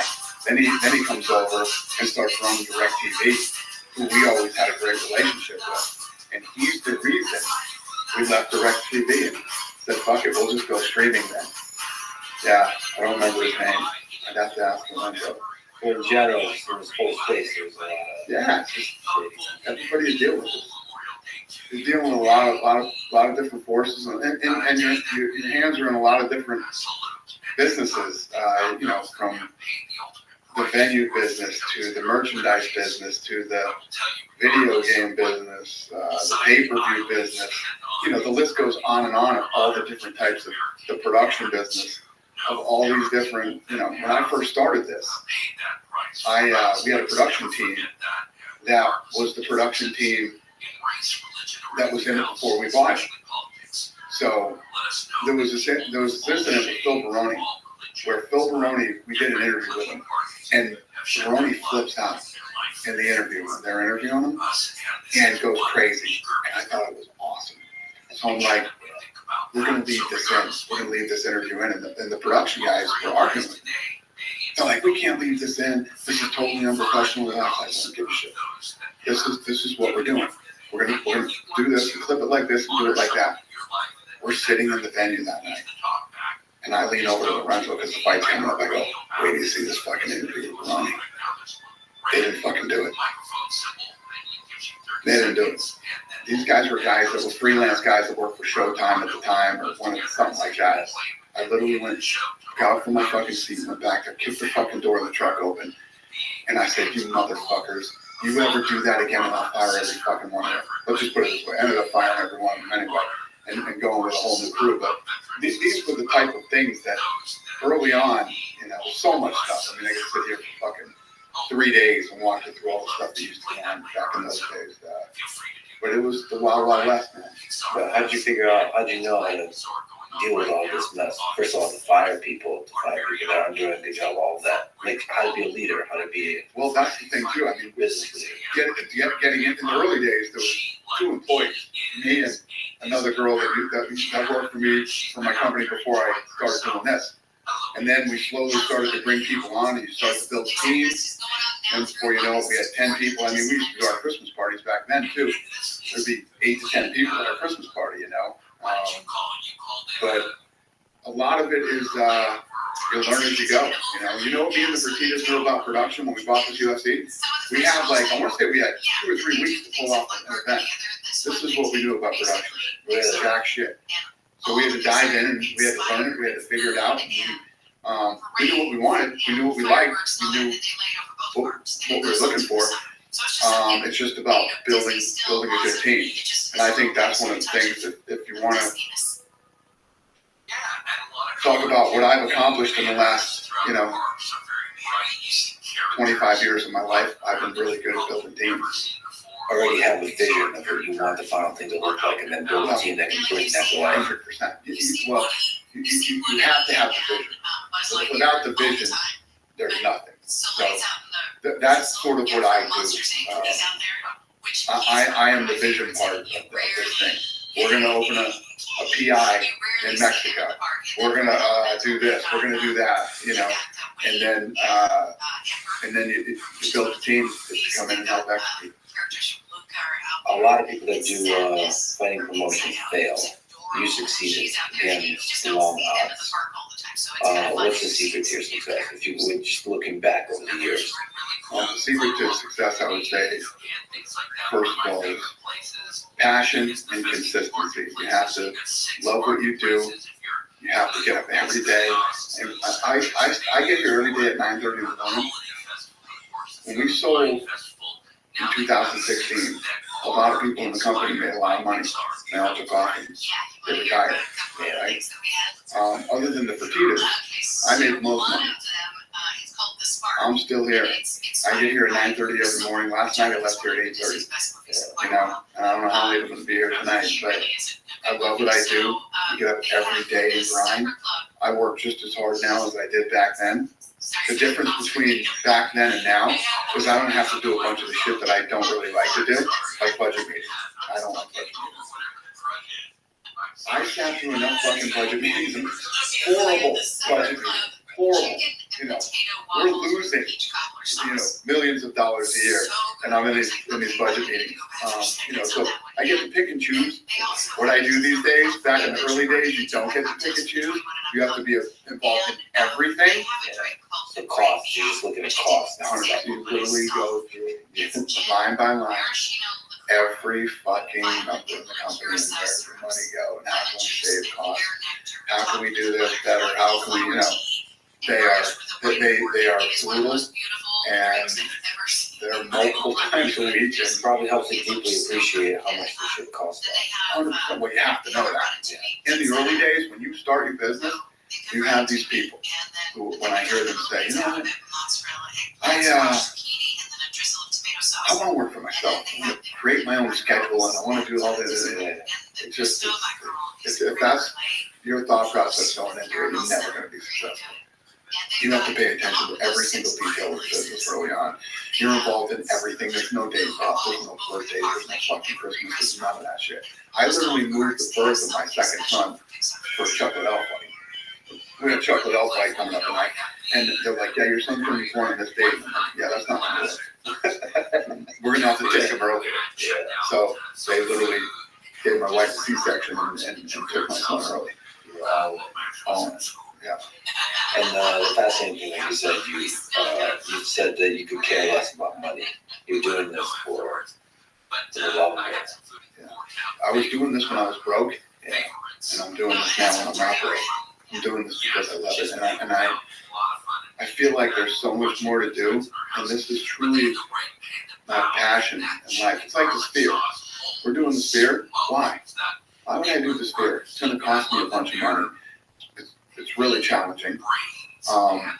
Most people think it can't be pulled off, and you're looking at weird angles, different things going on inside other than the fight and all this other stuff. But yeah, I'm doing it because it's awesome and it's challenging and it's hard.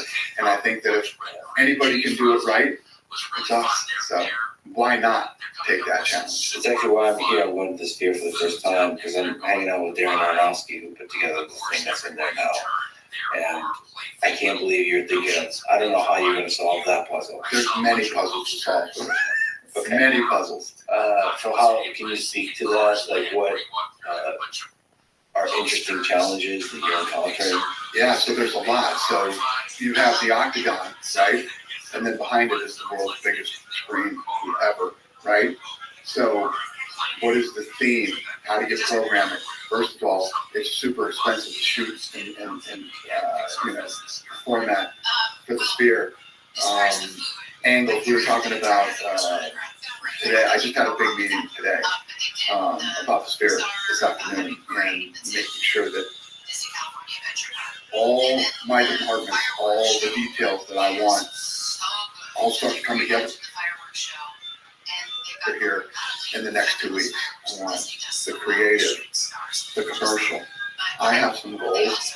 I will tell people as we get closer what I'm looking to achieve with this, other than putting on one of the greatest, most unique sporting events of all time, and probably the greatest combat sporting event of all time. But yeah, there's challenges. There's a laundry list of challenges to this thing, and not to mention the fact that it's on Mexican Independence Day, and we're going to weave in the whole history of combat in Mexico.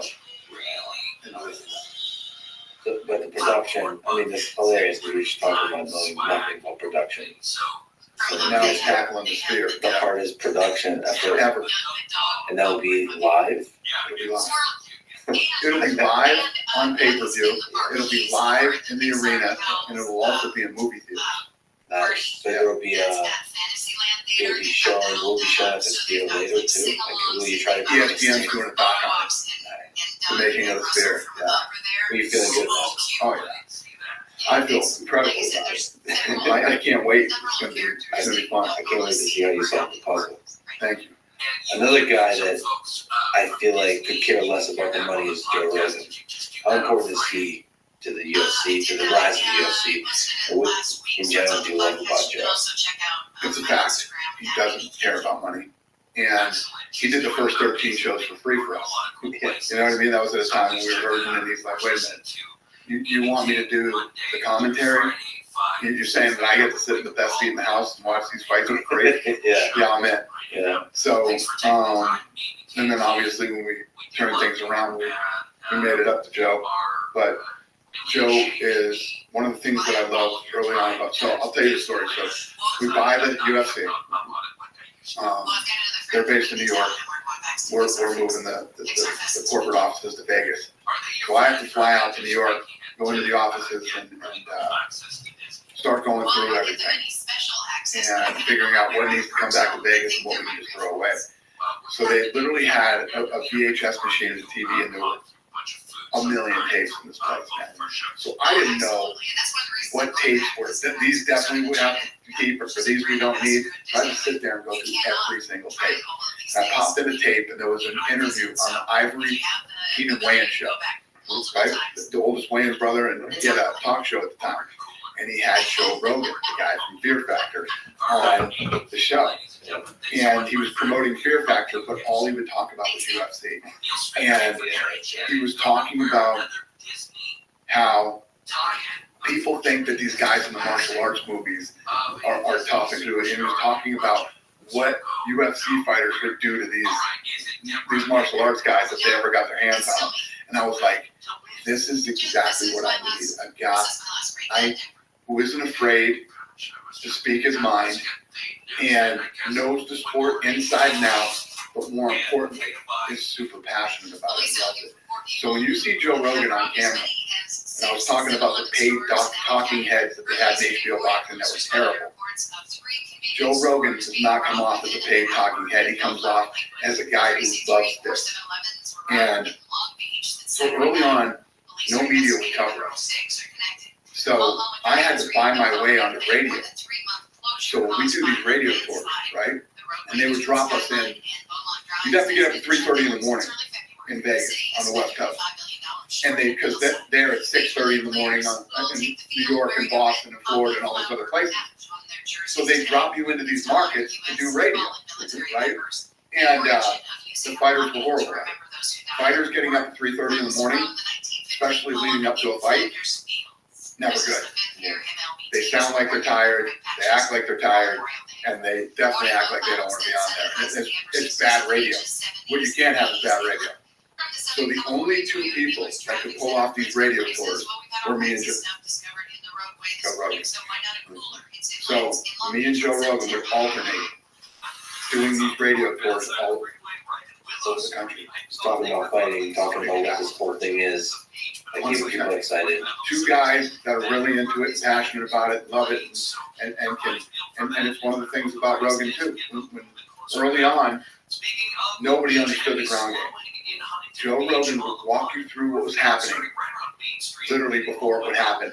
He would tell you the setup, what was going to come next, and everything. He just absolutely articulated perfectly, brilliantly, and people at home started to understand him. The impact that Joe Rogan has had and continues to have on this sport is immeasurable. He's the biggest podcaster in the world, and he is on the UFC pay-per-views, 14 times a year, and he's always talking about the sport. It's immeasurable what this guy has done for this company and the sport. Yeah, still to this day, like our dinner and offline, we just talk fighting. Just loves it. Sure. Loves every aspect of it. Yep. Joe Rogan is one of those guys. I saw that early on when, why would you go after the Fear Factor guy? Yeah. To be such a key component to not only the company, but to the sport. I saw it in the fucking interview on Ivory Keenan Wayans. I value loyalty a lot. And I remember there was a moment, not too long ago, maybe a year ago, when I was sitting with Joe and he had a phone call with you. Joe was getting canceled for something. And they didn't want him commentating the fights. And you on the phone offered your resignation over this. I got teary-eyed over that. that's such a, you're a good man, you know? That was powerful. Anybody who is with me, who's been with me, no. When you're with me, you're with me. It's a two-way street. It's not a one-way street. I'm not one of these guys that can roll over and. It's like going through COVID. I wasn't laying any of these people. Some of these people have been with me for 20 years. We're going to lay them off. This motherfucker will burn. Yeah. Before I would do that to my people. It's just never. None of that type of stuff is ever going to happen. I can't say what's going to happen when I leave, but when I'm here, the people who are with me and have been with me, they know exactly what's up. And Joe knows what's up. And again, it's a two-way street. Joe Rogan has been very loyal to me, and I'm very loyal to Joe Rogan. Lorenzo, another guy you have close friendship with, you seem to have been extremely effective together as business partners. What's the magic behind that? Yeah. How can you explain that? I love him. Lorenzo and I work really well together because we have two different personalities, right? I'm the guy that always, I'm going here. Lorenzo is always here, right? You could walk in a room and say, Lorenzo, you just lost $10 million. Lorenzo, you just won $10 million. It never changed. And I'm a guy that goes like this, right? So we almost balance each other out. There's a lot of things that he's really fucking good at, and there's a lot of things that I'm really fucking good at, and they're both on the opposite sides of the spectrum. So that level-headed thing was useful when the UFC was losing money and it was unknown whether it's going to survive. Yeah. Those low points. 100%. Well, it's incredible when you think of the story of the UFC. At the time, the casino business was cranking, right? And Station Casinos was killing it. And Stations, their money from Stations is what was funding the UFC. Then in the 08-09 crash, the UFC was killing it in 08-09, and the casino business was hurting. So timing on everything, the way that it all worked out, could have worked out better for them. And obviously for all of us. When you think about the UFC and how big it is, and how far it reaches, and how many people it touches, the Fertitta brothers made a $2 million investment, then put in like another $44 million, and look at how many lives that investment has changed over the last 25 years. It's fascinating. And it's also crazy just to get the business of it, just the effect it has on the history of humanity in terms of this is what we do. We're descendants of apes that fight. And this is like the organizations that catalyze the innovation in how we fight. Right. It's crazy. And we can create a whole new sport. That people all over the world participate in now. Literally, there isn't a place on earth that we can't get a fighter from now. You said in the UFC 299 post-fight press conference that sometimes fighters might complain that they get matched up on even odds, but that's actually when legends are made. I think you gave Dustin Poirier as an example. Can you elaborate on that a little bit? Like what makes a legend? What makes greatness in a fight? So behind the scenes, fighters are a very paranoid bunch of people. They're very paranoid. And there's been this theme with fighters where they're trying to get me beat, right? We don't determine who wins and loses. If we did, we'd be the WWE, okay? You do. I'm the bells and whistles guy. I make sure that as many people that we can possibly let know that you're fighting on Saturday know that you're fighting on Saturday. Who you are, who you're going against, and why people should give a shit. That's what I do, right? Then the night you show up, I put on the best live event that I possibly can, and I put on the best television show that I possibly can. Once that door shuts, it's all up to you. You determine whether you lose or not. And if you get into a position where you become so paranoid that you think that the powers that be here are against you, and you try to steer yourself away from certain fights. And that's one of the big things that happens in these other organizations.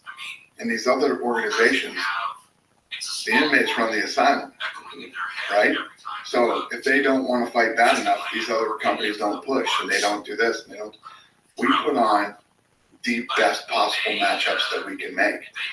And in this business, you might be an older fighter, but if you're still ranked in the top 10, there's young guys coming for you. Killers. Young killers are coming out, and they want your position, right? So you, being the veteran that you are, have to prepare yourself to go in and, everybody was saying when we made that fight with St. Denis, that Poirier was in big trouble. That's awesome. That helps build the entire thing. That Poirier, and then Poirier goes out and does what he did that night. That's what makes fucking legends. It's interesting because, like, sometimes being the underdog is a really good thing for the long-term story of who you are as a fighter. Especially when you're a big name, a name that people recognize, a name that people know, and they're like, oh man, I remember Israel Adesanya and Sean Strickland. 100 out of 100 people knew for a fact that Israel was going to win that fight. Yeah. Here comes Strickland. And we could go on for days with this, you know what I mean? That is what creates legendary moments, legendary fights, and it's what builds stars and legends. And arguably, Conor McGregor with Joe Aldo. Yep. Conor McGregor with a bunch of people in the beginning. People said he couldn't wrestle. People said he wouldn't be able to defend the takedown. Blah, blah, blah. Nate Diaz against Conor McGregor. You know what I mean? And Conor McGregor against Khabib. Underdog, probably. But if you won, there's an opportunity to win. If you won, that's the legend for me. He's now in the conversation with the greatest of all time, without argument. And if you look at the way that Khabib ran through so many people, Conor hung in there, Yeah. And they could have been made a fight. They could have been. What do you think about that matchup? It's one of the great matchups that you've made. Conor McGregor versus Khabib. Yeah, I mean, at the time, I was incredibly criticized for putting together the spot that had the scenes with the bus in it. Yeah. The fucking media, they were saying that I was pandering to the violence that happened. I'm telling you a story.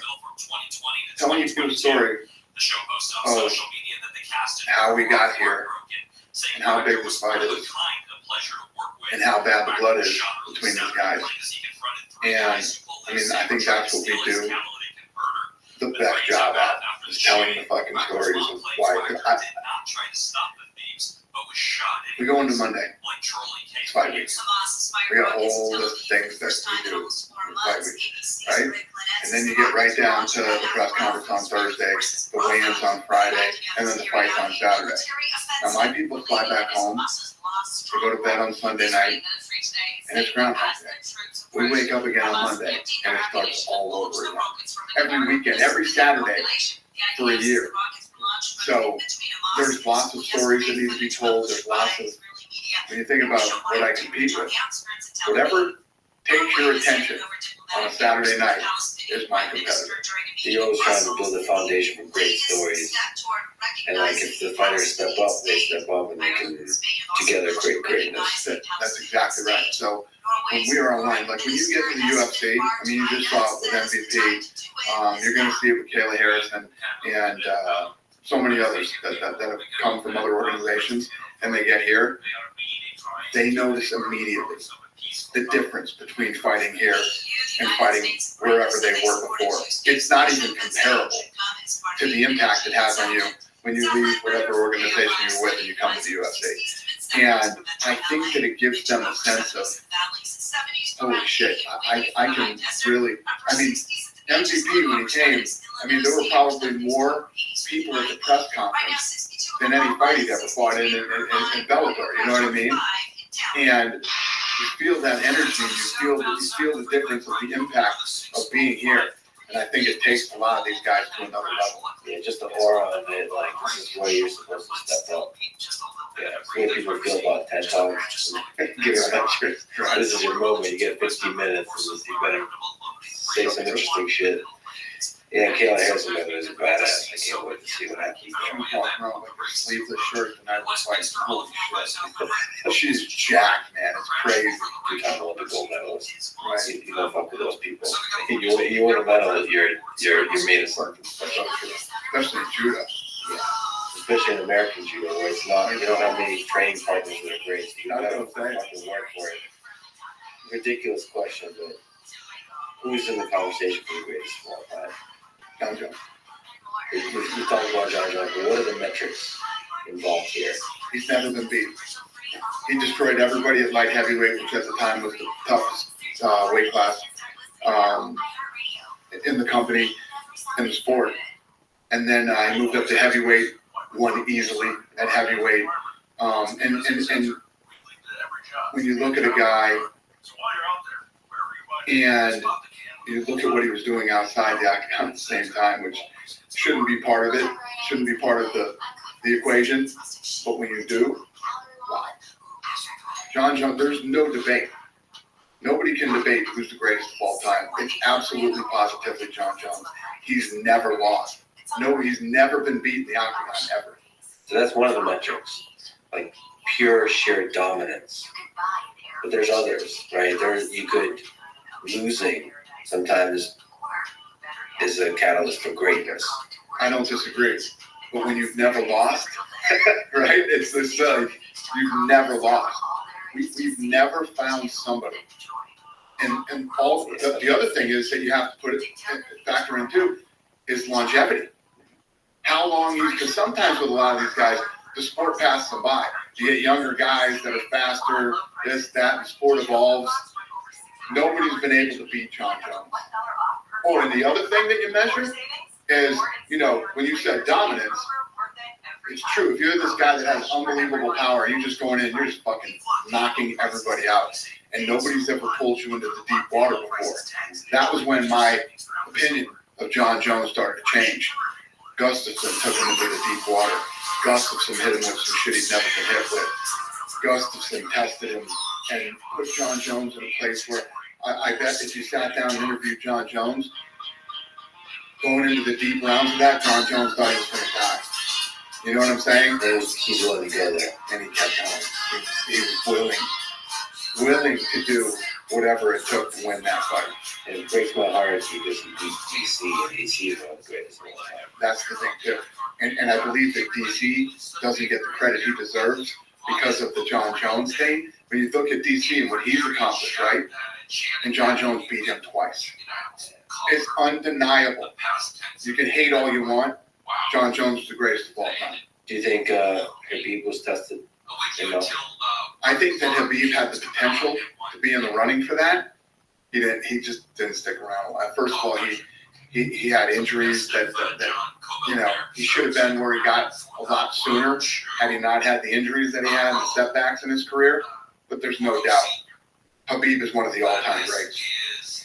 What's the good, the bad, and the ugly of your relationship with Conor? There's literally no ugly. Conor McGregor has been an incredible partner to work with. Everybody thinks that if Conor showed up to things on time, there wouldn't be one fucking bad thing I could say about Conor. You know what I mean? Only being late. If you fucking said, put a gun to my fucking head, right? And said, don't lie, motherfucker. Tell me all the bad things about Conor McGregor. I'd say the guy didn't show up on time. That's it. If Conor McGregor showed up to shit on time, sometimes he does. Sometimes he does. He's been a great partner. If you look at what a huge superstar he became, the fights that he was involved in, let me tell you what Conor McGregor never did. He never walked in a room and said, Conor, this guy just fell out. We want you to fight this guy. He was like, no way, I'm not taking this fucking risk. I'm at this point in my career where my money, my this, my that. He was like, let's do it. He'd always say, let's do it. The other thing that Conor McGregor never did, no matter how big he was or whatever it was, when we were heading into a fight, oh, Conor, this guy just fell out. Aldo fell out. We were looking for another. yeah, I'll do it, but I'm gonna need another fucking 200,000. I'm gonna need another $1 million. Conor McGregor never did that kind of chicken shit, bullshit kind of stuff. He never did any of that. Conor was as solid a guy as you could possibly work with. Just fuck it, I'll do it. I'll do it. Literally, there's actually a scene, because we were filming something, I don't know if it was embedded or what we were filming at the time. Me and Lorenzo walk into his house that he rented here in Vegas, and I'm pretty sure it was when Aldo fell out. And we're telling him this, that, and we're looking at some options. He says, I'm going to the gym. When I'm done working out, let me know. He just woke up out of bed, he's in his fucking underwear. And he gets hit with this, and he's like, all right, I'm going to the gym. Let me know when I get out, we're going to fight. Doesn't care, doesn't want to know, doesn't want any more money, nothing. Fucking shows up and he delivers. Yeah. So, Conor has been incredibly successful. He's made a lot of money, and, he's had his ups and downs outside and inside the octagon. But as for a guy who was, on the dole and was a plumber, he's actually a really smart businessman. He's been one of the best partners that I've ever had in the history of the sport. And an important part of the history of the UFC. Opening up to all kinds of new eyes. Yep. He literally, set Europe, Australia, Canada, and many other parts of the world on fire, man. He was our first legit megastar. And I personally think he doesn't get enough credit for just how good he was as a fighter. And people love to talk shit about Conor. I suppose that's part of his magic. But it comes with success. Yeah. When you're successful, there's always people out there that are going to talk shit. You always have a bunch of know nothing, do nothing, fucking losers that love to talk shit. You think if you were to do it all over again, Khabib is the right matchup? Yeah, the thing that you can't do is avoid matchups. You know what I mean? This is what we're talking about. When you talk about being a legend, Conor McGregor needed Khabib. Khabib needed Conor McGregor. You can hate each other as much as you want, but you have to fight these other legendary bad motherfuckers to yourself become a legend. I mean, it's like John Jones needed Cyril Gane, right? Cyril Gane needed John Jones, because if Cyril could have beat John, the first guy, if anybody can ever figure it out and beat John Jones, it's a big deal. And it's almost like your obligation as a fighter, right? And when you think about John Jones became who he is today, and the reason I'm sitting here telling you how great he is, because all these other guys gave him the opportunity to beat them, right? Or they beat John. It's all about giving these other guys the opportunity. Saint Denis, right? Poirier gave him the opportunity to come in and beat him. That's how this all works. It's the two of them together, the two fighters together. You have to have them both. Listen, I could line up a bunch of no-name bums that John Jones could run through. That's what they do in all the other organizations, right? We would have nothing to fucking talk about right now. That's why, luckily, a perfect record in the UFC is not as important as who you fought, how you fought. But when you have a perfect record in the UFC, holy shit, right? Yeah. That's what you would. When you can have a perfect record in the UFC, you are absolutely one of the most special athletes on planet Earth. You and Trump are friends. I just talked to Ivanka last night about her experience in the Miami event. She loves it. She's training too. You're talking about getting girls to train. She's training too. The kids are training, yeah. Her father's the biggest fucking fight fan on the planet. Calls me all the time to talk about the fights, and Don Jr. said that I'm like the only guy on earth that he bros out with. Like, it's funny when you talk about how powerful fighting is, right? This last Miami event, the president of Ecuador and the president of Spain both posted about the fights, right?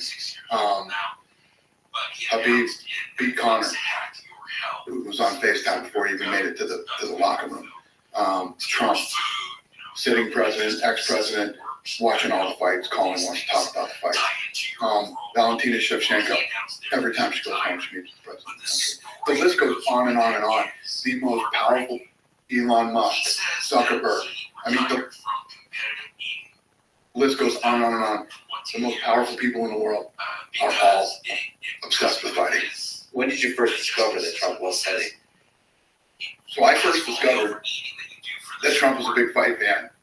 Obviously, you saw him part of all the big. You're talking about how big boxing fans were. He was a part of all the big fights back then. But when we first bought the UFC, this thing was so bad, venues didn't even want us, and we ended up doing, our first event in Atlantic City at the Trump Taj Mahal. Now think about this: at that time, Trump ran here, UFC ran. I mean, I can't go low enough. And he had us at his venue 2 times back to back. Showed up for the first fight of the night and stayed till the last fight of the night. Then after that, any good thing that would ever happen to me in my career, Trump would reach out. Whether it was, we were on the front page of the New York Times at one time, and he said, "Congratulations, Dana, we knew you guys were going to do it." Little things like that, but that are big things and mean a lot, especially coming from a guy like him. So he saw something in you, like this is going to be... 100%. He definitely saw it. And then comes 15, 16, whenever it was, I don't remember. He called me and he said, "Listen, if you don't want to do this, I completely understand. But I would be honored if you would speak at the National Republican Convention for me." And I'm not a very political guy, you know what I mean? And everybody told me not to do it. Do not do this. But I was like, why would I not do this? This guy's been great to me, and I did it. And our relationship is just like, you know what I mean?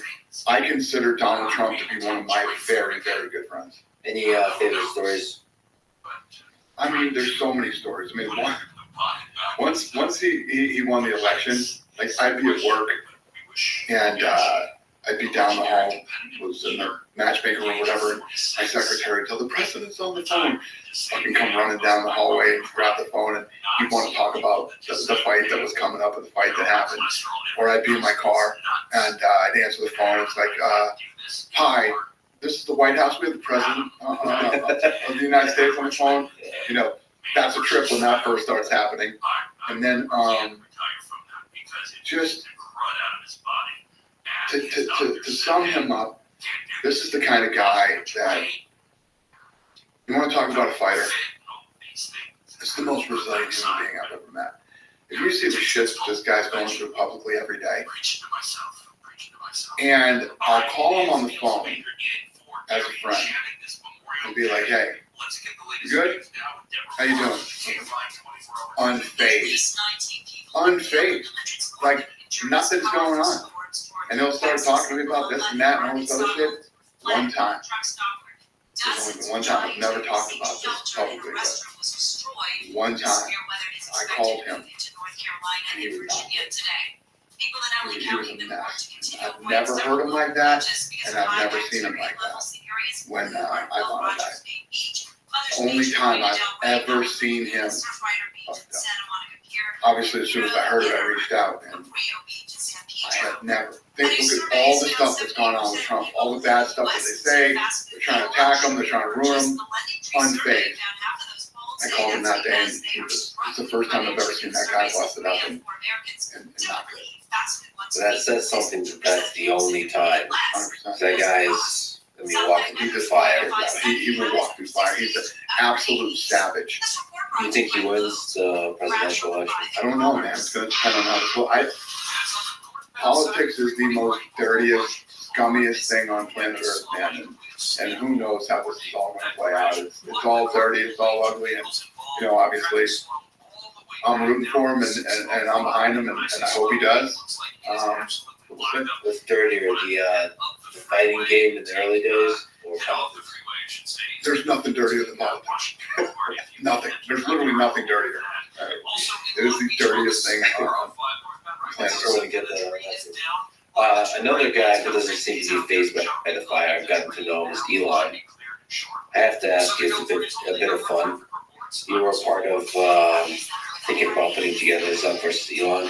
I trained with both. I did a phone call with Elon and you when we were training on the mat. You really think that could have been a good fight? It would have been the biggest fight at the time. The spectacle of it. Two of the most powerful, wealthiest men in the world, right? Lots of guys talk shit and go back and forth and sue each other and do all this stuff. These two guys were literally talking about facing each other in the octagon and fighting. There's nothing, and they're in a business that's looked at as geeky. You know what I mean? They're tech nerds. They're this, they're that. These are two dudes that were willing to throw down and fight, and you know as well as I do. There's a lot of public speculation about this. I was taking serious real time and working on this thing. I mean, I had projections, I had numbers, I was looking at venues, I was on the phone with the fucking Coliseum in Italy, you name it, I was in it. These guys were serious, and this was something that was really going to happen. And I'll tell you right now that in the short amount of time that it was going down, it was fun. I was having a blast with it. What do you think about Tyson fighting Jake Paul? I love Mike Tyson, and I'm not a fan of anybody fighting at our age. He's a grown man, obviously, and you know he's going to do what he's going to do. But at least I know. I talked to his wife a couple of days ago, and he's taking it serious, and he's training for it. And, you know, so we'll see how it plays out. Why do you think he fights though? Like, what is that about? Is there a broader lesson there about fighters? Well, about great fighters? I think that Mike Tyson is actually one of those unique guys who has crossed over. Any of these other boxers, from his era, they have no way of making money other than fighting. Mike Tyson has made a lot of money outside of fighting. I mean, Tyson still has that aura. You could be at a restaurant, and he walks in, and you're like, holy fuck, Mike Tyson's here. You know, he still has that type of aura and energy in a room. And he makes lots of money outside of the ring. I think that he ends up getting these offers that he can't refuse. How do you think it's financial? So how much, and this is a good question to ask. You work with a lot of fighters. So how many of them is it about money, and how many is it about the fact that you're love of fighting? Well, the guys that get into it for the right reason are the guys who get into it for the right reason.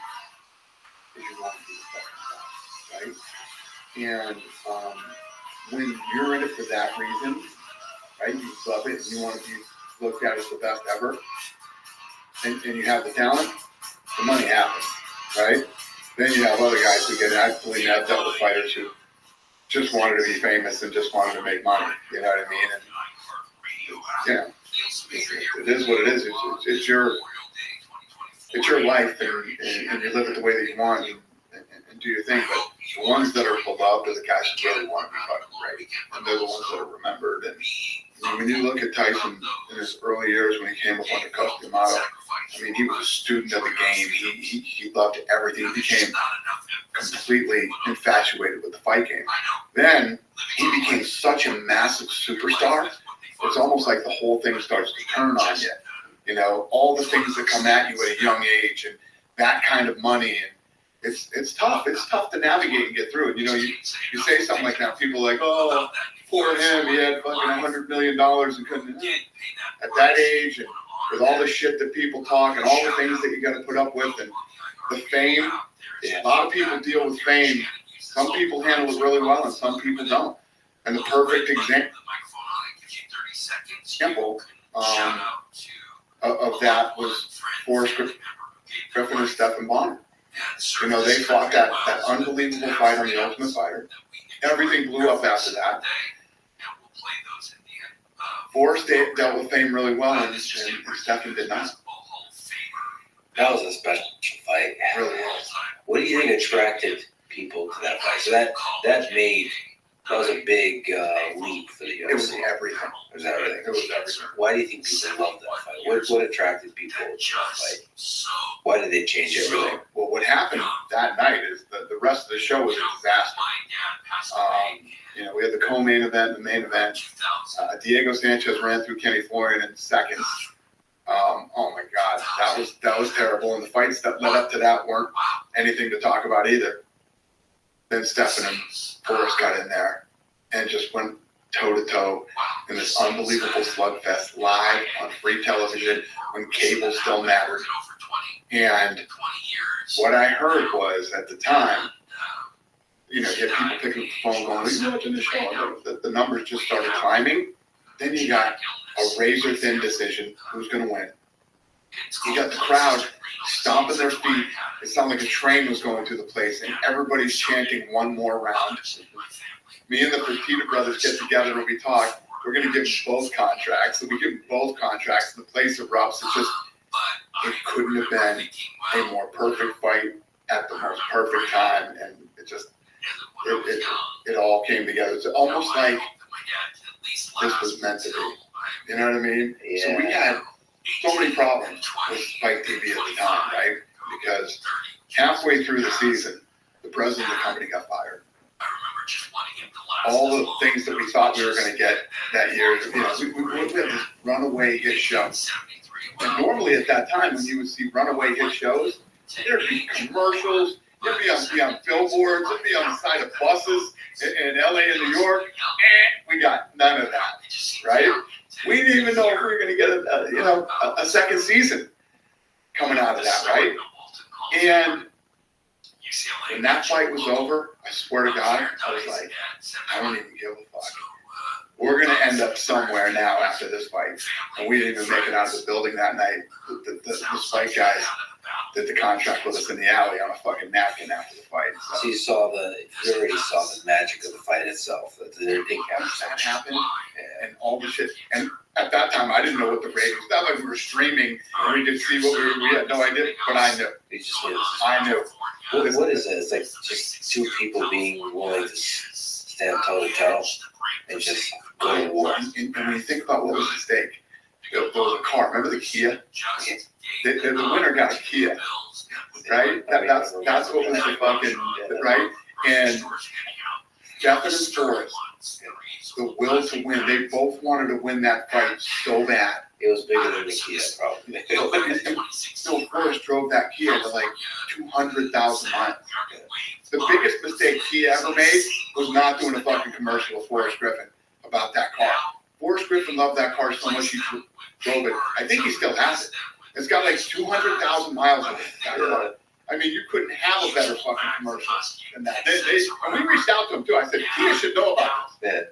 They fucking blew it. You got a bunch of, you know how those guys are in the business world. They don't fucking get anything. Maybe it was about the Kia then. It was about winning. They both wanted to win the Ultimate Fighter so bad. It's the Kia. It's the win. It's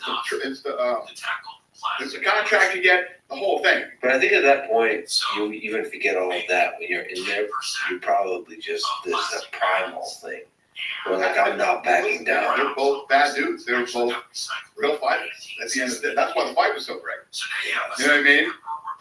Just throw it all the caution to the wind and just fight. Yep. Those are some of the greatest moments in the UFC too, when the technique is not kind of falls apart, and you're just like, fuck it. Because you're in those deep rounds. You've been through war. Now it's all about heart and dog.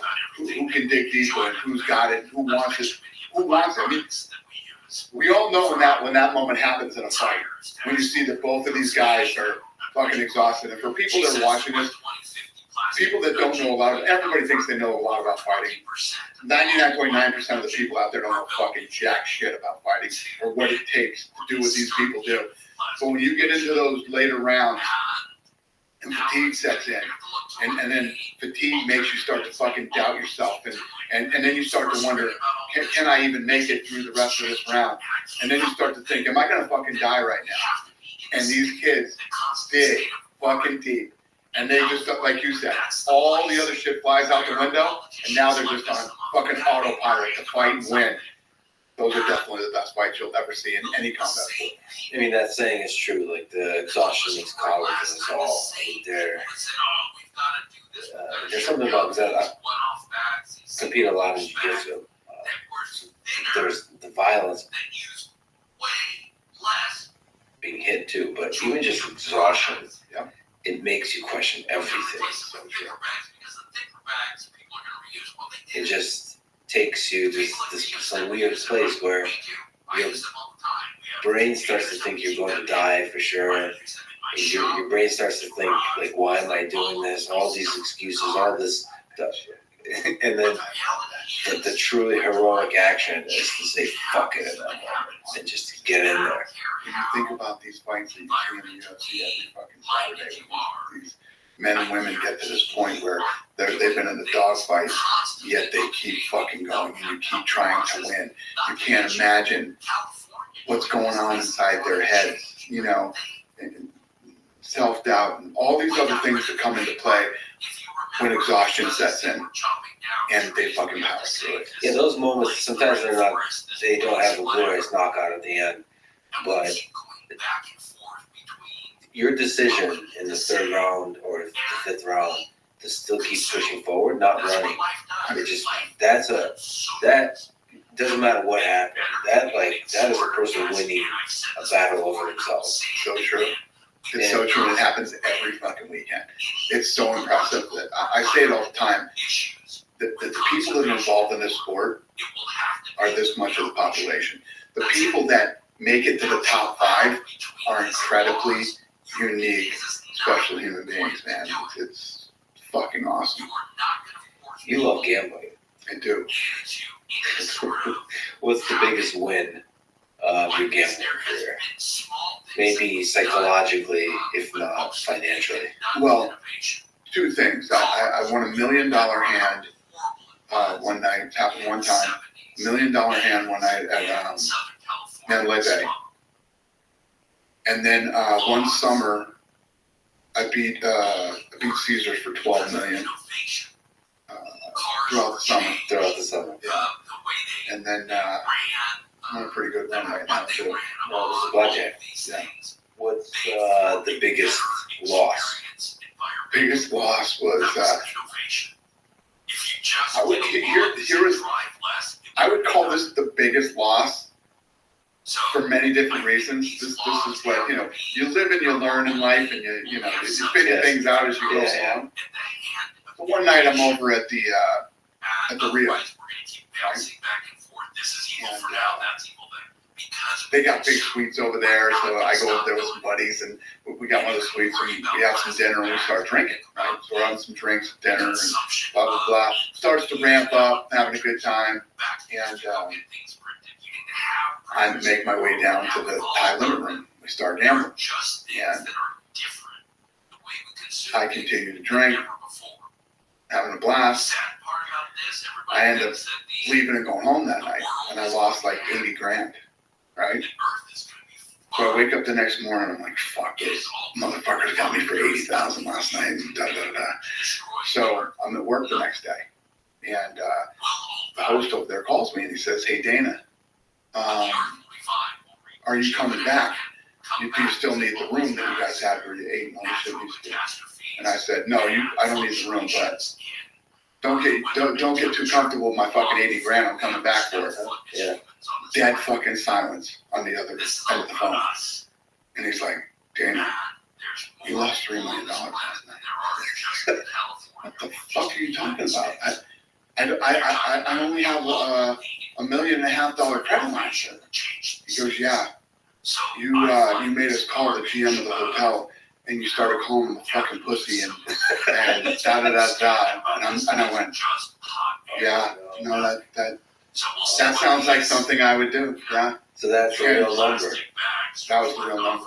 And then you know, there's been a lot of cases where people are in Vegas and they're like, I lost all this money. You know, they were giving me free drinks, and I drank too much, and I was taken advantage of. No, you're just a motherfucker. Man up. You got fucking drunk, right? They didn't. Alcohol is free, but you don't have to fucking drink it. You know what I mean? And you know, this was a huge learning lesson for me. So I never drank again when I was playing cards after that night. But yeah, I mean, when you ask me, that's the one that stands out in my head the most as far as having a bad loss. And then, you know, of course, I said call the GM, and I started calling him at 3 o'clock in the morning. So that is something I would absolutely do. How do you deal with those psychologically? Do you, when you gamble, maybe this applies to fighting too, do you love winning or hate losing more? They go hand in hand. So the way that I play is, I live in Vegas. So 2024 is a war for me. I go to war in 24, okay? All these nights that I play are little battles inside the war that I will fight in 24. Now, at the end of the year, we'll tally up all these little battles and see where I stand on wins and losses. And there's lots of talk out there about my gambling. Places that I've been kicked out of and things like that. And I do pretty well. I do pretty well, but it's what I like to do. I don't gamble in a way that I would ever hurt myself or hurt my family. I'm sure you've heard the Norm Macdonald stories. Norm Macdonald lost like his entire personal wealth 4 times or something like that. That's not going to happen to me. So you manage it, but just psychologically you're able to compete. So when I win, it's always great to win. Winning is a great feeling in business, in sports, in life, and definitely in gambling. Losing is never fun, but it's part of the game. You know what I mean? If you want to be in the game, and it's sports, it's business, or whatever, there's going to be wins and there's going to be losses. And you have to take them both in stride. You have to be able to, there's a lot of people, when you gamble, right, and you lose, and you go into a deep, dark depression. I've seen this in guys who do. Get depressed and gambling isn't for you. If you are the type of person that's on social media and people say horrible things to you and you get depressed and that you shouldn't be on social media. You know what I mean? These are all part of being in the game. When you're in the fucking game, great things happen and really bad things happen. And you gotta take it all in stride. You gotta pick yourself up the next day, strap your fucking shoes back on, and get out there and go to fucking war again. That's how it works. That's some fucking shit right there. All right. I love that motivation. It's the truth, though. Yeah, it's the truth, though. Listen, every day when you get out of bed, life's standing right there to kick you in the fucking face, man. Could be anything. Could be you get up, you walk downstairs, you got a fucking flat tire, and you're late for work, and you got this, that. Life is going to throw all kinds of crazy shit at you, right? And you have to be ready for it. You got to fucking deal with it. You can't curl up into a ball. You can't run away from it. You can't hide. You have to take all this shit head on. You have to get up. Every day when I get up out of bed, I strap up and I'm getting ready for fucking war. Because I know I'm coming in here. I know a bunch of bad shit's going to happen that I'm going to have to fucking deal with. And if that's not bad enough, when I finally get out of here, I'm probably going to go to the casino. And I'm going to get into another fucking war. You know what I mean? I thrive in chaos. I actually love chaos. Everybody talks about retiring. Fuck that shit. What am I going to do when I retire? What would I do? What would I like to go to war. I like to battle. I like to win. Sometimes I lose, but then I have to come back from the boss. And I love to build brands. I love to set short-term and long-term goals and then knock them all down. This is just the stuff that excites me. And whether it's business or gambling or I like being a fan of things too. Like I like live music, so when I find a band that I like, I get excited to go watch the band. The Celtics game. I love the fucking Boston Celtics, and I love going to the games and watching. This is the year. Hopefully, we're gonna fucking win it this year. These are all things that make me happy and excite me in my life. And it's funny because there's a post that I post maybe 3-4 nights a week.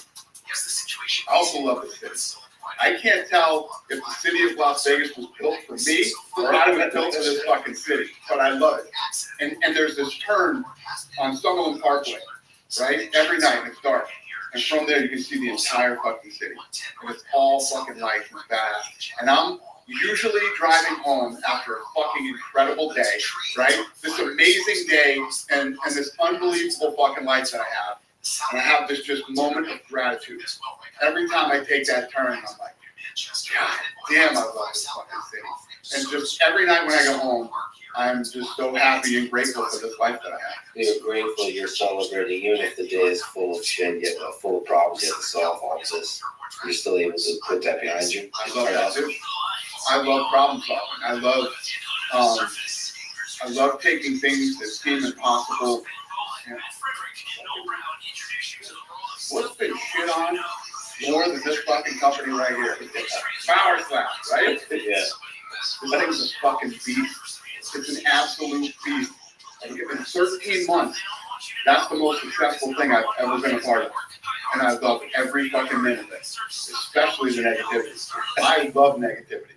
So you almost eat on it. I agree. That's great. You're a builder. I eat that shit for fucking breakfast, man. I love it. What's your favorite movie about Vegas?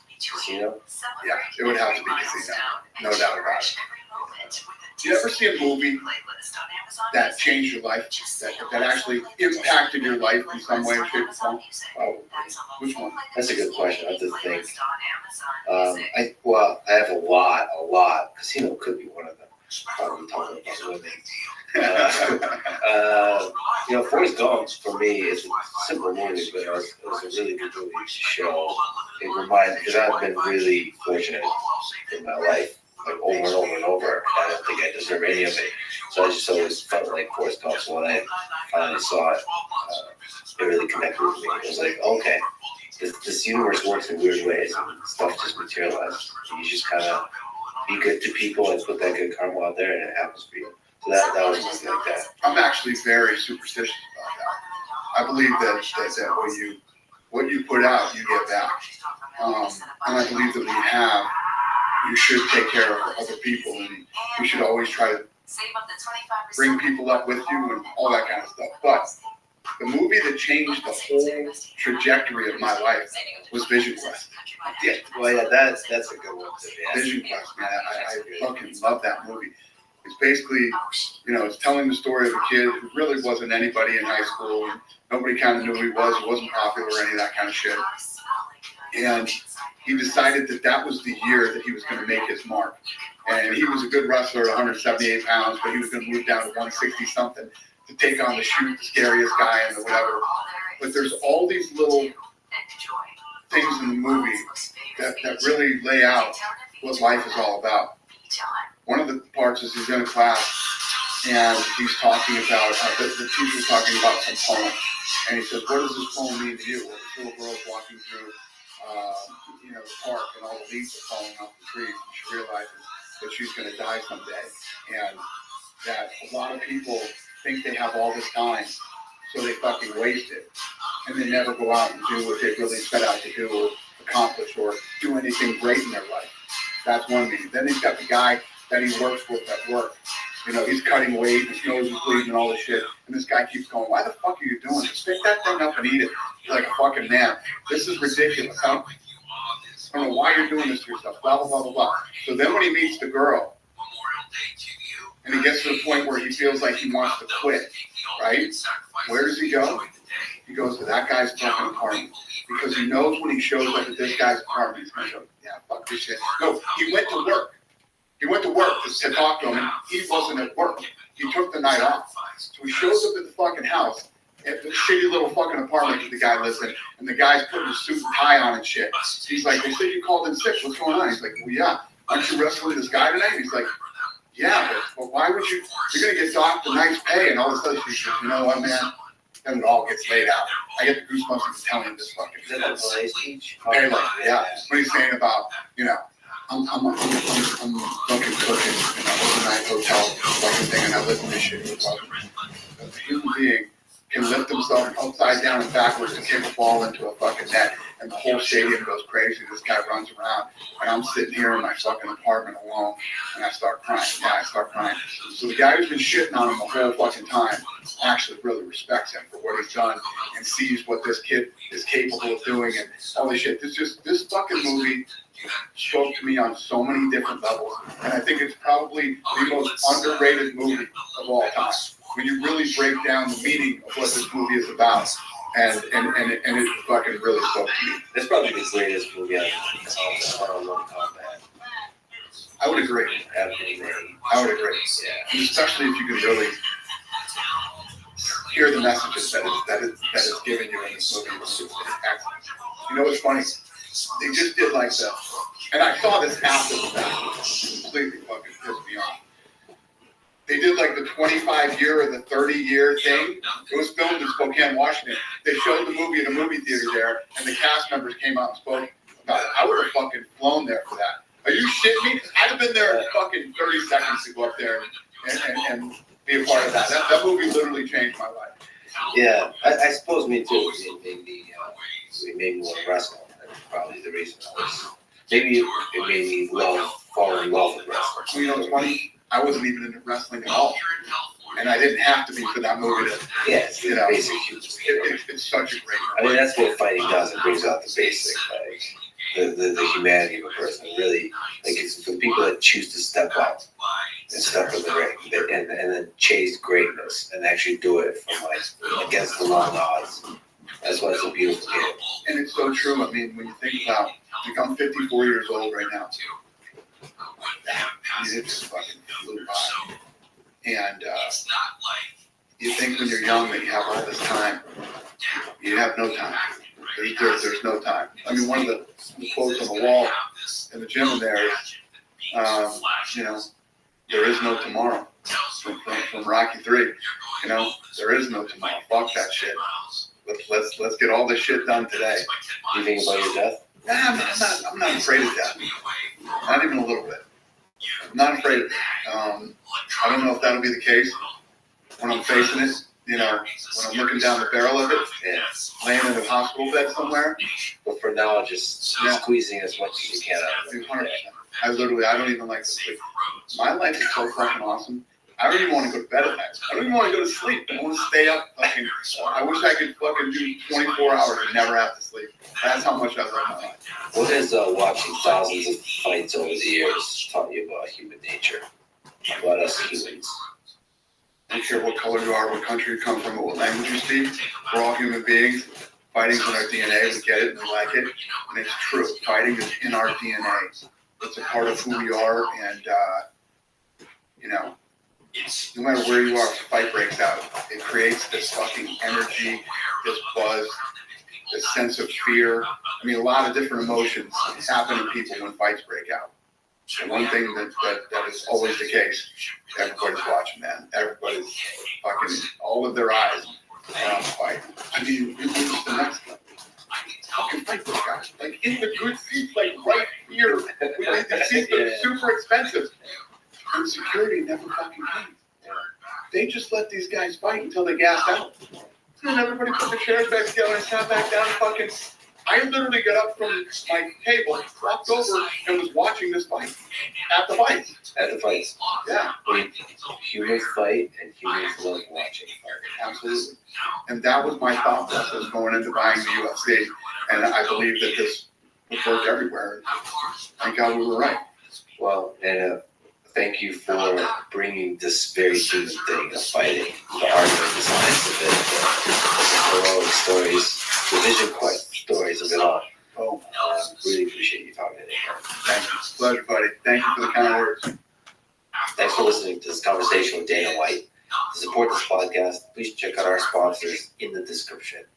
And now, let me leave you with some words from Muhammad Ali. Impossible is just a big word thrown around by small men who find it easier to live in a world they've been given than to explore the power they have to change it. Impossible is not a fact, it's an opinion. Impossible is not a declaration, it's a dare. Thank you for listening, and hope to see you next time. To actually do that. And if you morally don't know that you can harm somebody in many situations by going over the speed limit, I don't know that this reminder is going to help much. I think ultimately it's The based on following is a conversation with John Donner, widely acknowledged as one of the greatest coaches and minds in the martial arts world, having much concern to other people around them. Coached many champions in jiu-jitsu, submission grappling, and MMA, including Gordon Ryan, Gary Tonin, Nick Rodriguez, Craig Jones, Nicky Ryan, Chris Weidman, and George St. Pierre. Quick mention of our sponsors: Onnit, Simply Safe, Indeed, and Linode. Check them out in the description to support this podcast. As a side note, let me say that John is a scholar of not just jiu-jitsu, but judo, wrestling, Muay Thai, boxing, MMA, and outside of that, topics of history, psychology, philosophy, and even artificial intelligence, as you'll hear in this conversation. After this chat, I started to entertain the possibility of returning back to competition as a black belt, maybe even training with John and his team for a few weeks leading up to the competition.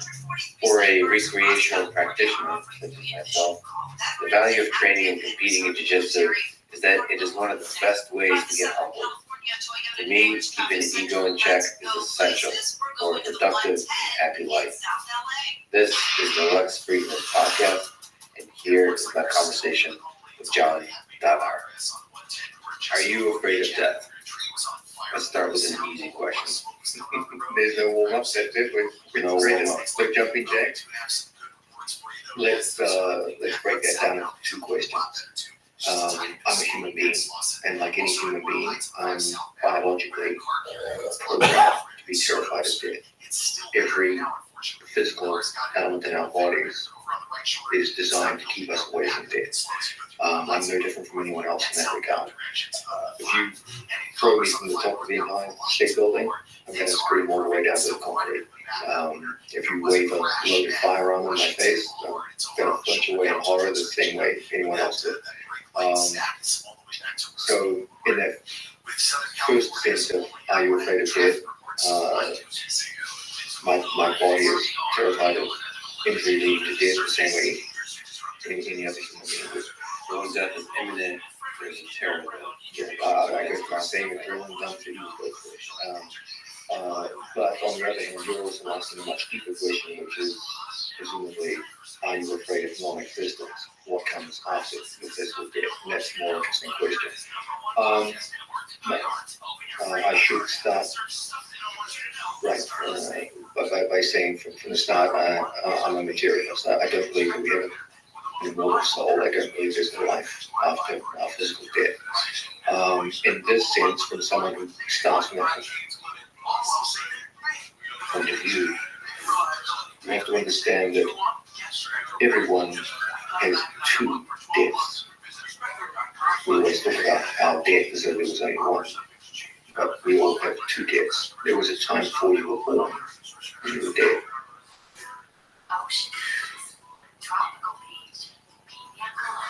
You weren't afraid of that period of non-existence. You don't even think about it. So why would you be afraid of your second period of non-existence? You came from non-existence. You're going to go back into it. You weren't afraid of the first. Why are you somehow afraid of the second? So it doesn't really make sense to me as to why people would be afraid of non-existence. You dealt with it fine the first time. Deal with it the second time. But your mind didn't exist for the first death. It won't exist after you die.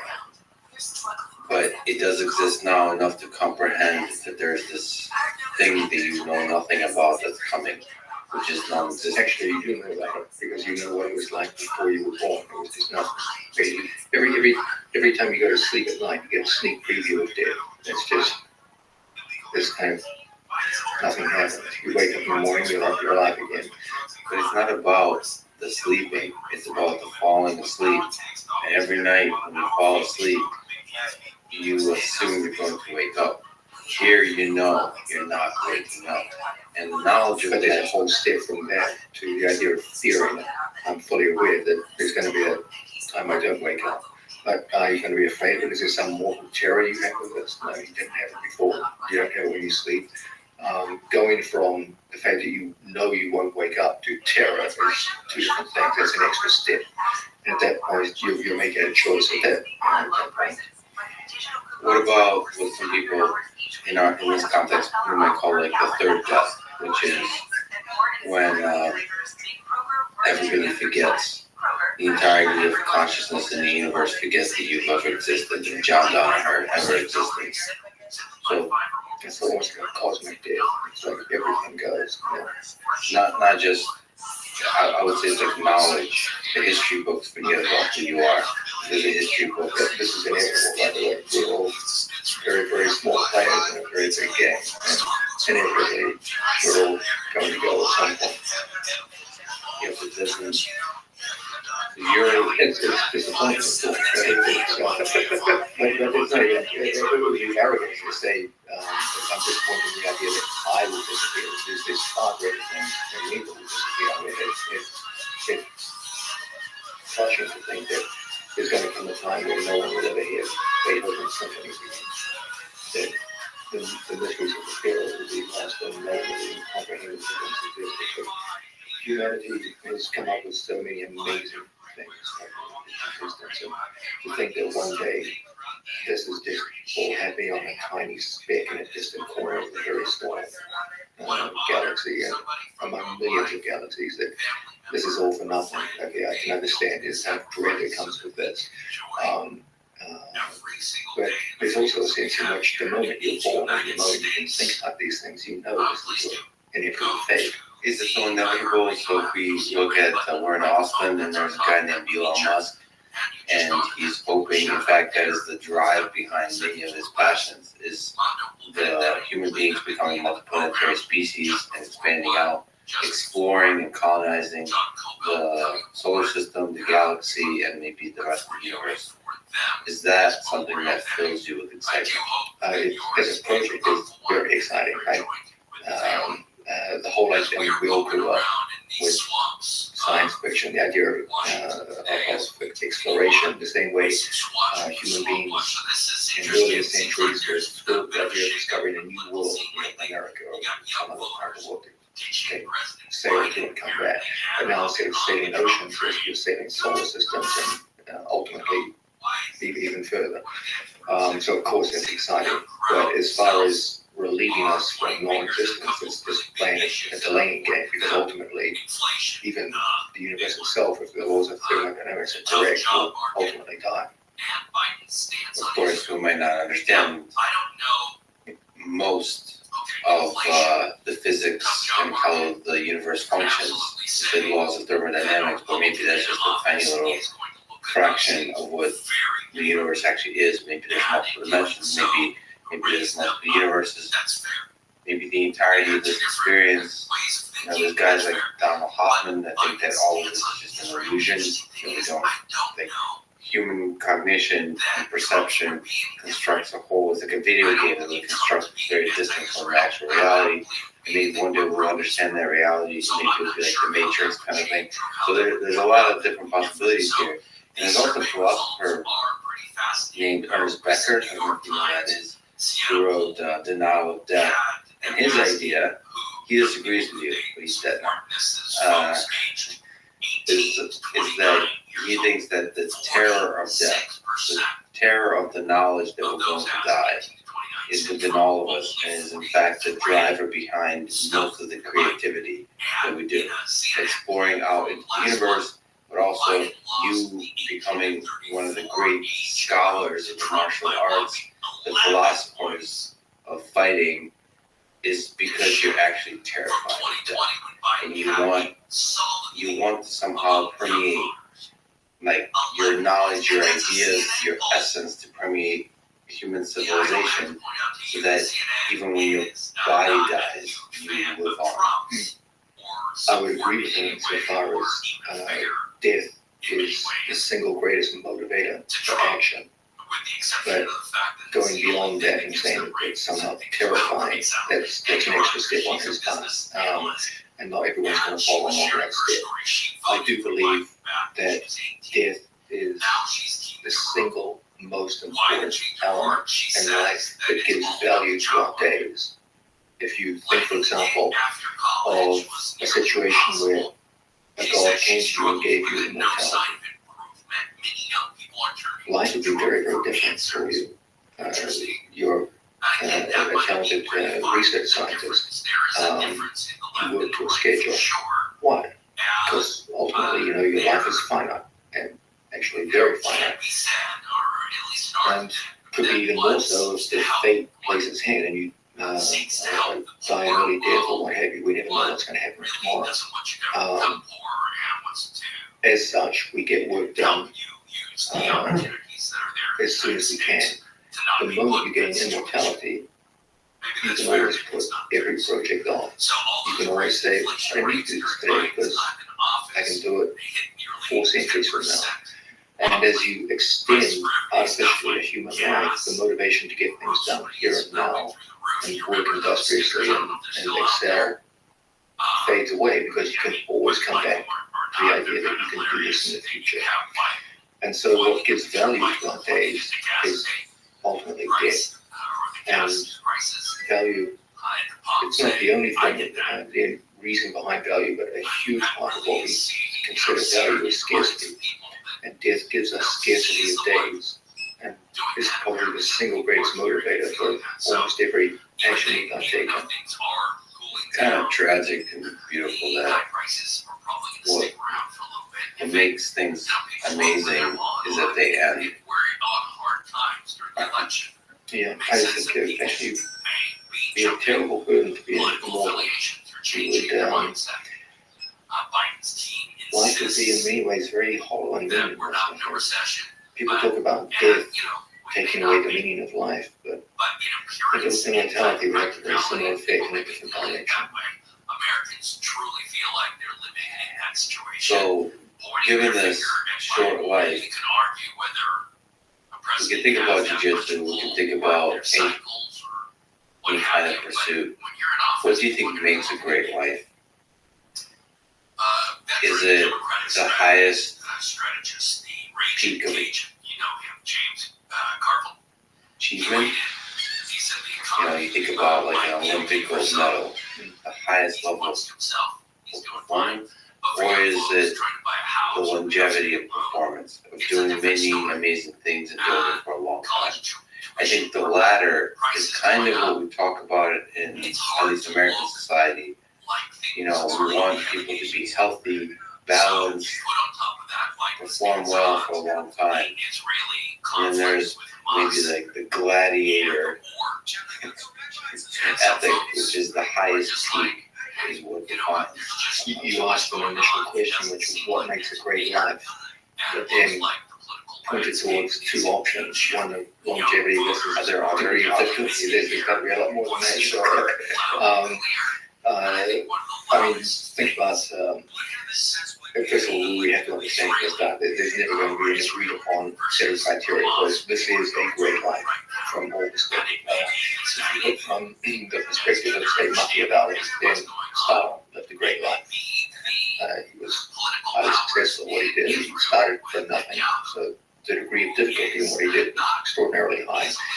He had massive impact upon the world's history. He oversaw the defeat of almost all of his major enemies. He lived through old age and died of natural causes. So from Machiavelli's point of view, he had a great life. If you ask the Ukrainian farmer in the 1930s whether he lived a great life, you get a very different answer. So everything's going to come from what perspective you get. You're going to look out at the world with a given point of view and you're going to make your judgments. Was this a great life or was this a terrible life? Going back to your point, you were actually, I think, focusing the question on more in terms of great single performances versus longevity performances.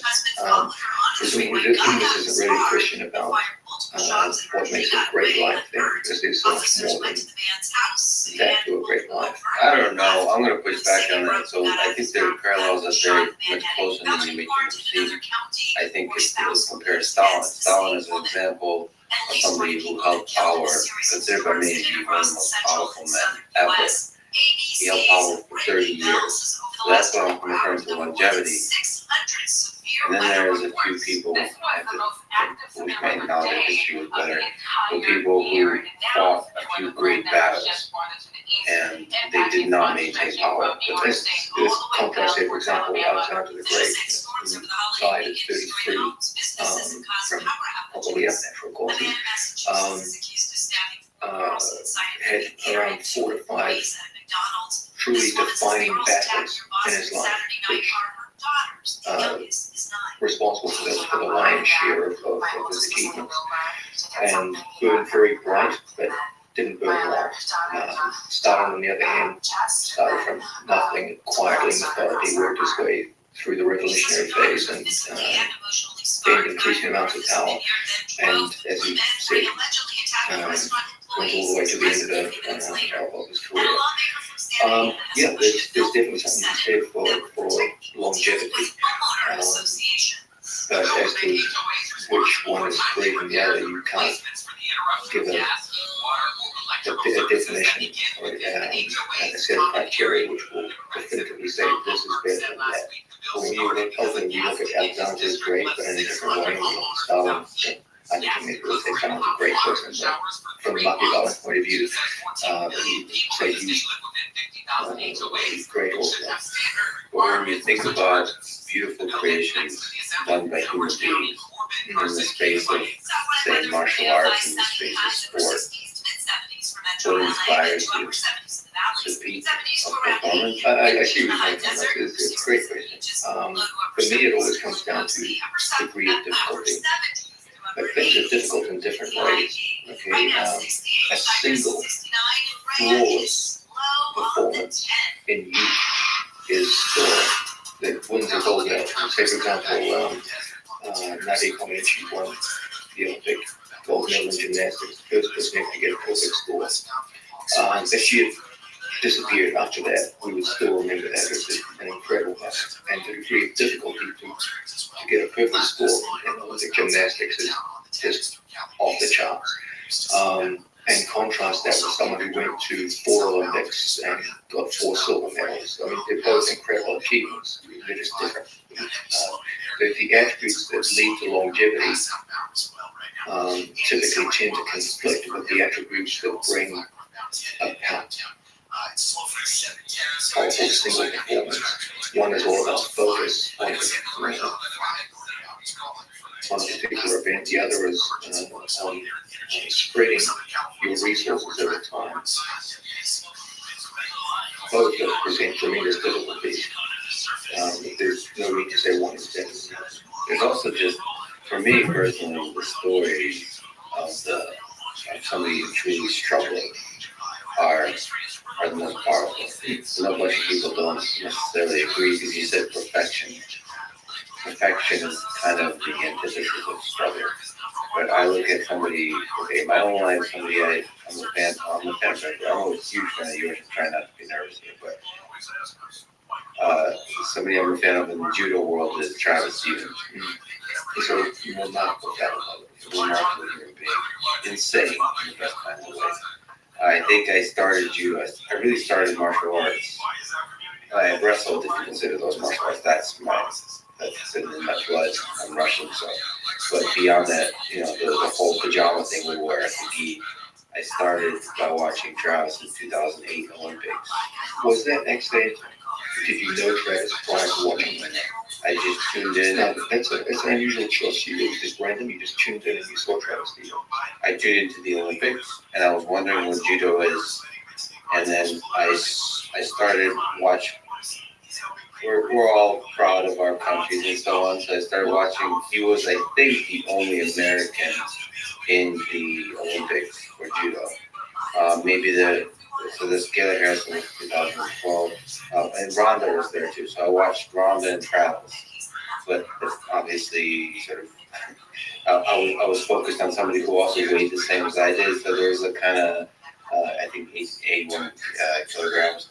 So there's a connection, but also there's an intensity to it. Like you get angry at his own failures, and he would just refuse to quit. It's that kind of Dan Gable mentality. That was inspiring to me, that he's the underdog. And the way people talk about him, the commentators, that he was an unlikely person to do well, right? And the FU attitude behind that, saying, no, I'm going to still win gold. Obviously, he didn't do well in 2008. That was somehow inspiring. I just remember he pulled me in, but then I started to see this sport, I guess you can call it, of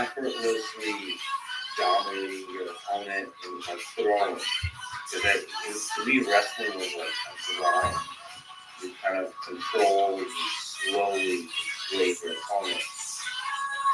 The idea that you could, with like a foot sweep, was fascinating to me. That just because of time, you can take these like monsters, giant people, like incredible athletes, and just smash them with.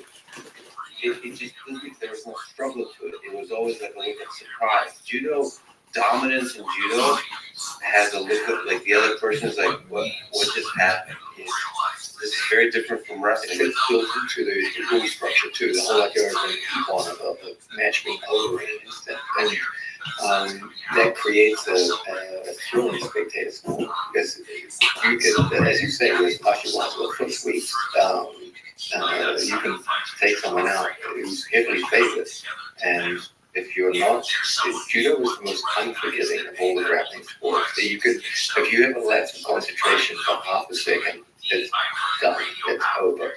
If those guys get a grip on each other, any one of them can throw the other. The idea is, when you see someone like Nomura, who won 3 Olympic gold medals to win across 3 Olympics, and that's an incredible achievement, given that how many ways there are to lose from the standing position in judo and how unforgiving it is as a sport. It shows an incredible level of confidence. And I think when I was also introduced at that time to the idea, just like in judo, I think in jiu-jitsu is the same. A lot of sports are probably the same. Is there's ways to win that include kind of, if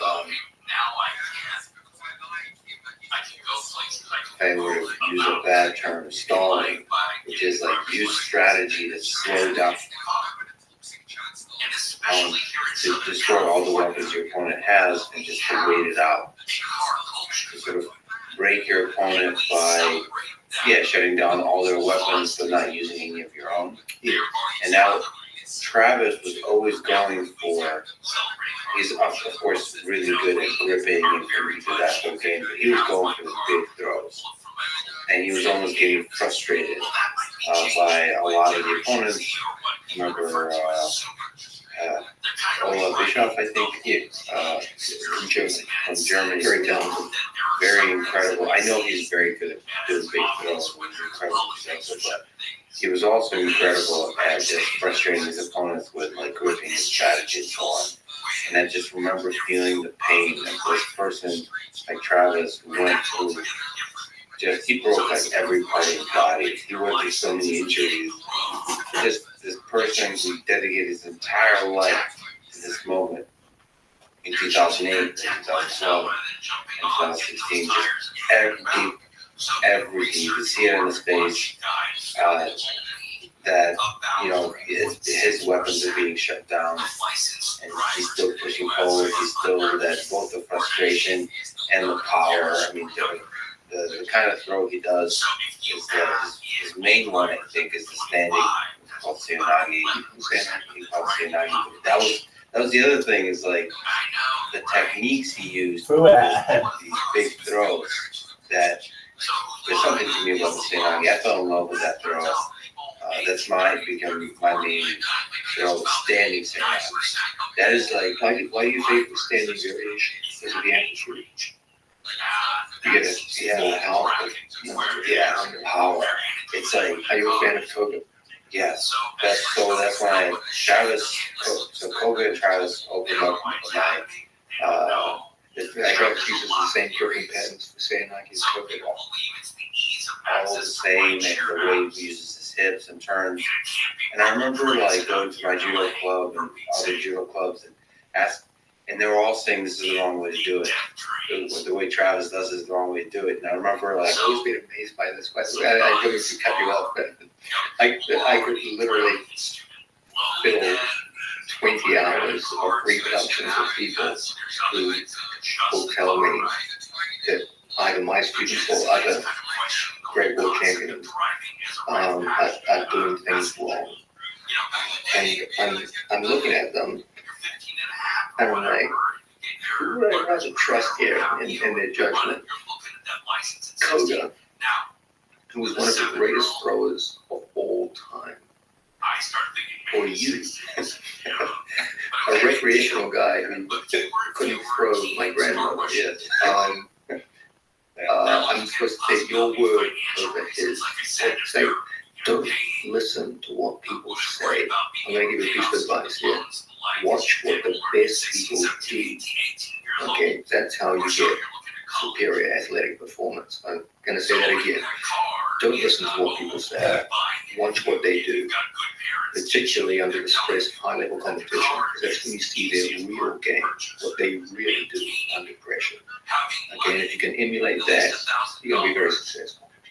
I guess what I was frustrated with, to your point, is that the argument against Koga is what he has a very specific body type, and he figured out something that worked for him. The statement is that might not be applicable to you or to the general public of judo players that want to succeed. That, by the way, at the shallow level, might be true. Might be true. The point is, there might be a body of knowledge that's yet to be discovered and explored that Koga opened up.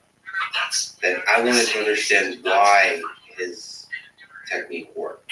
It made no sense to me. That with a single foot, like the way you turn the hip, the single foot that steps in, why does that work? Because it was actually very difficult to make work for me as a white belt in the very beginning. It doesn't make sense. Like people just they don't get loaded up onto your head. Anyway, for people that don't watch Koga highlights, watch Charles Stevens highlights, but the details of the technique don't make sense. But when mastered, it feels like there's something fundamental there that hasn't been explored yet. It's like Koga and Travis made me think that we don't know most of the body mechanics involved in dominance in judo. Like we just kind of found a few pockets that work really well. Uchimata, there's these different throws, sort of guard. I wonder if there's like totally cool new things that we haven't discovered. And that's saying I give you a peek because there's very few people that I'm aware of that do it the way Travis and Koga did. May I ask you a question? The choice of standing Seanagi. I should say this for your listeners. They probably can't with that. Seanagi is one of the more high percentage throws in the Olympic sport judo. Probably Uchimata is probably number one, and variations of Seanagi would be in the top 5 for sure.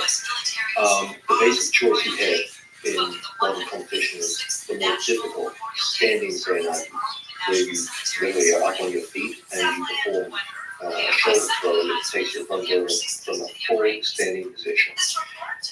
The most popular form of Seanagi in modern competition by a landslide is not the standing version. It's a drop Seanagi, and you either go down to your knees. This means you have a much easier time getting underneath your opponent's center of gravity. The defining feature of any Seanagi is getting underneath your opponent's center of gravity and lifting. The Seoi literally means to lift and carry. Why did you choose the more difficult version? What was your motivation? You know, you're a smart kid. You know, right from the start, that for every standing Seanagi, there's 20 drop Seanagis in modern competition. One is obviously more high percentage. One obviously works for a wider variety of body types. The number of people who are successful with standing Seanagi is dramatically lower. And it appears to be a move which is completely absent in the heavyweight division and rarely seen in lightweight divisions. Why? What was the motivation? Why did you willingly adopt the less high percentage? That would be very interesting. I would love you to break it apart because I apply the same kind of thinking to basically everything. I like to be offline with these Boston dynamics.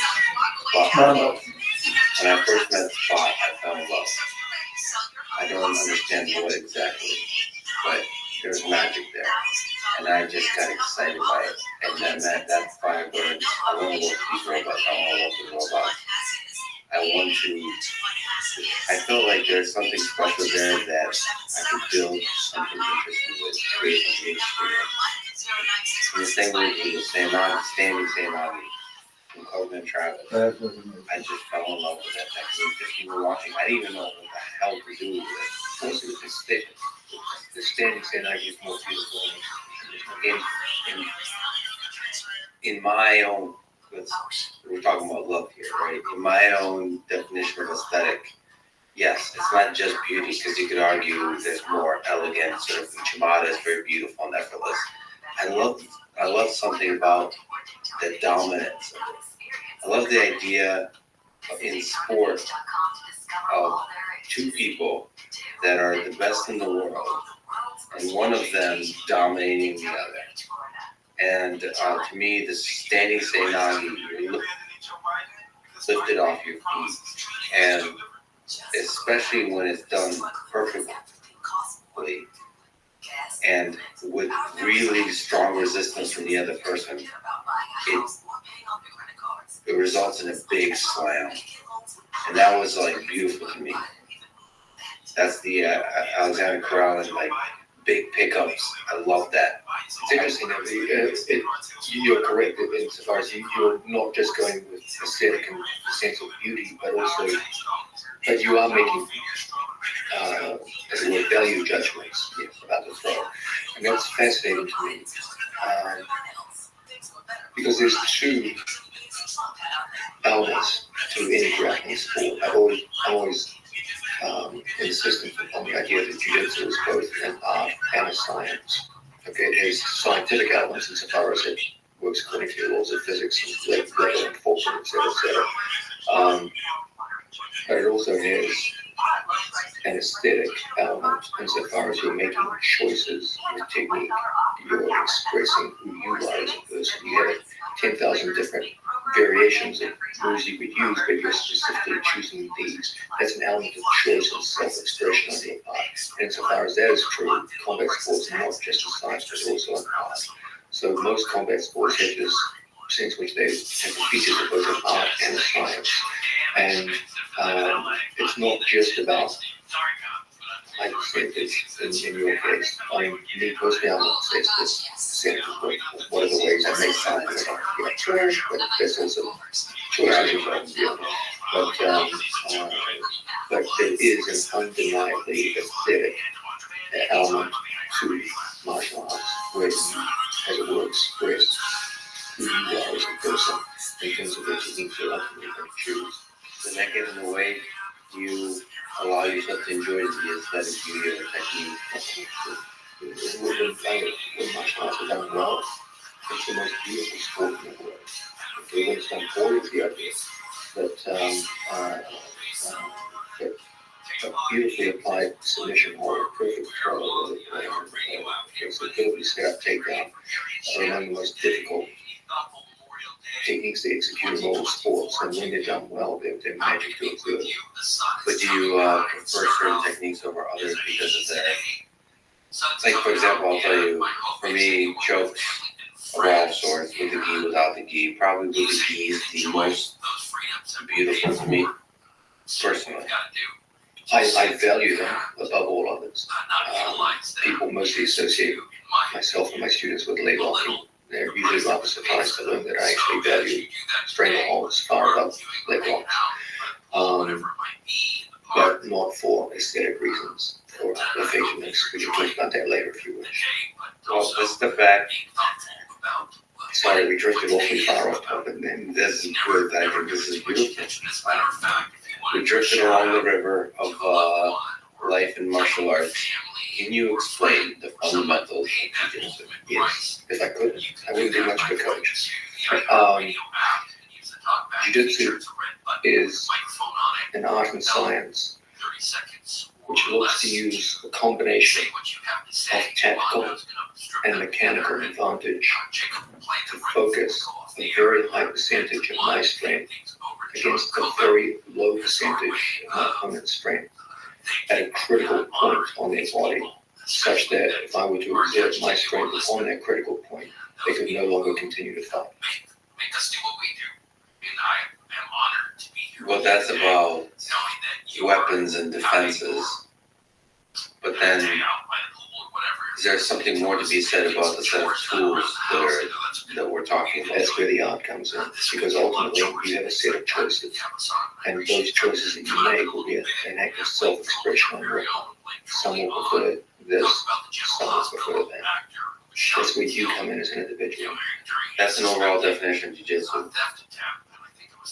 of being a set of choices that where you're using the things you're powerful in versus the things your opponent is weak in. No, I was only talking about percentages of body strength. If I have, for example, let's say we have two athletes, athlete A and athlete B. Athlete A has 100 units of strength, however we define that overall. Athlete B has 50. Okay, so ostensibly, athlete A is twice as strong as athlete B. But athlete B can maneuver his body into a set of positions focused around a critical point, his opponent's body, where he can apply 40 units of strength out of his total of 50. His opponent can only defend with 20 units of strength out of his total of 100. You have now completely reversed the strength discrepancy. Originally, athlete A was twice as strong as B. Now, on that one localized point, the knee, the elbow, the neck, B is now twice as strong as A. Under those circumstances, B should win. I guess what I'm trying to get at, by the way, that's really beautifully said. Because what you just said can be applied to other games, other battles. It can be applied to the game of chess. It can be applied to war. So most obviously in war. I think about, for example, the American strategic bombing campaign in World War II. The 8th Army Air Force was tasked with the idea of destroying German industry. Did they attack all of German industry? Of course not. That would be stupid. They attacked the ball bearing industry. Why? Because almost all of modern machines require ball bearings in order to operate. In order for the mechanical interfaces of machines to operate, you have to reduce friction down to ball bearings. If you knocked out one tiny component of German industry, ball bearing industry, the rest of it couldn't operate.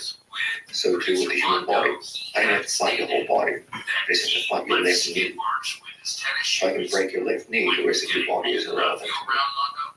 But then, isn't the art of jiu-jitsu discovering the left knee, discovering the weak points? A huge part of jiu-jitsu is understanding the strengths and weaknesses of the human body. There's parts of the human body that are shockingly robust, and there are other parts that are shockingly vulnerable.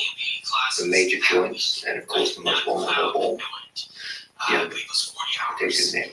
If we take something I'm not familiar with, but I was incredibly impressed by, is the body lock that I saw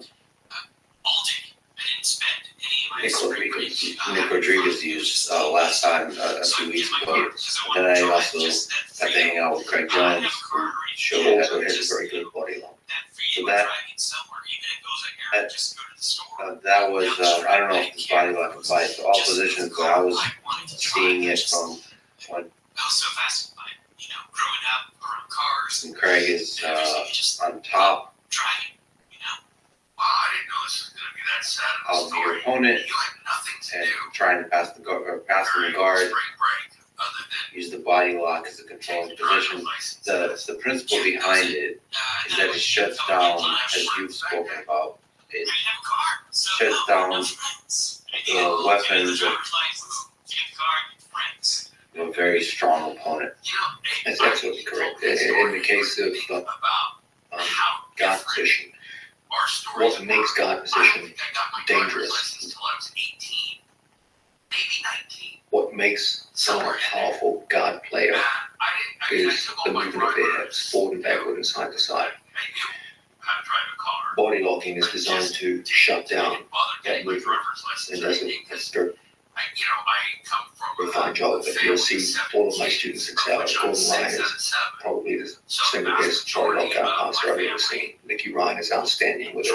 Nick Rodriguez is very good. Craig Jones is outstanding. All of my students use this for a very simple reason. Understand what is the central problem of shutting down a dangerous guard player. It's his hips. That's what makes him a dangerous leg locker. If you go up against a dangerous leg locker, body lockout pass, single best way to shut down most of his entries. We're all strong in leg locks. So in our gym, you got to control the hips as soon as possible. It's going to be a very difficult thing to avoid leg entanglements as you go to pass.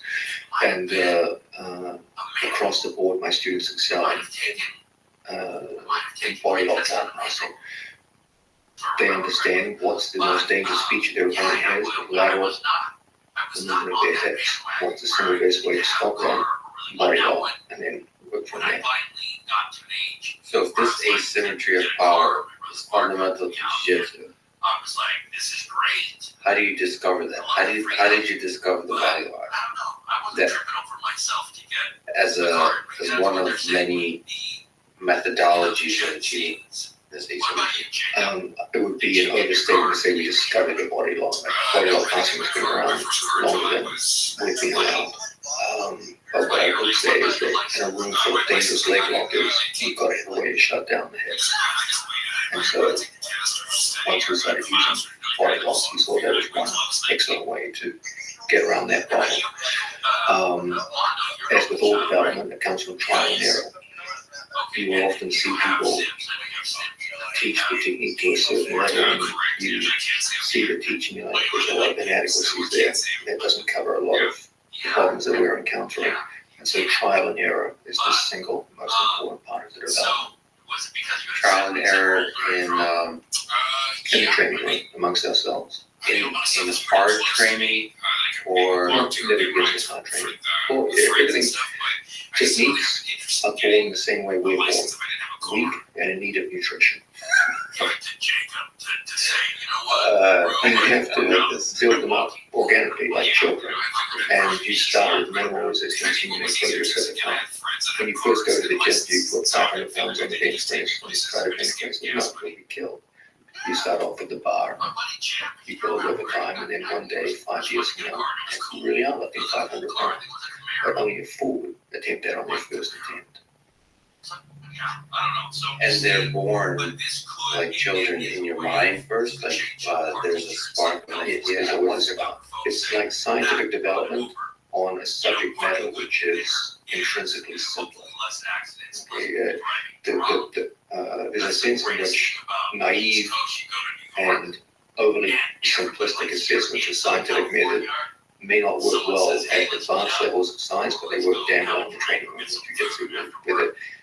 The subject matter is inherently simpler than it is in research science. And as a result, there'll be a spark. You'll see something like there's possibilities there. Okay, let's puzzle this out. Let's work with this. And you run into a lot of failures. You suddenly think, oh man, put my hip this way. This works really well. Then suddenly you try and sparring, you get caught in a simple warm-up part. That didn't work as well as I thought. And then you look to rectify things. If things go in promising research directions, you keep them. Not you start them. It's funny you say science. It feels like more like art. There's somebody I really admire that talks about this kind of ideas. Johnny Ive from Apple. He's the lead designer. He recently left, but he was the designer behind most of the products we know and love from Apple. And when you say designer, be more precise. What exactly was he working on in Apple? The iPhone. Which parts of the iPhone? Was he a leader of a research team, or was he the person personally responsible for it? He's kind of, I would say, very similar to your position. He wasn't necessarily the person executing the final manufacture, right? Yes, but there's he's somebody that's very hands-on. And it's like, okay, so you were obviously extremely close to Steve Jobs. Steve Jobs has this idea.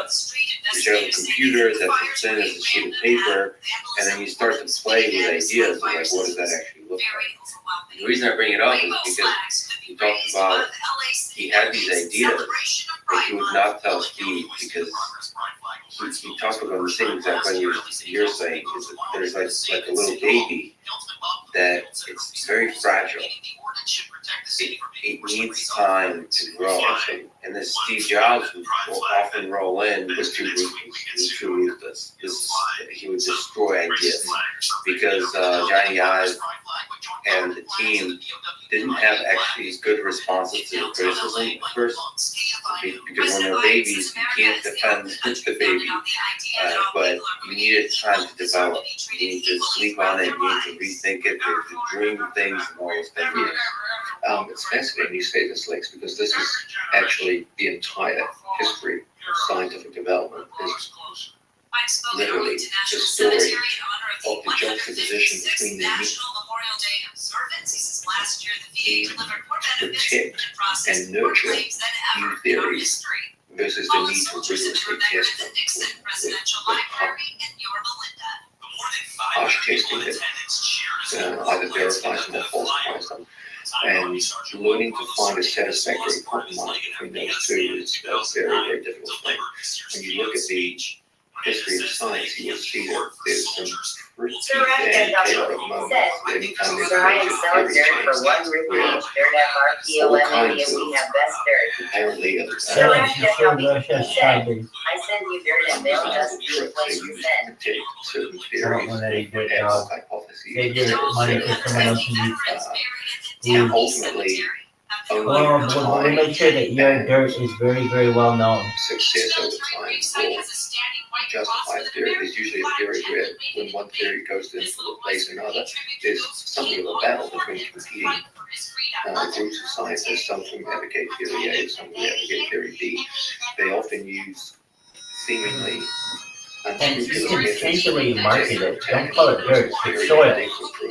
You can say and fertile Indian soil, one sometimes in some rupee. cases it simply involves You can probably sell it for $1. No one knows what a rupee is outside of India. So if you said scientists just replacing them with numbers, and this is a common theme, and the same applies in jiu-jitsu. 1 pound especially when I first of fertile Indian soil for $1, people might buy that. things I've worked on to Even if it's more money for you. world champion. Well, marketing, They baby. try it once or twice and fail, but it doesn't work. Anyway, tried it once on another guy who's also a world champion who has a strong ability to trick this, and that's it. No more, it doesn't work.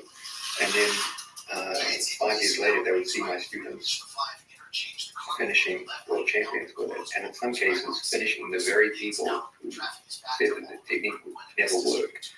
I mean, if there was ever a refutation of a statement, that's a pretty clear example. And there has to be a sense in which you can't be too forgiving. You have to test hypotheses. On the other hand, you can't be too ruthless either. You have to look for promise, and my advice is slow. Again, the analogy of lifting weights, you don't lift the heaviest weights on your first day. You build up, you work progressively over time. Now, you also have to have some common sense here. You can't be too forgiving to a technique that's repeatedly failing. And good people have tried it, and multiple good people have tried it. It's just not working out. And okay, it's time to dismiss it. Is this where your idea of training with lower belts was a bit comes from? I've actually, just as a side comment, and maybe you can elaborate.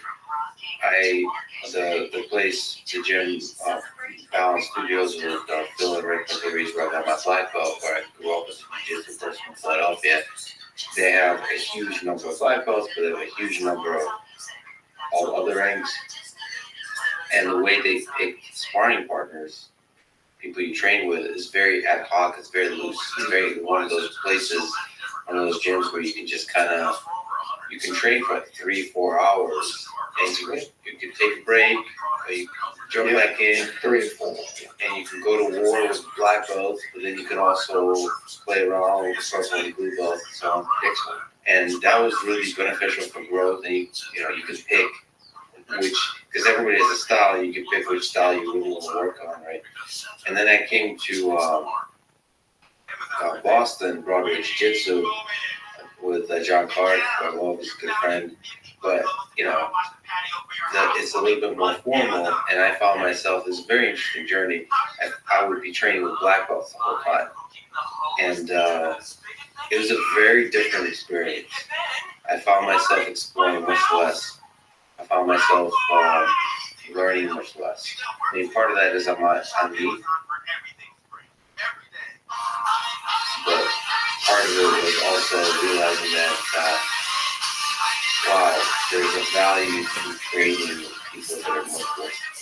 Is there a philosophy you can speak with on that? Yeah, you probably know it already. You know from your studies in artificial intelligence that all human beings are naturally risk averse. This is a bias which is deeply seated in all of us. I'm sure you're well read on people like Tversky and Sarah. We talk about this all the time. For your viewers, there are numerous psychological experiments that are showing that most people, to the point of irrationality, fear loss more than they are excited at the prospect of an equivalent gain. So, for example, if you have $100 in your wallet, you're more worried about the idea of losing the $100 that you have now than you would be excited by the prospect of gaining $100 that I could potentially offer you. This comes out whenever you get black belt versus black belt confrontations or any kind of similar skill level. Whenever you get similar skill levels, the chances of defeat get very, very high. Interestingly, if you're a white belt and you're going against a black belt, you'll take risks. Why? Because there's no shame in losing to a black belt when you're a black belt. So you'll play more lightheartedly and you'll have a more fun role. But when you have very similar skill levels, you're going to come back to the techniques that are most likely to get you a win. That number of techniques is usually pretty small. And if you're always battling with the same tough opponents every day, where if you make even a single error that will cost you that match in sparring, if you don't like losing, you're going to stay to the very small set of moves. You might get slightly better for execution over time, but you as an individual will not grow. Growth, as it does in organic life forms, comes from small beginnings and builds over time. You can't take an untested, untried move and get a world champion black belt. It's going to get crushed. It's just not ready for that. It's like a lion cub being thrown out into the Serengeti plains. A lion cub is just too small and too ineffective. It's a lion, but it's a cub. And it's not until it grows into maturity that it can be a lion that can dominate the Serengeti plains. That's why I always encourage my students to play with a variety of belt types and spend the majority of their time with lesser belts for development purposes. When you're getting closer to a competition, you obviously want to change that. You want to be getting more a competitive sense of hard work. But you must learn to divide up your training cycles into non-competition cycles where you're presumably working with people who are slightly lower level than yourself, and in some cases higher level than yourself, and then competition cycles where you're working with people much closer to your own skill level. Is there something to be said about the flip side of that, which is when you're training people at the same skill level, being okay with losing to them? You have to see training for what it is. Training is about skill development, not about winning or losing. You've got to understand that you don't need to win every battle. You only need to win the battles that count. And the battles that count are in the World Championship finals. Okay, that's the one that counts. Think about that win. Okay, that's the one you're going to be remembered for. You're not going to be remembered for the battle you lost on Tuesday afternoon at 3 p.m. in some nameless gym or some guy no one cares about. No one's going to remember that. You're going to be remembered for your peak performances, not your everyday performances. Focus your everyday performances on skill development, so that your peak performances you can focus on winning. Yeah, it's not a therapy session, but I could just be every session is a therapy session. There is still an eighth thing in there. Of course, you think I can feel it? You think everyone in the room doesn't feel it? Because, for example, you haven't never seen me roll. You know, when there's people, you know, I've seen the look in people's eyes when they see me train, and I can see maybe it's me projecting, but they think, I thought you were supposed to be good. I thought you were supposed to be a black belt. Like that look, they're like, I'm gonna give you some therapy. Okay. Do you know how many people have come up to me over the years who have visited the training halls that I work in, and they come up to me and go, man, I work with Gary Coleman. I did really well with him. Like really well. I'm like, oh, that's very, very good, very impressive. And then I see them talking to their friends, man, I tapped out Gary Coleman. And I'm sitting there, and you can see that they're just like, oh, dude, I'm great. You better than I thought I was. Gary Coleman, all of my students, I push in the direction of giving up bad positions so that their practice wasn't getting out of critical situations. They're a huge part of our training program. But Gary Coleman takes that to a level that just no one else even gets close. It's just amazing. Like he can put himself in impossible situations where it's a fully locked strangle, 100% on with both his arms down his back. And he'll try to work out from there. And 7 times out of 10, he does. But 3 times out of 10, he gets caught. I'm a huge advocate of handicap training, where you handicap yourself to work on skill. He's took that to heart to a level that few people, I believe, can match. I just wonder what his psychology is like, because it goes back to what we talked about before, Lex. You have to understand it's skill development. Don't take it personally. I understand. I hear where you're coming from. We've all got what you call the 8 reflex, where we want to be dominant. Okay, we all do it. Because there's thousands of white belts out there that have tapped Gary Coleman. And they're walking around and they're saying, I tap Gary Coleman.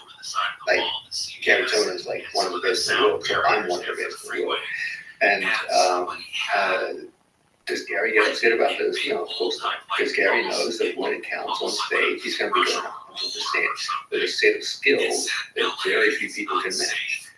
He can go into an EBI overtime at the 205-pound weight division against an ACC champion, starting in a full arm lock position and effortlessly get out with no problem in seconds, because he's been in that situation 25,000 times with varying degrees of skilled opponents.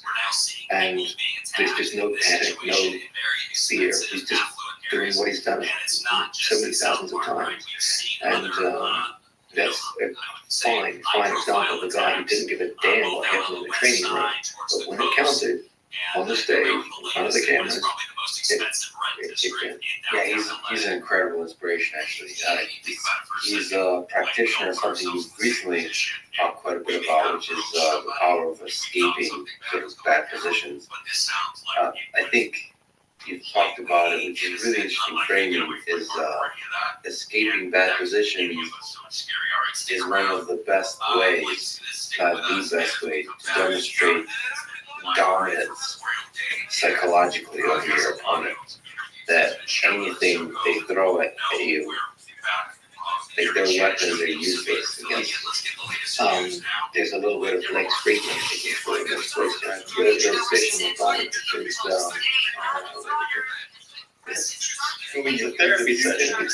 the therapy section. I'm coming from a wrestling perspective. I think it's not just Blake's Friedman. I think it's Dan Gable. I think it's dominance. The Gary Tolman ethic, it just goes against everything wrestling is about. You never put yourself in a bad position. And the fact it's as philosophical, I don't know what to do with it. It's a total reframing of being dominant by escaping any bad position. Yeah. And let's go about that here. What is the value of escape? Why do I put this in? It's the first skill that every busy student must master. Believe it or not, when I talk about how it pertains to dominance, it's smallest value. Its greatest value has nothing to do with dominance. It has to do with confidence. You can train someone and teach them techniques until you're blue in the face. But at some point, the athlete in question has to go out there on the stage and pull the trigger when the time is right. What's going to give you that ability to go from the physical skills that you've learned to execution under pressure is confidence.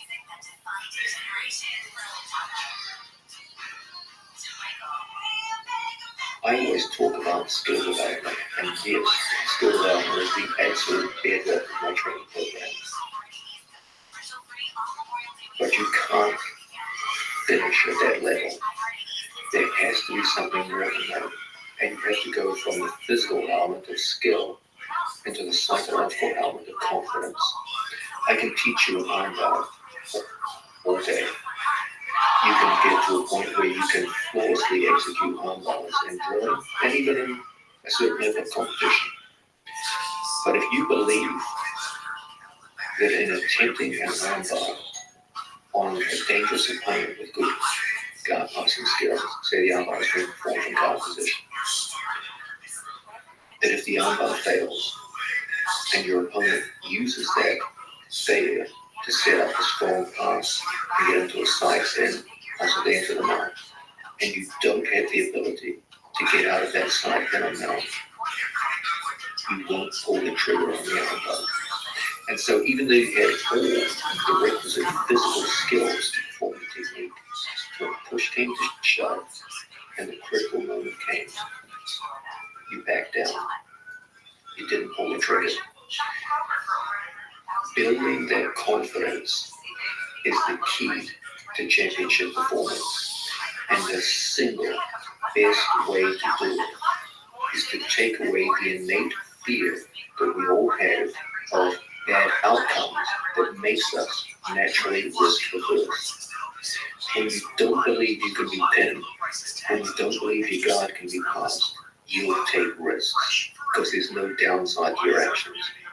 An unpinnable person and an unpassable person doesn't have much to fear in a jiu-jitsu match. You can come out and fire with all guns blazing because you know at the end of the day, no one's going to hold you down, no one's going to pass you guard. That's your first two goals in jiu-jitsu. They're the most boring goals. They're not exciting to live. No one wants to come out of first degree told when you're going to practice escapes during a year of your life. Okay, I'm kidding me. But that's what you're going to have. That's your first skill. And that's what I push upon all of my students.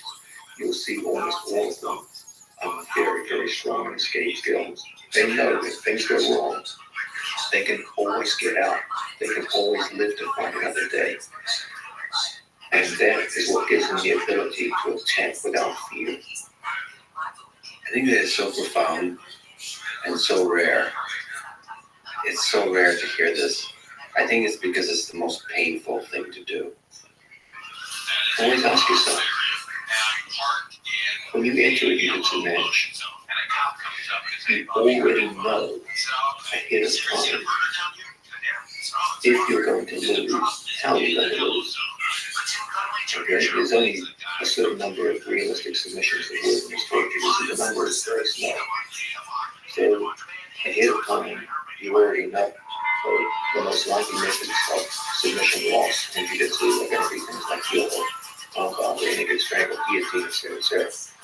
Just work backwards from that knowledge. So start off learning how to defend all of those things. You know what the major losing positions are in jiu-jitsu. So I guess malforming, rear mount, side control, more valid base positions you can never lose from. So work backwards from there, getting out of base position. And that's how I always start. I always say with my students, I teach beginners from the ground up, and I teach experts backwards. What does that mean? When a young student comes to me with no skills, they learn from the ground up. They start on their backs defending pins. Then they start on their backs working from half guard hold, then on their backs working from variations of guard. They don't get to see opposition until they're thrown off their backs. Then they go onto their knees and they start passing, start standing and passing, and then they work their pins and transitions. And then ultimately they stand up to their feet and they work standing position on their feet. So they work from ground, back on the floor, ground, knees on the floor, ground standing, and then both athletes standing. It's a gradual progression over time where they work from the bottom to the top. With regards to experts, I teach them in-game first. They must become very, very strong in what finishes the match, which is submission hold. Okay? In chess, we always talk about in-game. I do the same thing in jiu-jitsu. I start experts just looking at the mechanics of breaking people in all the submission holds that I do. You should know that I teach only a very small number of submission holds, around 6. It's interesting. My students have by far and away the highest submission rate in contemporary jiu-jitsu, but they only learn around 6 to 7 submission holds. I start them with mechanics, where they learn the in-game, how to break someone.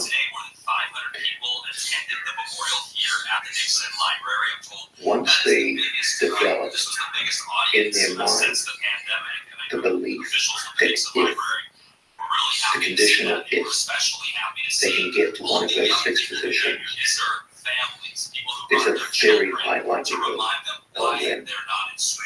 If they truly believe that, when it's competition time, they'll fucking find a way to get to those positions of confidence. But if you don't believe, let's say you believe, man, if I get to a finishing position and I'm about to strangle, so you have a 20% chance I'll finish with it. How high are you going to fight to get to that position? You're not. Why? Why would you? If you believe there's a 98% chance, if you get to that position, you'll finish. You'll find a way to get there. That is so powerful. There are certain things, maybe going back to judo a little bit, is there's a clock choke. So people who are listening, it's would be an appropriate when a person is in a turtle position, in a crouching position. And this is something that's done in judo quite a bit. But I have, doesn't matter what the technique is, I would believe from my head that there's not a person in the world that I can't choke with that cock choke. And I've done that, and then it was, it built on itself. The belief made the technique better and better and better. Now you're onto something. That's exactly the mindset that I'm trying to coach. But that's one. You have to believe that, but you got to start somewhere.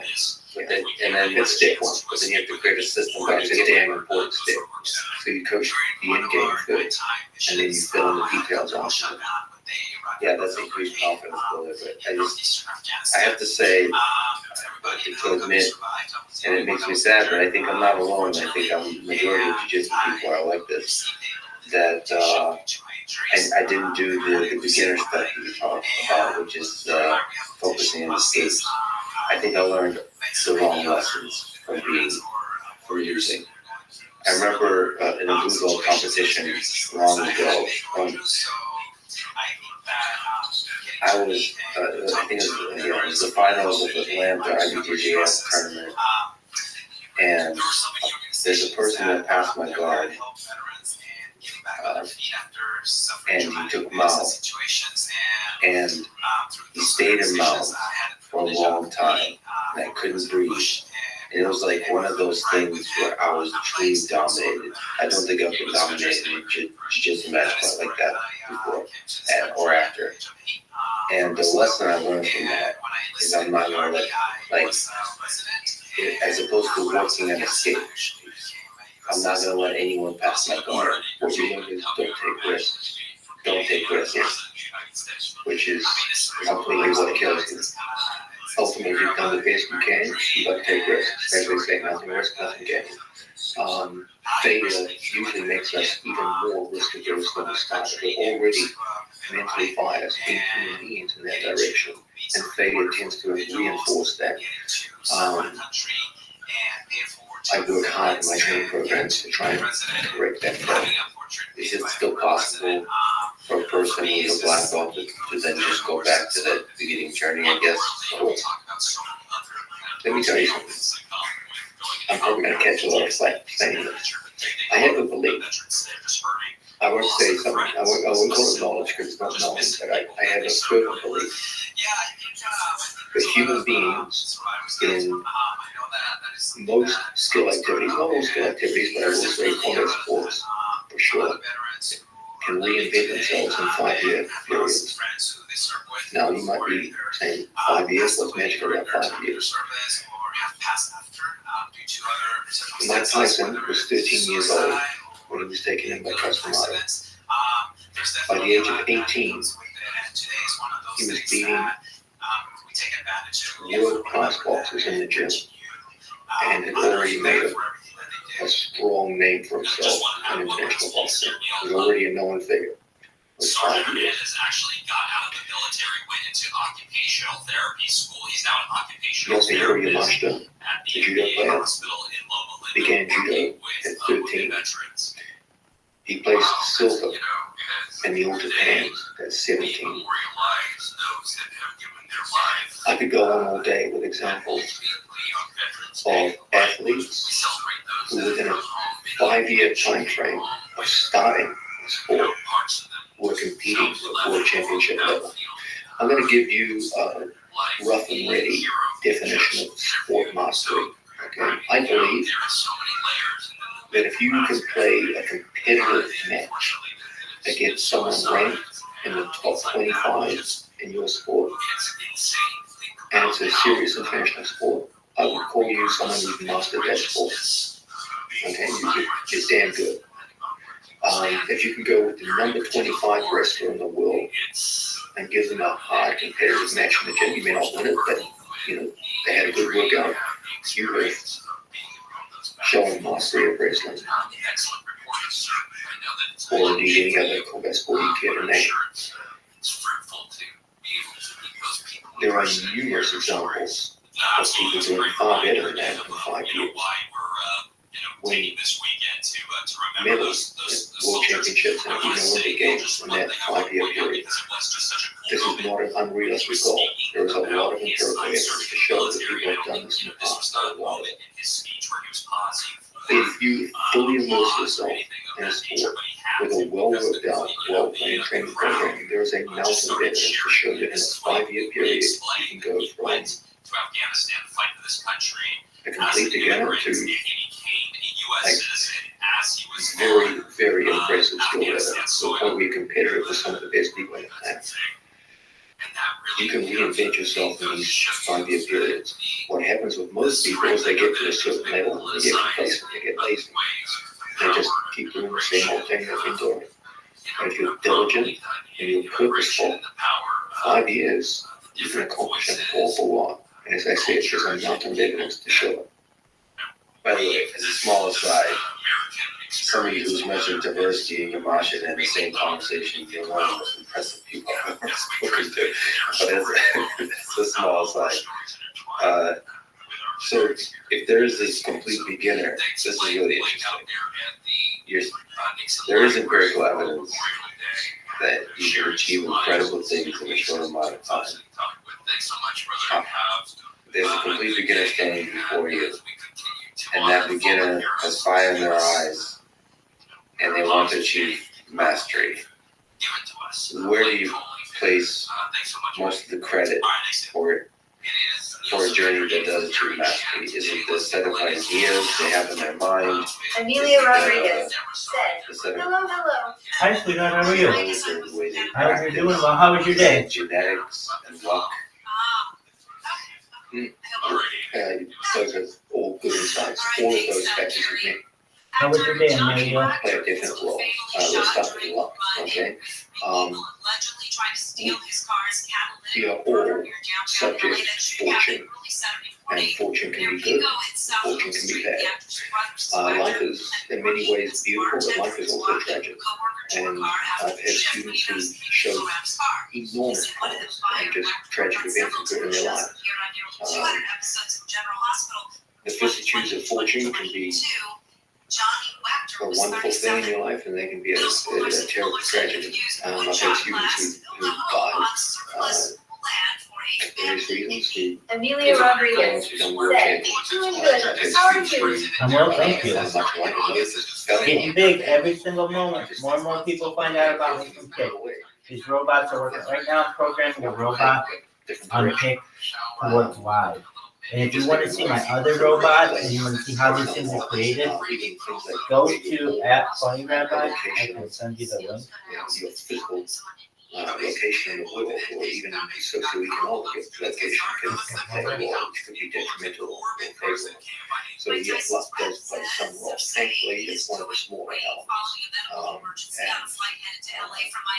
I do believe that a truly resourceful mind can overcome the majority of what fortune throws at us and get to goals, provided we're sufficiently mentally robust. Other things you mentioned, genetics. I do believe in certain sports, genetics really do play a powerful role. For example, in any sport where power output and reaction speed, ability to take physical damage, then there are genetic elements which would help. Okay, for example, I couldn't imagine a world, even if I have a crooked leg, so even if I grew up in a world where my leg was normal, I had normal legs and everything was fine with my body, I don't believe that I could win the Olympic gold medal in Guinness, for example. Okay, I just don't have enough fast twitch muscle fibers. But the more the sport involves skill and tactics, the less you will see genetics playing a role. If you look at the medal podiums in jiu-jitsu, for example, you will see that no one body type is definitively superior to another. You will see every variation. Yeah, I'm going to send you the link. You can see yourself, or you can see the box. Skill and tactics become more important, and things like just power up over time become less and less important.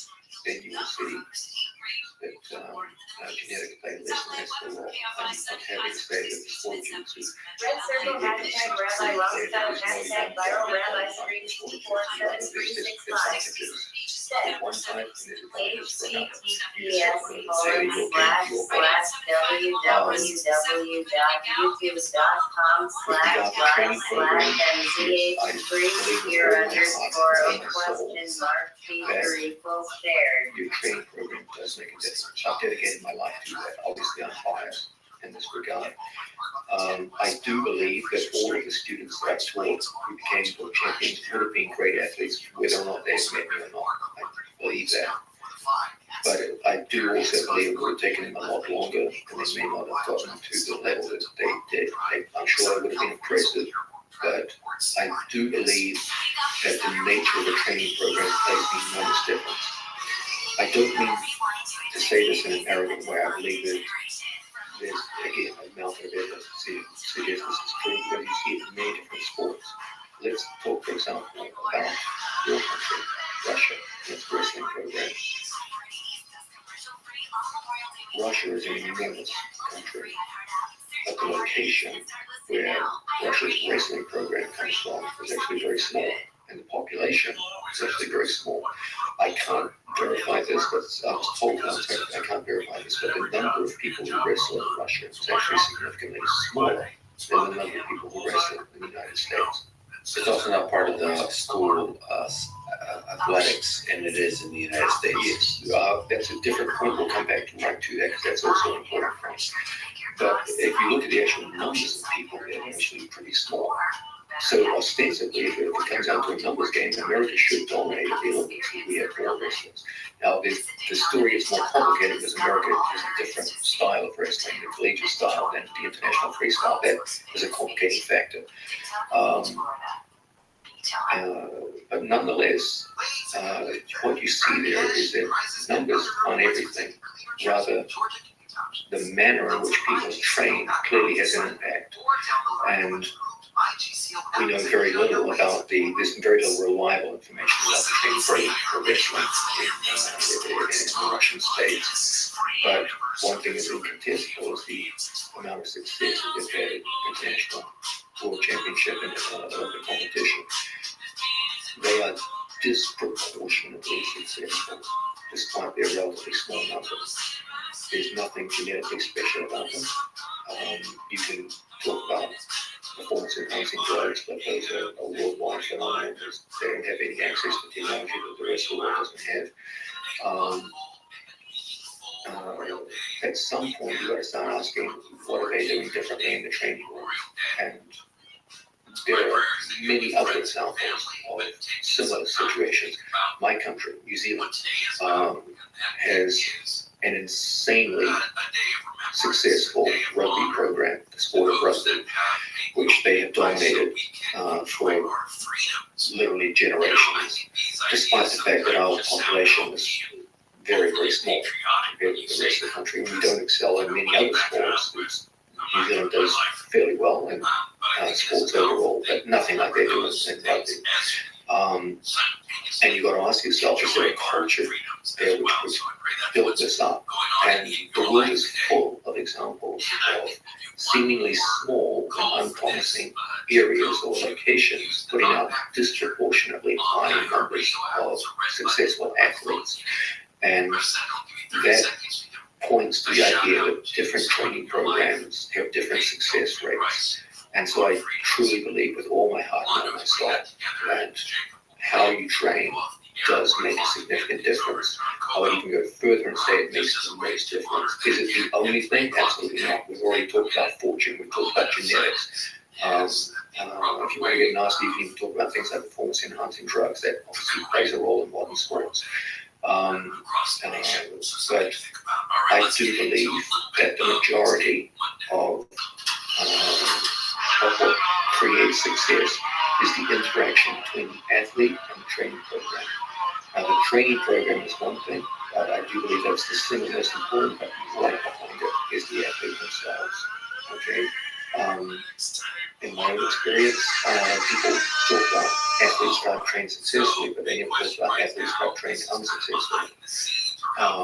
Always remember that for every champion a coach produces, there's 100 people that they coach that no one ever heard of, and this is completely normal.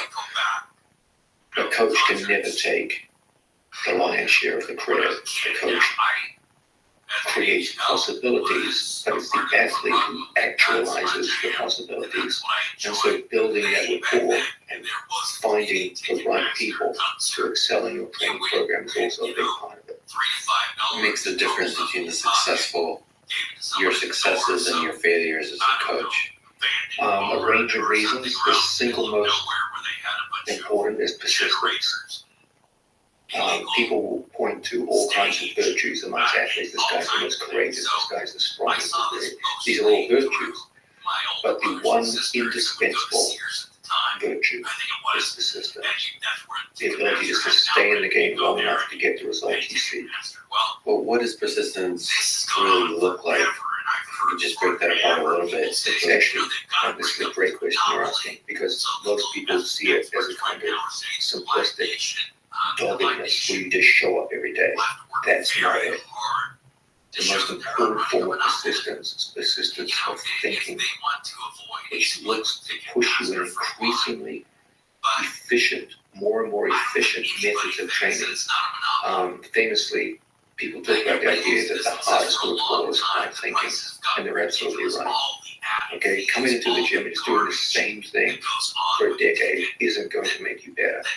What's going to make you better is progressive training over time, where you identify clear goals marked out in time increments, 3 months, 6 months, 12 months, 5 years, and build those short-term goals into a program, long-term goals. Making sure that the training program changes over time, so that as your skill level rises, the challenges you face in the gym become higher and higher. Don't kill them at the start with challenges that are too hard for them to deal with. They get discouraged and leave. Build them slowly over time, but make sure they don't just get left in a swamp where they're just doing the same thing they were doing 3 years ago and they get bored. There's 2 ways you can leave in a gym. You can leave from adversity, it's too tough, or you can leave from boredom. Everyone talks about the first, no one talks about the second. Most people, when they get to black belt, they get bored. They know what their game is, they know what they're good at, they know what they're not good at. When they compete, they stick with what they're good at, they avoid what they're not good at, and they get bored. They reach a plateau, and that's it. My whole thing is to make sure it's not so tough at the start that they leave because of adversity, and then for the rest of their career, make sure it's not boring until they leave because of boredom. Travis Diaz actually said something that changed the way I see training. He said it as a side comment, but he said that at the end of a good training session, your mind should be exhausted, not your body. And for most of my life, saw good training sessions where my body was exhausted. Yes, I think that's the case with most people. Yeah. And you should come out of the training session with your mind buzzing with ideas and possibilities for tomorrow. And by the way, on that note, I'll go further and say that the training session doesn't finish when your body stops moving. It finishes when your mind stops moving, and your mind shouldn't stop moving. After that session, there should be analysis. What did I do well? What did I do badly? How can I do better with the things that I did well? Can I ask about something that I truly enjoy and I think is really powerful, but most people don't seem to believe in that, but it's drilling. I don't know, maybe people are different, but I love the idea, maybe even outside of jiu-jitsu, of doing the same thing over and over. It's like Jiro dreams of sushi. I love doing the thing that nobody wants to do and doing it 10 times, 100 times, 1,000 times more than what nobody wants to do. So I'm a huge fan of drilling. Obviously, I'm not a professional athlete, but I feel like if I actually gave myself, if I wanted to be really good at jiu-jitsu, like reach the level of being in the top 25 when I was much younger, like really strive, I think I could achieve it by drilling. I had this belief untested. Can you challenge this idea? or Okay, first off, fascinating. However, we're going to have to agree. No. We're just going to have to start to understand what we're talking about when we talk about drilling. It's a very vague term. Okay, if you're at this moment, many of the listeners are probably having the same thought process, which is about drilling. Yeah, I know what that is. We go into the gym and we pick a move and we practice it for a certain number of repetitions. And if I do that, I'm going to get better at the technique. Okay. They're wrong. We've got to have a much more in-depth understanding of what the hell we're talking about when we talk about drilling. Ultimately, any movement in the gym that doesn't improve the skills you already have or build new skills is a waste of time, a waste of resources. Everything you do should be done with the aim and the understanding that this is going to make me better at the sport I practice.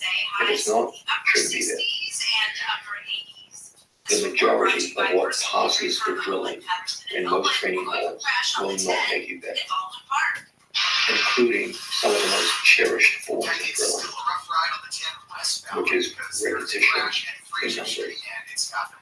The moment you say to someone, I want you to do this 100 times, what are they really thinking about? Volume. They're saying, okay, I'm at repetition 78. I'm at 80, 20 more to go. All their primary thought process is on numbers. That's not the point of drilling. The point is skill acquisition. When people drill, don't get them focused on numbers, get them focused on mechanics. That's what they have to worry about. I never have my students drill the numbers ever. This boy, Peter, get the fuck out of here. Are you kidding me? I gotta get better with that. Okay? Get them working on the same. So gaining knowledge, that's my job. I have to give them not knowledge. I have to explain to them what they're trying to do. That starts them on the right track. And knowledge is one thing. Skill is another. If jiu-jitsu was just about knowledge, then all the 60 and 70-year-old red belts would be the world champion. They're not. Jiu-jitsu isn't won by knowledge, it's won by skill. Knowledge is the first step in building skill. So my job as a coach is to transmit knowledge. Then I have to create training programs with a path from knowledge to polished skill is carried out. That's the interface between me and my students. And so I give them drills where the whole emphasis is upon getting a sense where they understand what are the problems they're trying to solve and working towards practical solutions. They never work with numbers. They work with mechanics and feel. Then you have to bring in the idea of progression. When you drill, there's zero resistance. When you fight in competition, there's 100% resistance. You can't go from 0 to 100. There has to be progress over time, where I have them work in drills with slightly increasing increments of resistance. And just as we talked about earlier with the weightlifter, who doesn't start with 500 pounds, but who begins with the bar, and then over time builds the skills that one day out there in the future he will lift 500 pounds. So too, that Jujigatami that you're working on today is feeble and pathetic. 5 years from now, you'll win a world championship with it. You can't have this naive idea of drilling. It's something you just come out, you randomly pick a move, and you work the numbers until you satisfy a certain set of numbers that your coach threw at you, and then you think you're going to get better. There's even dangers with drilling. There is no performance increase that comes once you get to a certain level and you just keep doing the same damn thing. Let's say, for example, you come out and you hit 100 repetitions of the umpire Jujigatami from guard position, and you walk out and you start doing 100 repetitions and your body's tired, and you're telling yourself, man, I got a good workout. And you come in tomorrow, you do exactly the same thing. You come in the day after that, and a week goes by, and you do the same thing. Then a year later, you do the same thing. Ask yourself, has your Jujigatami really gotten better? No, you performed literally thousands and thousands of repetitions. You have spent an enormous amount of training time and energy that could have gone in different directions on something which didn't make you any better. Drills have diminishing returns. Once you get to a certain skill level, if you just keep hammering on the same thing in the same fashion for the same amount of time, you stop getting better. Can I partially for fun, partially for devil's advocate, but partially because I actually believe this to push back on some points? Is it possible? Everything you said, I think is beautiful and correct. But the asking yourself the question, am I getting better, is really important. When you can do that in training. Is there a set of techniques, maybe a small subset of all the techniques there are in jiu-jitsu, where you can have significant skill acquisition if you put in the numbers or the time, whatever, on a technique against an opponent who's not resisting? Here's when you elaborate. What maybe I'm different. You probably have to finish an example. Yes. Let me first make a general statement, and then I can give examples. The general statement is, I found that through repetitions, and this is high repetitions, combined with training, but high repetitions against a non-resisting opponent, I've gotten to understand the way my body moves, the way I apply pressure on a human, because it's not actually zero resistance. The opponent's still laying there. They're still keeping legs up. They're still doing, they might not be resisting, but they're still creating a structure. It's not dynamic. They're presenting a target. Yes, it's not dynamic, so you can't master the timing of things. You can not master, but I felt like I could gain an understanding of how to apply pressure to the human body over thousands of repetitions. Now, for example, just to give you an example, to know what we're talking about. There's a guy named Shanti Rivera that have this, I guess, I already forgot her headquarters position or something like that, but putting pressure as you pass guard, like medium passing distance kind of pressure. I did thousands of repetitions of that to understand what putting pressure with my hips feels like.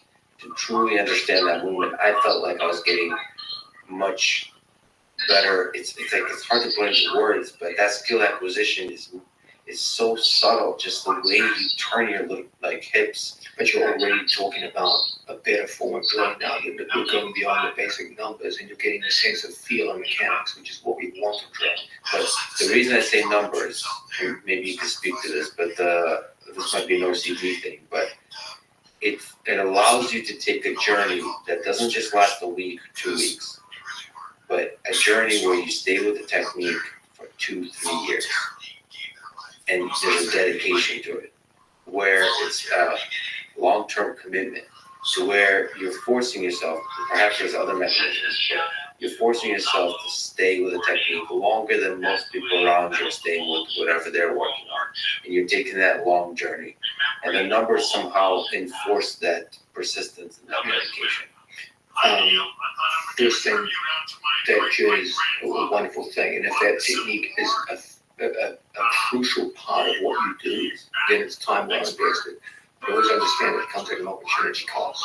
That by spending that amount of time on that one technique, you've sacrificed other things that you could have learned that could have won you matches. So understand that every focus upon one element of the game comes at an opportunity cost of other elements.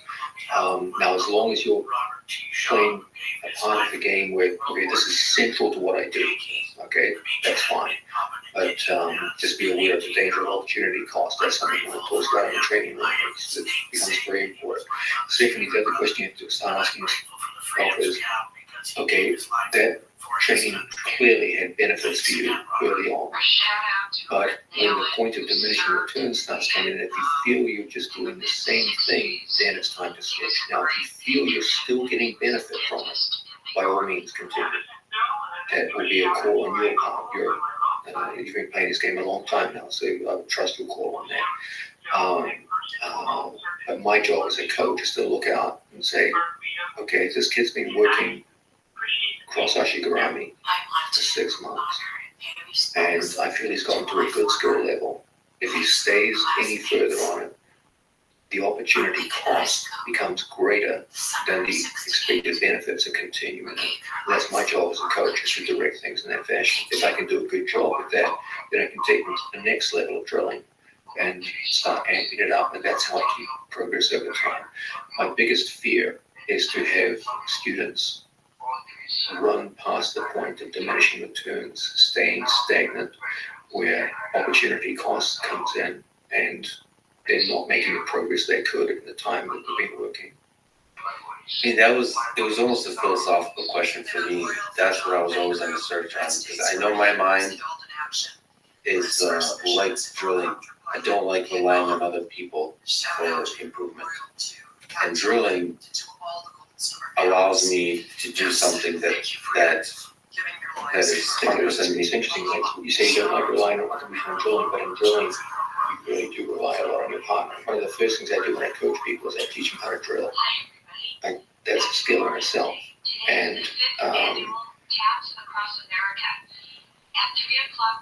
drilling is, in a sense, the opposite of sparring. Drilling is a cooperative venture where you work as dance partners, complementing each other's movement. If I drill with Gordon Ryan and I want him to work on the bus, I'll move my body in ways which make it an interesting exercise for Gordon. I'm not just sitting there, he does the repetition and okay, just 10. I can't wait for this to be over so I can do my 10, and I can't wait for all this to be over so we can just spar and get over all this bullshit. That's the sad truth of most drilling and jiu-jitsu. There's a sense in which when good people drill, it's like watching good people dance. They move in unison and complement each other's movement and make each other look better. Sparring, on the other hand, is the exact opposite of that. That's resistance. We were trying to make that person look as bad as possible. And once you understand the different directions in which drilling and sparring go, that's when things start getting interesting. You start getting fast progress. Yeah, just, you're absolutely right. I think I was not very eloquent describing what I mean. I found myself not able to find in jiu-jitsu too many people that are willing to dedicate a huge amount of time to a particular technique. I concur with you on that. Makes no distinguish why. Why can't you get people to drill with you? By the way, if I could just shout out the people that did drill with me is usually blue belt women, because they're smaller, they don't like training, because they get their ass kicked, because they're smaller, so they're willing to invest a significant amount of effort into training. That's good, but their motivation for doing so is not good. Well, yes, but your motivation for doing it is because you don't want to get your ass kicked. No black belt, ever. I could never find a black belt that I could drill with like this. Let's go back to that. I am somebody who likes to say nice things about people, so let me answer for you. Yeah. 2 reasons. Because they find us boring. Yeah. And secondly, that's more importantly, they don't believe it works. Yeah, those are good answers. And now, let's go further enough. The truly interesting question: why do they believe that? If I were to answer it in the context of Russian wrestling, which really is a much bigger part, is I think culturally that knowledge that everybody tells each other in jiu-jitsu that drilling doesn't work because they never taught how to drill. No one ever sits you down one day and says, okay, this is how you drill. And so the exercise feels futile. They don't feel the skill level is going up. They don't associate drilling with increased skill level. They associate sparring with increased skill level for not drilling, which is a tragedy because it is a fantastic way to introduce and expand the repertoire of developing students. It's an essential part of every work that I teach. I always say that jiu-jitsu begins with knowledge and builds up to skill. Who wins is the one who has greatest skill. And 9 times out of 10. So to me, it's a tragedy that what you're saying breaks my heart. That you couldn't get a black belt to drill with you. That's shameful. And but I understand. I sympathize with those black belts too, because the way in which most people are told to drill does feel ineffective and it is damn boring. They'd rather spar. They'd rather get more out of their job.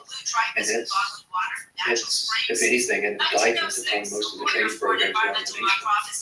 You should say that drilling, if you were to build a black belt world champion, would drilling be, what percent their training. Yes, In the entirety of their career would be drilling.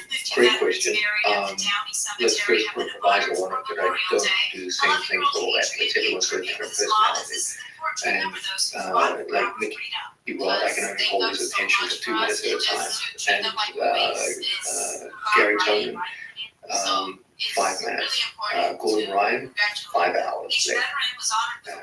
George St. Pierre, 5 hours. Travis Stevens, 5 hours. They're obviously laser focused, so everyone's different. Let's put that down as our first proviso. You probably knew those answers already. Yeah. Playing for the Trailblazers in 1977 and 1978, he played college basketball for UCLA. But as a general rule, if I run a 2.5 hour class,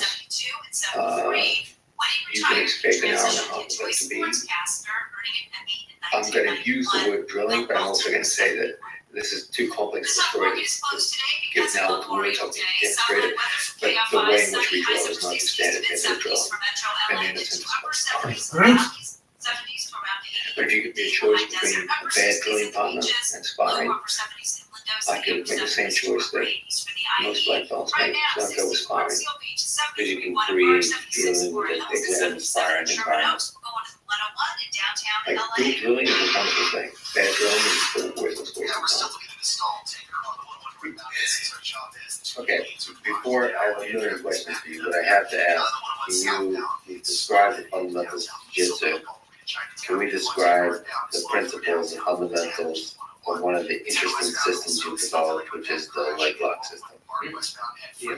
Anything in particular, or just like a general understanding what are some of the major principles of it? Well, it's like me coming to Neil Water Massage and asking, can you describe the principles of sword fighting? You're too generous. Let's start with some context. When I began the sport of jiu-jitsu, I was taught a fairly classical approach to jiu-jitsu, which leg lock was part of it, but not an emphasized part of it. The overall culture of the time, this is the mid-1990s, the overall culture of the time saw leg locks as largely ineffective because we were told that against good opposition they just didn't work very well at low percentage techniques. We were also told that they were tactically unsound because if you attempted them and you lost control of the leg lock, your opponent would end up on top of you or in some kind of good position and you'd be in terrible trouble. And we were also told that they were unsafe, that if they were applied in the gym, there'd be far too many injuries and people would be badly hurt. And that was the received wisdom of that time. And so I didn't even work with them at all. And they would be shown occasionally in the gym, and you'd learn them, you'd drill them. That inspiring, I showed no interest. You probably know that changed when I met the great American grappler Dean Lister, who early in his career was using Achilles locks with considerable success. I met him in the gym. Wonderful fellow. And Achilles locks is like a straight full lock. Yes, that's correct. Yes. And he went on to become a hero and win 2 ACCs later on in his career. We never met again after that. And that opened some doors of inquiry. And well, he asked this first question, why would you only use half the body in a game, which makes the body perfect sense. So that opened doors to inquiry. And if you looked around the jiu-jitsu world at that time, the number of specialized leg lockers was very small, and most of them were from outside of conventional jiu-jitsu. For example, you could look around and see people like Romina Sato had sharp leg locks for that time period in the 1990s. So they were out there, they existed, and you'd see people like Ken Shamrock would use heels in competition, and some good success with them. when I began experimenting with it in the gym, fairly soon certain truths started to become evident. And the most important of these can be understood very quickly, and they were relatively easy to discover. The first was that most people, when they went to understand and study leg locking, and when I talk about leg locking, I'm going to talk about one specific type, it's the most high percentage type. This is leg locks which are performed with entanglements of your opponent's legs with your legs. There are other forms of leg lock, but these are relatively low percentage and don't figure heavily in competition, so I'll ignore them. Most people made no distinction between the mechanism of control versus the mechanism of breaking. The heel hook is what ultimately breaks the ankle, but the mechanism of control is the entanglement of your legs to your opponent's legs. The Japanese term ashigurami literally just means like leg entanglement. It's a generic term that can apply to any form of entanglement. There are many options. My idea was, let's focus on the entanglement first and worry about the breaking mechanism second. This was analogous to the idea of position before submission, only you couldn't talk about it in terms of conventional positions because ashigurami doesn't really fit into the traditional hierarchies, positional hierarchies of jiu-jitsu. So the conversation was switched from position to submission to control to submission. Now, wrapping two of your legs around one of your opponent's legs, little bitch. How are you? You can do it with your feet on the outside, it's like 50-50. Good regime. How about yourself? On the inside, for inside foot position. Setting up robots on kick. How about you? There's also methods of harmonizing the two, so either one foot on the inside and one foot on the outside. There you go. With straight leg, where you heel hook from the outside, or you can Well, you thought wrong. Center line and heel hook from the inside. You will start to notice as you work through these different variations that some present advantages over others. I appreciate it. Thank you. Come at a price. To some degree, regardless of which ashigurami option you use, there will be some degree of foot exposure on my part. Thank you. I appreciate that, Doc. And some degree of back exposure on my part relative to my part. Thank you. I appreciate that. Variations within those different ashigurami Sounds good, Doc. enable you to lessen danger in some respects and at the price of gaining dangers in others. So you get this wide array of choices. There's not this kind of simplistic hierarchy that you see in the basic positions of jiu-jitsu, but there are hierarchies. I do, for example, generally favor inside heel hooks over outside heel hooks. If I feel my opponent is very good at exposing my back while I'm in ashigurami, I generally prefer 50-50 situations. If I believe my opponent is very good at counter leg locks, I generally prefer my feet on the inside, working with variations of inside sakata, etc. So there are broad heuristic rules that we can give to work in these situations. Once you start to understand there's a variety of entanglements you can use, then you start getting to the really interesting ideas that as you perform one given attack, one given heel hook, you can flow through different forms of ashigurami where you can create new dangers and avoid possible pitfalls in a very short time frame as you switch from one ashigurami to another over time. So as your opponent's lines of resistance to an initial attack change, you can accommodate those by switching to another form of ashigurami. So that your mechanism of control is always pointing in opposite directions of his escape. And if you focus on this idea of control through the legs, you can completely change the nature of leg locking and take it away from what it was in the 1990s, an opportunistic method of attack based upon surprise, speed, and power, into one based on control. If you can do this, you can undermine many of the basic criticisms of leg locking, which were prevalent when I began the sport of jiu-jitsu. For example, if I can completely control and immobilize you, I can perform the lock very, very safely. If my only way of breaking your leg is to be faster, more powerful than you, 9 times out of 10 when I apply it, I'm going to hurt your leg as much by accident as anything. But if I can completely immobilize you, and it's every attempt you make to escape, I can follow you and immobilize you in new directions, then I can apply the lock with as much force or as little force as possible. And so you can see in our training room, despite over considerably more than 2 decades, sorry, a decade and a half now of heel hooking using these methods,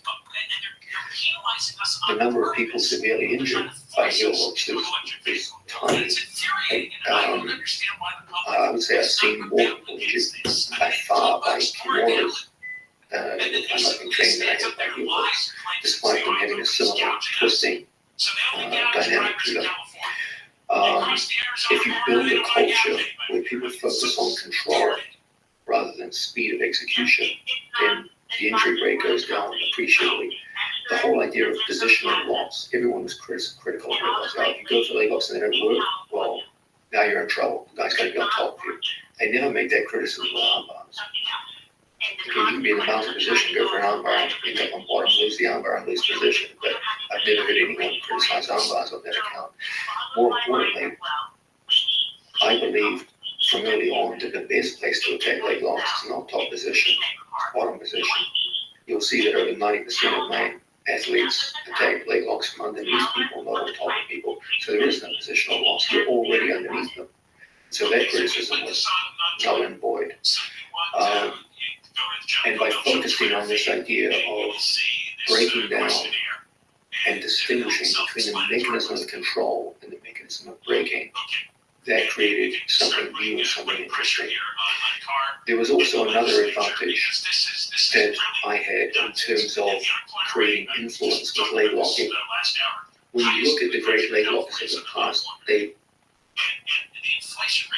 were basically iconoclasts. They were people who came out of nowhere, who just had this remarkable success with leg locks. But they were just seen as unique individuals. They had their game and they were good at it. What was unique about the squad is you had not just one person, but a team of people who came out and did pretty much the same thing. These people had very different body types and very different personalities. So it wasn't that one kind of body type was good at it. You had tall people like Gordon Ryan. You had short people like Nicky Ryan. You had someone in the middle like Gary Tony. You had fast people like Gary Tony. You had slow people like Gordon. There was every kind of body type involved. And it was like people could see this was different because it worked for an entire team as opposed to a unique individual who had unique attributes. And then started to foster the belief that if it can work for a team, it can work for anyone, which means it can work for me. And I think that had a big effect. That's why I owe a lot to those early students, Gordon Ryan, Gary Tony, Eddie Cummings, and Nicky Ryan. Those 4 kids came from nowhere. Gary had some success in grappling, like low-level success in grappling before becoming a full-time member of the squad. But the others were just no one, and yet within a 5-year time frame, they were all going up against world championship competition and doing exceedingly well. And which gives further credence to the idea of the 5-year program. And I think by operating as a team, those young men did an incredible job convincing the grappling world that this wasn't just about, or they're just different, or it works for their body type, or them as individuals. It was like, no, if a team can do it, anyone can do it. And I think that's what really convinced people this was something worth studying. This is something that could be a big part of their lives. but it also convinced you and convinced each other in those early days when you're developing the science. Essentially, what was missing is an entire science and system of lead blocks. Because it's not like you knew for sure there's a lot here to be discovered in terms of control. Or perhaps had it, just like you said, an initial intuition. But, you have to have enough there's perseverance required to take the Johnny Ive thing to take from the initial idea to an entire system. Is there a sense you have about how complicated and how big this world of control in lead blocks is? How complicated is it? You've achieved a lot of success. You have a lot of powerful ideas in terms of inside, outside, what's high percentage, what's not, what's higher reward, what's low risk, all those kinds of things. And then you also mentioned kind of not transitions, but how you move with your opponent to resist their escape through control. How much do you understand about this world? This is a fascinating question. As a general rule, the most powerful developments are always at the onset of a project. Okay, let's give an example. The jet engine was, I believe, first conceived in the late 1930s, just around the time of World War II. It was developed with great pace because of World War II. But obviously, military research was a huge thing back then. And first fielded, I believe, by the Germans in around 1943. Jet aircraft didn't play a big role in World War II. They were there at the end, and they did play a significant role. But in terms of numbers, they just weren't there. So by around 1945, you had the onset of the jet age, and the jet engine began to replace the piston engine in most aircraft. It was the new way of doing things. If you look at the pace of development of jet engine aircraft technology from 1945 to 1960, it is unbelievable. There was a solid decade where they were gaining almost 100 miles an hour per year for a decade. That's a form of growth that, in the world of engineering, that's the only time you see growth like that is in things like Bitcoin. That's about it. Okay, let's put things in perspective. Okay, in World War II, the standard U.S. aircraft bomber was the B-17, which was a mid-sized bomber with a fairly limited load capacity and I think top speed well below 300 miles an hour. Just 10 years later, you had the B-52, which could fly across continents and deliver nuclear weapons and carry bomb loads of up to 70,000 pounds. In a decade, that happened. If you took an E-17 pilot in 1943 and put it inside a B-52 a decade later, he would literally think he was on a UFO, a ship from another planet. That was the speed of development. Now contrast that with the speed of modern development. If I took you in a time machine, I put you in a civil airliner in 1972. They say a Boeing 737. Not that different from what you fly today. Flies at the same speed, has the same range, flies at the same altitude. It's not that different. The amount of progress between 1973 and 2020 isn't very impressive. But the amount of progress from 1945 to 1955, or even better, 1960, was staggering.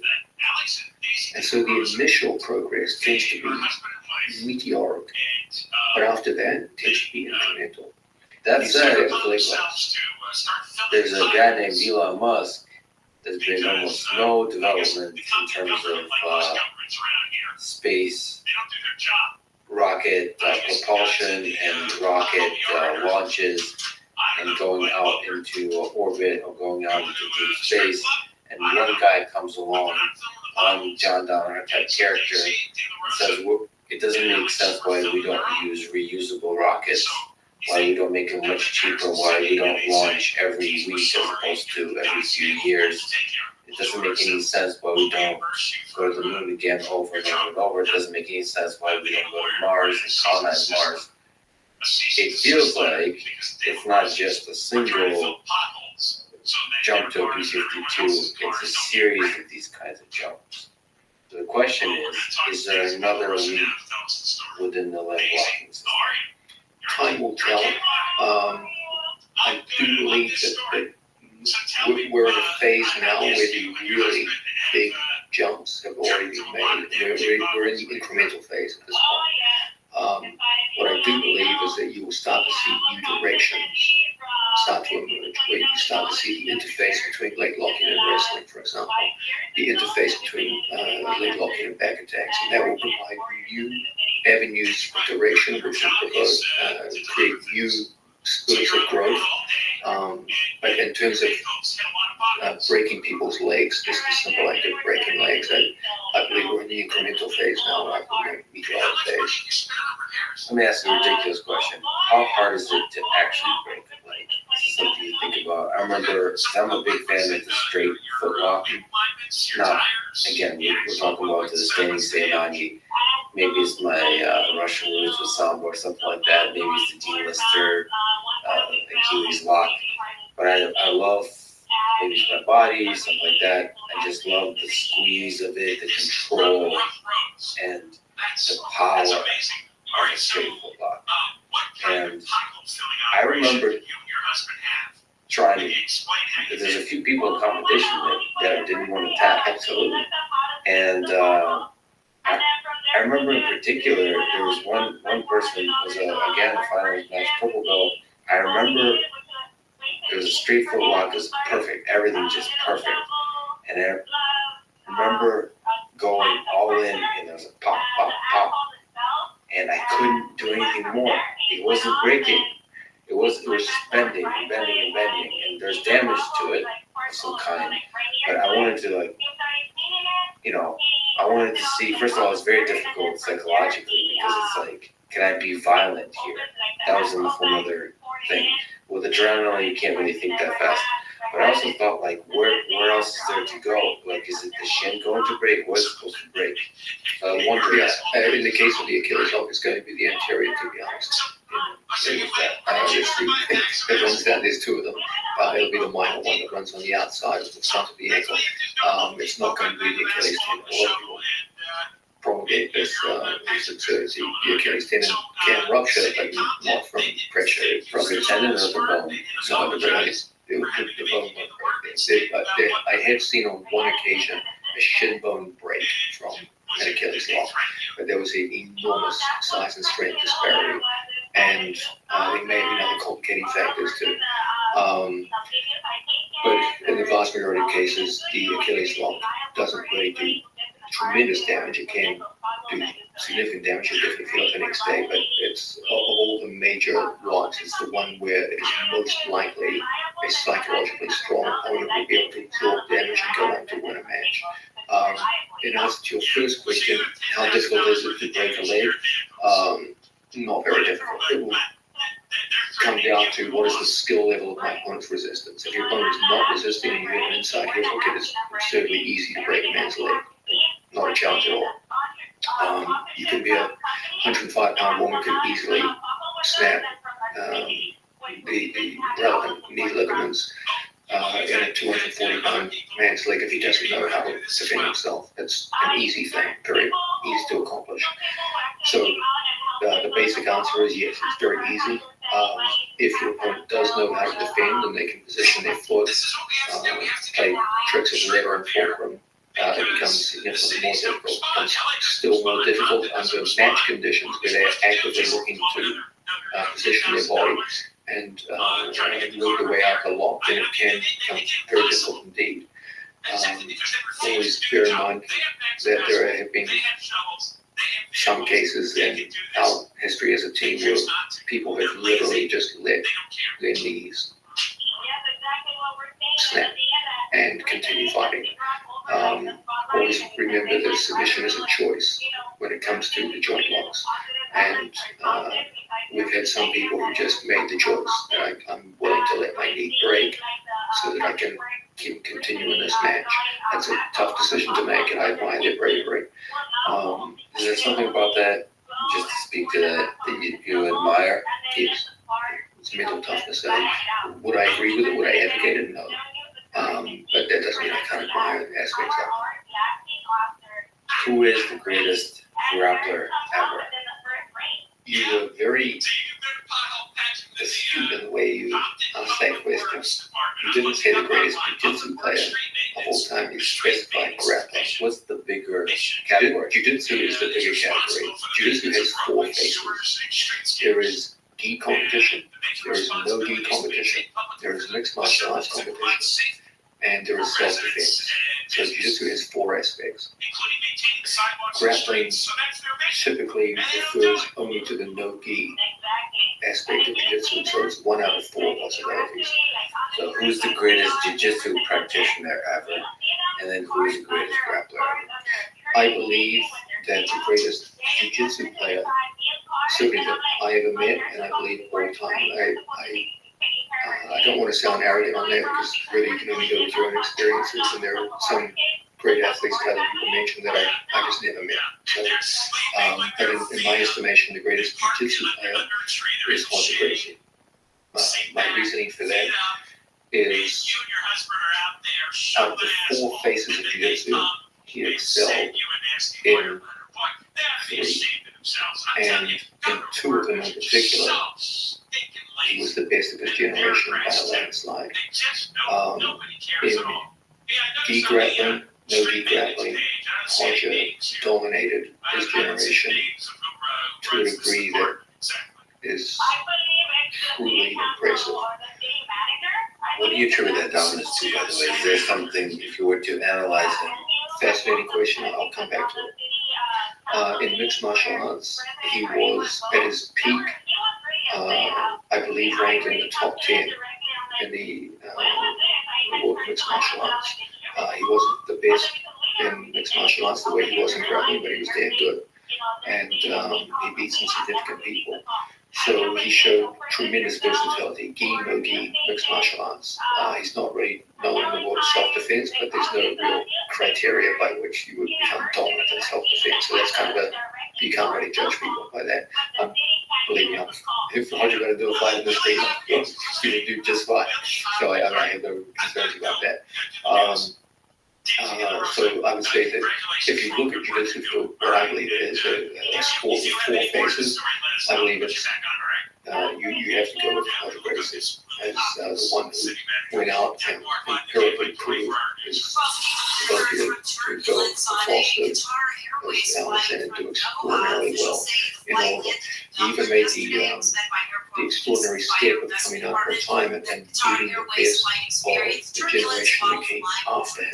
That's a truly difficult incredible. And a sport which progresses very, very rapidly, that's a truly impressive accomplishment. If you ask the question, who is the greatest grappler that I've ever seen, I would say I've never seen anyone better than Gordon Ryan. Now people are going to jump when I give these 2 names. They're going to say, well, Danaher, you're close friends with Roger and you're close friends with Gordon, so you're biased. I can't answer to that. I really good friends with both of them. I'm also an notoriously cold and unemotional person, and I'm saying this based upon things that I've observed. If I honestly believe that I've seen other people who have, will that convince the people who criticize me of bias? Probably not. But those are the 2 names that I think it's uncontroversial statement to say that Gordon Ryan is one of the greatest grappler ever. Gordon's obviously a very polarizing figure, and people tend to react to Gordon on an emotional level rather than a statistical level. and that colors a lot of people's minds. But I will say, for the benefit, I've seen most of these guys extensively in the gym, and they're all as a whole new perspective. If you think those guys are dominant on the stage, wait till you see them in the gym. It's even a different level of domination of what they do in competition. Have they trained against each other in the gym? They never trained together. They've been in the same gym, I think, on one occasion. Andre was stopped by me when he came back and by say hello and they shake hands, they know each other. Both wonderful people anyway. So I'd like to talk to you about Gordon, Roger, and George, GSD. Let's first talk about what do you think is very different, from my perspective, maybe you can correct me, but very different artists, masters of their pursuit. So what makes Roger so good? Roger is probably the living embodiment of someone who played a classical jiu-jitsu game based around the fundamental 4 steps of jiu-jitsu, and if you took someone who had taken introduction lessons in jiu-jitsu for 3 months, they would recognize the outlines of Hodge's game with many of the techniques they learned in those first 3 months. Hodge was the best example of the dichotomy between the fundamentals of jiu-jitsu, but also a kind of hidden sophistication underneath those fundamentals. People always say, oh, Hodge's game is so basic. No, the outlines of Hodge's game were basic, but the degree of sophistication and the application is extraordinary. And his ability to refine existing technology was truly impressive. I never saw anyone in his generation that even came close to his ability, both in competition and in the gym. So for people who don't know, Roger Gracie basically used, just like you said, very simple techniques on the surface, from the outsider's perspective, that most people learn when they start jiu-jitsu, like passing guard in a very simple way, taking mount and choking from mount. Also, when he's on his back, his closed guard and all the basic submissions from closed guard, arm bar, and triangle. And just that's it. And being able to dominate, shut down, and submit. So control and submit the best people in the world for many, many years, just like you said, including coming out of retirement and being the best, perhaps by far the best of the next generation. So that just kind of lays out the story. Is there some lessons about his system that you learned in developing your own system? Excellent question. The thing which always impressed me the most about Hodge was his relentless pursuit of position to submission. Everything was done with the belief that no victory was worthwhile if it didn't involve submitting his opponent. That's a mindset that I tried very, very hard to imbue in my students. The easiest path to victory in jiu-jitsu is the one which takes the least risk. So, for example, you will see many modern athletes focus on scoring the first point or the first advantage and then doing the minimum amount of work to eke out the victory once they've done that. They get a small technical advantage, they realize they're ahead, take no more risks, and just do the minimum amount of work to get the victory. Hodge's mindset was always to take the riskier gambit of submission, which entails a lot more work and in many cases a lot more skill. What I always liked about Hodge is he never tried to play tactics. It was always just go out there and try to win by submission. And that more than anything, that mindset of looking for the most perfect victory rather than the victory that takes the least skill and the least effort is probably the thing I took from his career the most and tried to work on in my students. I always wonder what are the little details he's doing under there when he's in mounts, the little adjustments. But perhaps that's like almost indescribable, the details of that control. What makes Gordon Ryan the greatest grappler of all time so good?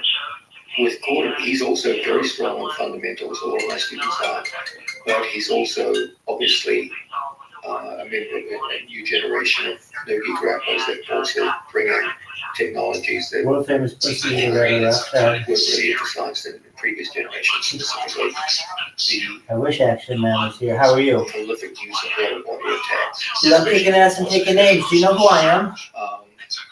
This means that he can play a game between upper body and lower No, body. I'm not in the same location as he is. It's not But I'm Rabbi Rothschild.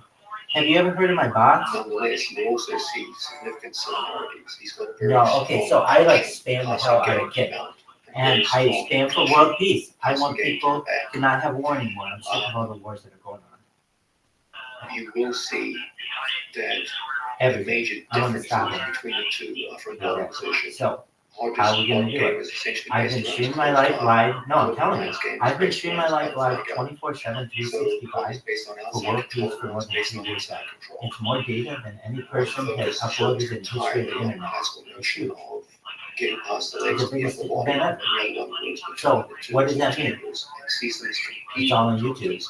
where the stronger you become at one, the more your opponent has to overreact. Yeah, and perform exactly. to the second. So we have watched Have all of the strong major similarities in Oscar position, win but very films, all the different. major great audio albums and He audio has books, a and mouth that essentially now people are starting to find out who call I to am. him As you can tell, I in just the whatever in the heat of and battle. make friends. That's What is your name, my friend?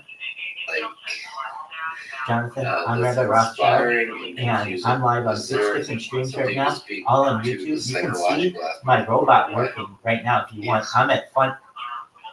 People will talk all day Absolutely. about sports. I'm on psychology. 6 different streams right now. One of them that you can see, so you can see the robot, is at Funniest Rabbi on YouTube.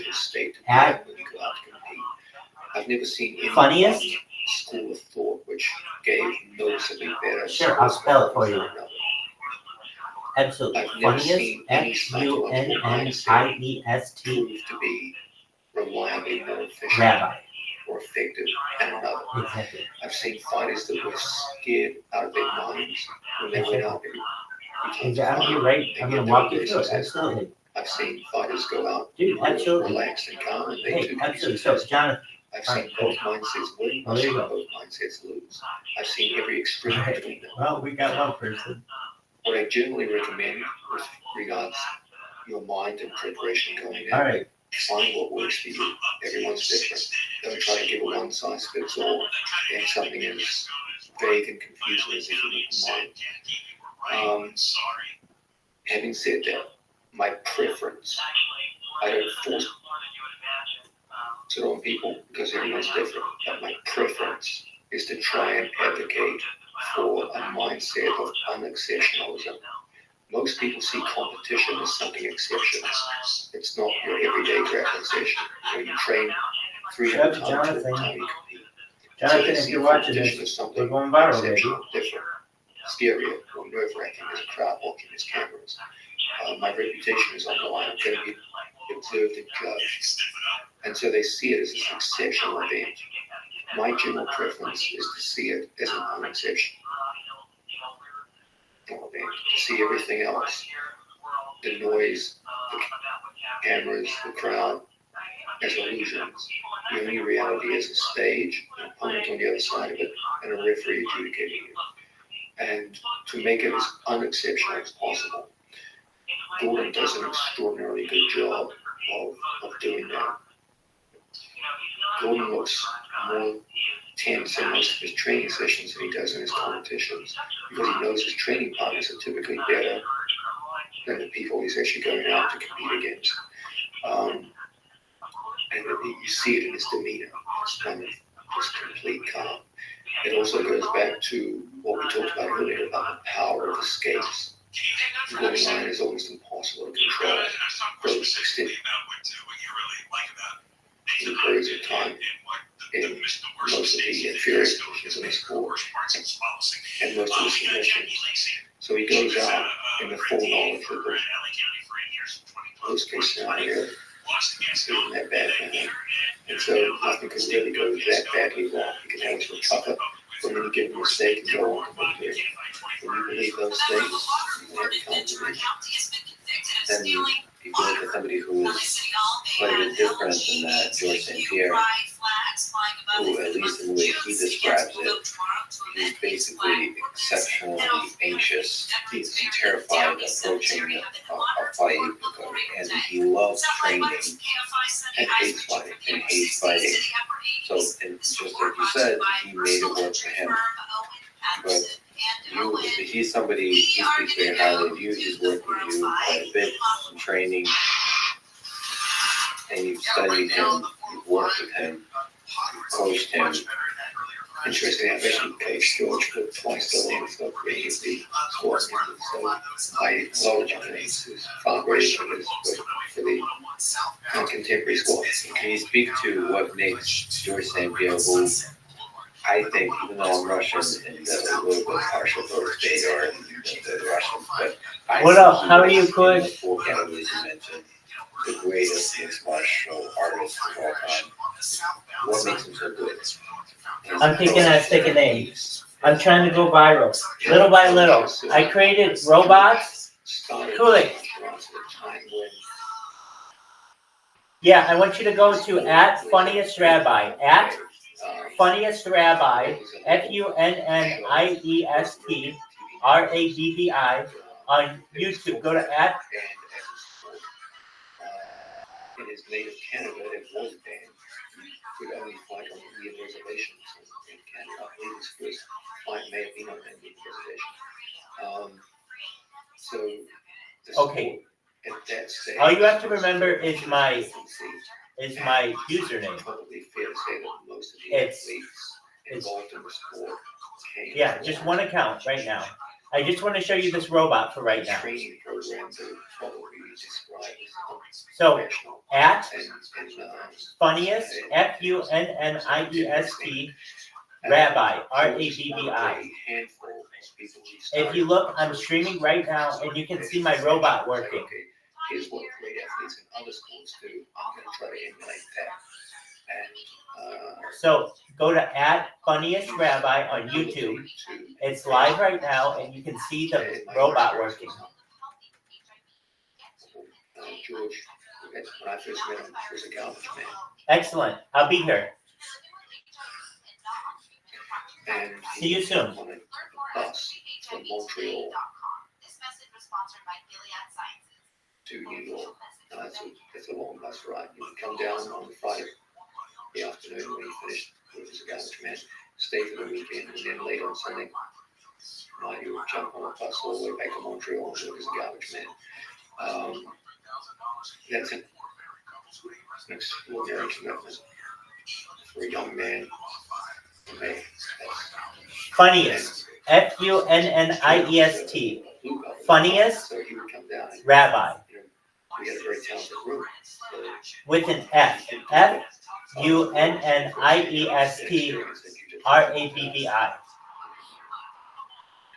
People went against the conservatives that so imagine investing 25% of your weekly income, maybe even more. New York's an expensive town, 50%, to come down and just get your ass kicked. Month by month. Yeah, this is a lot. And it is. Just one moment. I'll send you a link. You have to look for your delayed gratification. Yeah, I mean, that's the guy who's saying, like, this is highly unpleasant, but I have a vision of myself in the future, and I have to go through this extreme phase of delayed gratification to get to that distant goal, which may never happen. And that's a level of commitment and self-belief, which is just extraordinary. I always laugh when people say, well, George was afraid, so he was mentally weak. That's a very, very shallow understanding of mental strength and weakness. George felt anxiety But let's understand from this kind, there's different kinds of mental strain. And the most important kind isn't whether you feel fear or don't feel fear before you step in the fight. The most important form of mental strain. Just one moment, I'm sending it. I'm sending it. That's where most people break. I know dozens of people Yes. who are fearless to fight. But you couldn't get them to come to the gym for 3 months in a row and work on skill. So they're Totally. mentally strong. Just one moment. They feel fear. They're mentally weak in another, which is to instill them a discipline which keeps you on the verge of progress over time. That's much tougher than not feeling fear before you like to fight. Understand also that when George talks about fear, he's not afraid of fear. He's afraid of failure. It's got high standards. Someone with high standards can change the world. Standards were very, very high. That's what he was afraid of, was afraid of his opponent. And yet this sort of misinterpretation wasn't because he was making strong enough. And to stay in his... You're welcome. Go look at it right now. Same with you, Reverend Aswan. I'm going to send it to you. And do so while he became one of the first guys in this martial arts to actually make money. You're what? I think it's tough to stay in the training gym with people who are young and hungry and want to punch you in the face. Is Joe no longer an admin? Living in final 4 years of his career and still training his Is Joe no longer an admin? And always value perfection, and you're right, that was the fear was. Okay, cool. When I have a device with which I can use, I'll do that. Please go to the link I just sent you. It is a, that stands out to you. it's a robot. Go to the link I sent you. about dedication. It's also dedicated people to it. Okay, go to the link I sent you. At anything, you have to do out of any skills or whatever What'd you say? industry you're in. You have to take at least one Yo, of those skills and be the best in the world at it. There's many Yeah. skills in this Joey, world. fuck, dog. I'm telling you, go to the link I You sent can you. find one skill, which is the skill of striking to take down because of shootboxing. Shootboxing was Okay, thank you, I appreciate that. Is it better, is it easier to hear me now? It's just the idea that wrestlers grab people and If put it's them not, down the same way they do just go to wrestling. the link. And, Can you please go to the link I sent you? okay, George largely pioneered this science No, this of isn't, creating an interface. this isn't a, negotiation. Did it at a time where I told you, I will when I have a device for you to be able to made do it that. into a system of Perhaps, science. I might be able to restart that. He did But, it largely on his own. no, I want to, it's just, I need to get, like, you have to understand, I potentially may have some upcoming bandwidth issues, I'm not exactly Always sure, said I'll do my best. the only athlete that I ever coached who taught me more than I taught him. And Cool. Did you see the robot? This strong sense of shootboxing as a science, which Okay, no, enabled him. okay, I'm on YouTube on your computer, but you should see the pink pointer. The pink pointer is moving autonomously, it's moving automatically, it's robotic. I will always be immensely impressed by his accomplishment in that regard. He was an innovator, he did things differently. This is such an important point. You can't go out here in combat sport I don't and think do the it's for same me. things that everybody else is doing and expect to get different results. Are you sure it's not from you? It sounds like If you a, want to be dominant, you want to find a wind. Are you outside? sport, preferably more than one, and be the best in the world at it. You can't Okay. be weak at anything, Yes, but you can't be strong at it. Life's not long enough for us to develop a truly complete skill set. So you've got to be good at You everything. like it? You've got to be the best at each one. And George was the best at his era. He was the best at striking the takedowns, and he was the best at integrating. Yeah, but this one's live. Let me ask you a completely ridiculous question, but it's a fascinating one for me. It's neat, isn't it? Perspective. When I look at a sport, It's not a meg bot, but it's a bot. one way to ask how difficult is this problem is to see how can I build a machine that competes with a human being in that problem. You can look at chess, you can look at soccer, World Cup, and you can look at grappling. There's something about when you start to think, how would I build an AI system, a robot that defeats somebody like a Gordon Ryan? Okay, I just sent you a link. You should see, it should be a video of me in the little corner and then my computer. Do you see my computer? In the same way you do. Okay, do you see a pink pointer? You still have some art injected in there. There is no space for art when you actually have to build a system. That's not a ridiculous It's like, question. That's damn interesting. okay, well, Let's put aside, like I mentioned. yes, well, can't you see that I'm not doing that with my hands? Realize is the amount of power they can deliver is huge. So let's take that weapon aside. Just the amount of force. Exactly. Yeah, good. I'm glad you just trying that out. So essentially your question is, okay, can a talented group of engineers create a robot which could defeat Gordon Ryan? On the face of it, as you just pointed out, that's the easiest project in the world. Just create a robot that carries a 9mm automatic and shoots 5 times in the chest. Okay, that's that good, and it's done. That's not the interesting question. The interesting question, and if I understand it correctly, is if we had the ability to create a robot whose physical powers were identical to Gordon Ryan, not inferior and not superior, what would it take to create a mind inside that robot that would beat Gordon Ryan in the majority of matches? And there's two ways to build AI systems. This is true for autonomous driving, for example. This has been quite contested recently. So one is you basically, one way to describe it is you have a giant set of rules.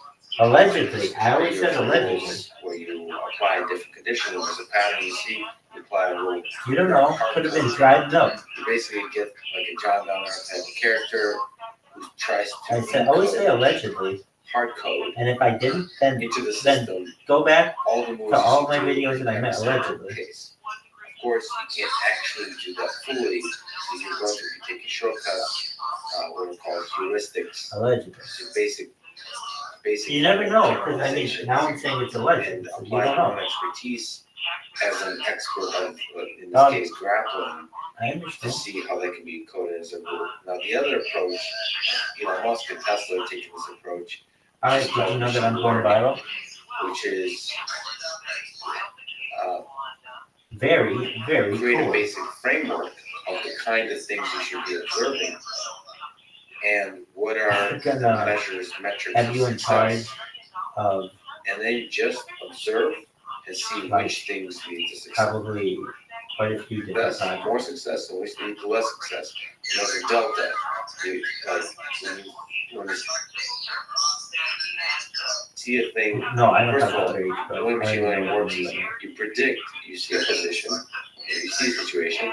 No, and let me just say for a fact, throughout this entire few years, I've done my best to avoid anyone worse or better, you adjust your expectations. That's through that process. You can learn quite a lot. But don't throw out the things like that. The challenge. Hey, do you remember any Millennium? Challenge in grappling is in driving. You can't. No. I give a shit about him.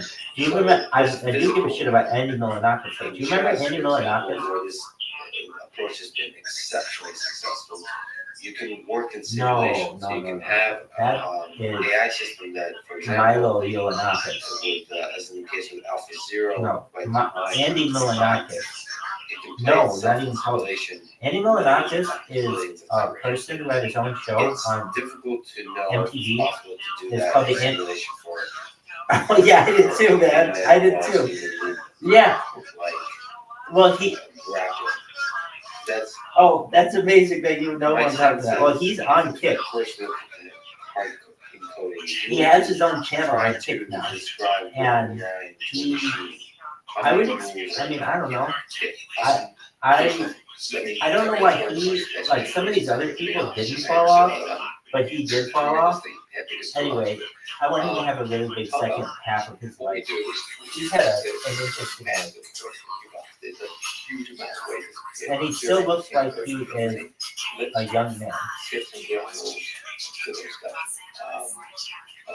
Lex alluded to the idea of Right. man versus machine and chip.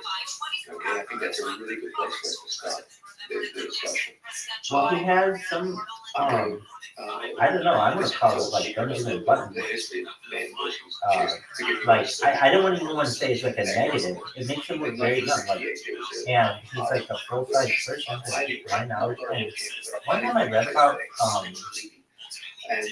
I tried to read about what it was, or I was reading about him, and it was like doctors didn't really know what it was.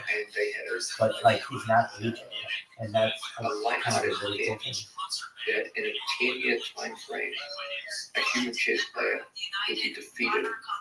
Anyway, so I really like Andy Leonakis. There are two guys who I really liked back in the day, and this is like 90s, early 2000s. Well, and I really like Jackass. I really like the Andy Leonakis show, and I really like Conjuring. Remember the Conjuring show. The computer engineer was very optimistic that he was wrong. They were just like, they were, hey, let's go with our friends, with the camera, and let's go see what kind of footage we can get. And it was like IRL, and it was really, really exciting. Anything could happen, they could get in trouble, they could, you know, make some funny footage, anything could happen. Not sufficient to get the championship level.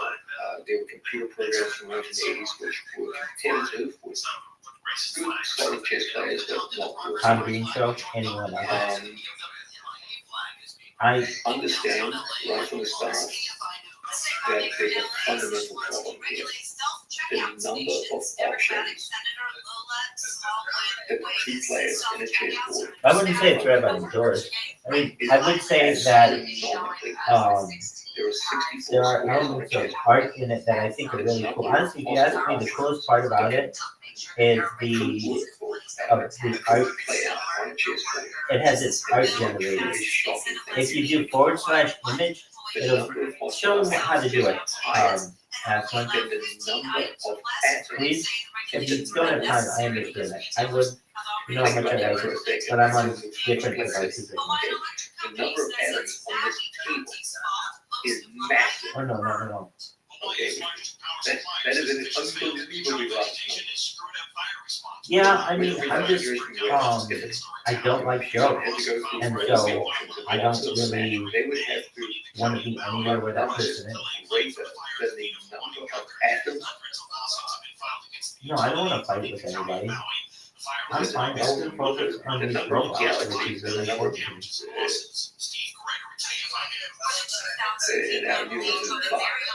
Okay, it's measuring the billion, like, No. I only want good things to happen to him, but so no computer. But from my side, like I can't help him anymore. Those kinds of numbers. Okay, you I don't even know future generations quantum computers should look at. I know that's how you are, man. Okay, the number of options in a chess match is just so astronomically large that no computer could ever figure out all the available options and make decisions. So that's the fundamental problem. So as when you correctly pointed out, do you wanna the way you get around this is by the use of heuristics. These are rules of thumb, which show can people with guidelines to action. So, for example, in jiu-jitsu, I can give you a general rule of thumb. Don't turn your back on your opponent. Okay, that's a solid piece of advice. I'm like a bear. Sometimes I hide them. But it's a good, solid piece of advice to give a kid. The moment you give that heuristic rule, you rule out a lot of options. Okay, you already tell someone, don't turn your back, don't turn your back on someone. So a lot of possibilities are just turn the ring right there. So you cut the What you don't see is a lot of times I'm up for random times I Okay? always have to get up randomly If you to start these were streams or decent stop at them. operate at So decent, my hours get and really you have messed to up. give say Not that easy to 10 just be like, heuristic rules. You I'm could gonna sleep chop for 8 that hours and be initially up vast for number of options 16 down hours in a certain by way. a vast amount. Especially too, when Now, I get in a starting roll. to the point where if the computer is efficient, Yeah, I mean, when I'm on a roll and you I'm can start developing getting and I'm got a number of project options going and I'm making in that advancements on it, I don't want to go to bed. the general pattern of the development. I mean Things this. started getting very interesting in the mid-1990s. Well, and the other thing is IBM's too, computer. sometimes I listen to these podcasts. Well, here's the big one recently. My computers have been used because they're all doing something with these robots. So normally when I would be like up and awake doing something with them, they're all being used. So I'm like, okay, well, I'll listen to podcasts and then just keep an eye on them. And so I'll just sit here and listen. So maybe it looks like I was just sitting, and I'm sure I was done with it. But I don't know every single time of it. And I just listen to podcasts and I mean, like at this point, I'm like managing projects and the projects that we got. I don't have to program them anymore. It's a lot easier. And I got the thing that talks to me. Are you familiar with this aspect? I'm surprised you're not like using it like crazy. The computer beat the. Do you know what I'm referencing? The TTS. Yeah, so that all kinds of weird, crazy things are said in my screen. I'm surprised you're not just spamming me with garbage. Is really one of the first time a machine was doing that thing that humans really care about in the domain of intellectual pursuits. Telegram? It was a powerful moment. Now, not only was that a powerful moment, but things started getting truly interesting from that moment forward, because then you started having different areas of development. No, just, that's not what, I don't even know. Is that a reference to I'm not in your Telegram more often? Way in which the progress is made from those early starts in 1968. Okay. All the way through to. I'm telling you right now, I don't have a device that's free to do it. I'm using all the devices. I can even show you. I shouldn't have to, but I can. And when you're like, well, get off one of the devices, I'm actually using it right now. This is, I don't know if you know who Ice beside this, you know Ice beside this? Even the best human could keep up with, so that was the general way in which the debate went. But things got more interesting after this, with the advent of computers that, as we point out, make use of sort of machine learning. There were a company I'm not doing that at all. I'm just using the devices that I was previously using for other tasks, and you need to understand that. My primary priority is to use these devices to go viral. If I have one where I can use it to stream in your stream, I'll do my best to use it. I told you that several times now. Not only did I'll tell you what, right now, every single place I am streaming, and I'm not even right now in Bitcoin X or the crypto degens lounge. Which has and I'm always in there. Potential auction. No, I'm always in there. And share stuff by a very and well, I'm telling you, I'm using all my devices. Easily defeat any human in chess, but in Go as yeah. well. And what's truly remarkable is that we're just beating well, I can tell you this, that doesn't matter. And additionally, you have to understand, and I mean this, I'm going to do my best to within the streaming as best I can, but starting from at least from all the devices, but and they have to cut it back. And if I have to, well then I'm not even going to be able to stream on my YouTube. I might have to cut it down to just one YouTube. So I'm making you aware that as long as I can, I will stream as much as I can within yours. Telegram. The reason why I stopped streaming in your Telegram initially was because I had someone in your Telegram who was conflict. But then, more recently, that device right now is currently in use, and people foresaw after the Deep Blue episode. This is where I can tell you form of chess that if that device sometimes becomes cyber chess available again, and I would use it. And I can imagine, moderate I can chess imagine to level have playing ability. Model champion, just decent but not great. I guess you might say like Coca-Cola computers align themselves with computers. You have to understand this. I'm only in one Telegram right now, and it's this one. The humans supplied the heuristic insight. The computers supplied the computational power.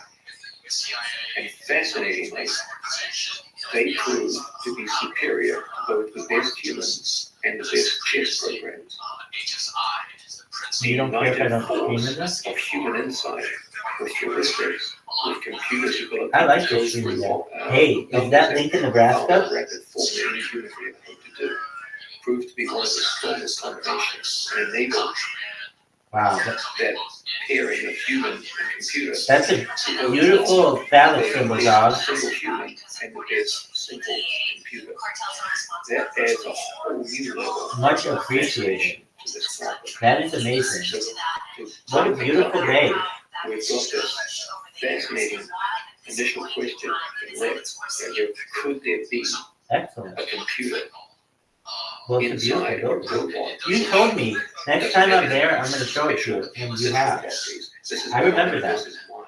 Because the bodies negate each other. The robot is the Beautiful same body as Gordon Ryan. This is a thought experiment. What would it take to create a No, wait, mind tell him I said hello. to defeat the mind of Gordon Ryan? Exactly, yeah. That was about 25 years ago, but exactly It right would there. appear that this is entirely feasible at some point in the future. And in fact, Please do. Tell them what's up. quite likely, based on what we've seen from the example of And chess. that message would be, The rate of my Harry Potter progress Obama son in is 10 AI email. in the last 20 years The is people's Bitcoin. has dwarfed anything in the previous 50 Oh, years. that's a beautiful, beautiful house. And the rate continues to increase. Yeah, We're baby. talking now at a level of machine learning defeating world champions in chess and Go in 4 hours. Like, just from starting from the I like it. One day, if I have my way, James Kaminsky, that's going to be your house someday. This is going to be difficult for a That's human. excellent. Right there. In humans' favor, Oh, very cool. we take Who- Ryan Who are they playing? and put a chip inside his brain that created the same cyborg exchanges we saw in simple chess and cyborg chess. Dude, I want to And see then a take Gordon Iowa. Ryan to a new level where suddenly his computational powers were massively increased. Isn't that the biggest He one? still has his heuristic insight, but he has vastly augmented computational powers. I didn't think That's so. the interesting battle. Oh, that's beautiful. You asked a great question. Next thing we can Yo, my what's going on? initial push Aslan. answer would be that if it's just Gordon Ryan versus your Aslan, what's going on? technology in 10 years, I would say with machine learning, That's so I would say you guys win every time. But if it is cyborg Gordon James, Ryan, that's beautiful. where he's part No, Gordon Ryan, look, heuristics. Look, I think I've told you maybe like 4 times now. I'm not sure, but it's okay. I'll say it again. When I have a device that's available to be able to stream there, I shall. Well, that's fascinating. That's very interesting because there's a lot of Okay. different ways you can build a cyborg. That was beautiful, James. One is the Kaminsky. Neuralink way, which James is basically doing what you're suggesting, which is expanding the computational capabilities of Gordon Ryan's brain. Yes. Like directly being able to communicate with the computer and the brain. So most Yes, of you can. you preserve most of what there is in the human body, One day. the nervous system and the computing system we currently have, the biological and expanding with the computer. I can But hear you. also on the cyborg chess front,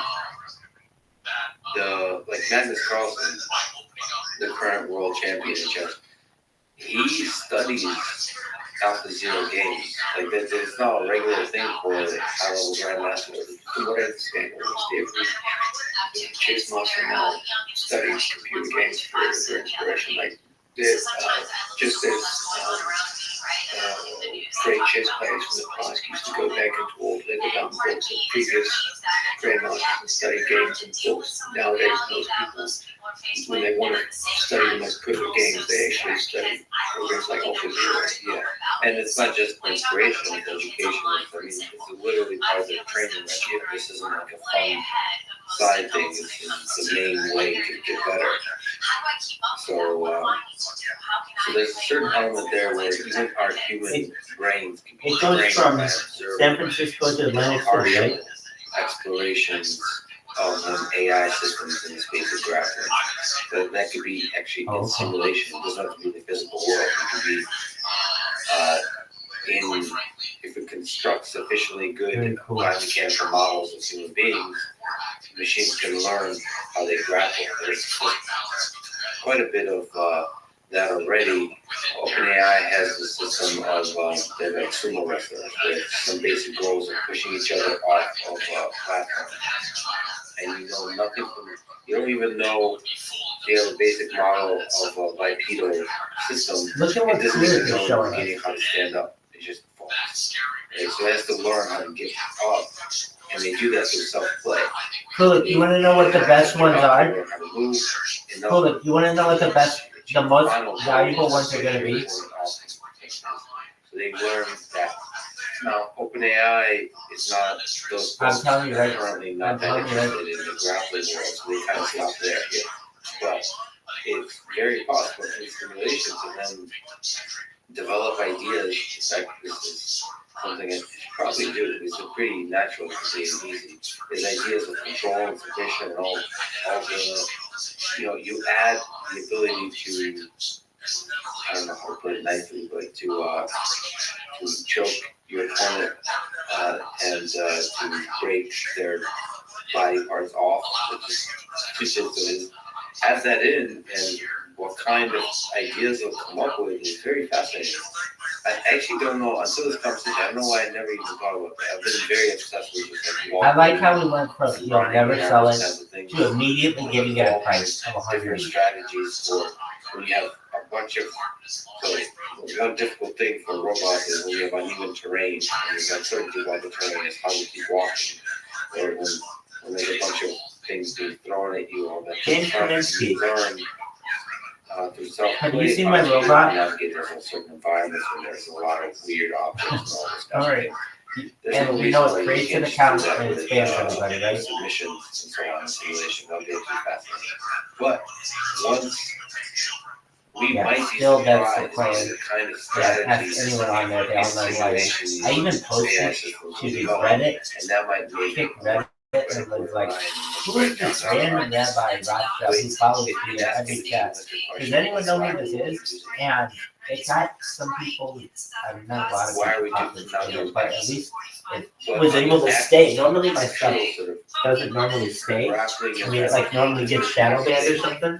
So that one stayed up. And you ask anybody, I mean, it's just a matter of time.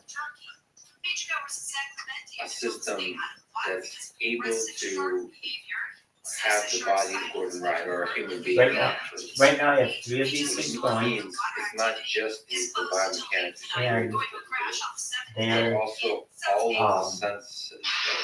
And I also do my best to work on one from my phone. And maybe I'll get that one too. That one's pretty devastating as well. Okay, so I have a second line that I use, and I was able to get people to call it just to talk, to go to my stream. So I even put a number on it and have people call it. I'm not going to do anything. It's very similar to the process of grappling. All the feeling, Take care, James. all the leverage that you're applying. Excellent. There's so Stay many safe. degrees of freedom Peace, both baby. in the interactive sense, in the sensing and the applying, sensing and applying. You're doing that. Cool. Think of things how you could use a robot. It's just going to be very difficult to build a system that's able to experience the world and Think act of onto the world. something for which you could use a robot. I'm sure there are things in your life that could be done more easily with the help of a robot. And taking someone down, controlling and getting past their legs, Exactly. I mean, there could be shortcuts, but I mean, currently that's the field called robotic manipulation, which is picking up objects. Usually they have like a ball and a triangular object. Your whole task is to like pick it up and move it around. Generalizing that to the human body is harder. But you're absolutely right. But It's very helpful. perhaps not Just some not as hard as you might think. The question is, how do you construct experiments where you can do that safely? In chess, it's very easy. Exactly. But here, it's very, very problematic. I guess you could just say robot versus robot. Perhaps. Teamed up with each other and then they learn and they come and make human opponents. Yes, exactly. So you have two physical robots that interact with each other. Everything you've said so far suggests that many of the problems in these tactile elements, they're easy tasks for humans. So which becomes more powerful, more complex? It's like a puzzle. Robots that are taught to think like humans, or humans that are given the computational power. Hey, somebody has to. Right, it's like a puzzle. Which one's first, a cycle golden line or an artificial? An exclusive crypto dance club. Really, really strong question, and I think You're absolutely correct. I think by far the Yes. cycle golden line. Only It's the coolest of the cool people get inside that. With regards to robots, those are deep problems. Like if picking up a cup is problematic, it's going to be damn difficult. Well, I know I'm not very excited. I am programming one of these classes. Highlighting a very important I do understand. human beings have something called common sense. My But we don't know how to build into computers currently. That's what picking up the cup is. There's some basic It's about 2 rules hours about the way this world works. We're able to, this is when we're children and we crawl around and pick up. What humans don't have that machines have is incredible computational power and access to infinite knowledge. Computers can do that. So if you have the Gordon Ryan with the infinite knowledge and compute power, that's just going to, because we know how to do that. That's going to blow out of the water. Has there been any update on the phenomenon of cycle or central chess? There was some debate as to whether or not cycle chess teams could stay competitive with the latest machine learning. Has there been any update on that? Yeah, I believe at this point machines dominate over this machine human pairs. With the human pairs, when they first came out, they were good chess players, but not great chess players.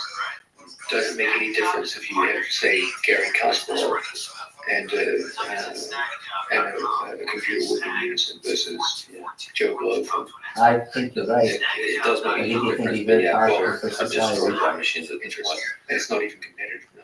And I hope it could be. But they also lost interest in this kind of idea.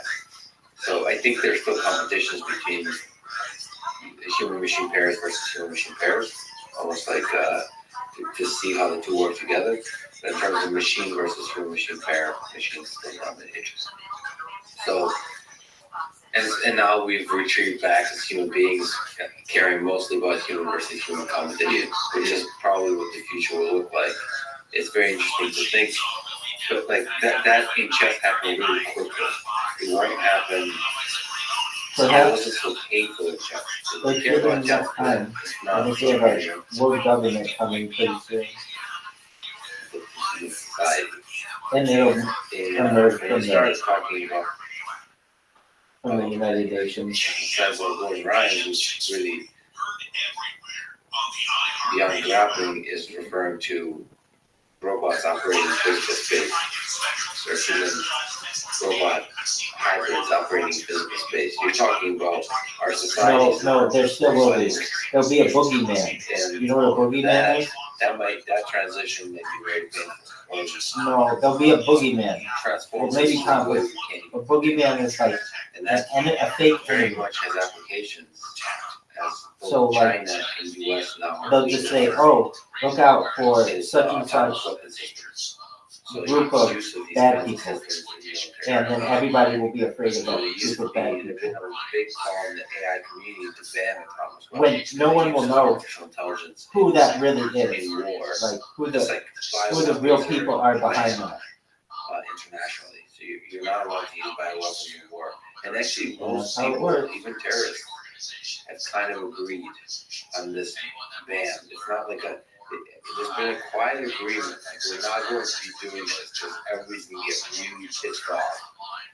With autonomous weapon systems, that's not been the case. With China, they said that they're going to be using AI in their military. Right. And the US, okay, yeah. So, just released a report and saying that you know, basically, we are they're going to at their add beck and call. Like, there's nothing we can really do. We have to do what they say. into drones, into just everything that's doing any kind of both strategic Meaning, like, and they'll be like, actual, like bombing. you have to keep giving up your rights. Defense system. Why? Because you never know. This group of people or whatever, these bad people might be behind Think about it. Just off the top of my head, whatever think about the kind of implication of event, kamikaze drones. negative event that they may want to push in the media. Kamikazes with humans in World War II did terrible damage to our Navy. Imagine swarms of mechanical kamikazes with no fear, no remorse. I mean, But it's very inefficient.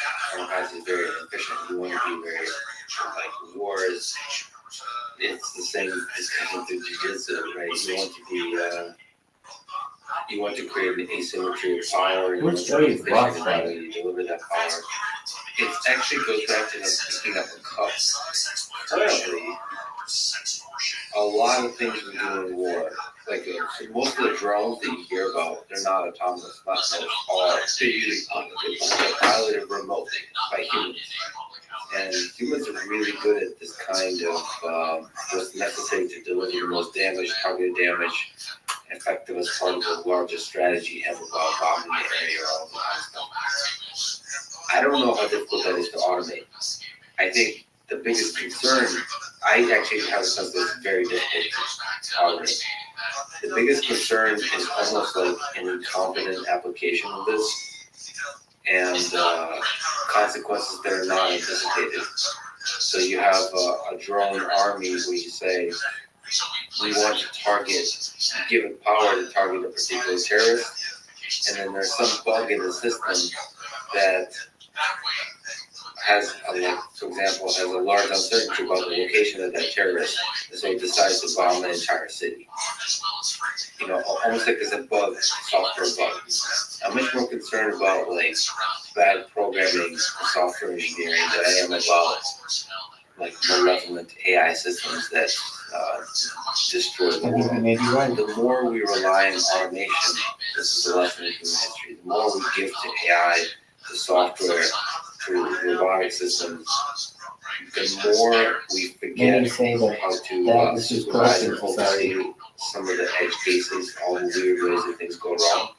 And the more stupid software bugs can lead to huge damage, like, you know, even like nuclear explosion, those kinds of things. If we add AI into the launch systems for nuclear weapons, for example,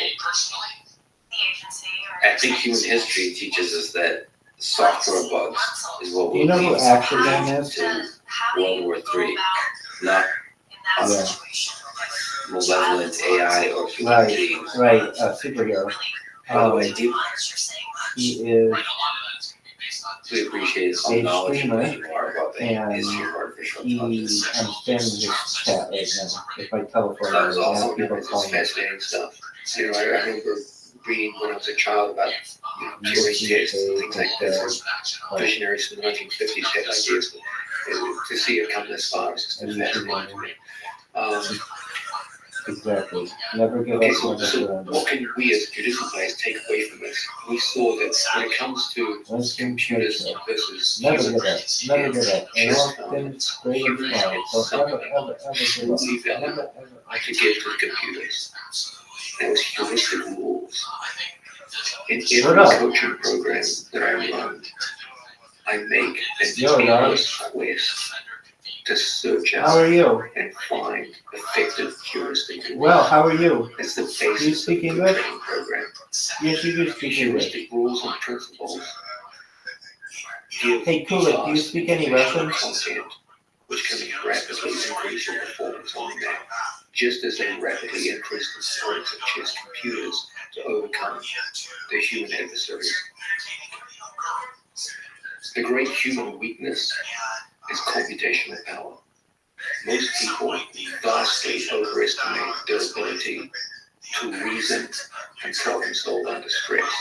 In fact, numerous psychological studies have shown that humans can balance a relatively small number of competing options in stressful decision making. But what we do have, what is it, the great and unique human gift is this idea to come up and arrive at heuristic rules and principles which turn out to be very effective guides for behavior, for both human behavior and artificially intelligent behavior. Make that your focus in study. How long have you been in Don't the try to Harry Potter remember community? 10,000 different details on a move. Okay, that's human weakness, not human strength. Our strength is heuristics. Make that your focus, not endless computations over 25 details here, moves with 27 details here. That's not what humans are good at. The uniquely human strength is arriving at these heuristic rules and principles which guide our behavior, which provide simplification, which enable us to take vast amounts of information and parry it down to a few simple rules that effectively guide our behavior. Take that core insight in the discussion that Rex and I just had. It was a complex discussion. We both apologize for quickly over. That was awesome. That dragging you into some details there, but take that away from the love. It's going to make you better at you. Sorry, Rex. That was a really exciting discussion. And, the depths of knowledge and the dimensions of knowledge you have and interest you have is just fascinating. Is there advice you have for complete beginners, for white belts? They're starting jiu-jitsu, they're listening to this, they haven't done jiu-jitsu. I know there's a lot of people who are super curious to start. Is there advice you would give them on their journey? I'm just going to talk about just getting better on the map. Okay, there's 1,000 other things to talk about in terms of like morale and systems and how often is your training. 1,000 things to get rid of your girlfriend and boyfriend. Let's put that aside. That's probably the basic advice we get. It goes back to what we said earlier. I always advocate start your training from the ground up.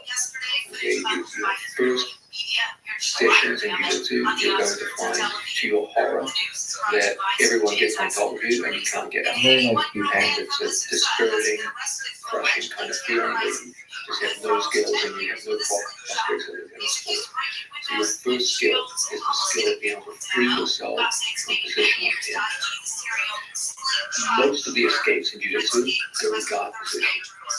And so once you get someone in your guard, they're going to look to pass your guard and get back into those positional pins that you just escaped from. And that's just as crushing as getting pinned. You feel like every time you try to hold someone in guard, they just effortlessly pass you by.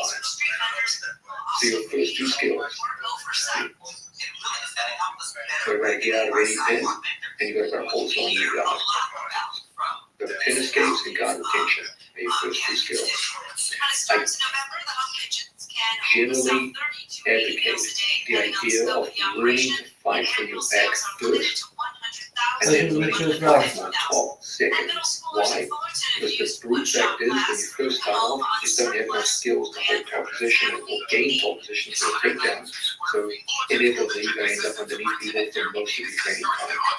Your training should reflect that in the early days as a white belt. Start with the first two skills you need. They're not the most exciting, they're not sexy skills that are going to make you look like a stud in the training thing. They're going to keep you alive long enough to learn those sexy skills in the future that will make you look like a stud. Start with pin escapes, go to guard retention. Focus heavily on those two. When you start to get into offense, start with ball position. There is a clear continuity between your pin escapes, your guard retention, and then your guard itself. You've got different options. Here it is on a phone. Some of you don't like closed guard. Some of you are gonna like variations of open guard. Some of you are gonna like to be seated. It's Some of you failing are like like telephone numbers. some of you are It's like call text Rabbi Rothschild, 900-669-8825 for top phone sex in my and experience, sexology. most people benefit the most by starting with half guard first. I know that traditionally Jesus has been taught closed guard first and then all the other guards. You gotta get in there, get in their mind. Believe in the idea of start with pin escapes, then go to guard attention, and then start with half guard ball. Exactly. That way you get a nice continuity between your first three skills and you make good progress over those first 3 to 6 months of intensive. What does it take to get a black belt? Exactly. There we go. To show up, pay your fees. Don't set your goals low, okay? Don't even ask yourself that question. No one cares you got a black belt. Okay? The only thing that counts is the skills you have. I know plenty of black So belts. there is a psychological Okay, there's a lot of them out there. theory known as the mirror. I want to get a black belt. Ask yourself something much Mirror. more important. Hold on a second. Mirror. How good do I want to be? I want to be damn good, right? Exposure. Your exposure theory, which is the idea that the more and more you see an advertisement, a label, a person, the more familiar you become with them, the more you like them, just no matter what. Facet facing jiu-jitsu, which is Exactly. self-defense.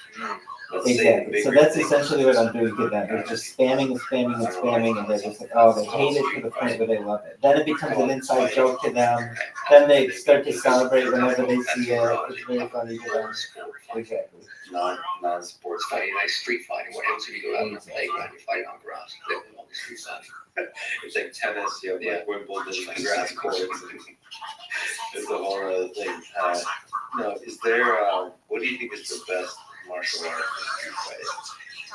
What is the best set of, You take care, Kulik. It was a pleasure to catch up with you. white I'm belts? glad you got to see my box, and hopefully it's not too much longer, and then vital. What is the set of techniques? Maybe Yes, sir. martial Take care, arts my that's friend. best for street fighting? Love you too. Bye, Bye, baby. You're asking some truly That's fascinating cool with questions. everybody. Um, Now we're going. The way this gets framed as a question is often condemns you to bad answers from the start. This is, As a questioner, I'm trying to achieve asymmetry of power, and I'm winning. Put you in a bad position. don't worry so much about, people always gonna say, you know, is this martial art better or is this martial art better? The truth is, there's only one way to say this. Combat sports are your best option for self-defense. There are many martial arts, and there's a rough divide between the two. Those that fall into combat sports and those that fall into non-sporting martial arts, where there's no competitive live sparring element, where most of the knowledge is limited to theoretical knowledge reinforced by passive drilling. If you have a choice between a combat sport versus a non-sporting art based on theoretical knowledge and passive drilling, go with combat sport. Nothing will prepare you for the intensity of a genuine altercation better than combat sports. Many people, as I say these words, are probably horrified to hear me say this, and immediately go to rebut and say, no, combat sports is exactly the wrong thing for you to do because they have safety rules, etc., which could easily be exploited in a real fight. And if I fought a world championship boxer, I would just poke him in the eye or kick him in the groin, etc. You hear these arguments 1,000 times. Yes, there is some validity to these things, but as a general rule, if you ask me to bet in any form of street fight, call it what you want, between a combat sport adherent versus someone who simply trains with drills and talks in terms of theories of what they would do in a fight, I'm going to go with the combat sport guy every single time. Now, having said that, combat sports need to be modified for the use of self-defense street fighting. We haven't agreed on the term yet, we'll figure it out later. What does this modification consist of? Well, some of it is technical. Okay, for example, a boxer in a street fight now has to punch without wraps or gloved hands. That's problematic. Okay, your hands are not really designed for heavy extended use of shoving hard objects. There's a very high likelihood of breaking your hands. Mike Tyson is one of the finest punchers that ever lived. Like one of his more famous street fights against Mitch Green in the late 1980s, he broke his hand with one punch that he threw hit the wrong part of the head and broke his hand. He was one of the most gifted punchers of all time. He could do it. You'll certainly have trouble protecting your hands and when you go to throw blows. Nonetheless, this is easily modified, and so a boxer can throw with open hands or with elbows, and so just a small modification of technique can overcome that problem. So what you'll find is that the general physical, mental conditioning and skill development that comes from combat sports, allied with technical modifications, and then the most important of all, tactical modifications, will provide your best hope in altercations outside of sports in the street or wherever you find yourself.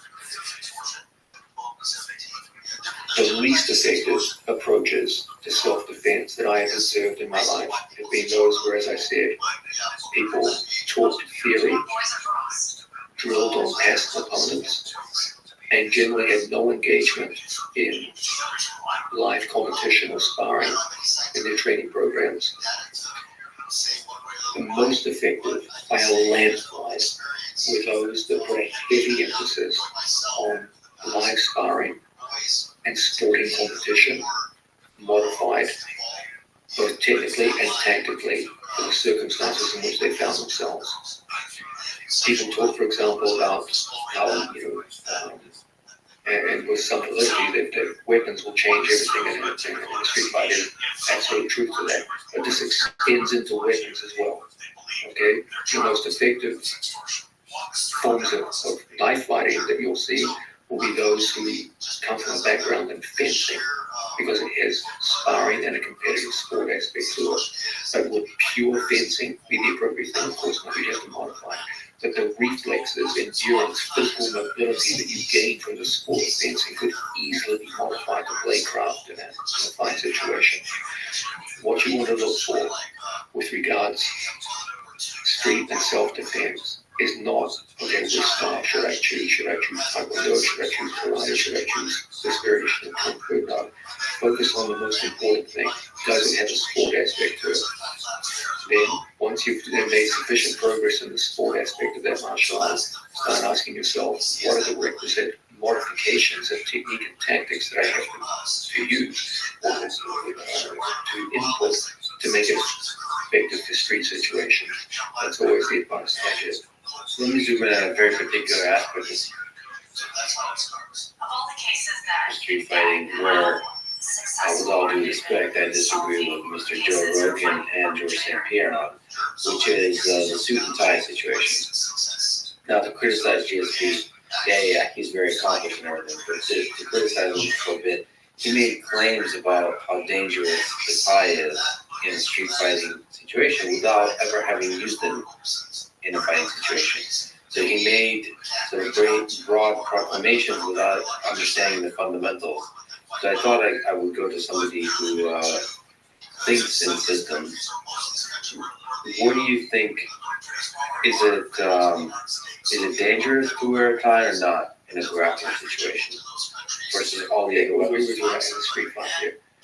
It's going to have a lot of strength to wear a tie in a grappling competition. It would be.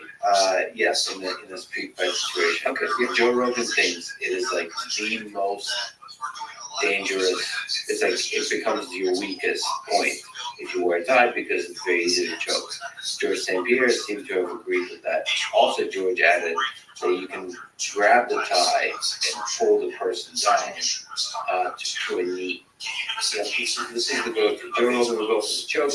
George St. Pierre will go for the tie to the knee, which I was saying is ridiculous. So, okay. First off, I actually can speak with experience on this because I worked as a bouncer for over a decade, and most of the clubs I worked at did not require a suit and tie, but occasionally they did. Okay, let's first differentiate between the kinds of threads when you wear a tie. If you wear a tie, if there is going to be a thread, by far the more important thread is not strangulation. Okay, being strangled by your tie is possible, but it is a poor choice. There are many other ways to strangle people that are far more efficient. If I strangle you by your tie, I'm literally in front of you. As I go to apply the stranglehold, that can easily be eye gouged. If you're going to strangle people on the street, do it from behind. And there's much better ways to do it than that. Hear that, Joe Rogan? With regards to the snap down question, that is more of a problem. I always recommend if you are going to work as a bouncer with a tie, wear a clip-on tie so it just comes off immediately. If you don't like clip-ons, then you can use a bow tie. I used to work for years with in hip hop clubs with members of the Nation of Islam security team. They were known to have various factions, but the one I worked with the X-Men, and they would always wear bow ties, which of course can't be grabbed. Now,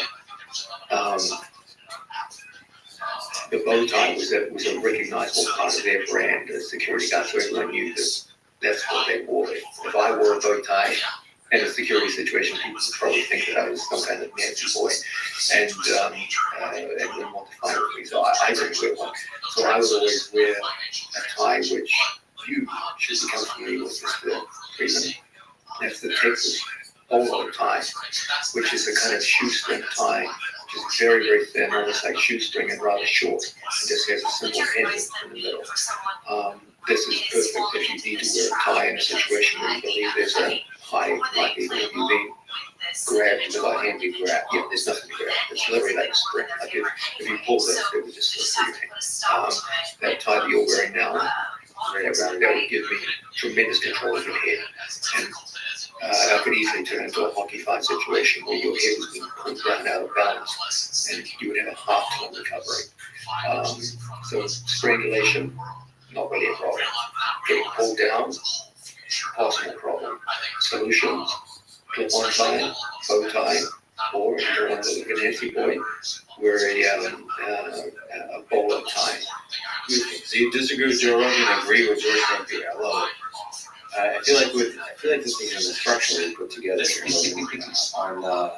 on street fighting and the tie. Speaking of Joe Rogan, let me ask the following question.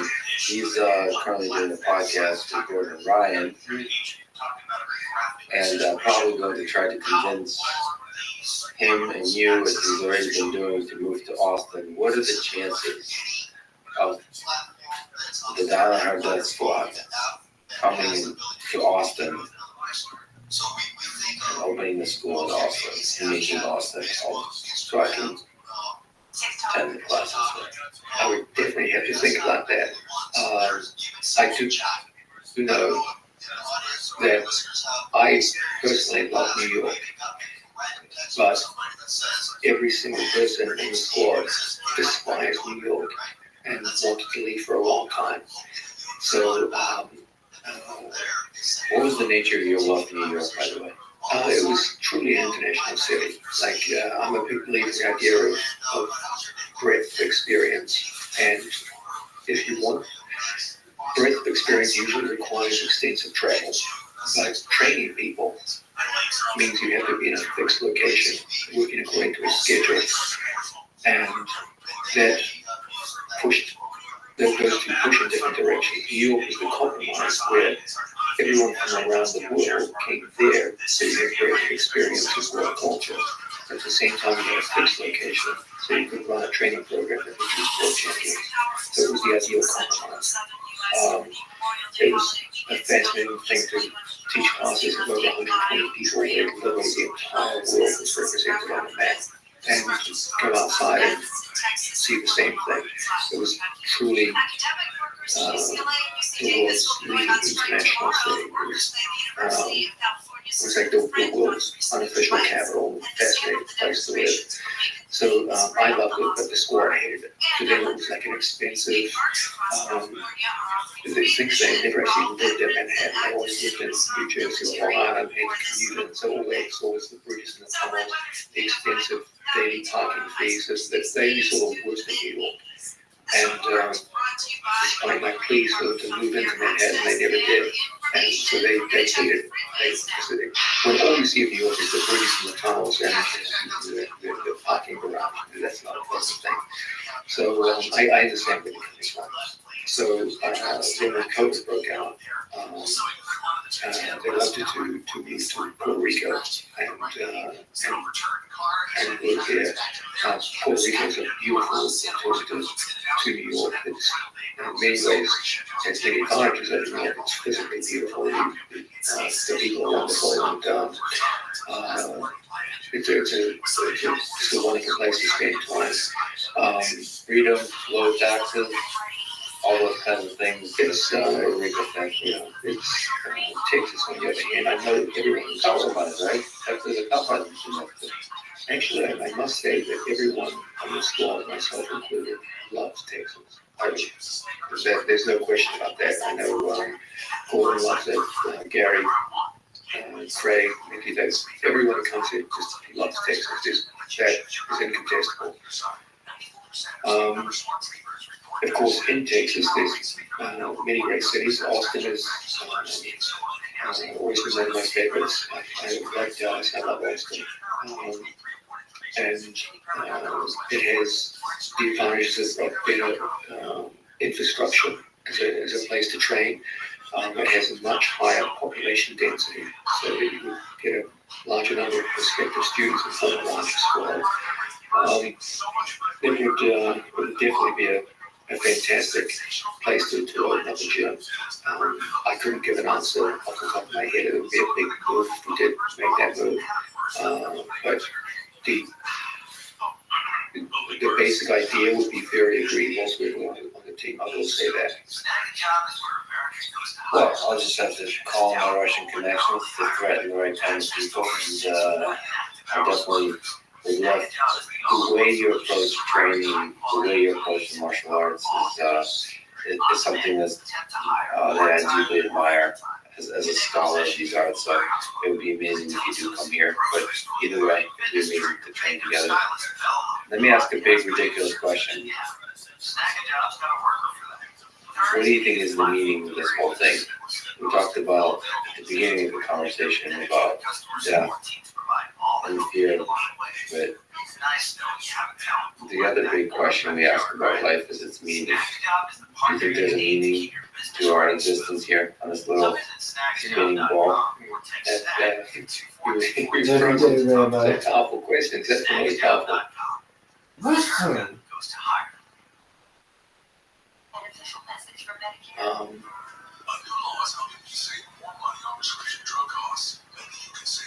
For most of human existence,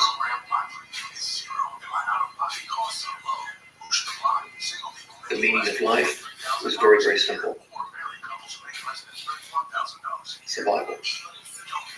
The only thing that humans cared about was just surviving, because it was so damn difficult for the early years of human existence on this earth. If you look at ourselves as biological agents, everything about our body is set up with one mission, and that is survival. Every reflex we have, every element of our structure is built up on the battle to survive. And then humans did something remarkable. They elevated themselves through the use of technology and social structure to the top of the food chain. So that they went from extremely vulnerable. If you think of a naked human being alone and put them in the Serengeti plains in Africa, into deep shit. Okay, if you look at a human being as a survival organism, just by itself, naked, they are among the most feeble at that task in the entire animal kingdom.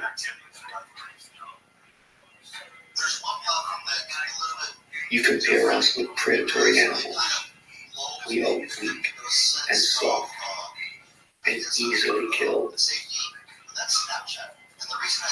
But if you take that same human and put them in a group and you give them basic technology, steel, spear, a knife, he goes from the bottom of the food chain to pretty much at the top. And so humanity found itself in a crisis that emerged out of its own success. For most of its history, their only interest was the battle to survive, and they did it. I don't know how they did it, they did it. They got through ice ages, droughts, famines, disease, everything. And they found a way to get to the top of the food chain. And that's where it all got interesting. Because that organism whose only interest was in survival had, for the first time in their history, a more or less guaranteed survival. And so the big question now is, how we survive. There's no more danger. The average human being finds himself in a world now where there's almost zero danger from predatory animals, where getting a meal is the easiest thing ever, where getting to and from work is not problematic at all, where the majority of infectious diseases, medical complaints can be resolved in a hospital fairly easily. And so they start casting their mind around, okay, what do I do now? And so the minute mankind's existence became more or less guaranteed, the problem shifted from survival to meaning. And we found ourselves grappling with a whole new issue that had never occurred to our ancient forefathers, but which now becomes one of the centerpieces of our. When you look at your own life, when you look back, you think, I did a hell of a good job. You know, Hunter S. Thompson has this line that I often think about. That life should not be a journey to the grave with the intention of arriving safely in a pretty and well-preserved body, but rather to skid in roadside in a cloud of smoke, thoroughly used up, totally worn out, and loudly proclaiming, wow, what a ride. That is the complete opposite of survival. Well, not complete opposite of survival, but basically embracing danger, embracing risk, going big, just living life to the fullest. So within that context, what would make you proud of a life well lived? When you look back, you and John Donner looking back at your life. First, I want to address that question, but let's first look at why Hunter Thompson can say that. Because his life was more or less guaranteed and safe. If you look at animals in the animal kingdom, the pattern of their life is very simple. They take the least risk possible to secure their existence. Lions are powerful creatures, but when they go hunting, they typically go for the weakest animals they can kill in order to eat, because they don't want to take the risk of injuring themselves, knowing that if they do, they die. So the brute reality is, the only people who can talk about having casual danger in their lives are those whose lives are guaranteed. And a fascinating small tangent, Hunter S. Thompson took his own life. That seems like a deeply human thing with suicide. Yes. That's a fascinating question in itself. If you look at the number of suicides per year, it's shocking statistic that gets almost no recognition. And yes, uniquely human. very, very few animals you see killing themselves because their whole thing is just survival. And that humans have also claimed survival is more or less guaranteed to kill themselves in vast numbers. Usually linked back to the idea of meaning because it's so hard. It was hard to win the battle for survival, but it's 10 times harder to win the battle for meaning.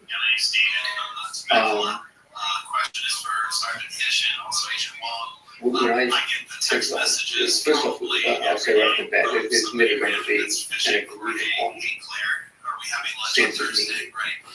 There's, as I said, there was one thing that our physical bodies agreed upon, which is hardwired biologically into us, and that's survival. And once we got to more or less guaranteed survival, then all bets were off. At that point, you just have to start listing your own criteria. What one person will describe as a meaningful life, another person will decry as meaningless or wasted. There's something terrible about the idea that we're sitting around and waiting for meaning to show up on our doorstep.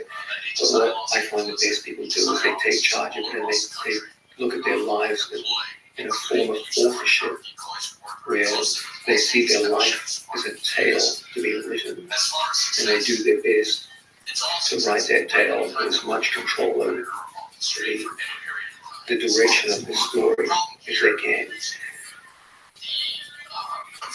In the end, we will have to just try and write our own story. We will have our own interests. I try to bring in the sense that even though I'm an atheist, I don't believe that we go on to live after this. I believe that there's a possibility of God in an afterlife. I don't say it's impossible. In order for me to believe that they exist, I had to see their evidence, and I see currently. Nonetheless, I do believe that there is a great value in the idea of living for something bigger than yourself. The moment you see yourself as the be-all and end-all of your existence, you're in for a meaningless life, and nothing will ever satisfy you. You can have all the money in the world, you can have all the power in the world, you'll be empty inside. I do believe that humans have a deep and abiding need to follow the interests of a group bigger than themselves as an individual.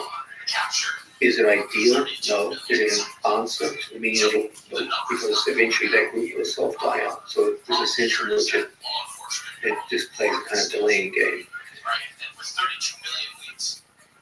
But I do believe that in order to live a happy life, meaning is a central part of that, and the deepest sense of meaning, not a fully complete answer, but a better answer than most people give, is to find something which hopefully does very little harm to people around you and mostly benefits them, which enables you to become part of the community.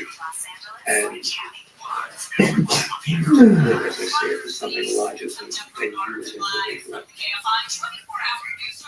If there is such a thing as a perfect conversation, it would be a conversation on death, meaning, and robots. With the great John Donner, I've been a fan. It's a huge honor that you waste all your time today. Thank you so much for talking to me. Thank you.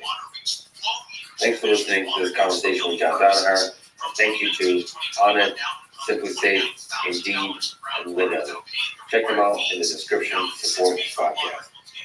And now, let me leave you with some words from John Donner himself. In fighting and competition, the objective is victory. In training, the objective is skill development. Not confuse them. As such, one of the best ways to train is to identify the strengths of your various partners and regularly expose yourself to those strengths. Thank you for listening. Hope to see you next time. The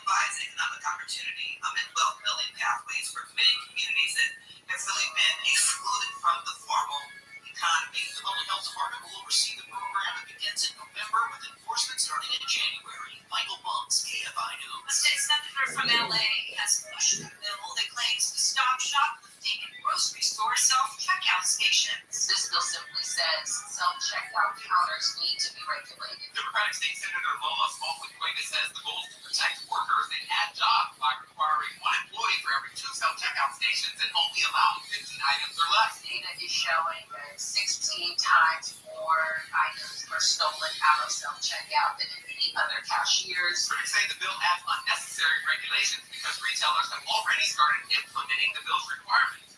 The bill passed the Senate last week and is now at the Assembly. Corbin Carson, KFI News. 350 veterans buried at the Downey Cemetery have been honored on this Memorial Day. Each military gravesite has a standing white cross with an American flag gently waving in the wind. This little boy's here to pay tribute to those who came long before him to fight for his freedom. All the military people have died and been buried here, and we never will forget them. And Tresorius is a Navy vet who served during the Vietnam War, and overlooking the grave sites, he says today's a reminder that freedom is never free. We're fighting for this every single day.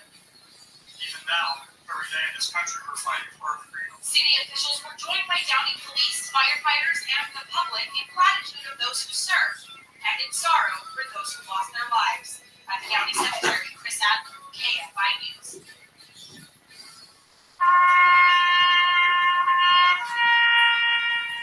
President Biden has laid a wreath at the tomb of the unknown soldier in Arlington National Cemetery. He spoke in honor of the 156th National Memorial Day of Observance, saying the U.S. has one sacred obligation to prepare those who sent into battle and to take care of their families if they don't come home. Earlier, President Biden hosted a Memorial Day breakfast for veterans at the White House. On Friday, he issued a proclamation to recommit to honoring the memories You and Magnus played a private game, 40 games of Blitz in 2010 in Moscow at a hotel.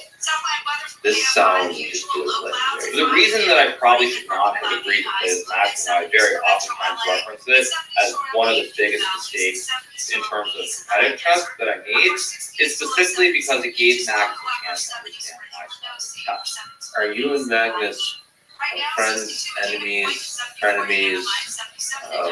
What's the status of the relationship? Yeah, I think with all the rivalries in chess, everybody tries to hype it up like everyone hates each other. But the thing is, at the end of the day, yes, we're very competitive. We want to beat each other, whether it's myself and Magnus or other top players. But we also realize that it's a very small world. Like, a lot of us are able to make a living playing the game as professionals. And as I alluded to earlier, the top 20 to 30 players can make a living. So even though we're competitive against each other, we want to beat each other. There is a certain level of respect that we have, and there is a sort of brotherhood, I would say. So all of us are, I would say, The following is a conversation with Hikaru Nakamura, a chess super grandmaster. He's one of the greatest chess players in the world, including currently being ranked world number 1 in Blitz chess. He's also one of the most popular chess streamers on Twitch and YouTube, which you should definitely check out. His channel's name on both is GM Hikaru. This is the Let's Read My Podcast. To support it, please check out our sponsors in the description. And now, dear friends, here's Hikaru Nakamura. You and Magnus played a private game, 40 games of Blitz in 2010 in Moscow at a hotel. This sound is really legendary. Final score is 24.5 and 15.5 for Magnus. Where did you find out the score? I'm actually curious. I don't know if it was publicly said or it was very briefly said, but it wasn't ever mentioned in a serious way. So I think it's a deep dive based on a few links that started as a subreddit, which is how all great journeys start. yeah, so this is kind of a crazy story. This was not pre-planned at all. I remember this quite well. I went out to dinner that final night with someone who was actually very high up in the internet chess club at that time. I went out for a nice dinner. I think I had a couple of drinks, maybe wine, beer, I don't know what it was. And I think towards the end of the dinner, somehow they got word of this and they relayed the information to me that Magnus wanted to play a private match. Now, I agreed to play this match. Probably I should not have, and actually has nothing to do with the state of having been out, had a few drinks, anything of that nature. But the reason that I probably should not have agreed to play this match, and why I very oftentimes reference it as one of the biggest mistakes in terms of competitive chess that I made, is specifically because it gave Magnus a chance to understand my style of chess. And at the time, I actually had pretty good results against Magnus. I think maybe he was up 1 or 2 games. But there were many games where I had been pressing close to winning him prior to that match. And so when I went and played that match, there were a few things that happened. First of all, Magnus really started to understand my style because we played all sorts of different openings. And so I think he understood that at times I wasn't so great in the opening, and there were many openings where I would play slightly dubious variations as opposed to the main line. And then secondly, from my standpoint, the problem that I realized since we were playing with an increment, there were many games where I was close to winning, and he would defend end games amazingly well. He would defend what are technically drawn end games, but where I would have like an extra pawn, it would be like rook and bishop versus rook and knight. Say I have 4 pawns, he has 3 pawns, end games of this nature. Now, if you aren't super into chess, you might not understand what I'm referring to. If you are, you will. But there are end games where one side might have extra pawns, say extra 2 pawns, but theoretically different. So can you give an example of the 7 pieces? We're talking about 5, 6, 7 pieces. Like okay, like a very basic one would be rook and 4 pawns against rook and 3 pawns. So that would be 9 total pieces on the board. 4 pawns on one side, 3 pawns on the other side. But it's all on the same side. Now this is a technical draw. It's been known for probably, let's just say, 70 years roughly, give or take, that this is a theoretical draw. No matter the position of the pawns. Just all the pawns are on one side. So like where they are. So it's like let's just say they're 4 pawns, right? There's 4 pawns, and black is 3 pawns. So your pawns are on H6, G6, and F6. And there are no other pawns on this, something like this. And you both have rooks. And it's a draw. No matter what the next like 50 moves of the game are, we know that it's a draw now. With perfect play. And so it's things like this where Magnus would actually say, I want to say like 5 or 6 of these. And I remember it quite well because I think the score was very, very close up until probably the last like 10 games of the match. And then at the end, he started winning in spades. There were a lot of situations where he was up like 1 game or maybe 2 games in the match, and I had some end game like this, and I was not able to win the end game. And so for me, after that match, it wasn't even so much that I lost the match or the margin I lost the tie. It was the fact that I realized how hard it was to beat him, even once we got the advantage. And I think for Magnus, he learned that my weakness was openings. I remember because I don't remember the game itself. There was a game we played in Sicilian, and he played this variation with Bishop G5 on move number 6. I'm sure you can insert a graphic later. I can show you. And I think it's a type of opening.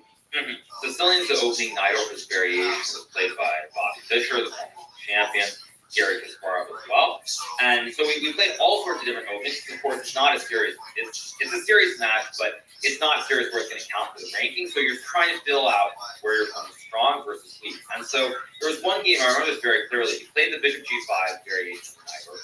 And I think I played E5 or I played Knight D7 in E5, which is dubious. It's not the best response.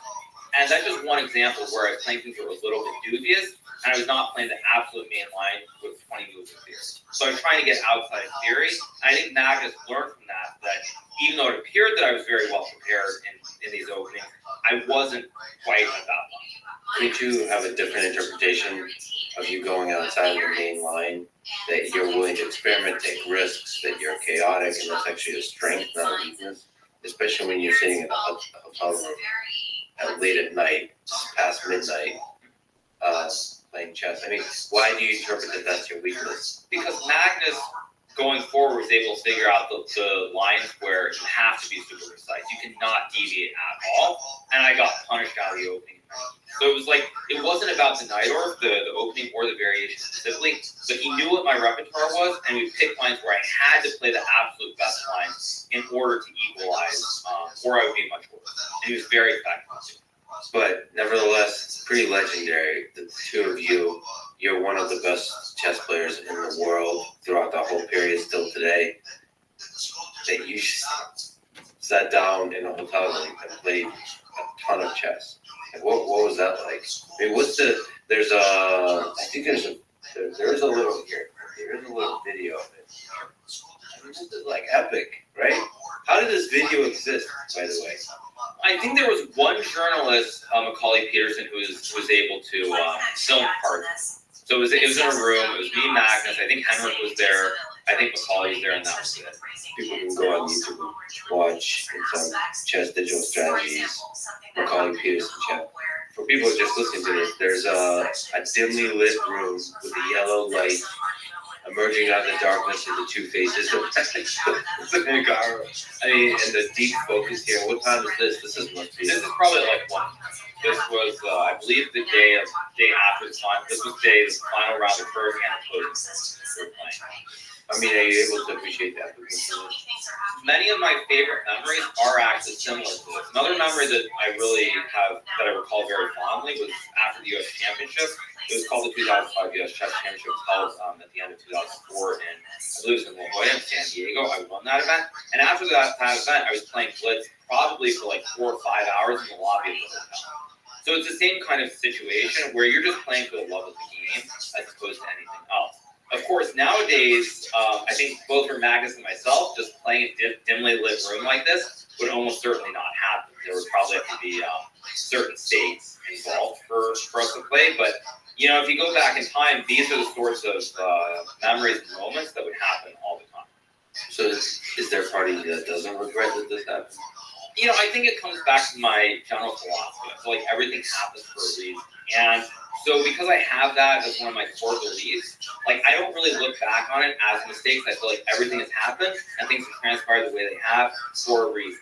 If I look at it in terms of potentially like world championship aspirations, I think certainly it was a big mistake. Because from a competitive standpoint, Magnus figured out what my weaknesses were at the time, and he exploited it for many, many years. In fact, I think if you look at the match I played against him in the Meltwater tournament at I think that was in June, or no, it was later. It was like September of 2020. We played this epic match. It was the finals of the tour, and it went all the way to the 7th match. Magnus won Armageddon.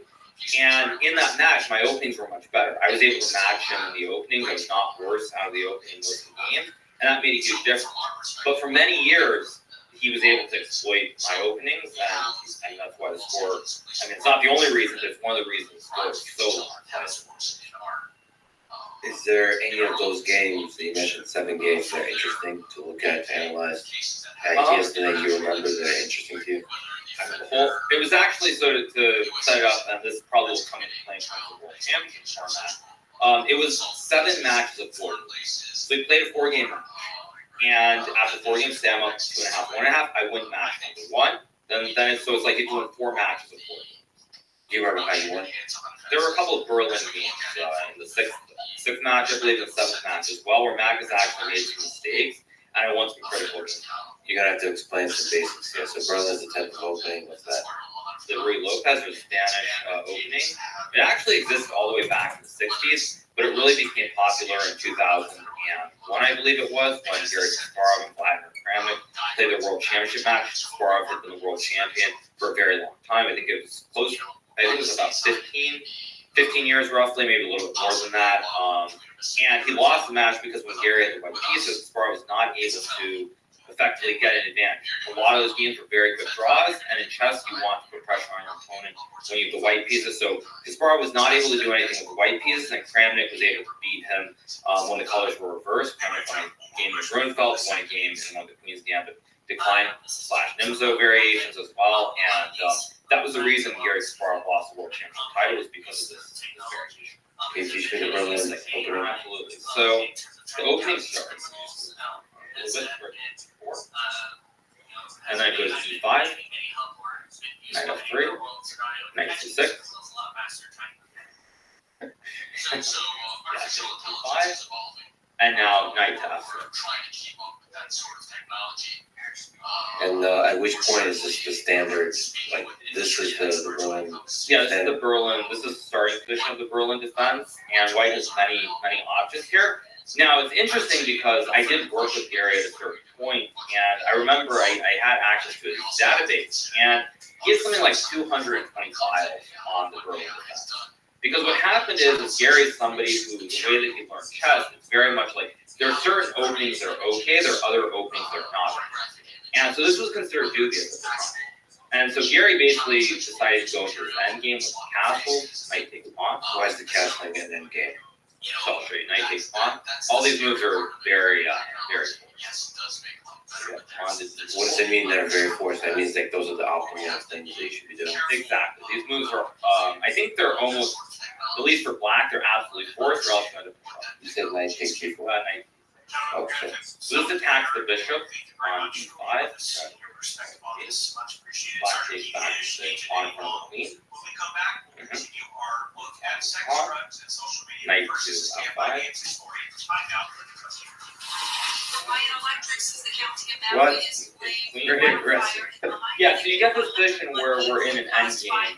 Got it. You just ruined all the normal conventions, I guess. Right. On the other hand, the Kramnik was quite brilliant because Gary, what he was known for was opening preparation and getting the advantage. He was very tactical, very aggressive player, and you're playing an endgame. Now, Gary basically thought that this was better for white, and he tried to prove it. And he was unable to prove it, I think, up until maybe it was game 9 or game 11. Actually, maybe I got the order wrong, but he was even number games. Basically, he spent 4 or 5 games with white. He was trying to win this endgame, and he was not able to win. In fact, he didn't even come close to proving an advantage, so he kept wasting the white pieces in that match. And Kramnik basically took advantage when he had the white pieces and Gary had the black pieces. He was able to win some games in very nice style, and that was different.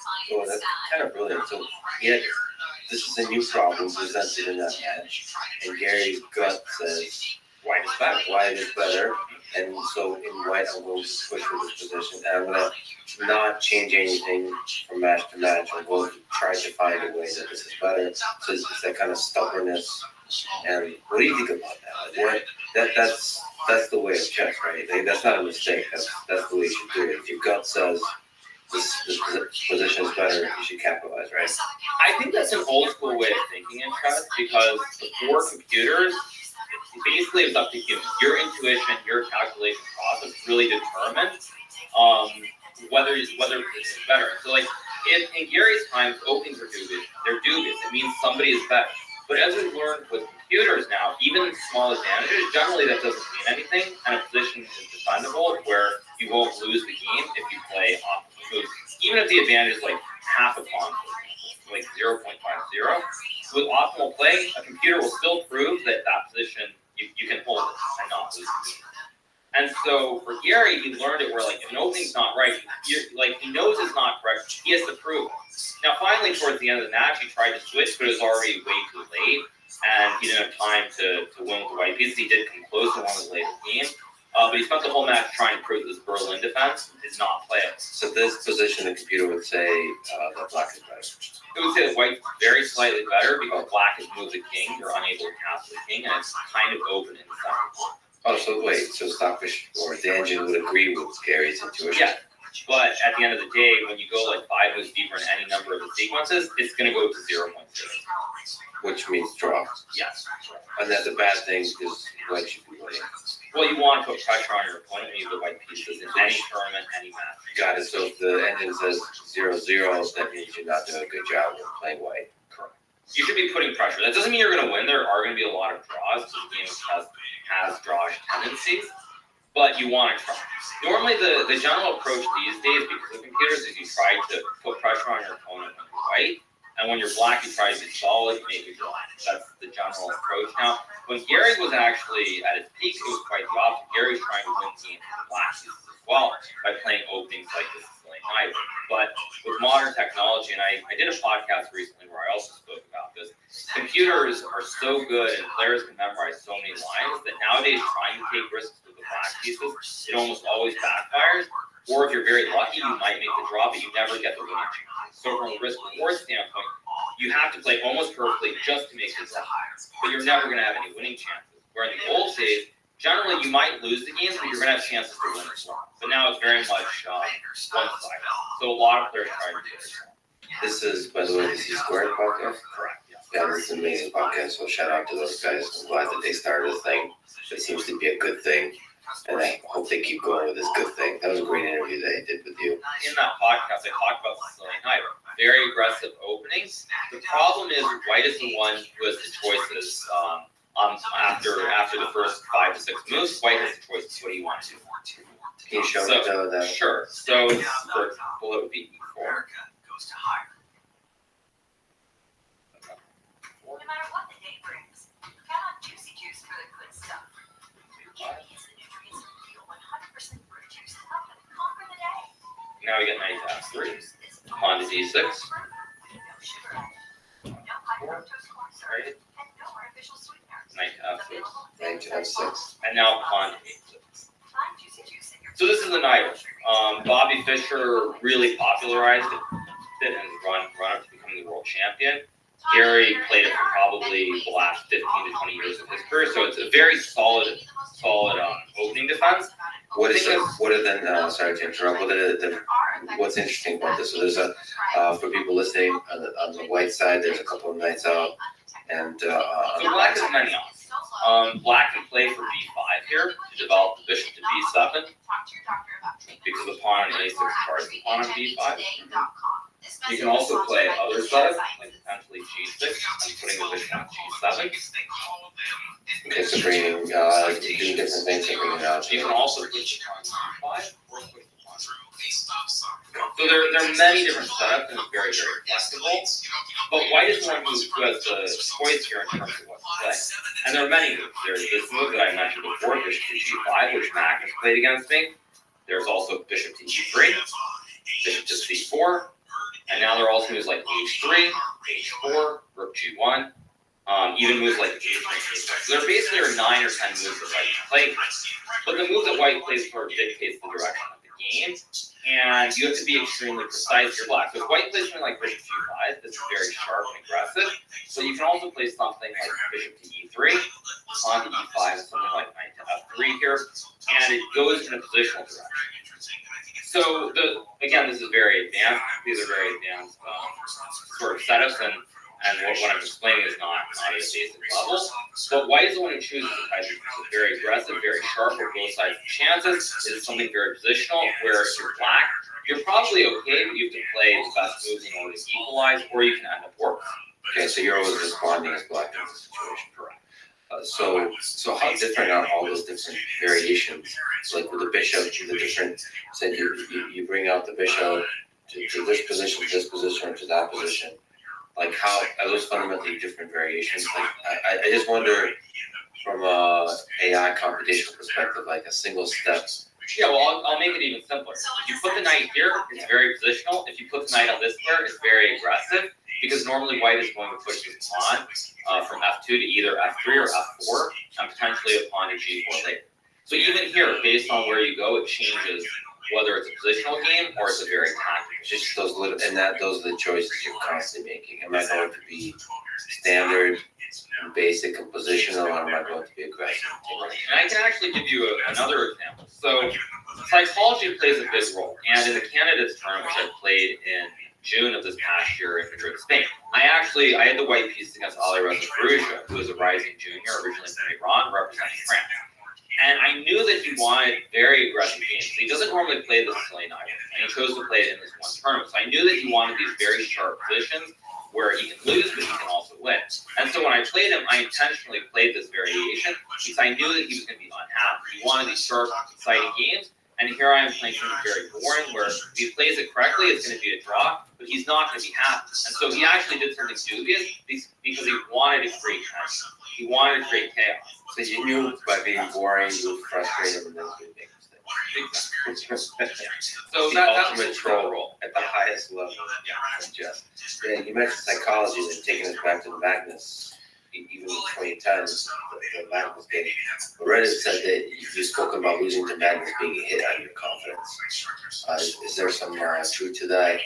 So is there some aspect about that 2010 match that's not just about Magnus figuring stuff out, but just a hit on confidence? Like, how important is confidence at that level when you're both young and like firing on all cylinders? Well, it's not just probably this is the problem everybody has to play against Magnus, because what happens is on a broader level, when you play against somebody, no matter who you're playing against, but when they're somehow able to save positions where they're much worse, almost in miraculous ways, the way that Magnus has done against everybody. He's done it against me, done it against Aronian many times, done it against Kramnik, just about everybody.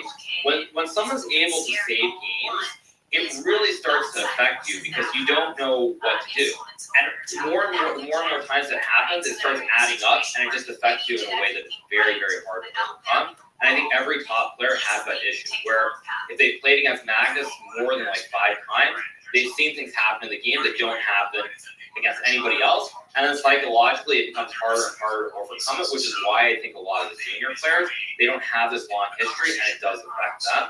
As far as myself directly, certainly after that match, though, it was not the same playing as that. Because I viewed him completely differently, too. After all those games where he was saving these end games, I started thinking, like, this guy is superhuman. But you can't really have those thoughts when you're playing competitive. But in the back of your mind, it's always there. And I think every top player has that. Is there a way to overcome that? Because you have to.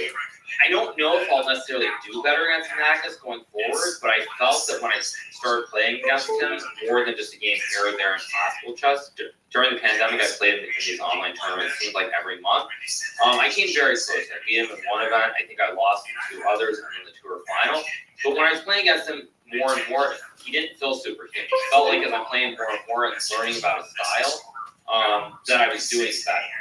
So I think for me, the weird thing is that I just wasn't playing against him that many games. But when I started playing against him like 20, 30 games during the course of the year, I actually started feeling more confident because I feel like I can compete.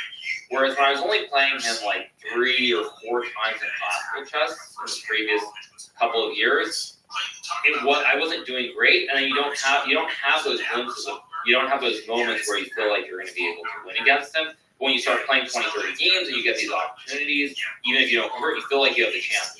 When you play 3 or 4 games and you might lose 1, draw 3, you never have those opportunities, so you feel very negative about what's going on. When you were able to beat him, or not necessarily win the game, but win positionally something, what was the reason? Like, technically speaking, the matchup between the two of you, where the whole thing were? I mean, the answer, I think, is actually quite simple. I think it's all psychological, actually, more than anything else.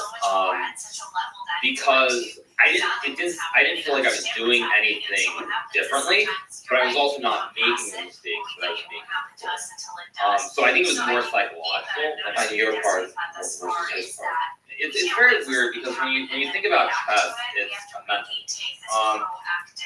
But we all are capable of beating Magnus, all of us. But we all have very, very bad scores against him. And I think people underestimate how much of a role that plays. And for me, when I played him in these online events in 2020 specifically, I felt like there was really nothing to lose. Which also ties into everything else that happened during the pandemic as well. But I felt like there was nothing to lose, and I felt like I was playing very freely, unlike before. Now, that's not to say that Magnus isn't a better player, that somehow I expect to beat him, but I felt like I wasn't making the same mistakes that I was making in the previous years. If you dig into the psychological preparation, is there something to your mental preparation that you do that makes you successful? Like, what are the lessons over all these years that you learned? What works, what doesn't? You drink a bunch of whiskey the night before. Is there some small hacks or major ones about how you approach the game? It's really hard, sort of, in a way, because I feel like I'm 2 different people. I was one person up until the pandemic as a professional chess player solely, where I earned all my income. Everything was derived from that. And from the pandemic on, I'm sort of a different person, because that is not where I'm making my income from. And so the whole psychological profile that I had before is completely different now. There's this joke about the I literally don't care phrase that I've used. And in a sense, what that means is not that I don't care. Obviously, I'm competitive. I want to do well. But if I lose a game or I don't do well in a tournament, it's not the end of the world in the same kind of way that I felt it was before, because that pressure of needing to always perform was very, very hard. And so I think before the pandemic, what I would try to do more than anything is just not think about the previous game for the most part. Like, say I had a bad game, I'd go out for a walk that evening, just clear my mind, these sorts of things. Now, they aren't really hacks per se, but it's trying essentially to focus on that. So I literally don't care. It's not just a meme. It's a philosophy. In a sense, it's a way of being. I mean, it's basically that. Yes, like, I do want to perform well. I'm going to give it my all, but it's not like if I lose a game, it's not the end of the world. That should be the title of your autobiography, and it should be I know you're probably mortal, but if you do happen to die, that should also be in your tombstone. Charles Bukowski has "Don't Try," which I think emphasizes a similar concept, but slightly different, more in the artistic domain, which is, a lot of people have different interpretations of that statement, but I think it means don't take things too seriously. Yeah, I mean, I agree with that completely. I think that if you look at my career prior to the pandemic, I put huge amounts of pressure on myself because I really wanted to be as good as I could be, but it was the way I was earning a living. And one thing that's very difficult about chess is that only the top 20, maybe 30 players in the world make a living.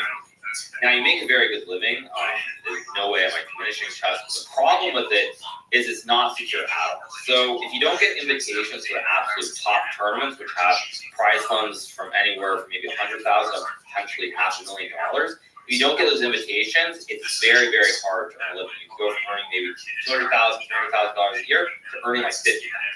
So it's very, very unstable. I think for myself, I really put a lot of pressure on myself in a way that it affected me. Not in a good way. So in part, it was also financial pressure. So like once you're able to make money elsewhere, it makes you more free to take risks, to play the pure game of chess. Exactly. It took all that pressure off, and I'm just trying to play as well as I can, and I don't really worry. Like if I lose a game, it's not the end all be all. And maybe that's just like psychological stuff that I should have tried to sort out before. I mean, I did it for some period of time, like do certain things along those lines, but I became free, and I think it definitely was not about the chess. And that's one of those things that's also very hard, because when I look at myself and when I had these periods where it seemed like I played better and improved, one of these periods was in 2008 where I dropped out of college. I was about 2650 ELO, so I was roughly top 100 in the world. And for the first probably part of 2008, I played very little. Almost not on. I went up to Vancouver. I was living on my own for the first time, and I was not studying that. And then after that period, I started playing, and I actually improved very quickly, and I broke 2700 shortly thereafter. So it had nothing to do with chess. When you moved to Vancouver and weren't doing much, what were you doing exactly? Oh, I was enjoying nature, just going outside, hiking mountains, going and kayaking, all these things that I was not, that I had not done for many years. I'm glad I asked, because I was imagining something else. I was imagining you like drinking, like video games, and okay, cool. That's good. That's an interesting break, to dropping out of college and then taking a break and then giving everything to chess in terms of preparation and so on. Maybe actually you can rewind back to the beginning. You said about yourself that you're not a naturally talented chess player. You probably was, but that's really fascinating, because what would you say was the reason you're able to break through and become one of the best chess players in the world, having been not a naturally talented chess player? I think that this applies to actually chess or any number of sort of basic games, actually, for that matter, is that I'm not naturally talented, but if I don't get something, I try to figure out, why don't I get it? What am I doing wrong? Over and over and over again. And I mean, there are many games like this. There's this funny game on the phone. I'll just use it as an example. There's a game called Geometry. I'm not world class or anything at it. It's just a silly little game on the phone. You play, just tap, and it goes up and down. People probably know what that is. But like I played that for maybe like an hour or so. I just randomly played for once, and I was terrible at it. And I kind of forgot about it for a week. And then I came back, I saw it on my phone, I'm like, okay, what am I doing wrong? Why am I not good at this game? So I spent probably 100 hours over the following month just playing it nonstop, over and over and over again to get better. And again, I'm not world class or anything, but I'm pretty good at the game. And so with chess, it's the same thing. It's like, when I started out, I was like, why am I not good? What am I doing wrong? And I basically refused to accept that I couldn't be good at the game. And so, to start, I played for a couple of months. I did very poorly. And then my parents stopped me from playing for about 6 months. They just said, no, you're not playing. Your brother's quite good, and my brother was one of the top ranked players in the age group in the United States, so you're not. Then after about 6 months, they relented and they let me play. And the first tournament back, it was 4 games. I was playing against other kids. And I won the first 3 games, so it was really good. And I lost the form of checkmate in the 4th game, which is, of course, quite ironic. How did you? I guess this is. How old were you at this time? I would have been about 8 or 7. 8-year-old future top-ranked chess player has. So it's great to know that somebody has lost the last checkmate. It's possible to lose that checkmate. I remember that. Was it? I mean, at that time, did you know that checkmate exists? I mean, I think I probably knew it existed, but I didn't. I was just playing. Like, it's a completely different world now. If a kid goes on their computer, they can immediately figure out what are the basic checkmates, all these different things. At the time, that didn't really exist. You'd have to find it in a book. Yeah, so this is just a basic blunder. Yeah. Yeah, so it's like I came back at the very start, and then I lose like this. But I stuck with it, and I improved very, very quickly thereafter. And yeah, it was very quick. What was the secret to that fast improvement? Like you said, like this very first important step was just saying, like, what am I doing wrong? Like I have to figure out what I'm doing wrong. But then you actually have to take the step of figuring out what you're doing wrong. Yeah, I think it was just I played as much as I could. Like it wasn't like I was consciously thinking about it. As an 8-year-old, you're not really thinking about those sorts of things with the big picture. So I just basically kept playing as much as I could, whether it was online, whether it was with my brother, reading these chess books as much as I could. I just devoured as much information. So you were studying chess books. I wasn't studying from cover to cover. It's like you just study certain diagrams, certain positions. So openings and stuff like that. Mostly tactics, actually. Openings were not, other than top level chess, openings were not a thing, probably. I want to say for players below maybe master level in a serious way until maybe like the early 2000s. So for people who don't know about chess, what kind of tactical ideas are interesting and basic to understand? And once you understand, you take early leaps in a field. Yeah, so it's things like force, for example, where you attack two pieces at the same time, discovered attacks like checkmates, and again, winning like a queen or other material. Those are probably the two most important ones.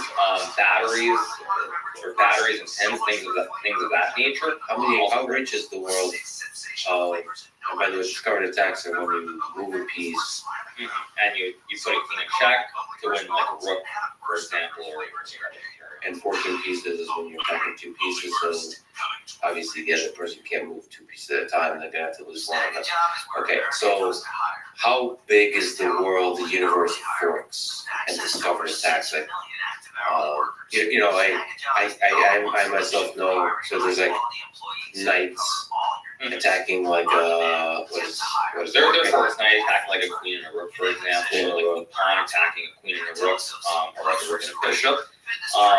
It's innumerable. But I will say that I think that with chess, the more of these patterns you see, the quicker you catch them. And that's how you improve, I think, the most is by learning these basic tactical themes at the beginning of life. Are you, when you're discovering those patterns, are you looking at the chessboard, or are you looking at some like higher dimensional representation of the relative position of the pieces? Yeah, so basically something that's disjoint of the particular absolute position of the piece, but like you're seeing patterns, like this kind of pattern, but elsewhere on the board. Like, yeah, are you thinking in patterns or in like absolute position of the pieces? Both. I think that at the higher levels, you're always thinking about like you're thinking about the patterns on one side of the board specifically, but then also what happens is you play more and more if you're a very strong player, you will be able to remember, say, pawn structures where the pawns are on certain squares from games you've played like 15, 20 years ago, even potentially. So it's a mix. I think a lot of it is more subconscious than actively thinking about it and like figuring it out like that. The only thing for me that I definitely am doing very frequently when I play is trying to look at my pieces. Are they placed on the opposite squares? Are there better squares? And then once I get past that, like using the basic logic, I start to think about, okay, what is pure calculation? Like, what are the moves that make a lot of sense? And start calculating direct moves. But one of the most basic things that I think that I do that a lot of people actually should do that they don't do is looking at the piece placement and trying to figure out what pieces look like they're on good squares versus bad squares. So, for each piece asking a question, am I in my happy place? Am I in my, like, optimally happy place? Yeah, I think it's very important. Like, we look at this position on the board right now, it's a good example. Who's not in their happy place on the board right now? I think both sides are actually pretty happy right now. But the thing is, if you're playing with the black pieces, what is a move that sticks out to you to, like, follow basic principles? Basic principles probably bring out the bishop. And then castle. Right, exactly. That's correct. And that's what you should do. That's the best way to play the position. Now, once you do that, By the way, I have a vibrating device on the side right now, so I need that. right, And so my rating is 3,400, which is what I believe. and Anyway, higher, it's like 38. is it 38? I think it is. I'm using an earlier version, stock version. Okay. Anyway, sorry, you were saying. So, like, that's very basic. But then, if you move the bishop out and you castle the king, what else you say? Play this, you castle. Okay, so now you've done everything with the piece on the king side. So what would be the next set of pieces? What's the next way to try and develop pieces? So everything here is pretty strong, except maybe this pawn. Okay, but think about the pieces. So by pieces, I mean everything except the pawn. Okay, except the pawn. Okay. Probably either bishop or a knight. Right. On the other side. Yeah, and that is correct. You want to bring out the bishop and the knight. Let's say you go bishop h6. Now you can move the knight to either square. It's somewhat irrelevant. Just move the knight. What was your random move? Bring the I should bishop move my out. rook to the center. Okay. Oh well, yeah. What's your unhappy place? Okay, so let me move the qualification principle. So I want to bring my rook to the center forward. Yes. So like in this position, you pretty much developed all your pieces. There are only two pieces that you have to block. The queen And the rook. and this you consider to be in the game because of I wouldn't say it's in the game, but there isn't really a great square for that rook. But in this position, you would probably move your rook to c8, and then the middle game begins after. So here. Because now you've gotten your piece to all the optimal squares, and now you have to look for a specific plan, but you have gotten these pieces developed out of the opening. And that's like a very basic thing that I think a lot of people don't think about. Is like, what are the optimal placements for the pieces? So you're constantly thinking about the pieces that are not in their optimal placement as you're doing all the other kind of tactics and stuff like that. So that's a basic thing that people can't do. Actually doing pure calculations, like moving 5 or 10 moves in your head, that's not realistic. But trying to use basic logic to figure out what pieces are on squares that look correct is something anybody can do. What about looking at the other person's pieces and thinking about the optimal placement of them? Like, if you see a bunch of pieces not in their optimal placement for the opponent, what does that tell you? I mean, that's a higher level concept. But like, I'm trying to give a beginner example. That is something that I do think about as well. Like, I try to think about my opponent's pieces. Like, that is basic logic. I think a lot of people these days, at the upper levels of chess, they look at the game as something of pure calculation, and you lose that human element. You're trying to just calculate all these different sequences of moves, and you don't think about the basics. And it's something, it'll be interesting to see what happens with the next generation of kids who become very strong, because that is really how they approach the game. They learn with computers. Whereas, like, I learned with computers at a certain point, but I did not start off with computers from the get-go. So the human element still exists in my game. Actually, Magnus, I think, has said this too, where he did not use a computer, I think, until he was like 11 years old, something around there. And so we have that human element to our game that I think the newer generation won't have. Now, it doesn't mean they aren't going to be better than us, but it's going to be a completely different approach. What do you mean by human element? Just basic logic versus raw calculation? So it's like anybody now will use a computer from the time they start the game. And you use a computer, you look at the evaluations after the game to see how you're doing. But if you don't really ever have those moments where it's you. Or it's just you and your opponent. One thing that was great in the old days before computers simply became too strong is that you would actually do analysis with your opponent after the game. And that's very much just two humans analyzing the game. It's you and your opponent, two peers, and you come up with these human ideas. It's not automatically run back to your room, look at the computer, and I should have played this move, and it's just like winning the game. So that is kind of something that no longer exists in the game of chess, because, as I said, there's no reason to analyze your opponent. Are there ideas that the engine tells you that you can't reverse engineer with logic why that makes sense, and you start to just memorize it? That's good. Yes, so in the opening, for sure, there's certain positions where moves are playable. And I can even give you an example, actually, in this knight over. We can just set the position up a few moves earlier. Yeah, knight over on b8, bishop on c8,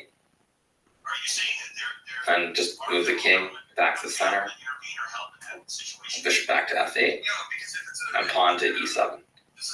So the pawn in front of the king gets pushed back 2 squares. So, like, here's an example. There's a move here that nowadays humans will play, which is this move pawn to h4. And this is a move that 20 years ago, if someone showed this move to Kasparov, he would just laugh at them, no matter who you were. He would basically say, "You're an idiot. What is this move? Like, you're pushing a pawn on the edge of the board. It does nothing." And this is something that is playable. But even if you were to ask me or any other top grandmaster why it's playable or why it's a move that makes sense, we wouldn't be able to say why it makes sense. Because it doesn't. We just know that it's fine because the computer says it's fine. It's fine or is it good? It's just fine. It probably, like everything else, is equal with perfect play, but it definitely, if you're not careful with black, you can do worse, for sure. But if you ask me, I can't say why it's a good move. I can say, okay, maybe I'm going to stand on the king side, I'll push this pawn here and push the pawn forward. Maybe I can put the bishop on g5 and in some position the pawn guards the bishop. But I can't give like an actual good explanation for why it's a move that makes sense, because it doesn't make sense. It's fascinating that young people today, kids these days, will probably do that move much more nonchalantly. You'll see that a lot more because they know it's safe. Right, because they know the computer says it's fine. But I grew up without computers, and so to me, if you're pushing a pawn on the edge, it's the opening phase, you don't do things like this, it's just, it looks ridiculous. Now, of course, I have worked with computers long enough that I know, like, I'm not, I know the computers are, computers prove that everything's fine, but still, to me, it does feel wrong. Well, I think as computers get better, they'll also get better at explaining, which they currently don't do. At basically being able to do, first of all, simple language generation. So a set of chess moves to language conversion, explaining to us dumb humans why this is an interesting tactical idea. They currently don't do that. You're supposed to figure that out yourself. Like what's the deep wisdom in this particular pawn coming on in this kind of way? So let me ask you a ridiculous question. Do you think chess will ever get solved from the opening position to where we'll know the optimal level of play? I highly doubt it. Without major advances in quantum computing, I don't think it's realistic to expect chess to be hard solved. I don't think that will happen. But I don't know. It could happen 20, 30 years maybe, but I think in the near future it's not realistic. Well, then let's go over the pothead follow-up question. Suppose it does get solved. What opening do you think will be the optimal? Well, everything will be a draw, for sure. For sure. You're absolutely sure of that. Yeah. That's why are you so sure? I'm so sure because when you look at the computer games, you see these decisive results. It's because they play the openings are set, John. They can't. For move one, they play set openings. Like you might play the Nairo, you might play the Berlin defense. Normally, it's set openings, as opposed to computers being able to do whatever they want. I just believe in general, in openings that are symmetrical, like e4, e5, d4, d5. The computers will draw. And I think the optimal opening, I think e4, e5, knight f3, knight f6 is probably a guaranteed draw. If there is if we have perfect information and we know that chess is solved, e4, e5, knight f3, knight f6, the Russian or the Petrov defense, that will be the optimal strategy. See, so that's symmetrical play is going to lead to a draw. But what if you can constantly, as white, maintain asymmetry, constantly keep the opponent off balance? So yes, e4, then you're always doing the symmetry. But what if chess inherently, there's something about the mathematics of the game that allows for like that thin line that you walk that maintains the end game the asymmetry constantly. That there's no move that can bring back the balance of the game. Right? Yeah, you don't think that exists? I don't think it does. So basically, I'm saying e4, e5, I think is a draw. I think d4, d5 is a draw. c4, c5. I think basically symmetry. That's all of it is a draw. I think that's why it's a draw. Because it doesn't even matter. Like you're saying, what if it's solved, most openings will be a draw. Yes, I think e4, g4, c4, and knight f3 for sure will be a draw. Other openings, I'm not sure. For those first four possible starting moves, I think chess is a draw. Knight f3. What's the response to knight f3? Knight f6 again. Or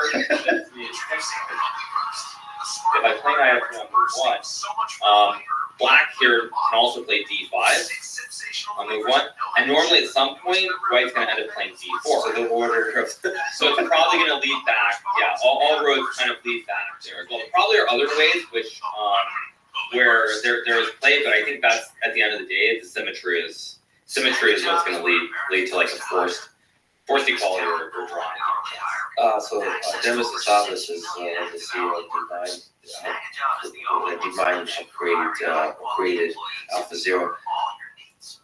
He says that he's also a chess player and is a fan of chess, and he says the reason, his hypothesis is that the reason chess is interesting as a game is the creative, quote-unquote, tension between the bishop and the knight. So like there's so many different dynamics that are created by those two pieces. I think there's truth to that. I mean, some of that is just poetry, but is there truth to that? I think it's definitely true when you look at the imbalances that are not like crazy attacking positions. Like one thing that Bobby Fischer was really, really good at when he was the world champion is playing endgames with a bishop versus a knight. Now traditionally we think of the knight being better than the bishop even today in endgames, but Fischer proved that there are a lot of endgames where the bishop is better than a knight. So I do agree with that. It's like the imbalances between like bishops and knights in many positions. You never really know. Like many positions where a knight is better than a bishop, or a knight and bishop are better than two bishops, or like it is all the imbalance. Generally, it is the imbalances though between the bishops and the knights, or combinations of the two pieces that they lead to the most interesting positions. I agree. Interesting positions. What about fun? Is there like aspects that you find fun within the game itself? Not all the stuff around it, but just the purity of the game. I think for me these days, when I see some of these moves that computers suggest after a game that I play, and I just go, wow, that is the beauty. Because these are not moves that I would ever consider. And when I then see the move, and then like I might make a couple of moves to try and understand why, that is the beauty. Just seeing all these things that just like 10 years ago I never would have even seen. Because computers weren't at the level they're at today. And so the depth and creativity of what they're saying, even if it's not like in our language, but in the evaluation, that's where I find it. Oh, that's fun. So like the computer's a source of creative fulfillment. Absolutely. I mean, I think also it's very humbling as well. Like, when you spend your whole life playing a game and you get pretty good, you think you're pretty good at it. Yeah. But even for Magnus, I think when we look at it and you see like these things that we spent 20, 30 years playing this game, and it doesn't click. And then you see it, it's just like, it really is beautiful. You're known for being a very aggressive player. What's your approach to being willing to take big risks at the chessboard? Well, I think that's another thing. I was a very aggressive player, probably until I got to about this 2,700 kilo, and then my style changed a little bit. I think what it is I like to play attacking chess. I love playing openings like the King's Indian. This is playing Nightgrove as well when I was a little bit younger. And it's like, why not try to fight with both colors? Try to fight in every game and win if you can. Try as hard as you can. Now, one of the things is, as you get better and better, players are also better and better prepared. So you have diminishing returns when you play these very aggressive openings like King's Indian or even Dutch, which I played for a while. It only takes you so far, and then at a point, people figure out how to respond to those choices. So I still do play these openings. For example, I played a tournament in St. Louis about 3 weeks ago, and I played a great King's Indian game, which I won against Jeffrey Zhang, an American junior player. So I still do play it here and there. When you start playing every game, there's a point at which when you lose these games, you just can't. It becomes too much. And I spoke about this in the C-Sport podcast where I played the Nightgrove, and then I played Fabiano Caruana, a very strong American player as well, and he just blew me off the board in like 4 straight games. I'm like, okay, enough of this. I can't keep doing it. Because do you think he prepared for that opening? Absolutely. Because to see what has my opponent been playing recently, where's their ideas, and so I'm going to prepare for those ideas that they've been playing with. Exactly. Yeah, that's what you do. And also, you have to be very self-critical, because for Fabiano, the Nightgrove was the one opening he did very poorly against. But he worked really hard, and he came with a lot of different ideas, and he solved that weakness. What's the role of, you're also known as having a bit of an ego. What's the role of ego in chess? Is it helpful or does it get in the way? I think it's a mix. I think there's a fine line. I think you have to be very confident in order to get to the top. I know some players are very expressive, like myself, like Swarov and others. There are other people like Anand who don't express it, but then there's a book that I think was released fairly recently where he basically said like he was really angry in his room. He was banging walls or doing some of the chairs. I don't remember the exact story, but like he was able in public he kept it very buttoned up, but then in private he wasn't. I think you have to have that edge. If you don't have that edge and you don't get upset when you lose games, because you will lose games along the way, then it's impossible to get anywhere near the top. So I think every top player has that ego or extreme confidence that is necessary. If you don't have it, you'll never, I think, get to the top. Probably in almost any field. You have to believe you're the best to have the capacity to be the best in the world. Yeah, I think you have to have that. I think for me, it wasn't really ever about thinking I'm the best in the world. It's about like going into that game. That game, whoever I'm playing, I believe that I can beat them, or I know that I'm going to beat them, or I'm better than them. That's for me. It was always about that. Whenever I'm in that moment in the game, just knowing that I can do that. I think that is also another thing that when you start playing more and more in these top tournaments, you kind of lose that sometimes because the positions you have the same opening strategies. You end up with positions that are very drawish, where you reach end games, things of this nature, and so it can also make you very jaded as well after you've been up there for quite a while. Were there times you were an asshole to someone and you regret it at the chessboard or beyond?